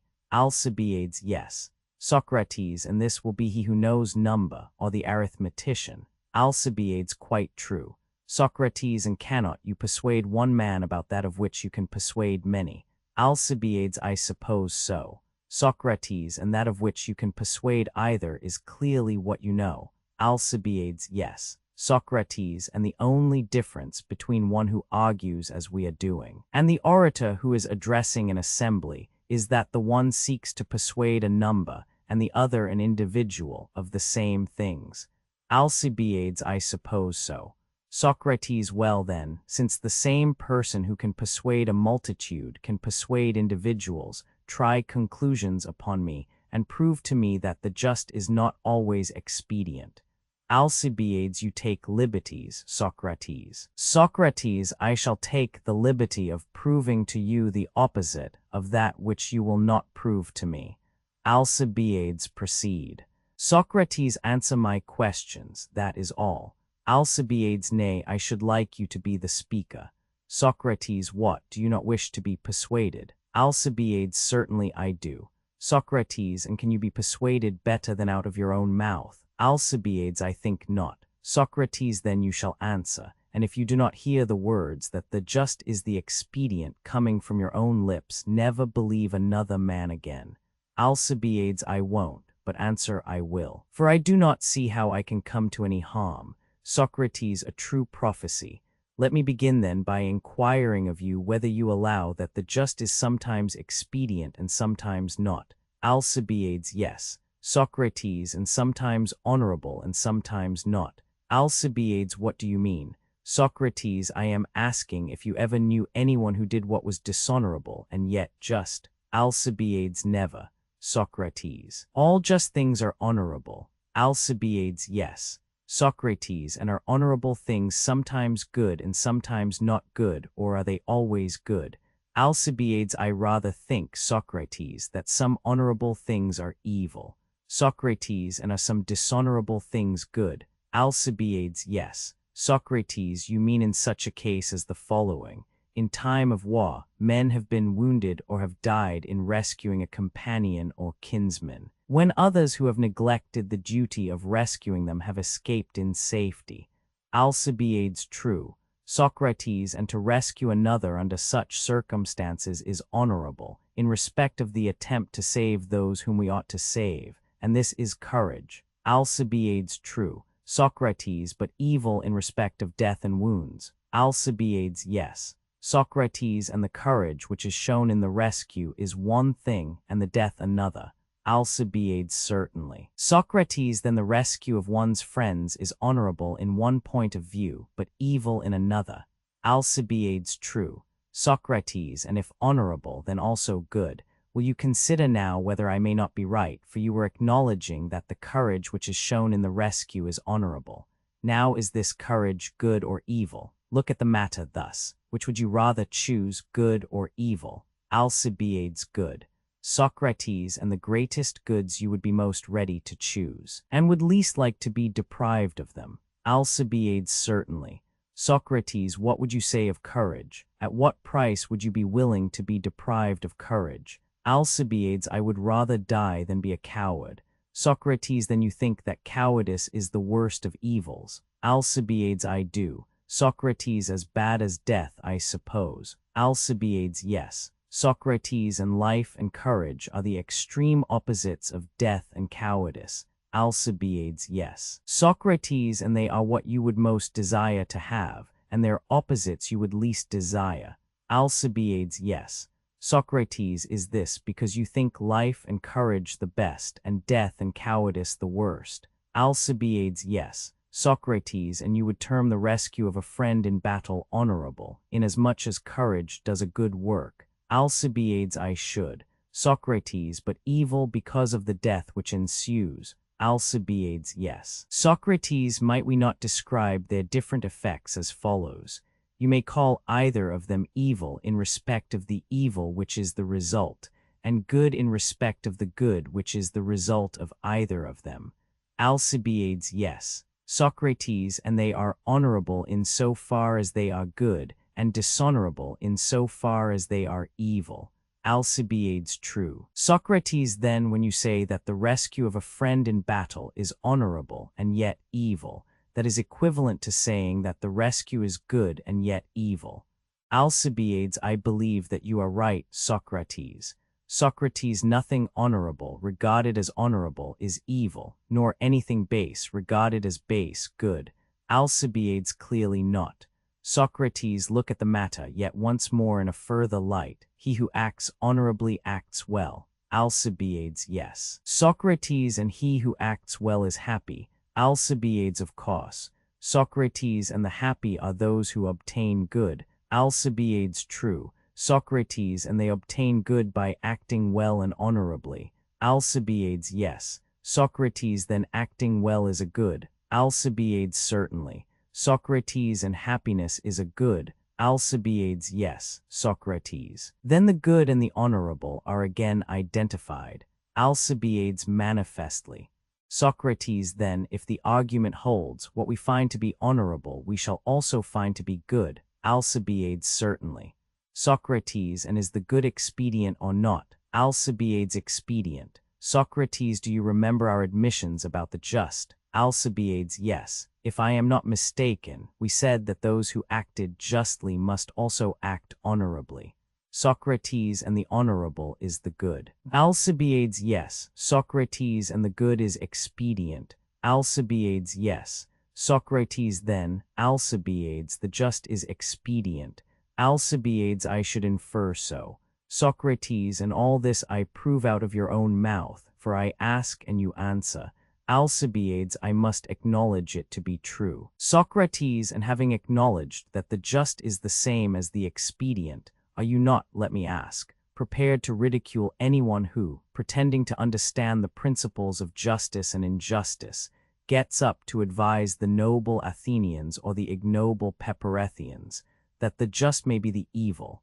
Alcibiades, I solemnly declare, Socrates, that I do not know what I am saying. Verily, I am in a strange state. For when you put questions to me, I am of different minds in successive instants. Socrates, and are you not aware of the nature of this perplexity, my friend? Alcibiades, indeed I am not.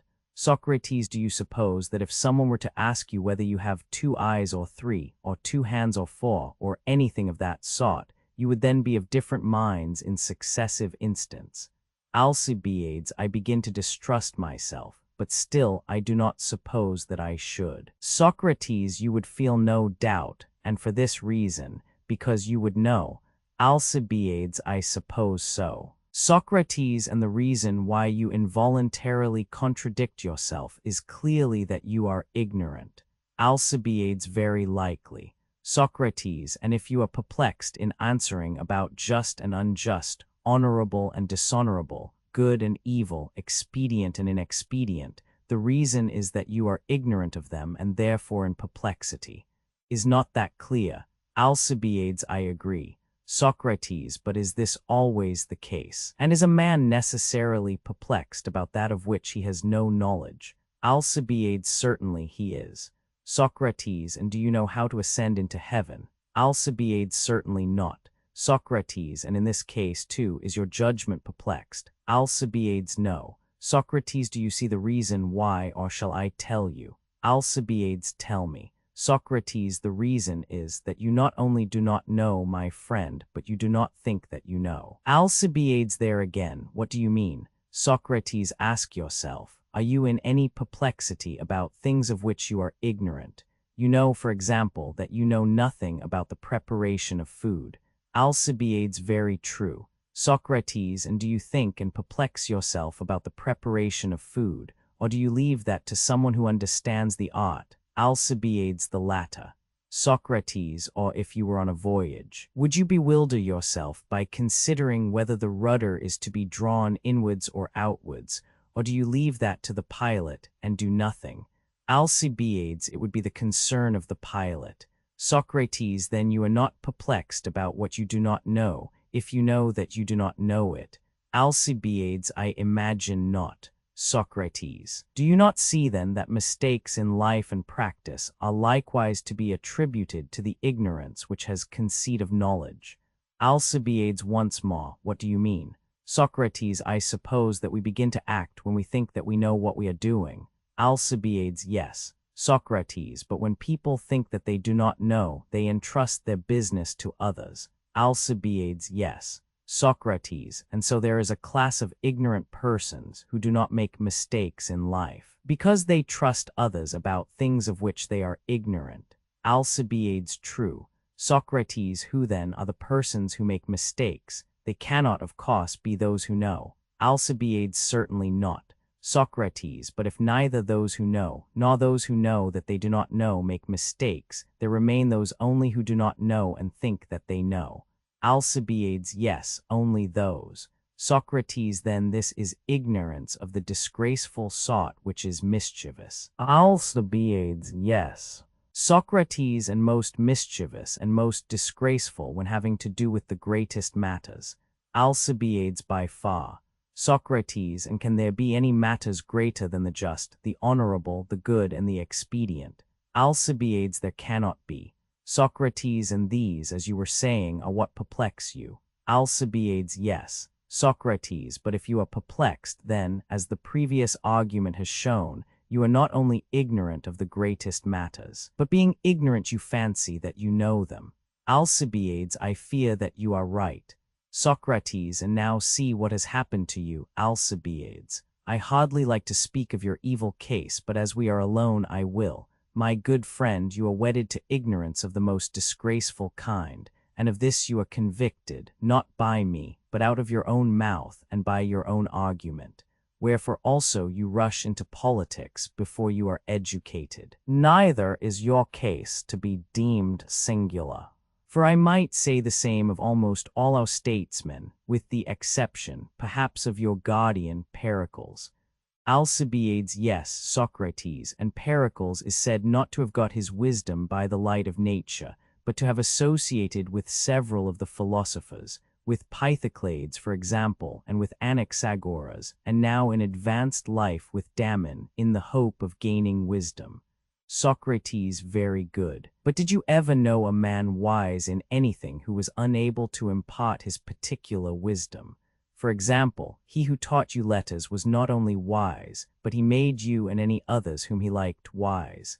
Alcibiades, yes. Socrates and you whom he taught can do the same. Alcibiades, true. Socrates, and in like manner the harper and gymnastic master. Alcibiades, certainly. Socrates, when a person is enabled to impart knowledge to another, he thereby gives an excellent proof of his own understanding of any matter. Alcibiades, I agree. Socrates, well, and did Pericles make anyone wise? Did he begin by making his sons wise? Alcibiades, but Socrates, if the two sons of Pericles were simpletons, what has that to do with the matter? Socrates, well, but did he make your brother Cleinias wise? Alcibiades, Cleinias is a madman. There is no use in talking of him. Socrates, but if Cleinias is a madman and the two sons of Pericles were simpletons, what reason can be given why he neglects you, and lets you be as you are? Alcibiades, I believe that I am to blame for not listening to him.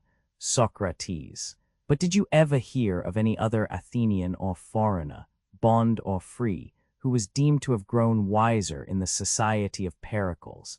As I might cite Pythodorus, the son of Isolochus, and Callias, the son of Calliades, who have grown wiser in the society of Zeno, for which privilege they have each of them paid him the sum of 100,605 to the increase of their wisdom and fame. Alcibiades, I certainly never did hear of anyone. Socrates, well, and in reference to your own case, do you mean to remain as you are, or will you take some pains about yourself? Alcibiades, with your aid, Socrates, I will. And indeed, when I hear you speak, the truth of what you are saying strikes home to me, and I agree with you, for our statesmen, all but a few, do appear to be quite uneducated. Socrates, what is the inference? Alcibiades, why, that if they were educated they would be trained athletes, and he who means to rival them ought to have knowledge and experience when he attacks them. But now, as they have become politicians without any special training, why should I have the trouble of learning and practicing? For I know well that by the light of nature I shall get the better of them. Socrates, my dear friend, what a sentiment! And how unworthy of your noble farm and your high estate! Alcibiades, what do you mean? Socrates, why do you say so? Socrates, I am grieved when I think of our mutual love. Alcibiades, at what? Socrates, at your fancying that the contest on which you are entering is with people here. Alcibiades, why, what others are there? Socrates, is that a question which a magnanimous soul should ask? Alcibiades, do you mean to say that the contest is not with these? Socrates, and suppose that you were going to steer a ship into action, would you only aim at being the best pilot on board? Would you not, while acknowledging that you must possess this degree of excellence, rather look to your antagonists, and not, as you are now doing, to your fellow combatants? You ought to be so far above these latter, that they will not even dare to be your rivals, and, being regarded by you as inferiors, will do battle for you against the enemy. This is the kind of superiority which you must establish over them, if you mean to accomplish any noble action really worthy of yourself and of the state. Alcibiades, that would certainly be my aim. Socrates, verily then, you have good reason to be satisfied, if you are better than the soldiers, and you need not, when you are their superior and have your thoughts and actions fixed upon them, look away to the generals of the enemy. Alcibiades, of whom are you speaking, Socrates? Socrates, why, you surely know that our city goes to war now and then with the Lacedaemonians and with the great king. Alcibiades, true enough. Socrates, and if you meant to be the ruler of this city, would you not be right in considering that the Lacedaemonian and Persian king were your true rivals? Alcibiades, I believe that you are right. Socrates, oh no, my friend, I am quite wrong, and I think that you ought rather to turn your attention to Midias the quail breeder and others like him, who manage our politics, in whom, as the women would remark, you may still see the slaves' cut of hair, cropping out in their minds as well as on their pates, and they come with their barbarous lingo to flatter us and not to rule us. To these, I say, you should look. And then you need not trouble yourself about your own fitness to contend in such a noble arena. There is no reason why you should either learn what has to be learned or practice what has to be practiced, and only when thoroughly prepared enter on a political career. Alcibiades there, I think, Socrates, that you are right. I do not suppose, however, that the Spartan generals or the great king are really different from anybody else. Socrates, but my dear friend, do consider what you are saying. Alcibiades, what am I to consider?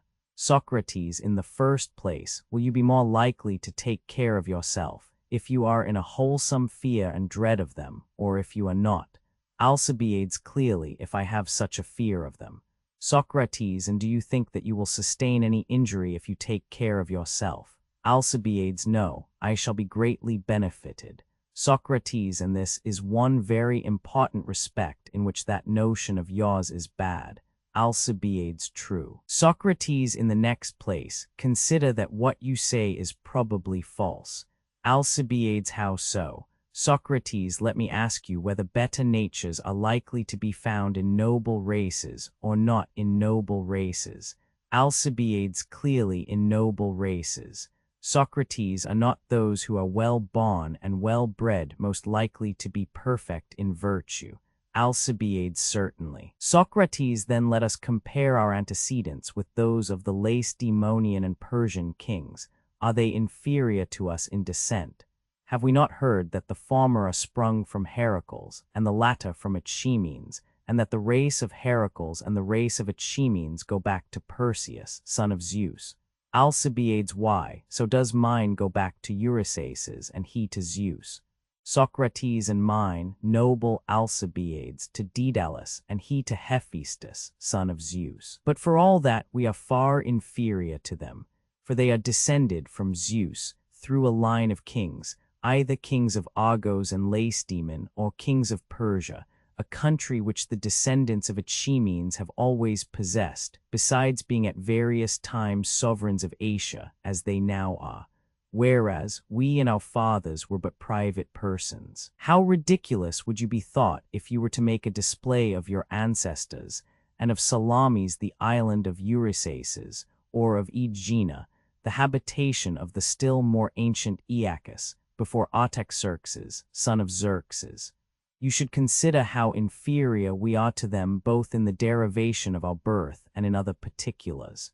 Did you never observe how great is the property of the Spartan kings, and their wives are under the guardianship of the Ephori, who are public officers and watch over them, in order to preserve as far as possible the purity of the Heracleid blood? Still greater is the difference among the Persians, for no one entertains a suspicion that the father of a prince of Persia can be anyone but the king. Such is the awe which invests the person of the queen, that any other god is needless. And when the heir of the kingdom is born, all the subjects of the king feast, and the day of his birth is forever afterwards kept as a holiday and time of sacrifice by all Asia. Whereas, when you and I were born, Alcibiades, as the comic poet says, the neighbors hardly knew of the important event. After the birth of the royal child, he is tended, not by a good-for-nothing woman nurse, but by the best of the royal eunuchs, who are charged with the care of him, and especially with the fashioning and right formation of his limbs, in order that he may be as shapely as possible, which being their calling, they are held in great honor.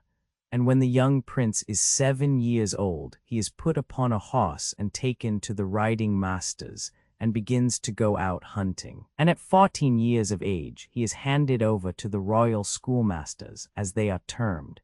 These are 4 chosen men, reputed to be the best among the Persians of a certain age.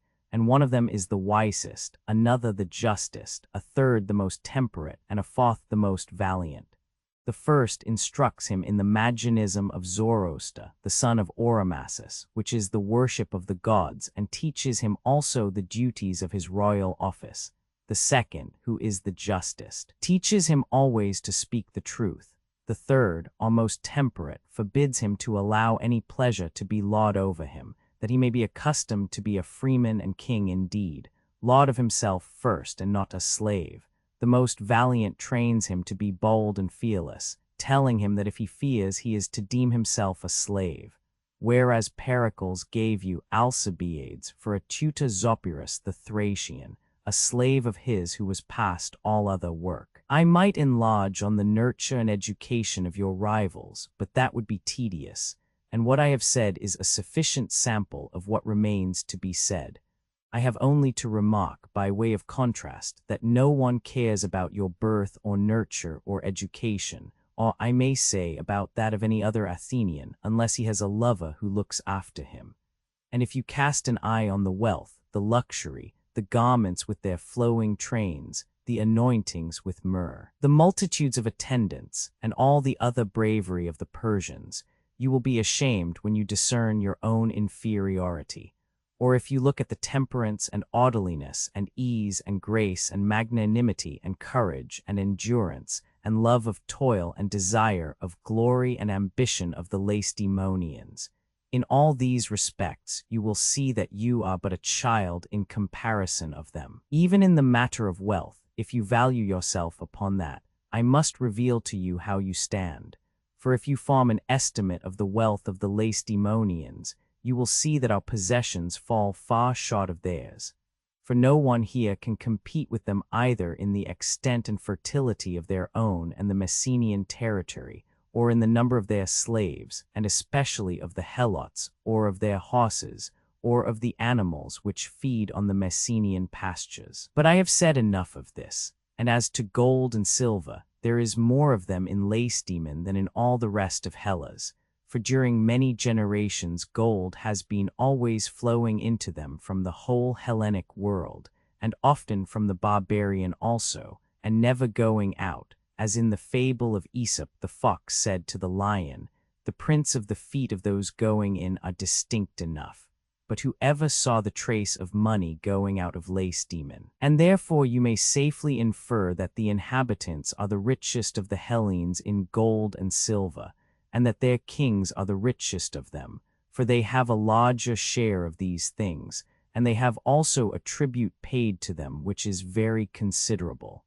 Yet the Spartan wealth, though great in comparison of the wealth of the other Hellenes, is as nothing in comparison of that of the Persians and their kings. Why, I have been informed by a credible person who went up to the king at Susa, that he passed through a large tract of excellent land, extending for nearly a day's journey, which the people of the country called the Queen's Girdle, and another which they called her Vale, and several other fair and fertile districts, which were reserved for the adornment of the Queen, and are named after her several habiliments.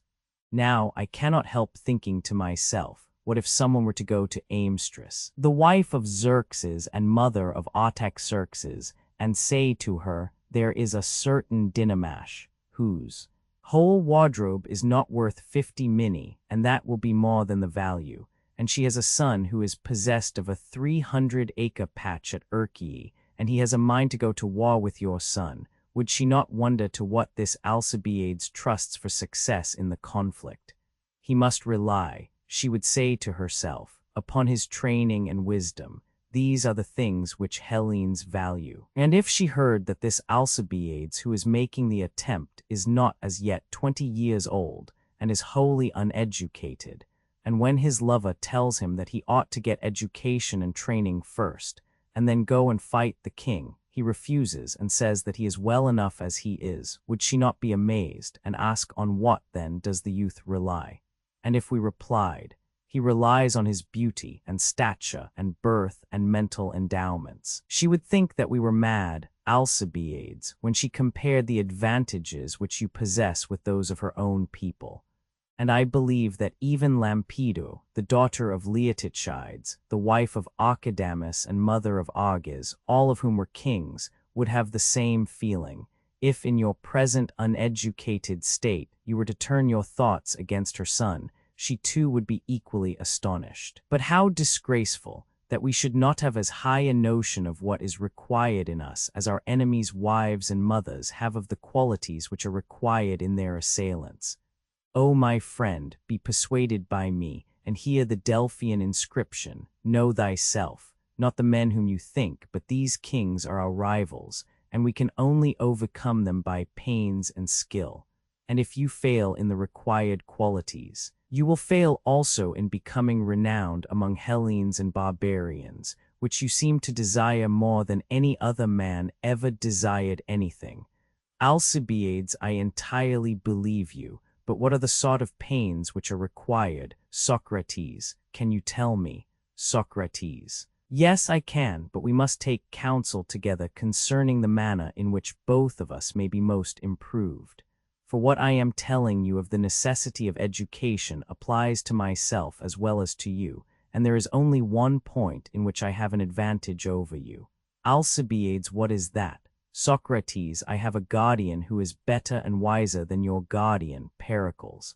Alcibiades, who is he? Socrates. Socrates, God, Alcibiades, who up to this day has not allowed me to converse with you, and he inspires in me the faith that I am especially designed to bring you to honor. Alcibiades, you are jesting, Socrates. Socrates, perhaps at any rate, I am right in saying that all men greatly need pains and care, and you and I above all men. Alcibiades, you are not far wrong about me, Socrates, and certainly not about myself. Alcibiades, but what can we do? Socrates, there must be no hesitation or cowardice, my friend. Alcibiades, that would not become us, Socrates. Socrates, no indeed, and we ought to take counsel together, for do we not wish to be as good as possible? Alcibiades, we do. Socrates, in what sort of virtue? Alcibiades, plainly in the virtue of good men. Socrates, who are good in what? Alcibiades, those, clearly, who are good in the management of affairs. Socrates, what sort of affairs? Equestrian affairs. Alcibiades, certainly not. Socrates, you mean that about them we should have recourse to horsemen. Alcibiades, yes. Socrates, well, naval affairs. Alcibiades, no. Socrates, you mean that we should have recourse to sailors about them. Alcibiades, yes. Socrates, then what affairs, and who do them? Alcibiades, the affairs which occupy Athenian gentlemen. Socrates, and when you speak of gentlemen, do you mean the wise or the unwise? Alcibiades, the wise. Socrates, and a man is good in respect of that in which he is wise. Alcibiades, yes. Socrates, and evil in respect of that in which he is unwise. Alcibiades, certainly. Socrates, the shoemaker, for example, is wise in respect of the making of shoes. Alcibiades, yes. Socrates, then he is good in that. Alcibiades, he is. Socrates, but in respect of the making of garments he is unwise. Alcibiades, yes. Socrates, then in that he is bad. Alcibiades, yes. Socrates, then upon this view of the matter the same man is good and also bad. Alcibiades, true. Socrates, but would you say that the good are the same as the bad? Alcibiades, certainly not. Socrates, then whom do you call the good? Alcibiades, I mean by the good those who are able to rule in the city. Socrates, not surely over horses. Alcibiades, certainly not. Socrates, but over men. Alcibiades, yes. Socrates, when they are sick. Alcibiades, no. Socrates, or on a voyage. Alcibiades, no. Socrates, or reaping the harvest. Alcibiades, no. Socrates, when they are doing something or nothing. Alcibiades, when they are doing something, I should say. Socrates, I wish that you would explain to me what this something is. Alcibiades, when they are having dealings with one another, and using one another's services, as we citizens do in our daily life. Socrates, those of whom you speak are ruling over men who are using the services of other men. Alcibiades, yes. Socrates, are they ruling over the signalmen who give the time to the rowers? Alcibiades, no, they are not. Socrates, that would be the office of the pilot. Alcibiades, yes. Socrates, but perhaps you mean that they rule over flute players, who lead the singers and use the services of the dancers. Alcibiades, certainly not. Socrates, that would be the business of the teacher of the chorus. Alcibiades, yes. Socrates, then what is the meaning of being able to rule over men who use other men? Alcibiades, I mean that they rule over men who have common rights of citizenship and dealings with one another. Socrates, and what sort of an art is this? Suppose that I ask you again, as I did just now, what art makes men know how to rule over their fellow sailors? How would you answer? Alcibiades, the art of the pilot. Socrates, and if I may recur to another old instance, what art enables them to rule over their fellow singers? Alcibiades, the art of the teacher of the chorus, which you were just now mentioning. Socrates, and what do you call the art of fellow citizens? Alcibiades, I should say, good counsel, Socrates. Socrates, and is the art of the pilot evil counsel? Alcibiades, no. Socrates, but good counsel. Alcibiades, yes, that is what I should say, good counsel, of which the aim is the preservation of the voyagers. Socrates, true. And what is the aim of that other good counsel of which you speak? Alcibiades, the aim is the better order and preservation of the city. Socrates, and what is that of which the absence or presence improves and preserves the order of the city? Suppose you were to ask me, what is that of which the presence or absence improves or preserves the order of the body? I should reply, the presence of health and the absence of disease. You would say the same. Alcibiades, yes. Socrates, and if you were to ask me the same question about the eyes, I should reply in the same way, the presence of sight and the absence of blindness. Or about the ears, I should reply that they were improved and were in better case when deafness was absent and hearing was present in them. Alcibiades, true. Socrates, and what would you say of a state? What is that by the presence or absence of which the state is improved and better managed and ordered? Alcibiades, I should say, Socrates, the presence of friendship and the absence of hatred and division. Socrates, and do you mean by friendship agreement or disagreement? Alcibiades, agreement. Socrates, what art makes cities agree about numbers? Alcibiades, arithmetic. Socrates, and private individuals. Alcibiades, the same. Socrates, and what art makes each individual agree with himself? Alcibiades, the same. Socrates, and what art makes each of us agree with himself about the comparative length of the span and of the cubit? Does not the art of measure? Alcibiades, yes. Socrates, individuals are agreed with one another about this, and states equally. Alcibiades, yes. Socrates, and the same holds of the balance. Alcibiades, true. Socrates, but what is the other agreement of which you speak, and about what? What art can give that agreement? And does that which gives it to the state give it also to the individual, so as to make him consistent with himself and with another? Alcibiades, I should suppose so. Socrates, but what is the nature of the agreement? Answer, and faint not. Alcibiades, I mean to say that there should be such friendship and agreement as exists between an affectionate father and mother and their son, or between brothers, or between husband and wife. Socrates, but can a man, Alcibiades, agree with a woman about the spinning of wool, which she understands and he does not? Alcibiades, no, truly. Socrates, nor has he any need, for spinning is a female accomplishment.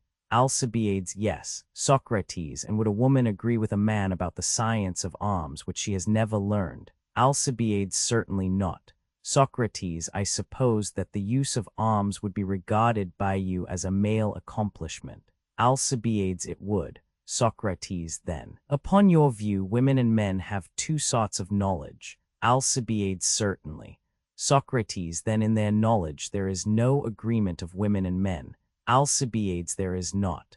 Socrates, nor can there be friendship, if friendship is agreement. Alcibiades, plainly not. Socrates, then women are not loved by men when they do their own work. Alcibiades, I suppose not. Socrates, nor men by women when they do their own work. Alcibiades, no. Socrates, nor are states well administered when individuals do their own work.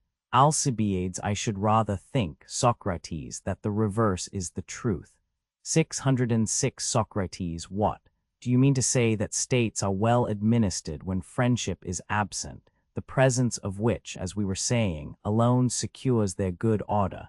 Alcibiades, but I should say that there is friendship among them, for this very reason, that the two parties respectively do their own work. Socrates, that was not what you were saying before, And what do you mean now by affirming that friendship exists when there is no agreement? How can there be agreement about matters which the one party knows and of which the other is in ignorance? Alcibiades, impossible. Socrates, and when individuals are doing their own work, are they doing what is just or unjust? Alcibiades, what is just certainly. Socrates, and when individuals do what is just in the state, is there no friendship among them? Alcibiades, I suppose that there must be. Socrates. Socrates, then what do you mean by this friendship or agreement about which we must be wise and discreet in order that we may be good men? I cannot make out where it exists or among whom. According to you, the same persons may sometimes have it and sometimes not. Alcibiades, but indeed, Socrates, I do not know what I am saying, and I have long been, unconsciously to myself, in a most disgraceful state. Socrates, nevertheless, cheer up.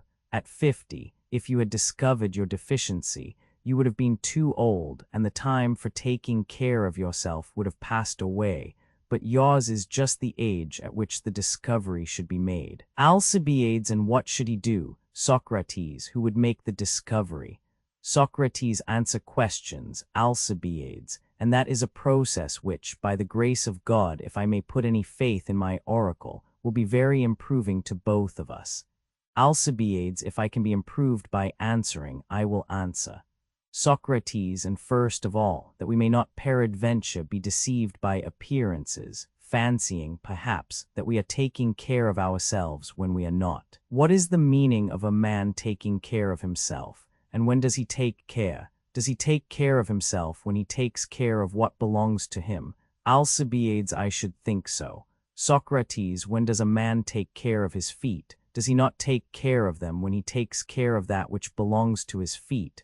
Alcibiades, I do not understand. Socrates, let me take the hand as an illustration. Does not a ring belong to the finger, and to the finger only? Alcibiades, yes. Socrates, and the shoe in like manner to the foot? Alcibiades, yes. Socrates, and when we take care of our shoes, do we not take care of our feet?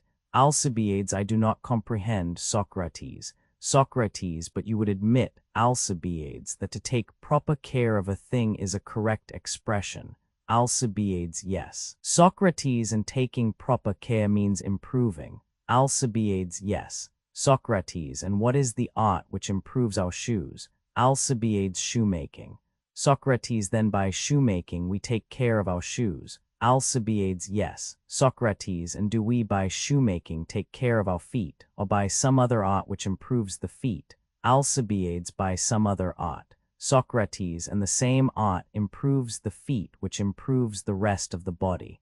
Alcibiades, very true. Socrates, which is gymnastic. Alcibiades, certainly. Socrates, then by gymnastic we take care of our feet, and by shoemaking of that which belongs to our feet. Alcibiades, very true. Socrates, and by gymnastic we take care of our hands, and by the art of graving rings of that which belongs to our hands. Alcibiades, yes. Socrates, and by gymnastic we take care of the body, and by the art of weaving and the other arts we take care of the things of the body. Alcibiades, clearly. Socrates, then the art which takes care of each thing is different from that which takes care of the belongings of each thing. Alcibiades, true.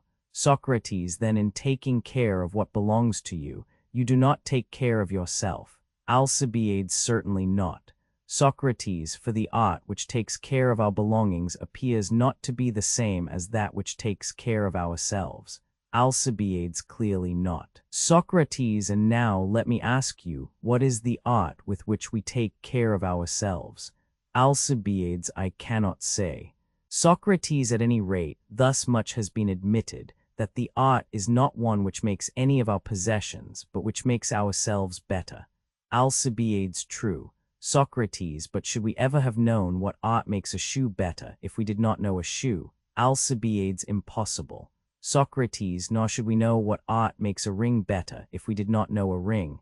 Alcibiades, that is true. Socrates, and can we ever know what art makes a man better if we do not know what we are ourselves? Alcibiades, impossible.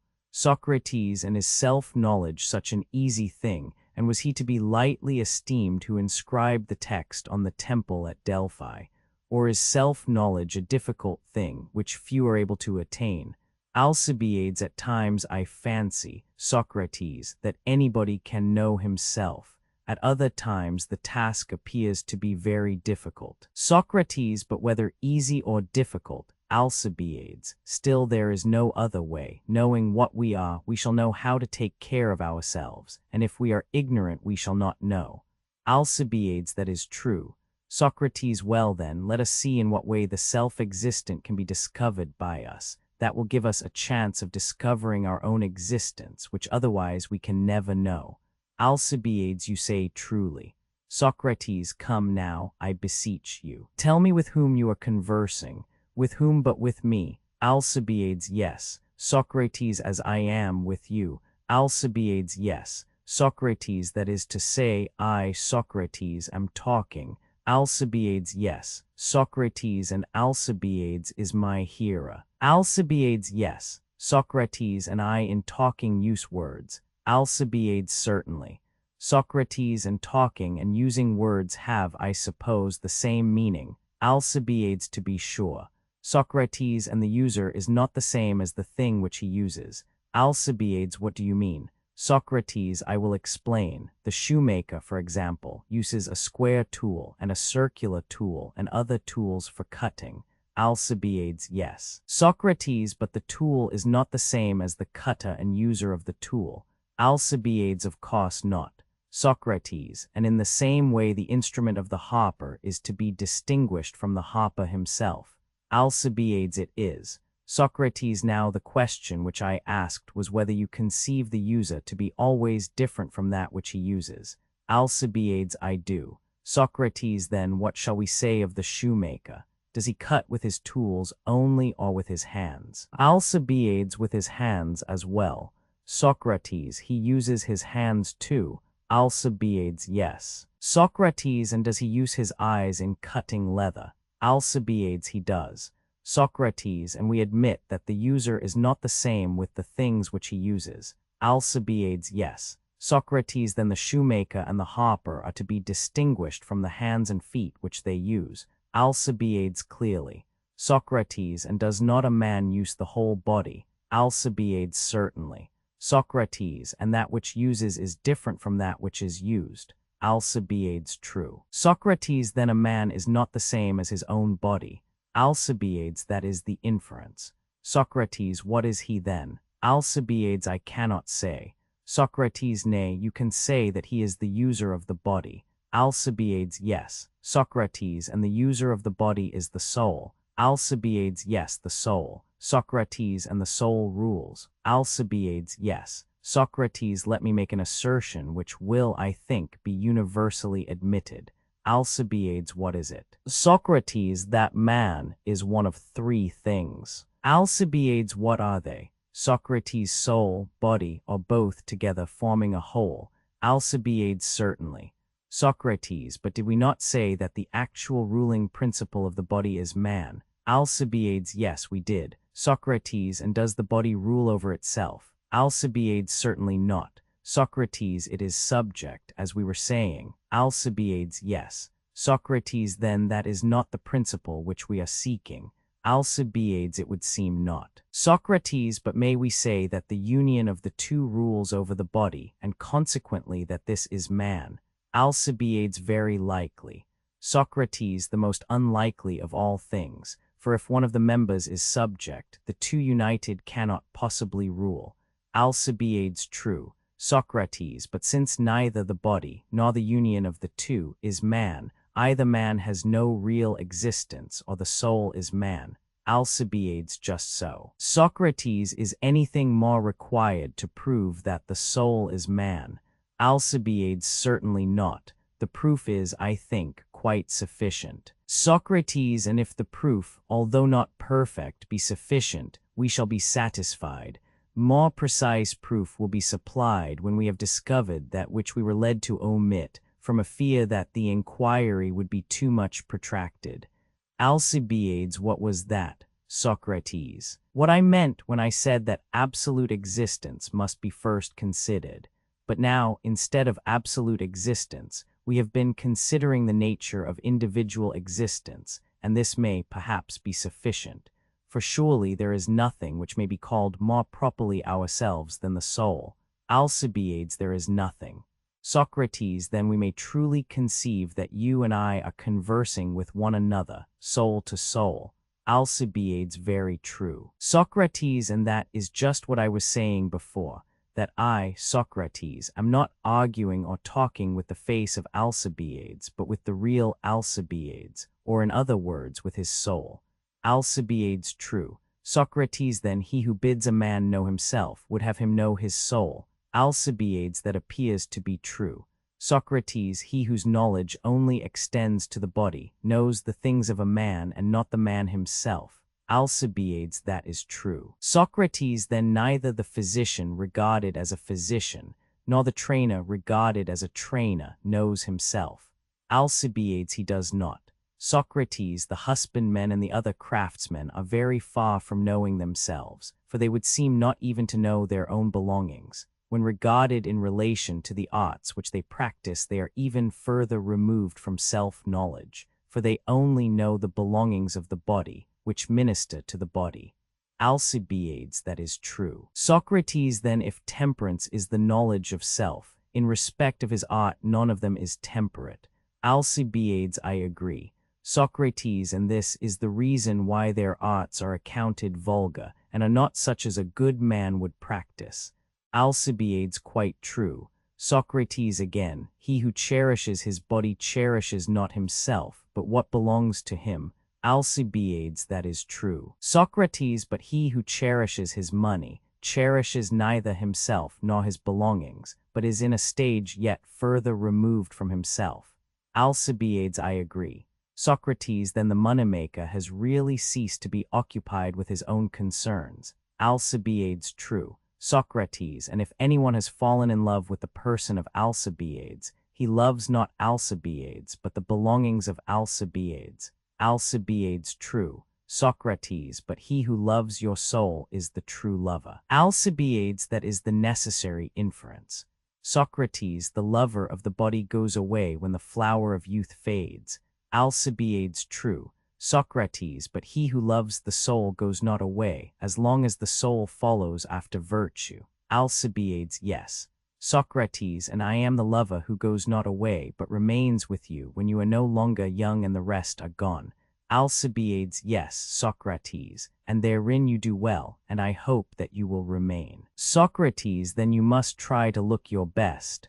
Alcibiades, I will. Socrates, the fact is that there is only one lover of Alcibiades, the son of Cleinias. There neither is nor ever has been seemingly any other, and he is his darling, Socrates, the son of Sophroniscus and Phaenarete. Alcibiades, true. Socrates, and did you not say that if I had not spoken first, you were on the point of coming to me and inquiring why I only remained? Alcibiades, that is true. Socrates, the reason was that I loved you for your own sake, whereas other men love what belongs to you, and your beauty, which is not you, is fading away, just as your true self is beginning to bloom. And I will never desert you if you are not spoiled and deformed by the Athenian people, for the danger which I most fear is that you will become a lover of the people and will be spoiled by them. Many a noble Athenian has been ruined in this way. For the Demus of the great-hearted Erechtheus is of a fair countenance, but you should see him naked, wherefore observe the caution which I give you. Alcibiades, what caution? Socrates, practice yourself, sweet friend, in learning what you ought to know before you enter on politics, and then you will have an antidote which will keep you out of harm's way. Alcibiades, good advice, Socrates, but I wish that you would explain to me in what way I am to take care of myself. Socrates, have we not made an advance? For we are at any rate tolerably well agreed as to what we are, and there is no longer any danger, as we once feared, that we might be taking care not of ourselves, but of something which is not ourselves. Alcibiades, that is true. Socrates, and the next step will be to take care of the soul and look to that. Alcibiades, certainly. Socrates, leaving the care of our bodies and of our properties to others. Alcibiades, very good. Socrates, but how can we have a perfect knowledge of the things of the soul? For if we know them, then I suppose we shall know ourselves. Can we really be ignorant of the excellent meaning of the Delphian inscription, of which we were just now speaking? Alcibiades, what have you in your thoughts, Socrates? Socrates, I will tell you what I suspect to be the meaning and lesson of that inscription.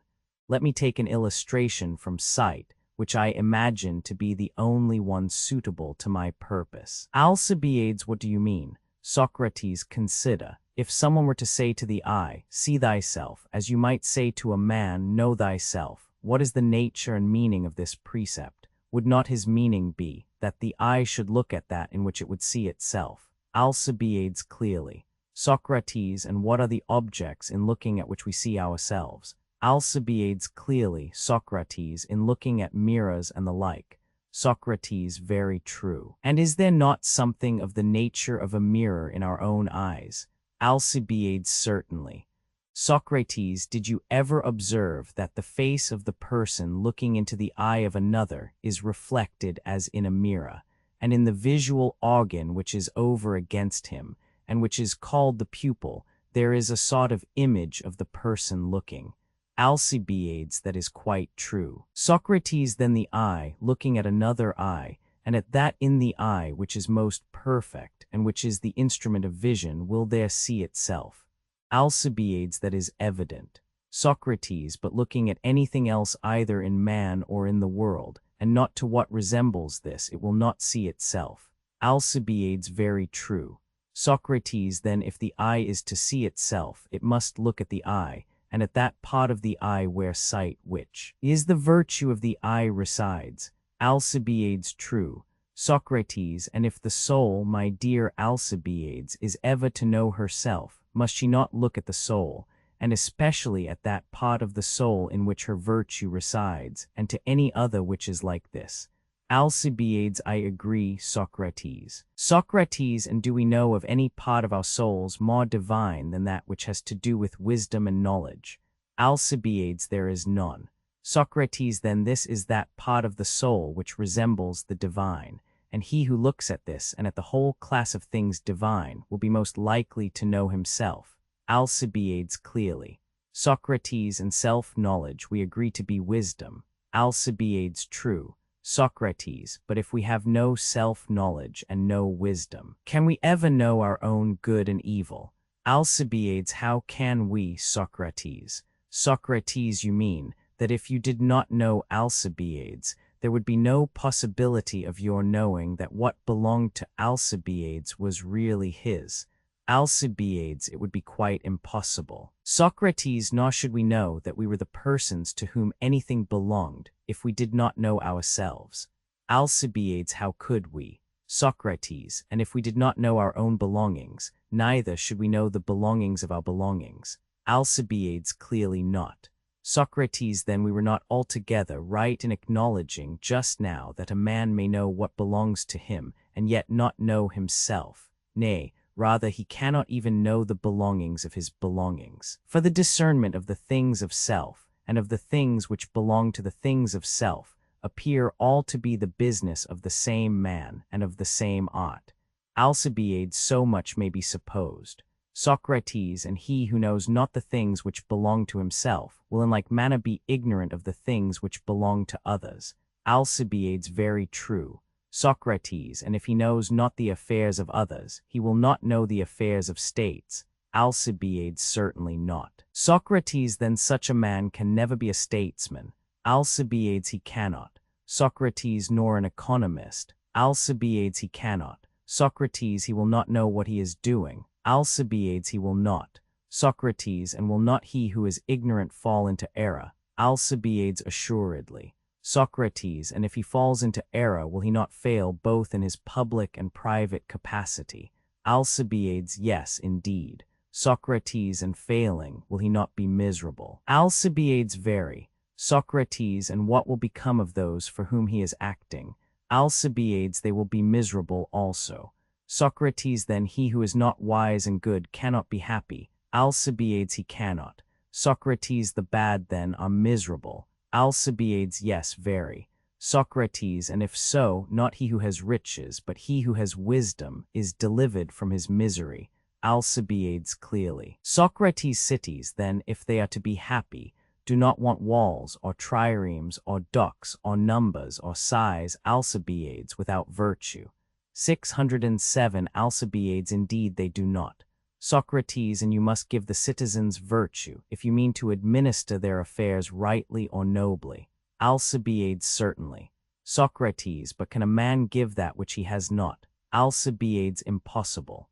Socrates, then you or anyone who means to govern and superintend, not only himself and the things of himself, but the state and the things of the state, must in the first place acquire virtue.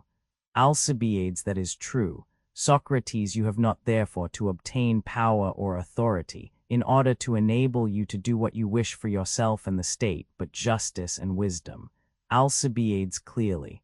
Socrates, you and the state, if you act wisely and justly, will act according to the will of God. Alcibiades certainly. Socrates. As I was saying before, you will look only at what is bright and divine, and act with a view to them. Alcibiades, yes. Socrates, in that mirror you will see and know yourselves and your own good. Alcibiades, yes. Socrates, and so you will act rightly and well. Alcibiades, yes. Socrates, in which case I will be security for your happiness. Alcibiades, I accept the security. Socrates, but if you act unrighteously, your eye will turn to the dark and godless. And being in darkness and ignorance of yourselves, you will probably do deeds of darkness. Alcibiades, very possibly. Socrates, for if a man, my dear Alcibiades, has the power to do what he likes, but has no understanding, what is likely to be the result, either to him as an individual or to the state? For example, if he be sick and is able to do what he likes, not having the mind of a physician, having moreover tyrannical power, and no one daring to reprove him, what will happen to him? Will he not be likely to have his constitution ruined? Alcibiades, that is true. Socrates, or again, in a ship, if a man having the power to do what he likes has no intelligence or skill in navigation, do you see what will happen to him and to his fellow sailors? Alcibiades, yes, I see that they will all perish. Socrates, and in like manner in a state, and where there is any power and authority which is wanting in virtue, will not misfortune in like manner ensue? Alcibiades certainly. Socrates, not tyrannical power, then, my good Alcibiades, should be the aim either of individuals or states if they would be happy, but virtue. Alcibiades, that is true. Socrates, and before they have virtue, to be commanded by a superior is better for men as well as for children. 608 Alcibiades, that is evident. Socrates, and that which is better is also nobler. Alcibiades true. Socrates, and what is nobler is more becoming. Alcibiades certainly. Socrates, then to the bad man slavery is more becoming because better. Alcibiades true. Socrates, then vice is only suited to a slave. Alcibiades, yes. Socrates, and virtue to a freeman. Alcibiades, yes. Socrates, and O my friend, is not the condition of a slave to be avoided?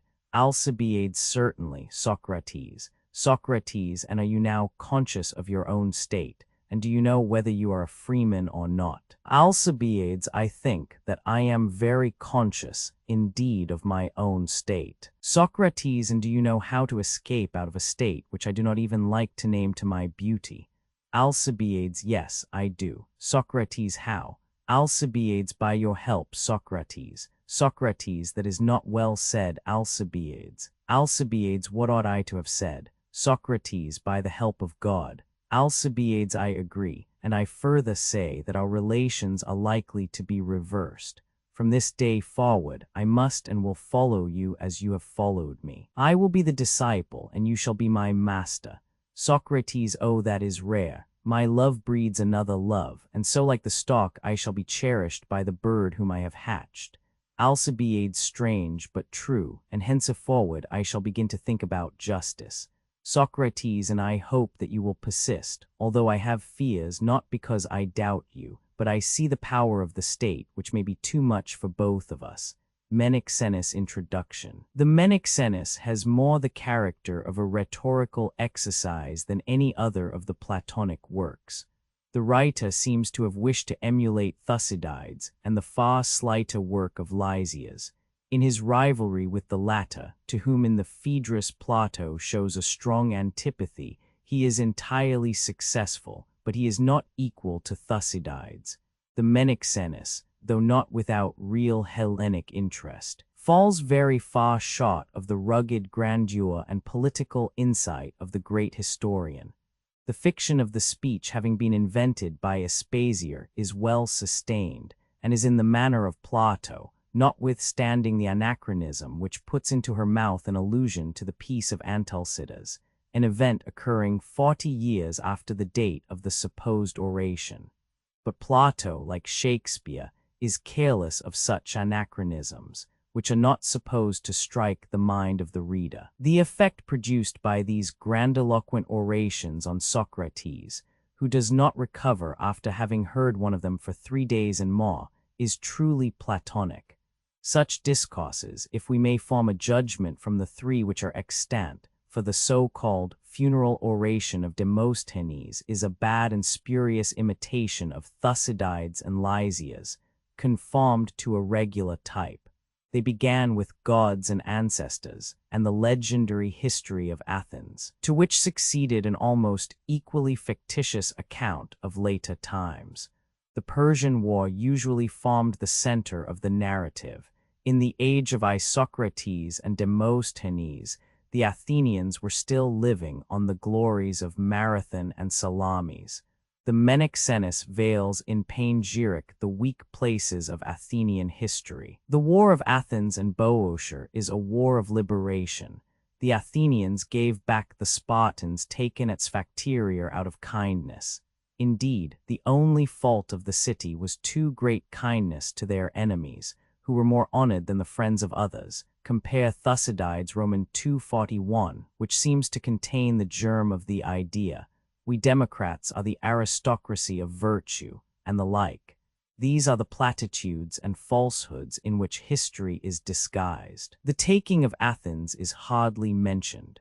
The author of the Menexenus, whether Plato or not, is evidently intending to ridicule the practice, and at the same time to show that he can beat the rhetoricians in their own line. As in the Phaedrus, he may be supposed to offer an example of what Lysias might have said, and of how much better he might have written in his own style.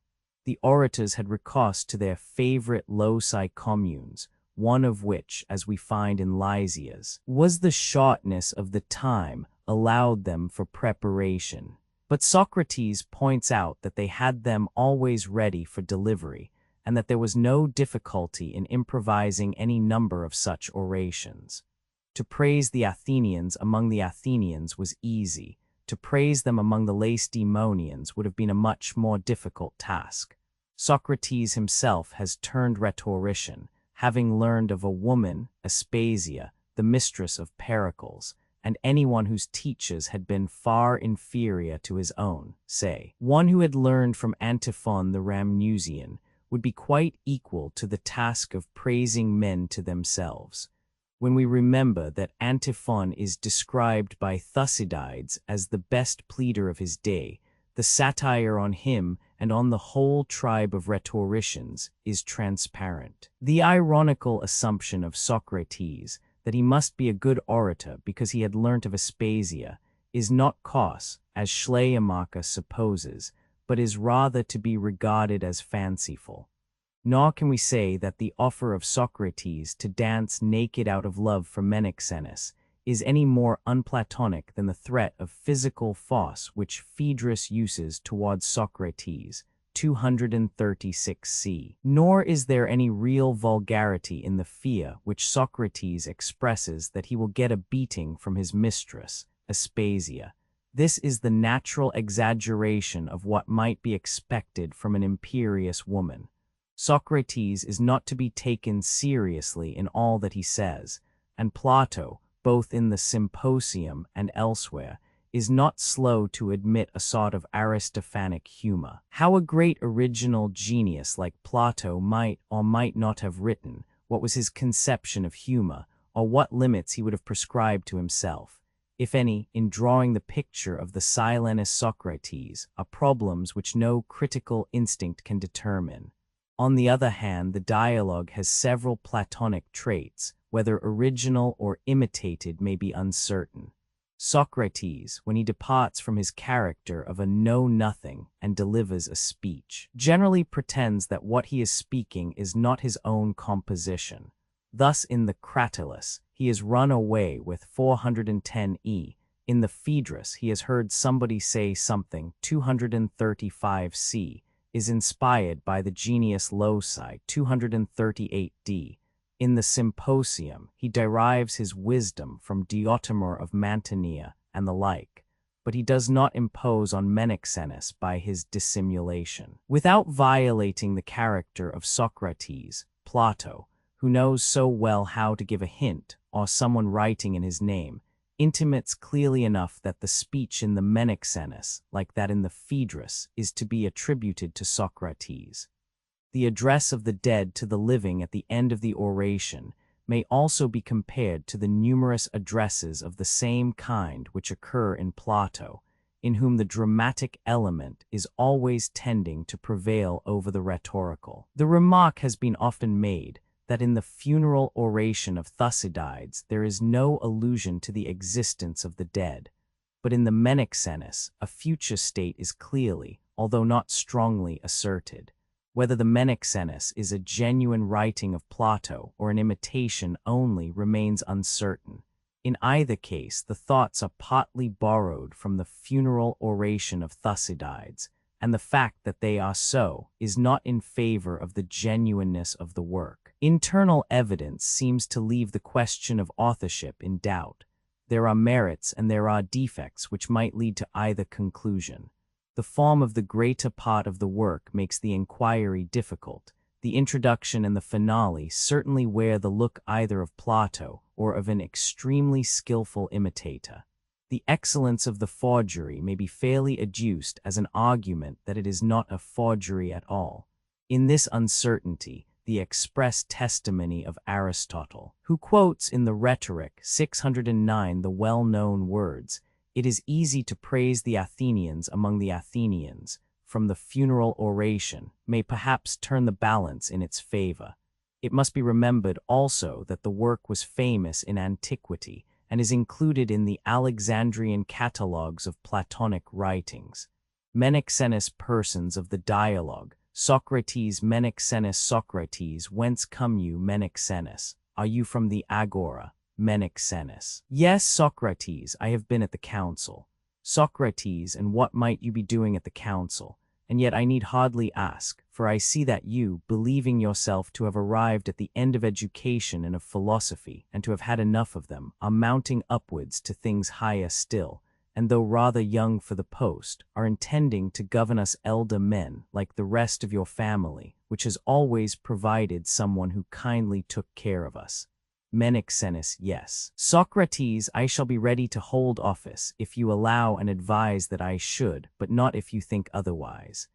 I went to the council chamber because I heard that the council was about to choose someone who was to speak over the dead, for you know that there is to be a public funeral. Socrates, yes, I know. And whom did they choose? Menexenus, no one. They delayed the election until tomorrow, but I believe that either Archinus or Dion will be chosen. Socrates, O Menexenus, death in battle is certainly in many respects a noble thing. The dead man gets a fine and costly funeral, although he may have been poor, and an elaborate speech is made over him by a wise man who has long ago prepared what he has to say, although he who is praised may not have been good for much. The speakers praise him for what he has done and for what he has not done. That is the beauty of them, and they steal away our souls with their embellished words. In every conceivable form they praise the city, and they praise those who died in war and all our ancestors who went before us. And they praise ourselves also who are still alive, until I feel quite elevated by their laudations, and I stand listening to their words, Menexenus, and become enchanted by them. and all in a moment I imagine myself to have become a greater and nobler and finer man than I was before. And if, as often happens, there are any foreigners who accompany me to the speech, I become suddenly conscious of having a sort of triumph over them, and they seem to experience a corresponding feeling of admiration at me, and at the greatness of the city, which appears to them, when they are under the influence of the speaker, more wonderful than ever. This consciousness of dignity lasts me more than 3 days, and not until the 4th or 5th day do I come to my senses and know where I am. In the meantime, I have been living in the islands of the blessed. Such is the art of our rhetoricians, and in such manner does the sound of their words keep ringing in my ears. Menexenus, you are always making fun of the rhetoricians, Socrates. This time, however, I am inclined to think that the speaker who is chosen will not have much to say, for he has been called upon to speak at a moment's notice, and he will be compelled almost to improvise. Socrates, but why, my friend, should he not have plenty to say? Every rhetorician has speeches ready-made, nor is there any difficulty in improvising that sort of stuff. Had the orator to praise Athenians among Peloponnesians, or Peloponnesians among Athenians, he must be a good rhetorician who could succeed and gain credit. But there is no difficulty in a man's winning applause when he is contending for fame among the persons whom he is praising. Menexenus, do you think not, Socrates? Socrates, certainly not. Menexenus, do you think that you could speak yourself if there should be a necessity, and if the council were to choose you? Socrates. That I should be able to speak is no great wonder, Menexenus, considering that I have an excellent mistress in the art of rhetoric, she who has made so many good speakers, and one who was the best among all the Hellenes, Pericles, the son of Xanthippus. Menexenus, and who is she? I suppose that you mean Aspasia. Socrates, yes, I do. And besides her I had Conus, the son of Metrobius, as a master, and he was my master in music, as she was in rhetoric. No wonder that a man who has received such an education should be a finished speaker. Even the pupil of very inferior masters, say, for example, one who had learned music of Lamprus and rhetoric of Antiphon the Ramnusian, might make a figure if he were to praise the Athenians among the Athenians. Menexenus, and what would you be able to say if you had to speak? Socrates, of my own wit, most likely nothing. But yesterday I heard Aspasia composing a funeral oration about these very dead. For she had been told, as you were saying, that the Athenians were going to choose a speaker, and she repeated to me the sort of speech which he should deliver, partly improvising and partly from previous thought, putting together fragments of the funeral oration which Pericles spoke, but which, as I believe, she composed. Menexenus, and can you remember what Aspasia said? Socrates, I ought to be able, for she taught me, and she was ready to strike me because I was always forgetting. Menexenus, then, why will you not rehearse what she said? Socrates, because I am afraid that my mistress may be angry with me if I publish her speech. Menexenus, nay, Socrates, let us have the speech, whether Aspasia's or anyone else's, no matter. I hope that you will oblige me, Socrates, but I am afraid that you will laugh at me if I continue the games of youth in old age.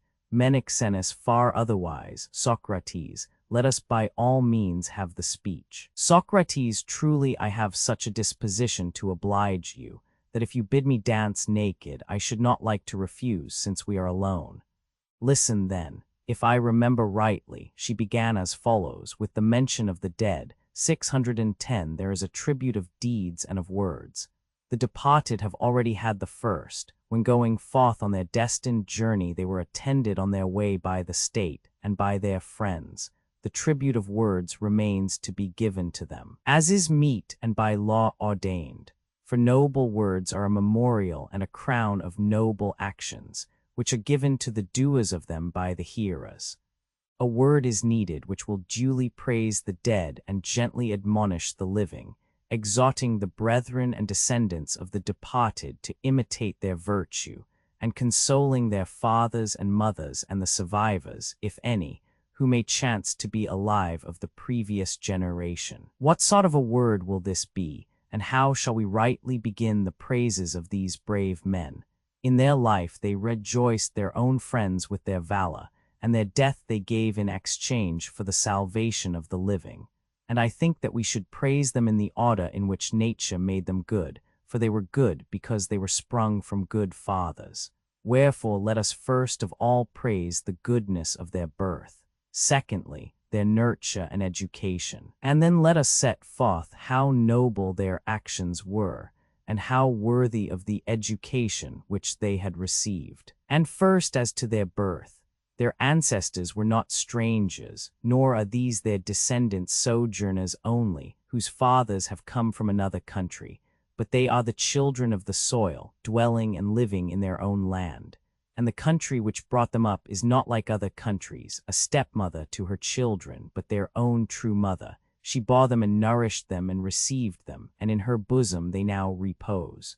It is meet and right, therefore, that we should begin by praising the land which is their mother, and that will be a way of praising their noble birth. The country is worthy to be praised, not only by us, but by all mankind, first and above all, as being dear to the gods. This is proved by the strife and contention of the gods respecting her. And ought not the country which the gods praise to be praised by all mankind? The second praise which may be fairly claimed by her is that at the time when the whole earth was sending forth and creating diverse animals, tame and wild, she our mother was free and pure from savage monsters, and out of all animals selected and brought forth man, who is superior to the rest in understanding, and alone has justice and religion. And a great proof that she brought forth the common ancestors of us and of the departed is that she provided the means of support for her offspring. For as a woman proves her motherhood by giving milk to her young ones, and she who has no fountain of milk is not a mother, so did this our land prove that she was the mother of men. For in those days she alone and first of all brought forth wheat and barley for human food, which is the best and noblest sustenance for man, whom she regarded as her true offspring. And these are truer proofs of motherhood in a country than in a woman, for the woman in her conception and generation is but the imitation of the earth, and not the earth of the woman. And of the fruit of the earth she gave a plenteous supply, not only to her own, but to others also. And afterwards she made the olive to spring up to be a boon to her children, and to help them in their toils. And when she had herself nursed them and brought them up to manhood, she gave them gods to be their rulers and teachers, whose names are well known, and need not now be repeated. They are the gods who first ordered our lives, and instructed us in the arts for the supply of our daily needs, and taught us the acquisition and use of arms for the defense of the country. Thus born into the world and thus educated, the ancestors of the departed lived and made themselves a government, which I ought briefly to commemorate. For government is the nurture of man, and the government of good men is good, and of bad men bad. And I must show that our ancestors were trained under a good government, and for this reason they were good, and our contemporaries are also good, among whom our departed friends are to be reckoned. Then as now, and indeed always. From that time to this, speaking generally, our government was an aristocracy, a form of government which receives various names, according to the fancies of men, and is sometimes called democracy, but is really an aristocracy or government of the best which has the approval of the many. For kings we have always had, first hereditary and then elected, and authority is mostly in the hands of the people, who dispense offices and power to those who appear to be most deserving of them. Neither is a man rejected from weakness or poverty or obscurity of origin, nor honored by reason of the opposite, as in other states, but there is one principle: he who appears to be wise and good is a governor and ruler. The basis of this our government is equality of birth, for other states are made up of all sorts and unequal conditions of men, and therefore their governments are unequal. There are tyrannies and there are oligarchies, in which the one party are slaves and the others masters. but we and our citizens are brethren, the children all of one mother, and we do not think it right to be one another's masters or servants. But the natural equality of birth compels us to seek for legal equality, and to recognize no superiority except in the reputation of virtue and wisdom. And so there in our fathers, and these, too, our brethren, being nobly born and having been brought up in all freedom, did both in their public and private capacity many noble deeds famous over the whole world. They were the deeds of men who thought that they ought to fight both against Hellenes for the sake of Hellenes on behalf of freedom, and against barbarians in the common interest of Hellas. Time would fail me to tell of their defense of their country against the invasion of Eumolpus and the Amazons, or of their defense of the Argives against the Cadmeans, or of the Heraclades against the Argives. Besides, the poets have already declared in song to all mankind their glory, and therefore any commemoration of their deeds in prose which we might attempt would hold a second place. They already have their reward, and I say no more of them. But there are other worthy deeds of which no poet has worthily sung, and which are still wooing the poet's muse. Of these I am bound to make honorable mention, and shall invoke others to sing of them also in lyric and other strains, in a manner becoming the actors. And first I will tell how the Persians, lords of Asia, were enslaving Europe, and how the children of this land, who were our fathers, held them back. Of these I will speak first, and praise their valor, as is meet and fitting. He who would rightly estimate them should place himself in thought at that time, when the whole of Asia was subject to the third king of Persia. The first king, Cyrus, by his valor freed the Persians, who were his countrymen, and subjected the Medes, who were their lords, and he ruled over the rest of Asia as far as Egypt. And after him came his son, who ruled all the accessible part of Egypt and Libya. The third king was Darius, who extended the land boundaries of the empire to Scythia, and with his fleet held the sea and the islands. None presumed to be his equal. The minds of all men were enthralled by him. So many and mighty and warlike nations had the power of Persia subdued.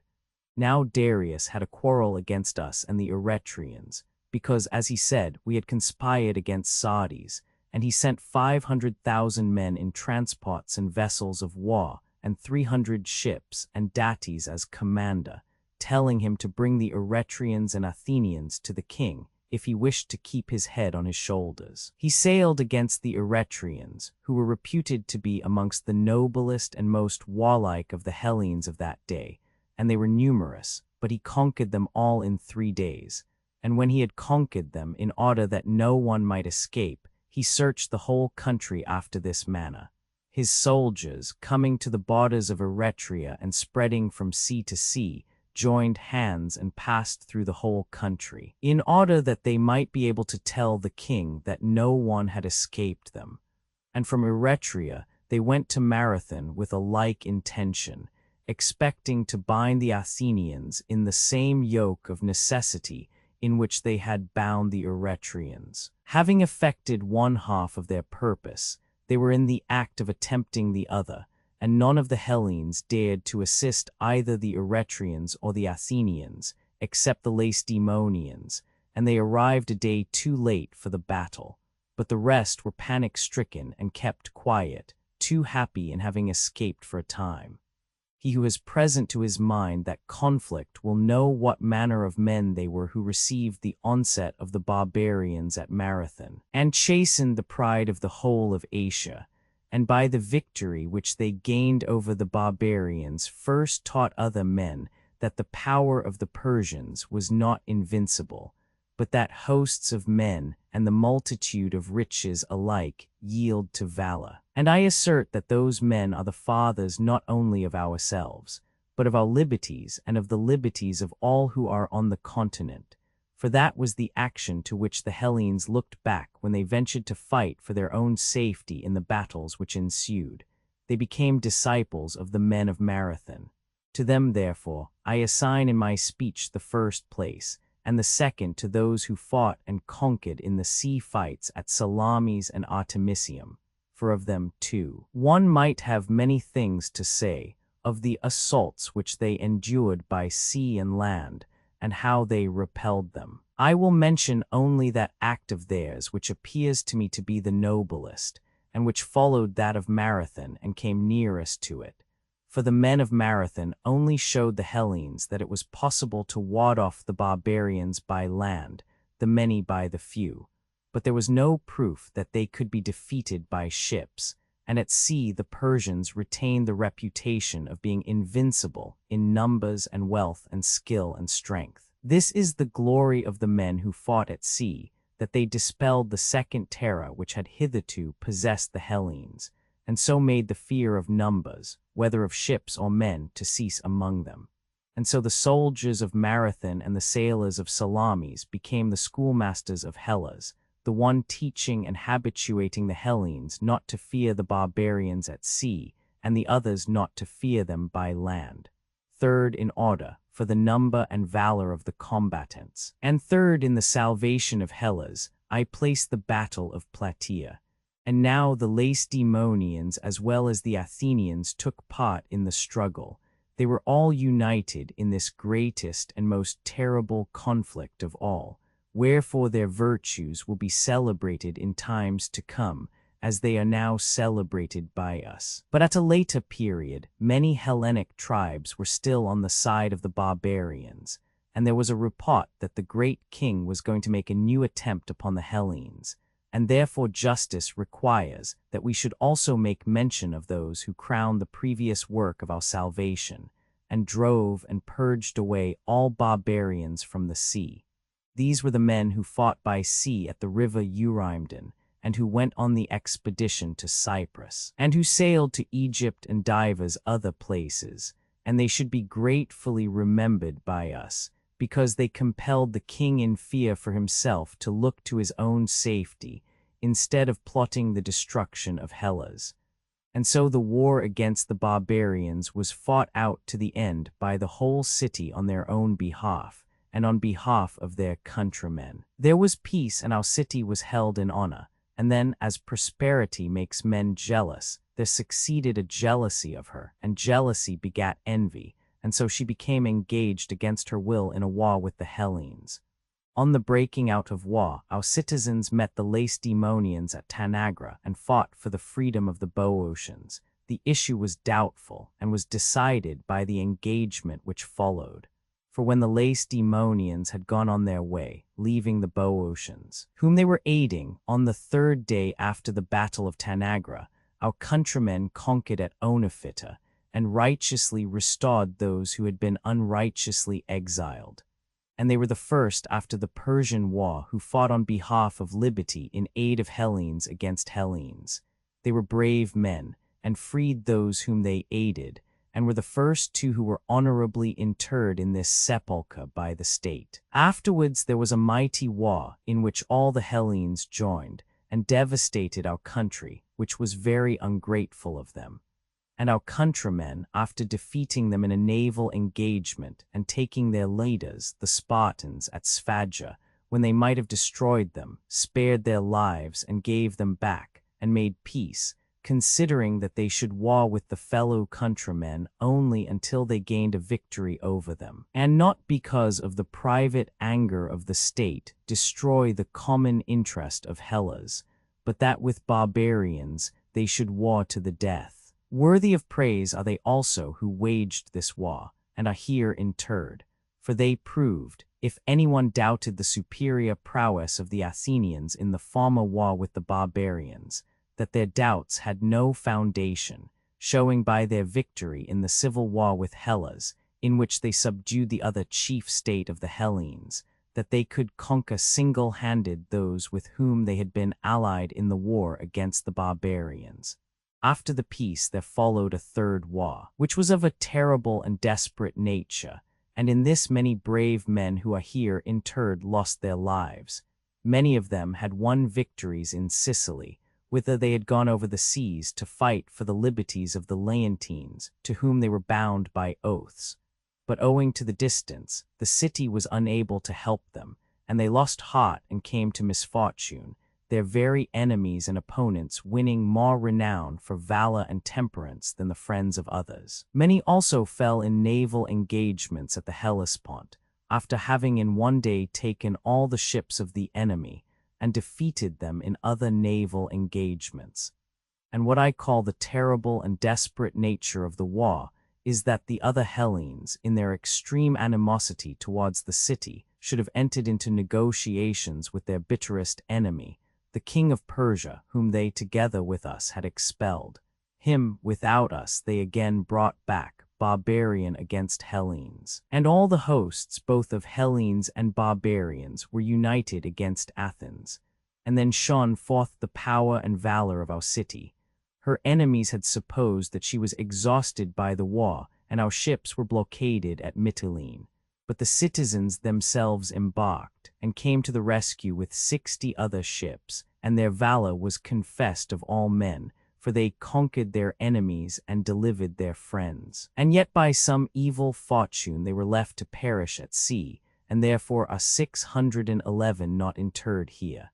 Ever to be remembered and honored are they, for by their valor not only that sea fight was won for us, but the entire war was decided by them, and through them the city gained the reputation of being invincible, even though attacked by all mankind. And that reputation was a true one, for the defeat which came upon us was our own doing. We were never conquered by others, and to this day we are still unconquered by them, but we were our own conquerors, and received defeat at our own hands. Afterwards there was quiet and peace abroad, but there sprang up war at home, and if men are destined to have civil war, no one could have desired that his city should take the disorder in a milder form. How joyful and natural was the reconciliation of those who came from the Piraeus and those who came from the city. With what moderation did they order the war against the tyrants in Eleusis, and in a manner how unlike what the other Hellenes expected. And the reason of this gentleness was the veritable tie of blood, which created among them a friendship as of kinsmen, faithful not in word only, but in deed. And we ought also to remember those who then fell by one another's hands, and on such occasions as these to reconcile them with sacrifices and prayers, praying to those who have power over them, that they may be reconciled even as we are reconciled. For they did not attack one another out of malice or enmity, but they were unfortunate. And that such was the fact we ourselves are witnesses, who are of the same race with them, and have mutually received and granted forgiveness of what we have done and suffered. After this there was perfect peace, and the city had rest, and her feeling was that she forgave the barbarians, who had severely suffered at her hands and severely retaliated, but that she was indignant at the ingratitude of the Hellenes, when she remembered how they had received good from her and returned evil. Having made common cause with the barbarians, depriving her of the ships which had once been their salvation, and dismantling our walls which had preserved their own from falling, she thought that she would no longer defend the Hellenes, when enslaved either by one another or by the barbarians, and did accordingly. This was our feeling, while the Lacedaemonians were thinking that we who were the champions of liberty had fallen, and that their business was to subject the remaining Hellenes. And why should I say more? For the events of which I am speaking happened not long ago, and we can all of us remember how the chief peoples of Hellas, Argives and Boeotians and Corinthians, came to feel the need of us.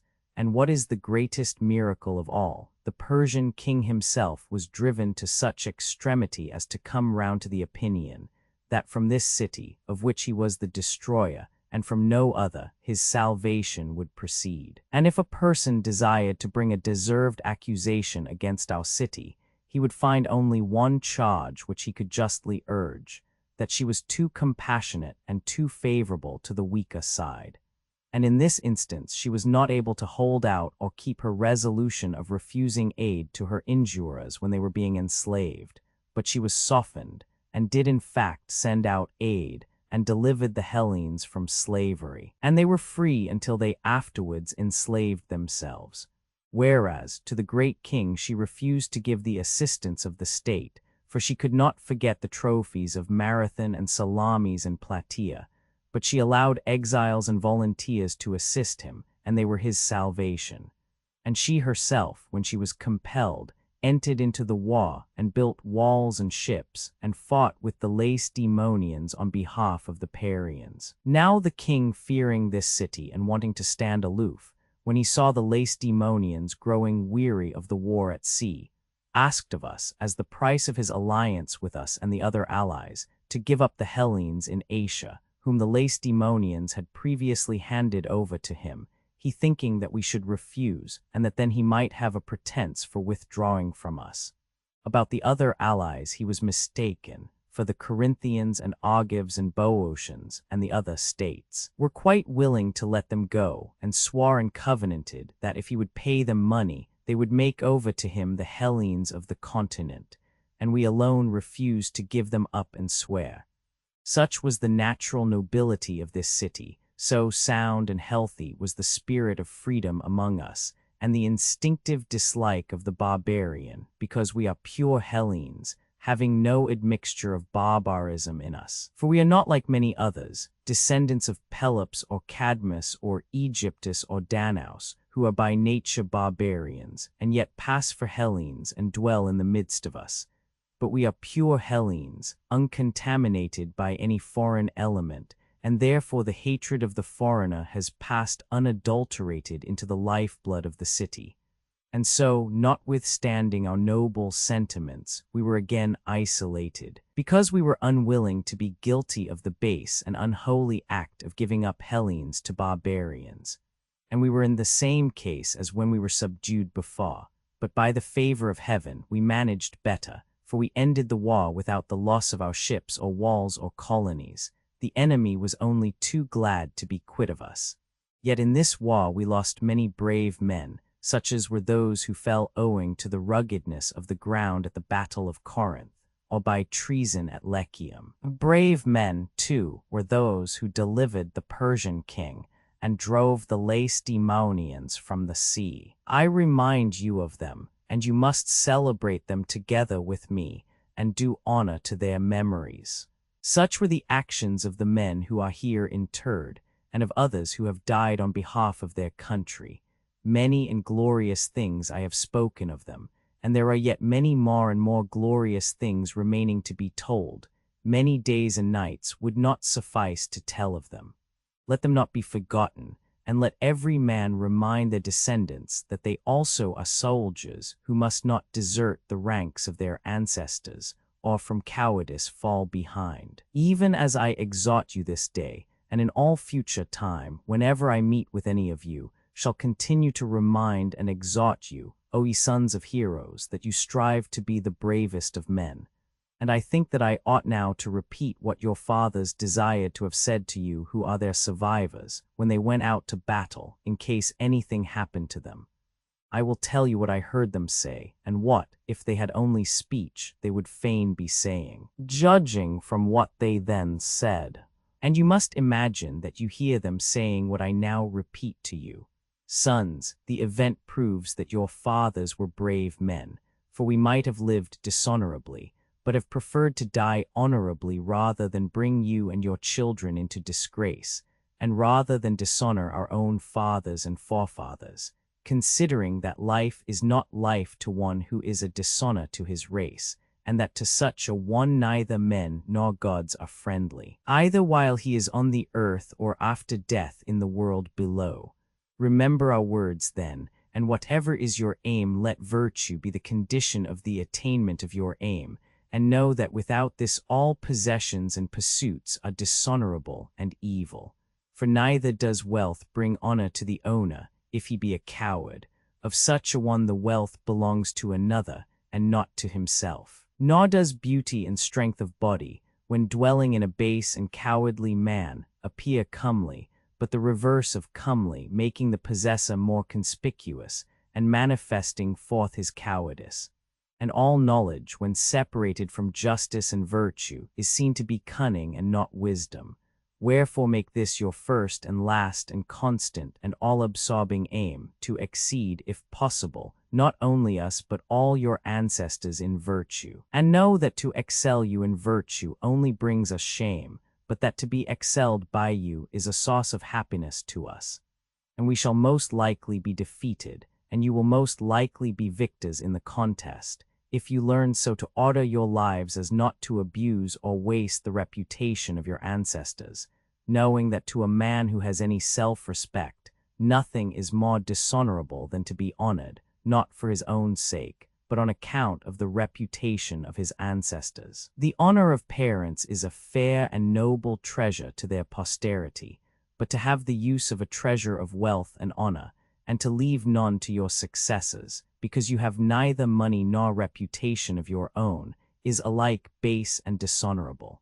And if you follow our precepts, you will be received by us as friends, when the hour of destiny brings you hither.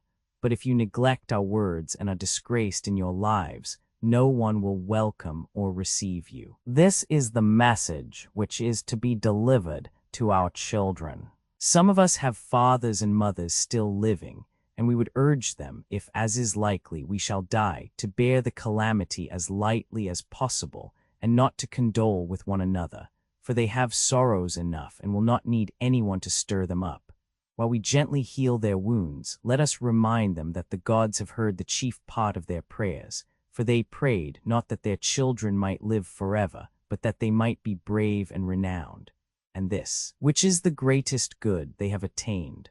A mortal man cannot expect to have everything in his own life turning out according to his will, and they, if they bear their misfortunes bravely, will be truly deemed brave fathers of the brave. But if they give way to their sorrows, either they will be suspected of not being our parents, or we of not being such as our panegyrists declare. Let not either of the two alternatives happen, but rather let them be our chief and true panegyrists, who show in their lives that they are true men and had men for their sons. Of old the saying, nothing too much, appeared to be and really was well said, for he whose happiness rests with himself, if possible, wholly, and if not, as far as is possible, who is not hanging in suspense on other men, or changing with the vicissitude of their fortune, has his life ordered for the best. He is the temperate and valiant and wise, and when his riches come and go, when his children are given and taken away, he will remember the proverb, neither rejoicing overmuch nor grieving overmuch, for he relies upon himself. And such we would have our parents to be, that is our word and wish, and as such we now offer ourselves, neither lamenting overmuch, nor fearing overmuch, if we are to die at this time. And we entreat our fathers and mothers to retain these feelings throughout their future life, and to be assured that they will not please us by sorrowing and lamenting over us. But if the dead have any knowledge of the living, they will displease us most by making themselves miserable, and by taking their misfortunes too much to heart, and they will please us best if they bear their loss lightly and temperately. For our life will have the noblest end which is vouchsafed to man, and should be glorified rather than lamented.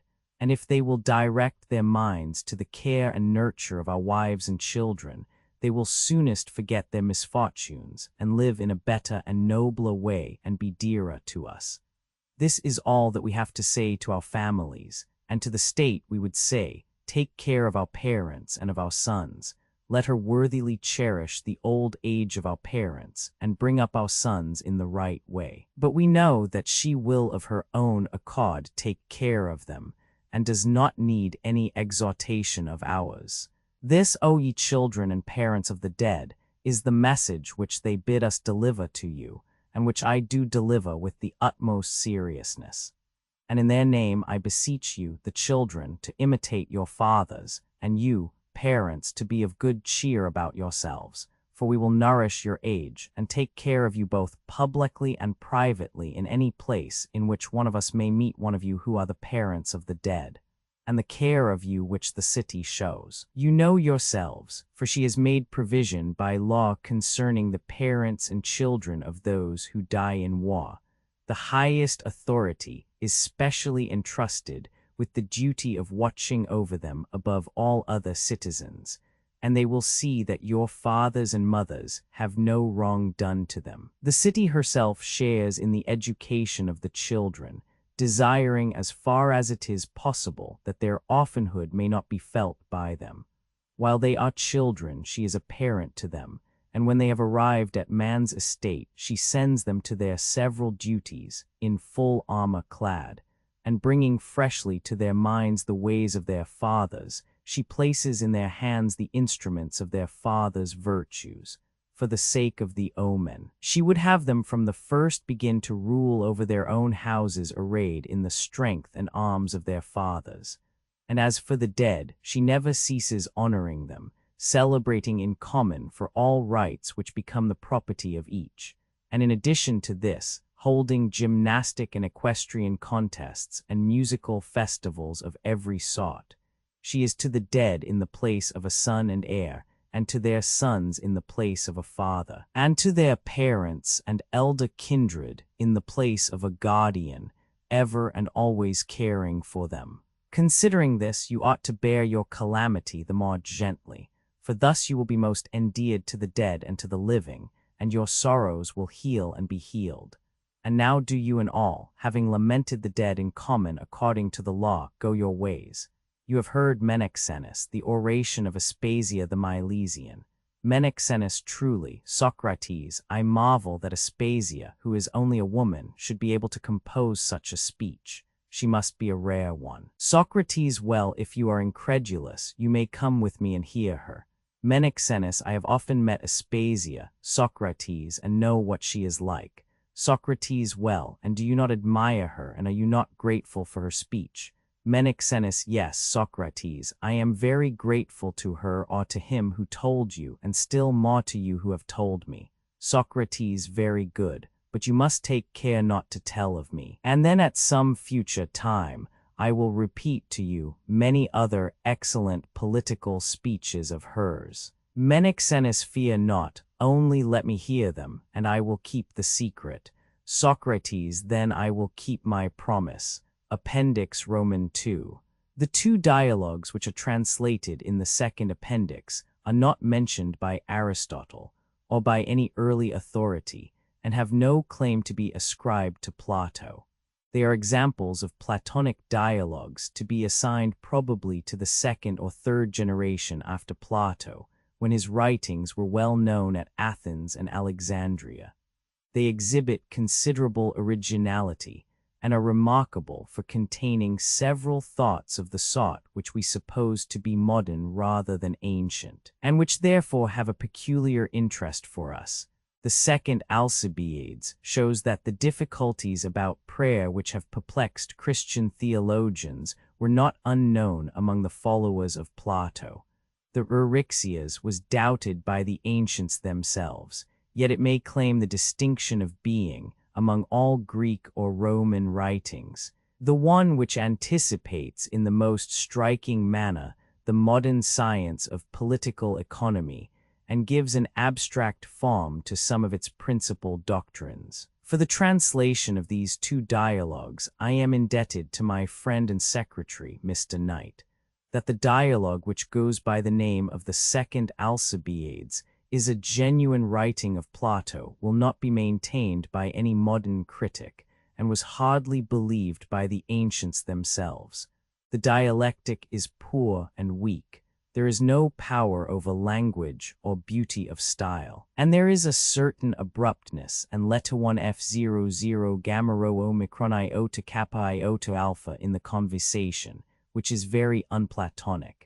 The best passage is probably that about the poets, 147, the remark that the poet, who is of a reserved disposition, is uncommonly difficult to understand, and the ridiculous interpretation of Homer are entirely in the spirit of Plato. Compare Protagoras 339 following. Ion 534, Apology 22d. The characters are ill-drawn.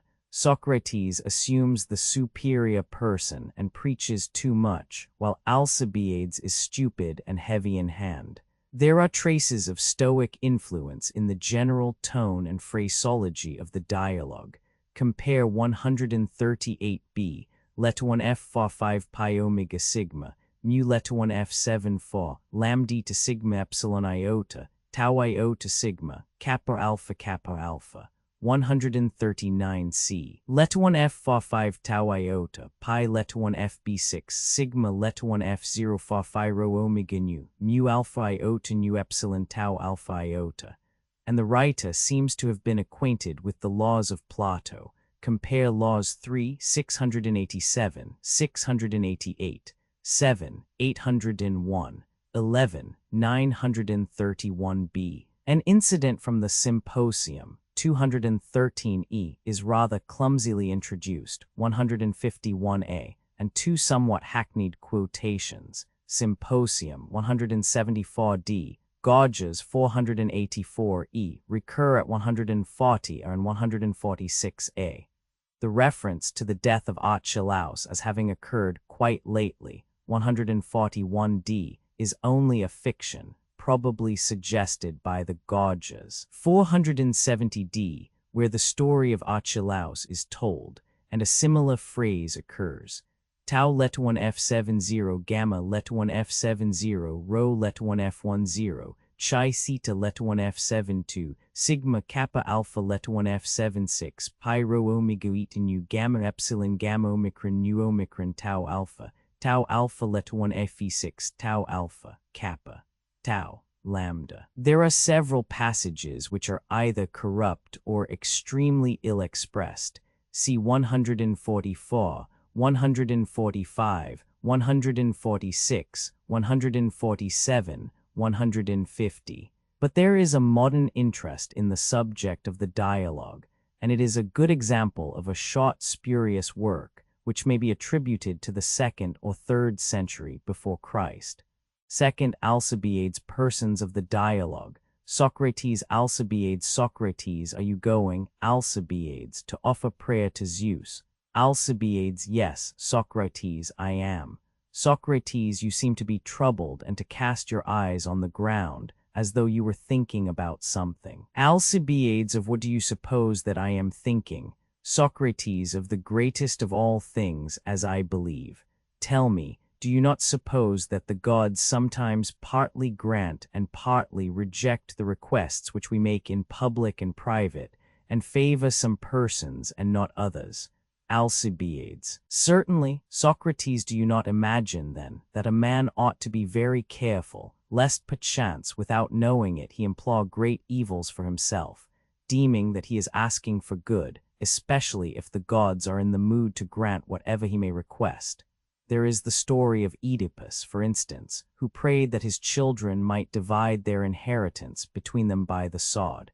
He did not, as he might have done, beg that his present evils might be averted, but called down new ones, and was not his prayer accomplished, and did not many and terrible evils thence arise, upon which I need not dilate?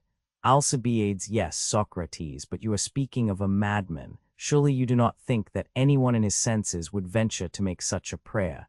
Socrates, madness, then, you consider to be the opposite of discretion. Alcibiades, of course. Socrates, and some men seem to you to be discreet, and others the contrary. Alcibiades, they do. Socrates, well then, let us discuss who these are.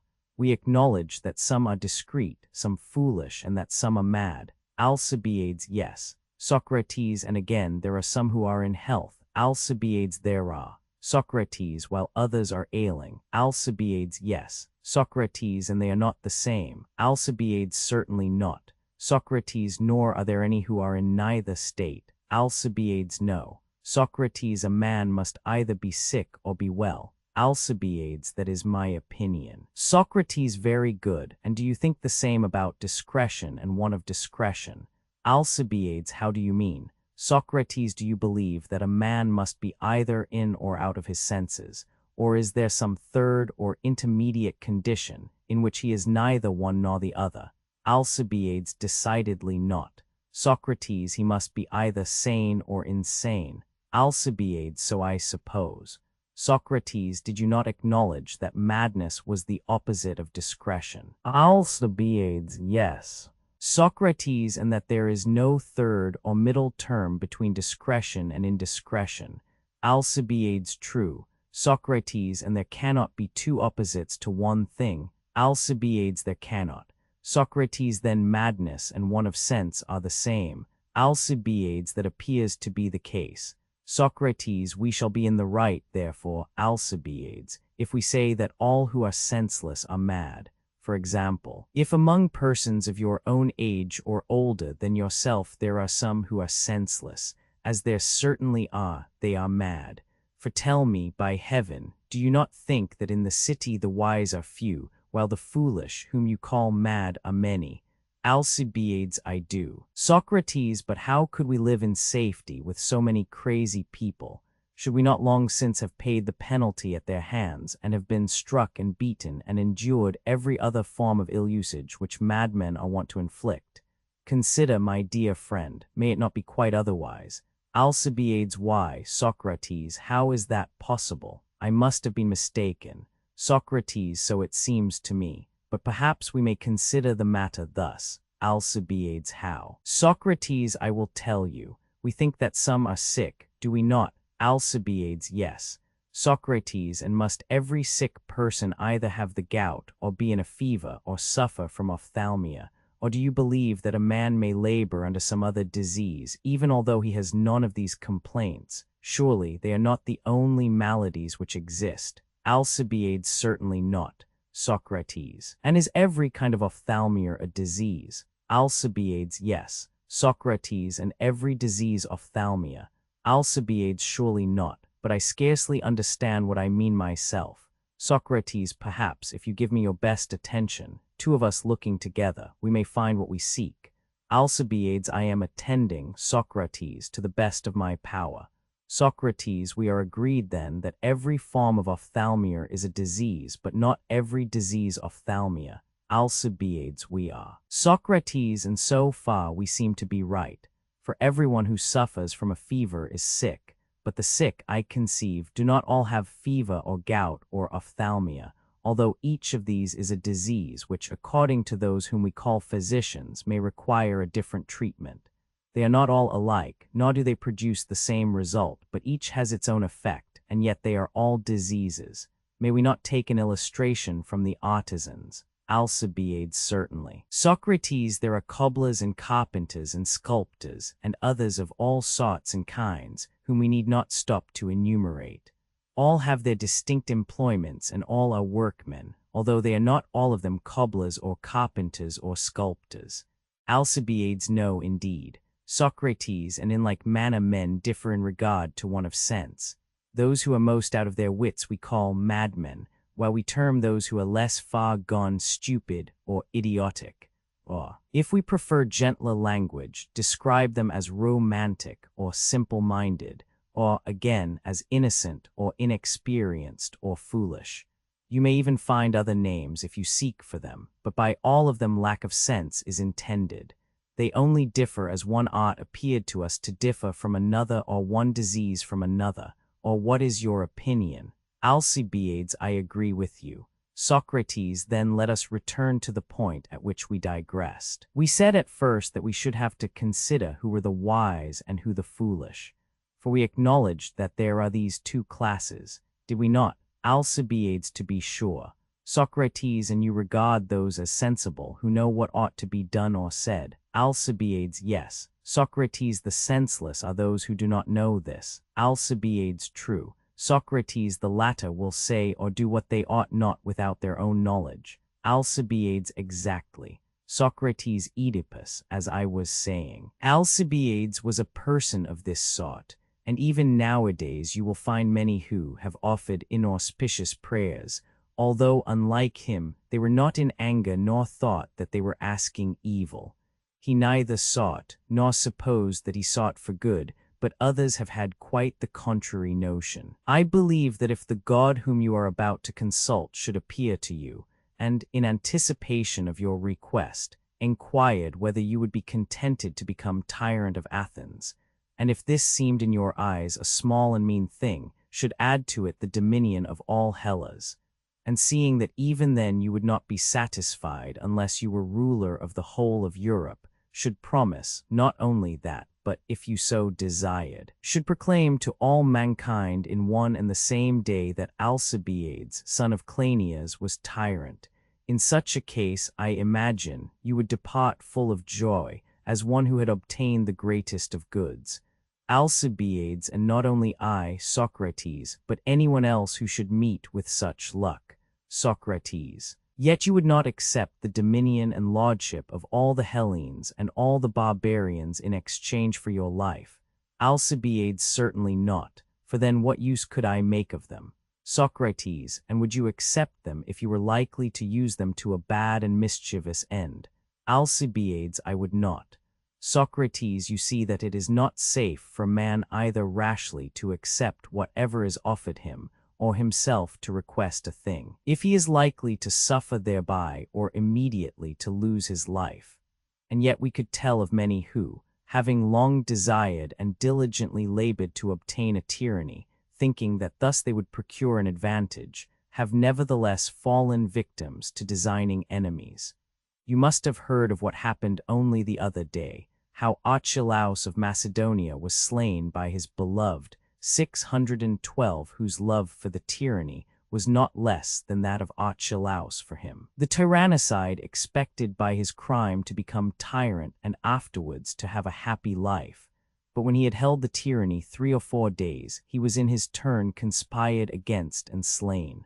Or look at certain of our own citizens, and of their actions we have been not hearers but eyewitnesses, who have desired to obtain military command. Of those who have gained their object, some are even to this day exiles from the city, while others have lost their lives. And even they who seem to have fared best have not only gone through many perils and terrors during their office, but after their return home they have been beset by informers worse than they once were by their foes, insomuch that several of them have wished that they had remained in a private station rather than have had the glories of command.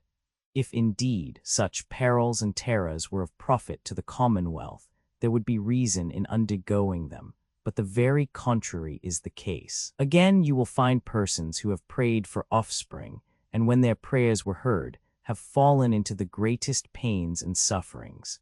For some have begotten children who were utterly bad, and have therefore passed all their days in misery, while the parents of good children have undergone the misfortune of losing them, and have been so little happier than the others that they would have preferred never to have had children rather than to have had them and lost them.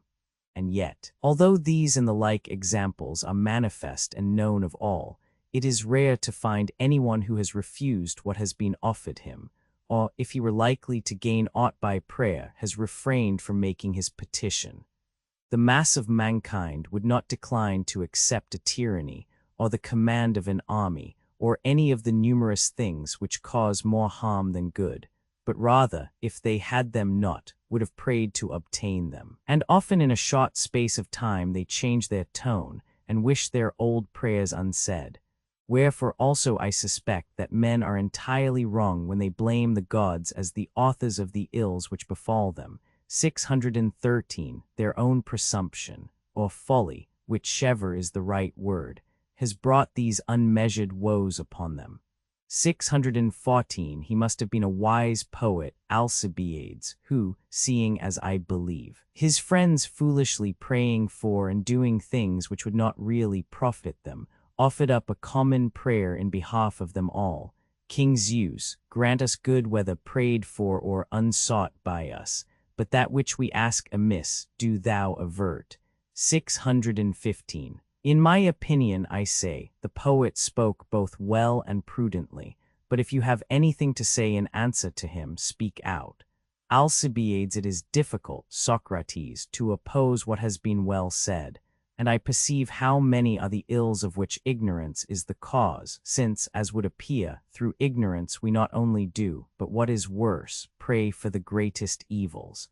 No man would imagine that he would do so. He would rather suppose that he was quite capable of praying for what was best. To call down evils seems more like a curse than a prayer. Socrates, but perhaps my good friend, someone who is wiser than either you or I, will say that we have no right to blame ignorance thus rashly, unless we can add what ignorance we mean and of what, and also to whom and how it is respectively a good or an evil. Alcibiades, how do you mean? Can ignorance possibly be better than knowledge for any person in any conceivable case? Socrates, so I believe. You do not think so. Alcibiades, certainly not. Socrates, and yet surely I may not suppose that you would ever wish to act towards your mother, as they say that Osts and Alcmaeon and others have done towards their parent. Alcibiades, good words. Socrates, prithee.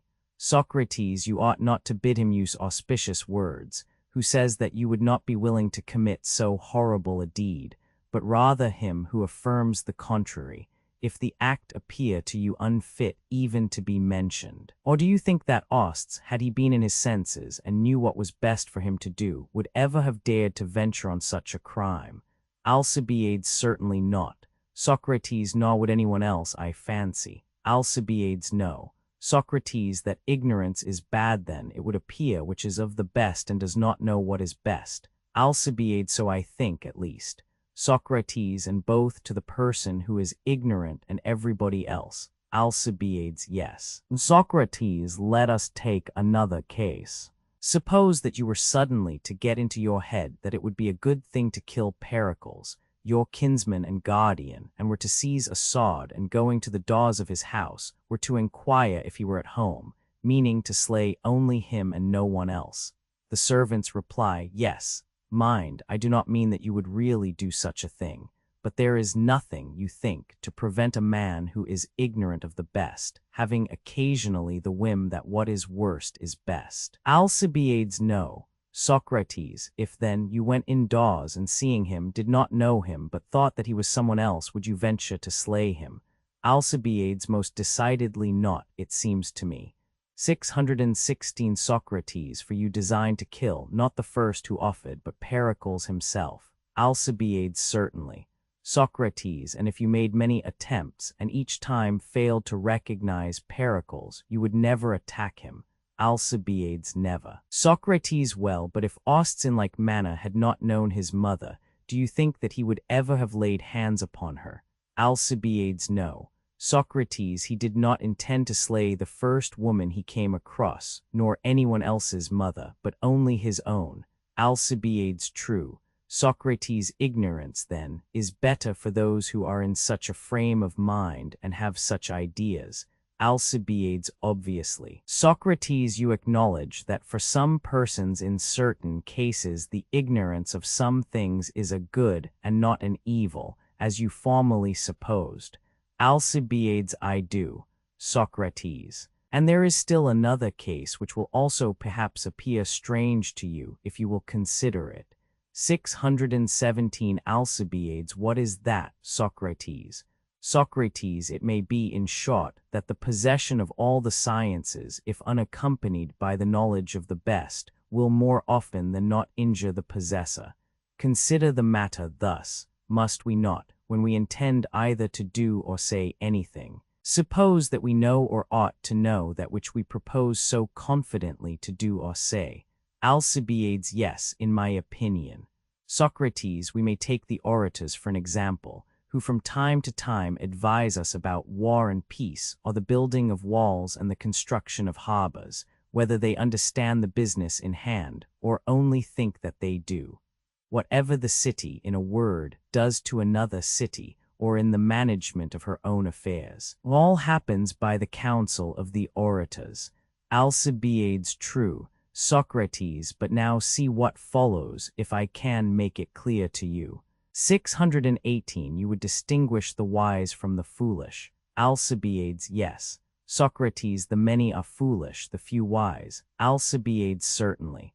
Socrates, and you use both the terms, wise and foolish, in reference to something. Alcibiades, I do. Socrates, would you call a person wise who can give advice, but does not know whether or when it is better to carry out the advice? Alcibiades, decidedly not. Socrates, nor again, I suppose. A person who knows the art of war, but does not know whether it is better to go to war or for how long. Alcibiades, no. Socrates, nor, once more, a person who knows how to kill another, or to take away his property, or to drive him from his native land, but not when it is better to do so or for whom it is better. Alcibiades certainly not. Socrates, but he who understands anything of the kind, and has at the same time the knowledge of the best course of action, and the best and the useful are surely the same. Alcibiades, yes. Socrates, such an one, I say, we should call wise and a useful adviser both of himself and of the city. What do you think? Alcibiades, I agree. Socrates, and if anyone knows how to ride or to shoot with the bow or to box or to wrestle, or to engage in any other sort of contest, or to do anything whatever which is in the nature of an art, what do you call him who knows what is best according to that art? Do you not speak of one who knows what is best in riding as a good rider? Alcibiades, yes. Socrates, and in a similar way you speak of a good boxer, or a good flute player, or a good performer in any other art. Alcibiades, true. Socrates, but is it necessary that the man who is clever in any of these arts should be wise also in general? Or is there a difference between the clever artist and the wise man? Alcibiades, all the difference in the world. Socrates, and what sort of a state do you think that would be which was composed of good archers and flute players and athletes and masters in other arts, and besides them of those others about whom we spoke, who knew how to go to war and how to kill, as well as of orators puffed up with political pride, but in which not one of them all had this knowledge of the best, and there was no one who could tell when it was better to apply any of these arts, or in regard to whom. Alcibiades, I should call such a state bad. Socrates. Socrates, you certainly would when you saw each of them rivaling the other, and esteeming that of the greatest importance in the state, wherein he himself most excelled. 619. I mean that which was best in any art, while he was entirely ignorant of what was best for himself, and for the state, because, as I think, he trusts to opinion which is devoid of intelligence. In such a case should we not be right if we said that the state would be full of anarchy and lawlessness? Alcibiades, decidedly. Socrates, but ought we not then, think you, either to fancy that we know or really to know what we confidently propose to do or say? Alcibiades, yes. Socrates, and if a person does that which he knows or supposes that he knows, and the result is beneficial, he will act advantageously both for himself and for the state. Alcibiades, true. Socrates, and if he do the contrary, both he and the state will suffer. Alcibiades, yes. Socrates, well, and are you of the same mind as before? Alcibiades, I am. Socrates, but were you not saying that you would call the many unwise and the few wise? Alcibiades, I was. Socrates, and have we not come back to our old assertion that the many fail to obtain the best because they trust to opinion which is devoid of intelligence? Alcibiades, that is the case. Socrates, it is good then for the many, if they particularly desire to do that which they know or suppose that they know, neither to know nor to suppose that they know, in cases where if they carry out their ideas in action they will be losers rather than gainers.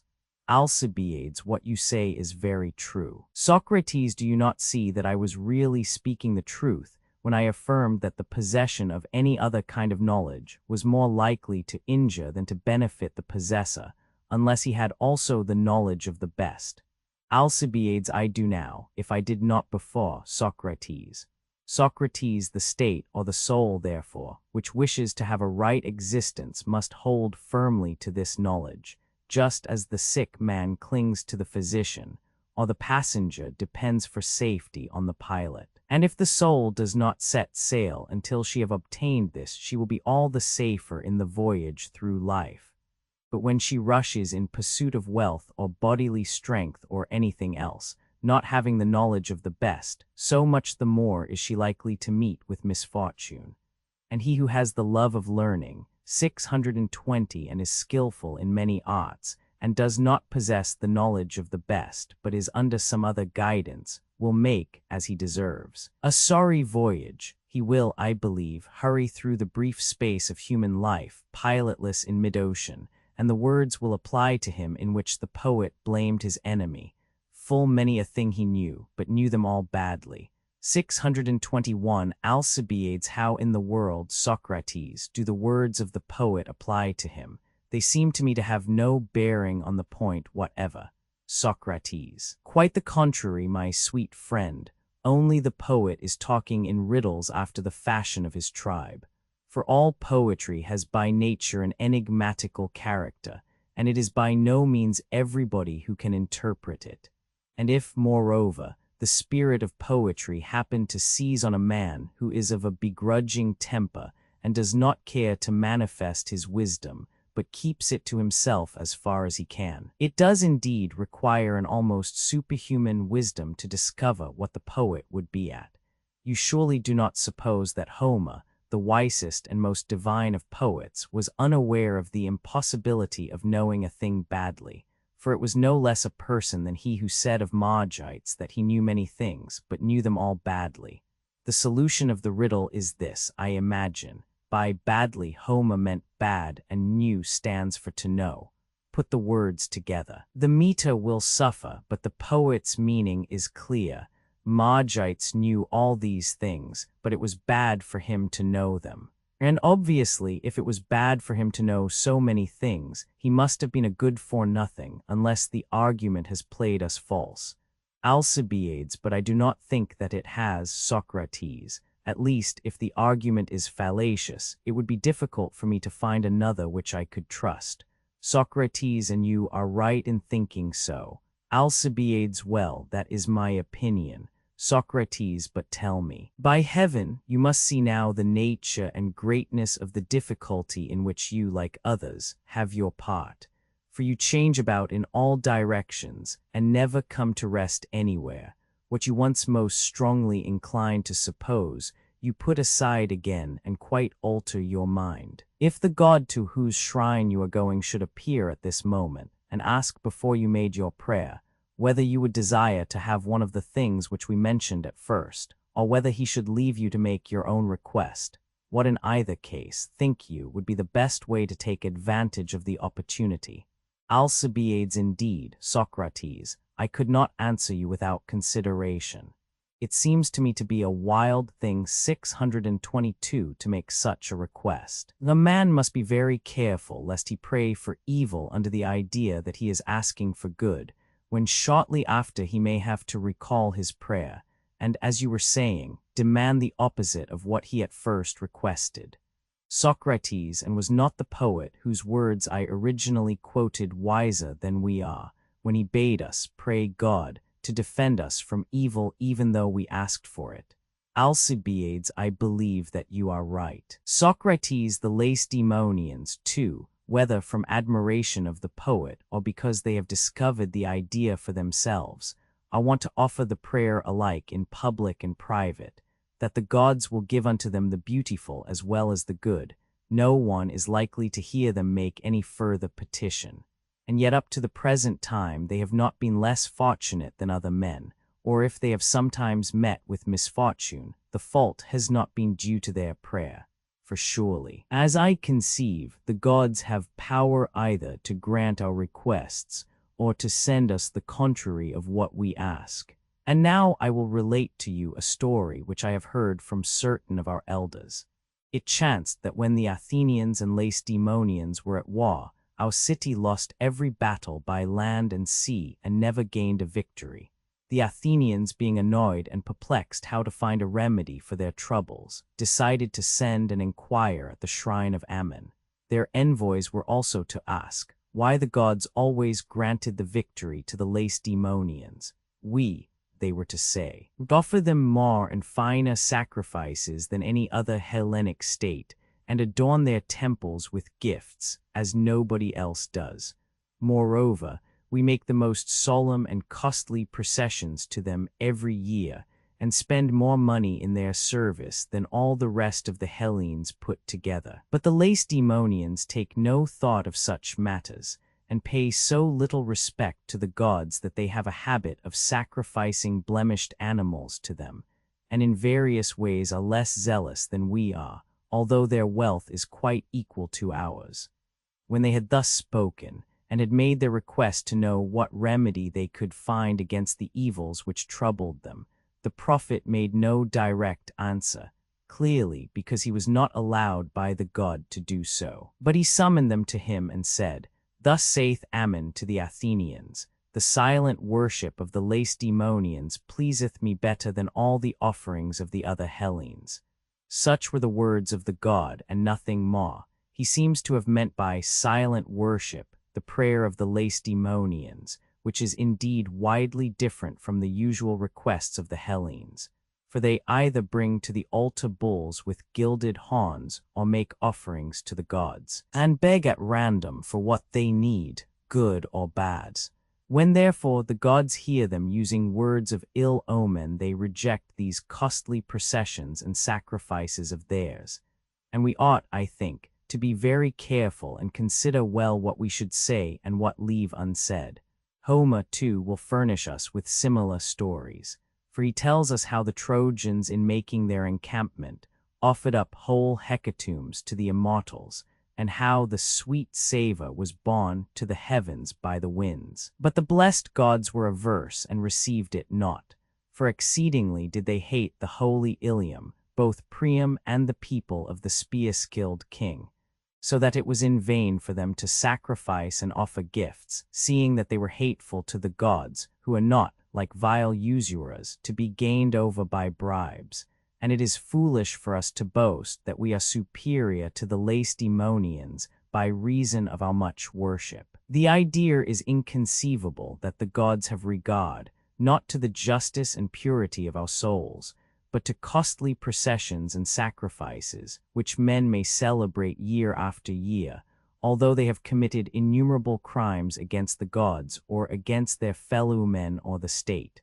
For the gods, as Ammon and his prophet declare, are no receivers of gifts, and they scorn such unworthy service. Wherefore also it would seem that wisdom and justice are especially honored both by the gods and by men of sense, and they are the wisest and most just who know how to speak and act towards gods and men.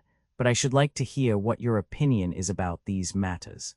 Alcibiades, I agree, Socrates, with you and with the god, whom indeed it would be unbecoming for me to oppose. Socrates, do you not remember saying that you were in great perplexity, lest perchance you should ask for evil, supposing that you were asking for good? Alcibiades, I do. Socrates, you see then that there is a risk in your approaching the god in prayer, lest haply he should refuse your sacrifice when he hears the blasphemy which you utter, and make you partake of other evils as well. The wisest plan, therefore, seems to me that you should keep silence. For your high-mindedness, to use the mildest term which men apply to folly, will most likely prevent you from using the prayer of the Lacedaemonians. You had better wait until we find out how we should behave towards the gods and towards men. Alcibiades, and how long must I wait? Socrates, and who will be my teacher? I should be very glad to see the man. Socrates, it is he who takes an especial interest in you. But first of all, I think, the darkness must be taken away in which your soul is now enveloped, just as Athene in Homer removes the mist from the eyes of Diomed, that he may distinguish between God and mortal man. Afterwards, the means may be given to you whereby you may distinguish between good and evil. At present, I fear, this is beyond your power. Alcibiades, only let my instructor take away the impediment, whether it pleases him to call it mist or anything else. I care not who he is, but I am resolved to disobey none of his commands, if I am likely to be the better for them. Socrates, and surely he has a wondrous care for you. Alcibiades, it seems to be altogether advisable to put off the sacrifice until he is found. Socrates, you are right. That will be safer than running such a tremendous risk. Alcibiades, but how shall we manage, Socrates?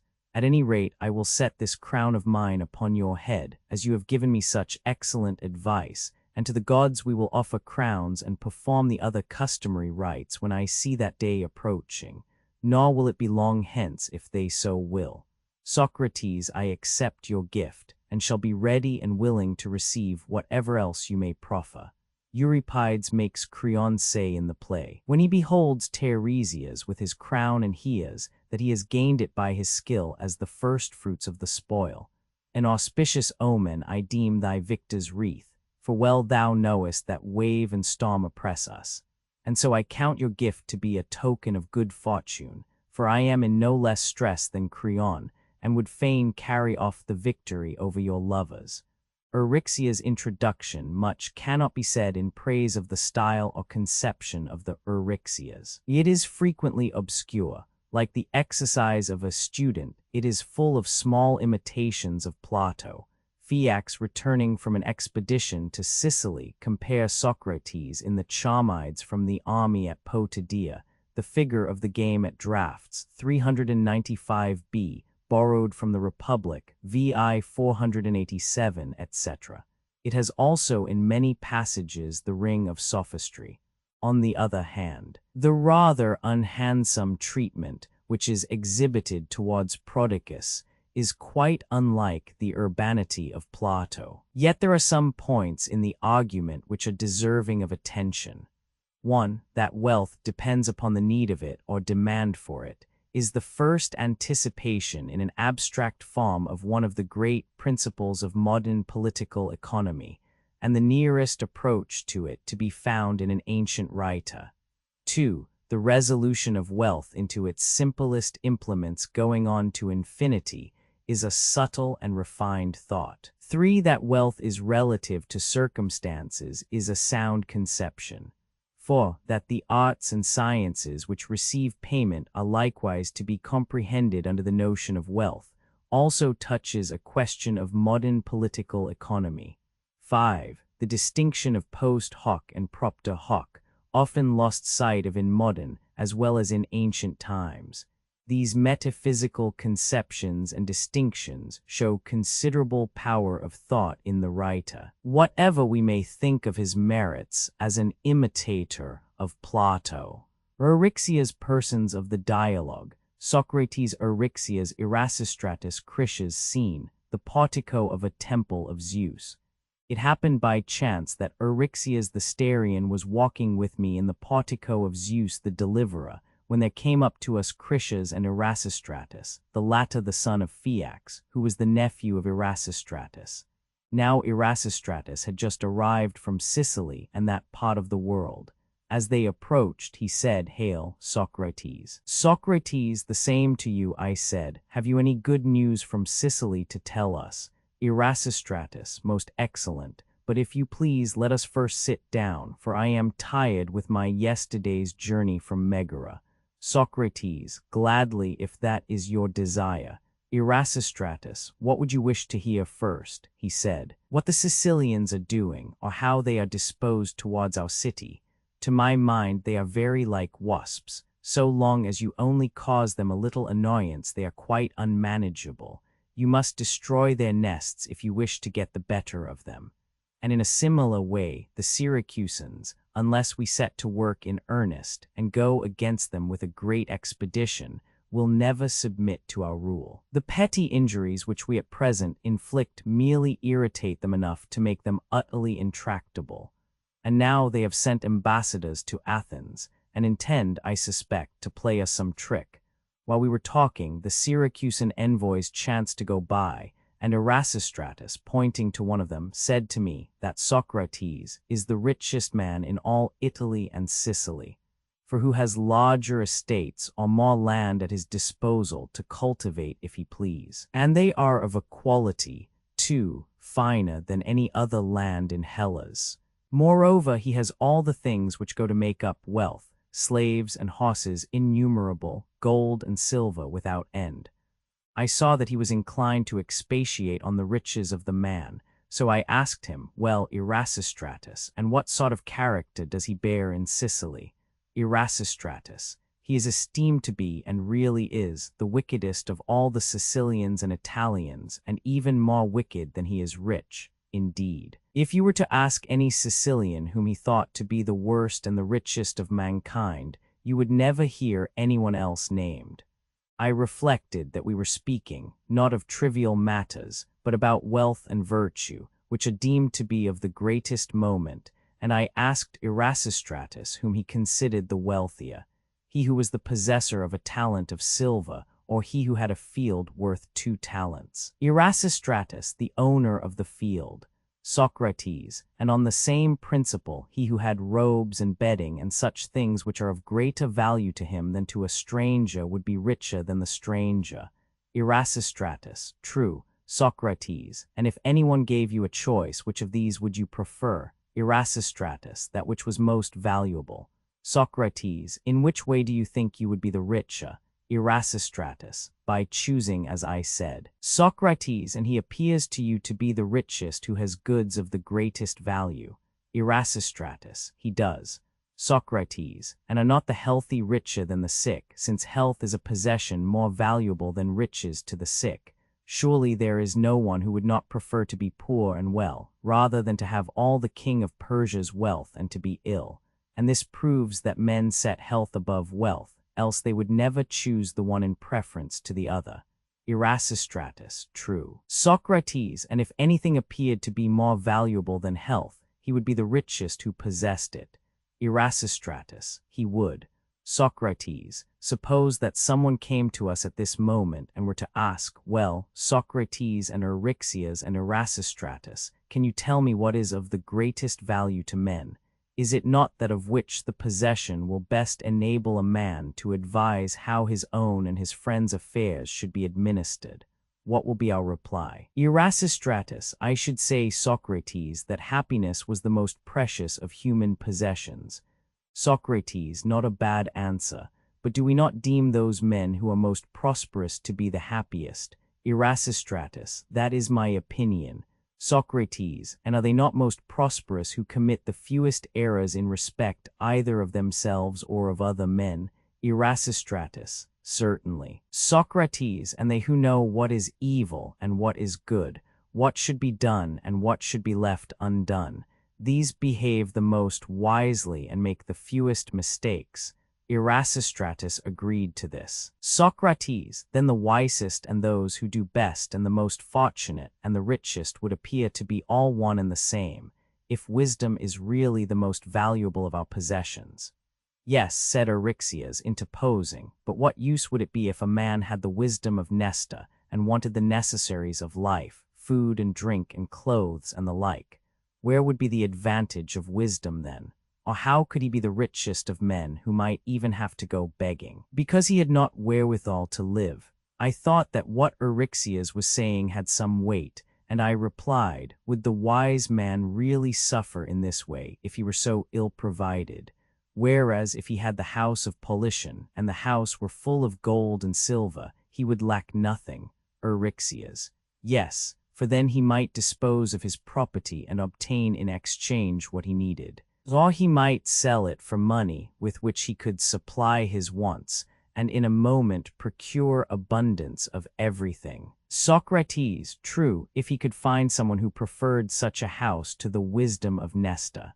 But if there are persons who set great store by wisdom like Nesta's and the advantages accruing from it, to sell these, if he were so disposed, would be easier still. Or is a house a most useful and necessary possession? And does it make a great difference in the comfort of life to have a mansion like Politian's, instead of living in a shabby little cottage? Whereas wisdom is of small use, and it is of no importance whether a man is wise or ignorant about the highest matters. Or is wisdom despised of men and can find no buyers, although cypress wood and marble of Pentelicus are eagerly bought by numerous purchasers? Surely the prudent pilot or the skillful physician, or the artist of any kind who is proficient in his art, is more worth than the things which are especially reckoned among riches. And he who can advise well and prudently for himself and others is able also to sell the product of his art, if he so desire. Eryxias looked askance, as if he had received some unfair treatment, and said, I believe, Socrates, that if you were forced to speak the truth, you would declare that you were richer than Callias, the son of Hipponicus. And yet, although you claim to be wiser about things of real importance, you would not any the more be richer than he. I dare say, Eryxias, I said, that you may regard these arguments of ours as a kind of game. You think that they have no relation to facts, but are like the pieces in the game of drafts which the player can move in such a way that his opponents are unable to make any countermove. 623 and perhaps 2. As regards riches, you are of opinion that while facts remain the same, there are arguments, no matter whether true or false, which enable the user of them to prove that the wisest and the richest are one and the same, although he is in the wrong and his opponents are in the right. There would be nothing strange in this. It would be as if two persons were to dispute about letters, one declaring that the word Socrates began with an S, the other that it began with an A, and the latter could gain the victory over the former. Eryxias glanced at the audience, laughing and blushing at once, as if he had had nothing to do with what had just been said, and replied, "No, indeed, Socrates, I never supposed that our arguments should be of a kind which would never convince any one of those here present or be of advantage to them. For what man of sense could ever be persuaded that the wisest and the richest are the same? The truth is that we are discussing the subject of riches, and my notion is that we should argue respecting the honest and dishonest means of acquiring them, and generally whether they are a good thing or a bad." "Very good," I said, "and I am obliged to you for the hint. In future we will be more careful. But why do not you yourself, as you introduce the argument, and do not think that the former discussion touched the point at issue, tell us whether you consider riches to be a good or an evil?" "I am of opinion," he said, "that they are a good." He was about to add something more when Critias interrupted him. "Do you really suppose so, Eryxias?" "Certainly," replied Eryxias. "I should be mad if I did not, and I do not fancy that you would find anyone else of a contrary opinion." "And I," retorted Critias, "should say that there is no one whom I could not compel to admit that riches are bad for some men. But surely, if they were good, they could not appear bad for anyone." Here I interposed and said to them, "If you two were having an argument about equitation and what was the best way of riding, supposing that I knew the art myself, I should try to bring you to an agreement. For I should be ashamed if I were present and did not do what I could to prevent your difference. And I should do the same if you were quarreling about any other art and were likely, unless you agreed on the point in dispute, to part as enemies instead of as friends. But now, when we are contending about a thing of which the usefulness continues during the whole of life, and it makes an enormous difference whether we are to regard it as beneficial or not, a thing, too, which is esteemed of the highest importance by the Hellenes. For parents, as soon as their children are, as they think, come to years of discretion, urge them to consider how wealth may be acquired, since by riches the value of a man is judged. When I say we are thus in earnest, and you, who agree in other respects, fall to disputing about a matter of such moment, that is, about wealth, and not merely whether it is black or white, light or heavy, but whether it is a good or an evil, whereby, although you are now the dearest of friends and kinsmen, the most bitter hatred may arise betwixt you, I must hinder your dissension to the best of my power. If I could, I would tell you the truth, and so put an end to the dispute. But as I cannot do this, and each of you supposes that you can bring the other to an agreement, I am prepared, as far as my capacity admits, to help you in solving the question. Please, therefore, Critias, try to make us accept the doctrines which you yourself entertain. Critias, I should like to follow up the argument, and will ask Eryxias whether he thinks that there are just and unjust men. Eryxias, most decidedly. Critias, and does injustice seem to you an evil or a good? Eryxias, an evil. Critias, do you consider that he who bribes his neighbor's wife and commits adultery with her acts justly or unjustly, and this although both the state and the laws forbid? Eryxias, unjustly. Critias, and if the wicked man has wealth and is willing to spend it, he will carry out his evil purposes. Whereas he who is short of means cannot do what he fain would and therefore does not sin. In such a case, surely, it is better that a person should not be wealthy if his poverty prevents the accomplishment of his desires, and his desires are evil. Or again, should you call sickness a good or an evil? Eryxias, and evil. Critias, well, and do you think that some men are intemperate? Eryxias, yes. Critias, then, if it is better for his health that the intemperate man should refrain from meat and drink and other pleasant things, but he cannot owing to his intemperance, will it not also be better that he should be too poor to gratify his lust rather than that he should have a superabundance of means? For thus he will not be able to sin, although he desire never so much. Critias appeared to be arguing so admirably that Eryxias, if he had not been ashamed of the bystanders, would probably have got up and struck him. For he thought that he had been robbed of a great possession, when it became obvious to him that he had been wrong in his former opinion about wealth. I observed his vexation, and feared that they would proceed to abuse and quarreling. So I said, I heard that very argument used in the Lyceum yesterday by a wise man, Prodicus of Ceos. But the audience thought that he was talking mere nonsense, and no one could be persuaded that he was speaking the truth. And when at last a certain talkative young gentleman came in, and taking his seat began to laugh and jeer at Prodicus, tormenting him and demanding an explanation of his argument, he gained the ear of the audience far more than Prodicus. Can you repeat the discourse to us? Said Erasistratus. Socrates, if I can only remember it, I will. The youth began by asking Prodicus, in what way did he think that riches were a good and in what an evil?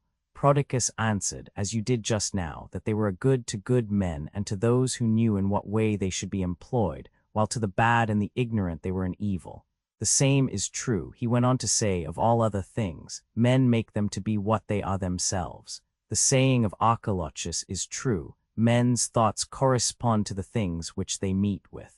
Well, then replied the youth, if anyone makes me wise in that wisdom whereby good men become wise, he must also make everything else good to me. Not that he concerns himself at all with these other things, but he has converted my ignorance into wisdom.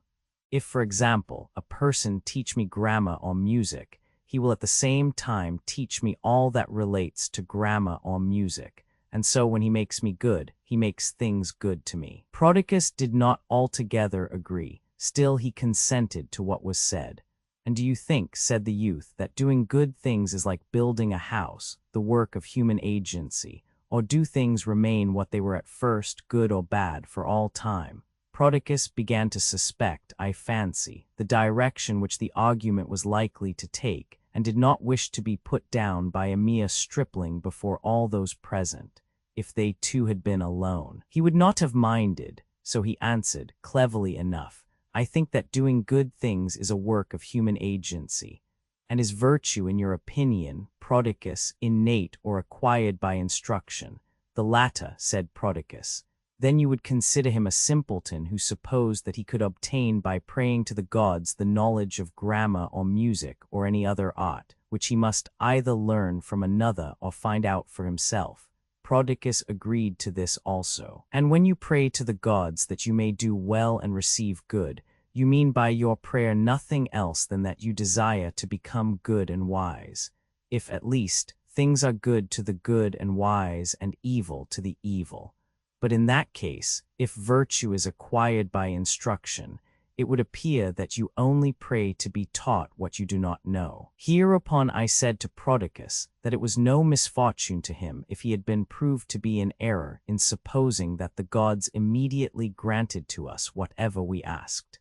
If, I added, whenever you go up to the Acropolis you earnestly entreat the gods to grant you good things, although you know not whether they can yield your request, it is as though you went to the doors of the grammarian and begged him, although you had never made a study of the art, to give you a knowledge of grammar which would enable you forthwith to do the business of a grammarian.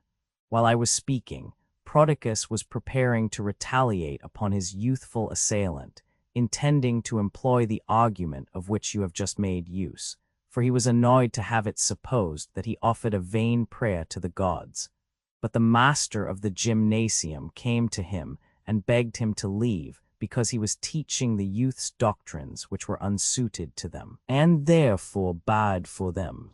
I have told you this because I want you to understand how men are circumstanced in regard to philosophy. Had Prodicus been present and said what you have said, the audience would have thought him raving, and he would have been ejected from the gymnasium. But you have argued so excellently well that you have not only persuaded your hearers, but have brought your opponent to an agreement.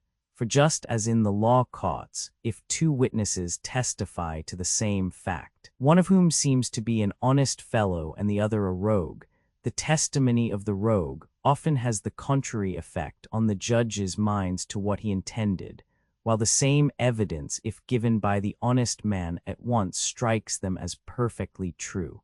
And probably the audience have something of the same feeling about yourself and Prodicus. They think him a sophist and a braggart, and regard you as a gentleman of courtesy and worth. For they do not pay attention to the argument so much as to the character of the speaker. But truly, Socrates, said Erasistratus, though you may be joking, Critias does seem to me to be saying something which is of weight. Socrates, I am in profound earnest, I assure you. But why, as you have begun your argument so prettily, do you not go on with the rest? There is still something lacking. Now you have agreed that wealth is a good to some and an evil to others.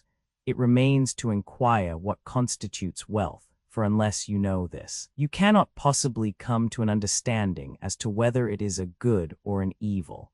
I am ready to assist you in the inquiry to the utmost of my power, but first let him who affirms that riches are a good tell us what, in his opinion, is wealth. Erasistratus, indeed, Socrates, I have no notion about wealth beyond that which men commonly have. I suppose that wealth is a quantity of money, 624, and this, I imagine, would also be Critias' definition. Socrates, then now we have to consider what is money, or else later on we shall be found to differ about the question. For instance, the Carthaginians use money of this sort. Something which is about the size of a stater is tied up in a small piece of leather. What it is, no one knows but the makers. A seal is next set upon the leather, which then passes into circulation, and he who has the largest number of such pieces is esteemed the richest and best off. And yet if anyone among us had a mass of such coins, he would be no wealthier than if he had so many pebbles from the mountain. At Lacedaemon, again, they use iron by weight, which has been rendered useless, and he who has the greatest mass of such iron is thought to be the richest, although elsewhere it has no value. In Ethiopia engraved stones are employed, of which a Lacedaemonian could make no use. Once more, among the nomad Scythians, a man who owned the house of Politian would not be thought richer than one who possessed Mount Lycabettus among ourselves. And clearly those things cannot all be regarded as possessions, for in some cases the possessors would appear none the richer thereby. But as I was saying, some one of them is thought in one place to be money, and the possessors of it are the wealthy, whereas in some other place it is not money, and the ownership of it does not confer wealth. Just as the standard of morals varies, and what is honorable to some men is dishonorable to others. And if we wish to inquire why a house is valuable to us but not to the Scythians, or why the Carthaginians value leather which is worthless to us, or the Lacedaemonians find wealth in iron and we do not, can we not get an answer in some such way as this? Would an Athenian who had 1,000 talents weight of the stones which lie about in the agora and which we do not employ for any purpose be thought to be any the richer? Erasistratus, he certainly would not appear so to me. Socrates, but if he possessed 1,000 talents weight of some precious stone, we should say that he was very rich. Erasistratus, of course. Socrates, the reason is that the one is useless and the other useful. Erasistratus, yes, Socrates, and in the same way among the Scythians a house has no value because they have no use for a house, nor would a Scythian set so much store on the finest house in the world as on a leather coat, because he could use the one and not the other. Or again, the Carthaginian coinage is not wealth in our eyes, for we could not employ it, as we can silver, to procure what we need, and therefore it is of no use to us. Erasistratus, true. Socrates, what is useful to us then is wealth, and what is useless to us is not wealth. But how do you mean, Socrates? Said Eryxias, interrupting. Do we not employ in our intercourse with one another speech and violence, and various other things? These are useful, and yet they are not wealth. Socrates, clearly we have not yet answered the question, what is wealth? That wealth must be useful to be wealth at all. Thus much is acknowledged by everyone. But what particular thing is wealth, if not all things? Let us pursue the argument in another way, and then we may perhaps find what we are seeking. What is the use of wealth, and for what purpose has the possession of riches been invented, in the sense, I mean, in which drugs have been discovered for the cure of disease? Perhaps in this way we may throw some light on the question. It appears to be clear that whatever constitutes wealth must be useful, and that wealth is one class of useful things. And now we have to inquire, what is the use of those useful things which constitute wealth? For all things probably may be said to be useful which we use in production, just as all things which have life are animals, but there is a special kind of animal which we call man. Now if anyone were to ask us, what is that of which, if we were rid, we should not want medicine and the instruments of medicine, we might reply that this would be the case if disease were absent from our bodies and either never came to them at all or went away again as soon as it appeared. And we may therefore conclude that medicine is the science which is useful for getting rid of disease. But if we are further asked, what is that from which, if we were free, we should have no need